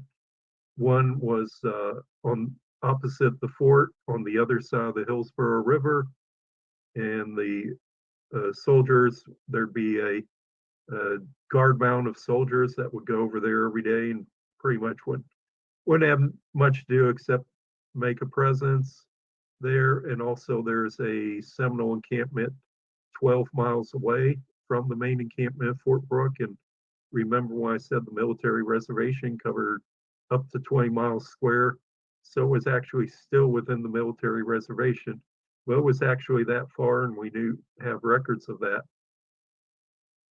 Now, about 700 Seminoles came down to leave Florida and go on the ships.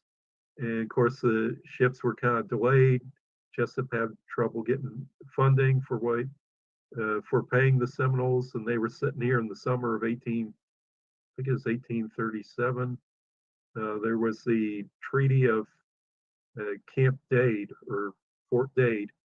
And so 700 Seminoles and Miccosukee were here under Micanopy. And on the night of June 7th, Sam Jones, Abiaka, and Osceola came and told them to pack up and leave and head out. One accounts say that they are threatened by them and told to leave. Another one accounts say that they were actually planning on doing this, that they were slipping out in small parties before the breakout actually happened and were disappearing, but were keeping an appearance that the encampment was still full of people with fires burning and making a lot of noise and running around, so that the Army thought that the Seminoles were there, and then finally on the night of June 7th just completely disappeared, and the next morning found that they were all gone. And it's July 4th, 1841. This was under the command of William Jenkinsworth or William Jenkinsworth. Fort Worth, Texas is named after him, and Lake Worth in Florida. The Coacachere Wildcat was captured and apprehended, and he was put in chains on a ship out in Tampa Bay and told that he had so many days for the rest of his people to show up for immigration, or they're going to hang him from the ship mast. And his people did come in and show up. And from here, the Seminoles left on ships under contract of the Army to New Orleans. And from there, they're taken from New Orleans on steamboat up the Mississippi River. Was actually a very complicated logistical operation, and it didn't always go well, but the government actually had a whole bureaucracy for removing Indians. The Bureau, under the Bureau of Indian Affairs, had a Bureau of Commissary and Subsistence for feeding the Native Americans being removed from their home across the country. And they would also work on contracting out the ships to removing the Seminoles. And a lot of times the contract didn't always work out so well. The contractor might take the money and give them the, just some lousy ships that could barely float, or the food that was not even fit for anyone to eat. So that was the beginning of the diaspora for the Seminoles, or the Seminole Trail of Tears. And there's a memorial outside the Tampa Bay History Center that remembers this, Khotan Chobe Park at Fort Brooke Park, right outside the front of the History Center. You can see the photo at the bottom of a memorial there, created by a Native American artist, and several bronze plaques about the removal, the history of the Seminole removal, which is very good. I wish I had some better pictures than what I have here. This is a chart of Tampa Bay made in August 1842 at the end of the Second Seminole War, showing up in Colonel Worth's letters to the Adjutant General. You can see on the right-hand side under where it says Tampa Bay by whoever, you can see Fort Brooke here, and next to that is the Hillsborough River, and I mentioned that the Indian encampment was on the other side of the river at that point. At this point, the government decided to reduce the size of the military reservation from 16 square miles to 4 square miles, keep 4 miles in reserve. And so really the fort was still there, but of course it wasn't as large and as active as it used to be. It was kept as a trading post to the Seminole and Miccosukee people in Southwest Florida. Could come up to Fort Brooke and come in and trade. And they talked to him about immigrating, but there's no other large immigration for a while after 1843. Of course, that would change in the Third Seminole War. So during the Third Seminole War in 1855, Fort Brooke was still an active military installation, but was not the main one for Army operations. The Army moved down to Fort Myers because most of the Third Seminole War was fought in what's today Collier County, Collier, Lee, Hendry County, in that area, south of the Caloosahatchee River in Southwest Florida. Fort Brooke is still active as a place where they muster in the Florida militia, which took a big role in the Third Seminole War. Many of the records say mustered out at Fort Brooke. I'm stylish. Got them all wild. Stylish. Got them all wild. I'ma do big. Pull up on them like I ain't playing around. Tell them we gon' come through, we gon' slay the town. I'm never meal prepping as an empty nester again. Factor showed me how delicious and easy dinner can be. I've been making dinners for a lifetime. It's so much work. With the kids out of the house, all that effort seemed silly for 2 people. Then I found Factor. These chef-made meals come to the house, so all we gotta. After the Third Seminole War was ended, pretty much Fort Brooke only had a caretaker or two there. It's the abandoned officers' quarters from a postcard in the 1890s. It's seen better days, obviously, and you have the remains of the garrison still there. Looks like some of the windows and doors were removed. And of course, there's also some ordnance left there. The Confederates came in 1861 and took over the fort from the two caretakers there and took over the ordnance as well. And there's a skirmish. It's called the skirmish at Ballast Point during the Civil War, where the Union tried to walk around the peninsula and take the fort. The Confederates evacuated Fort Brooke, and as they were leaving, they dropped the cannons in the Hillsborough River so the Yankees wouldn't get them.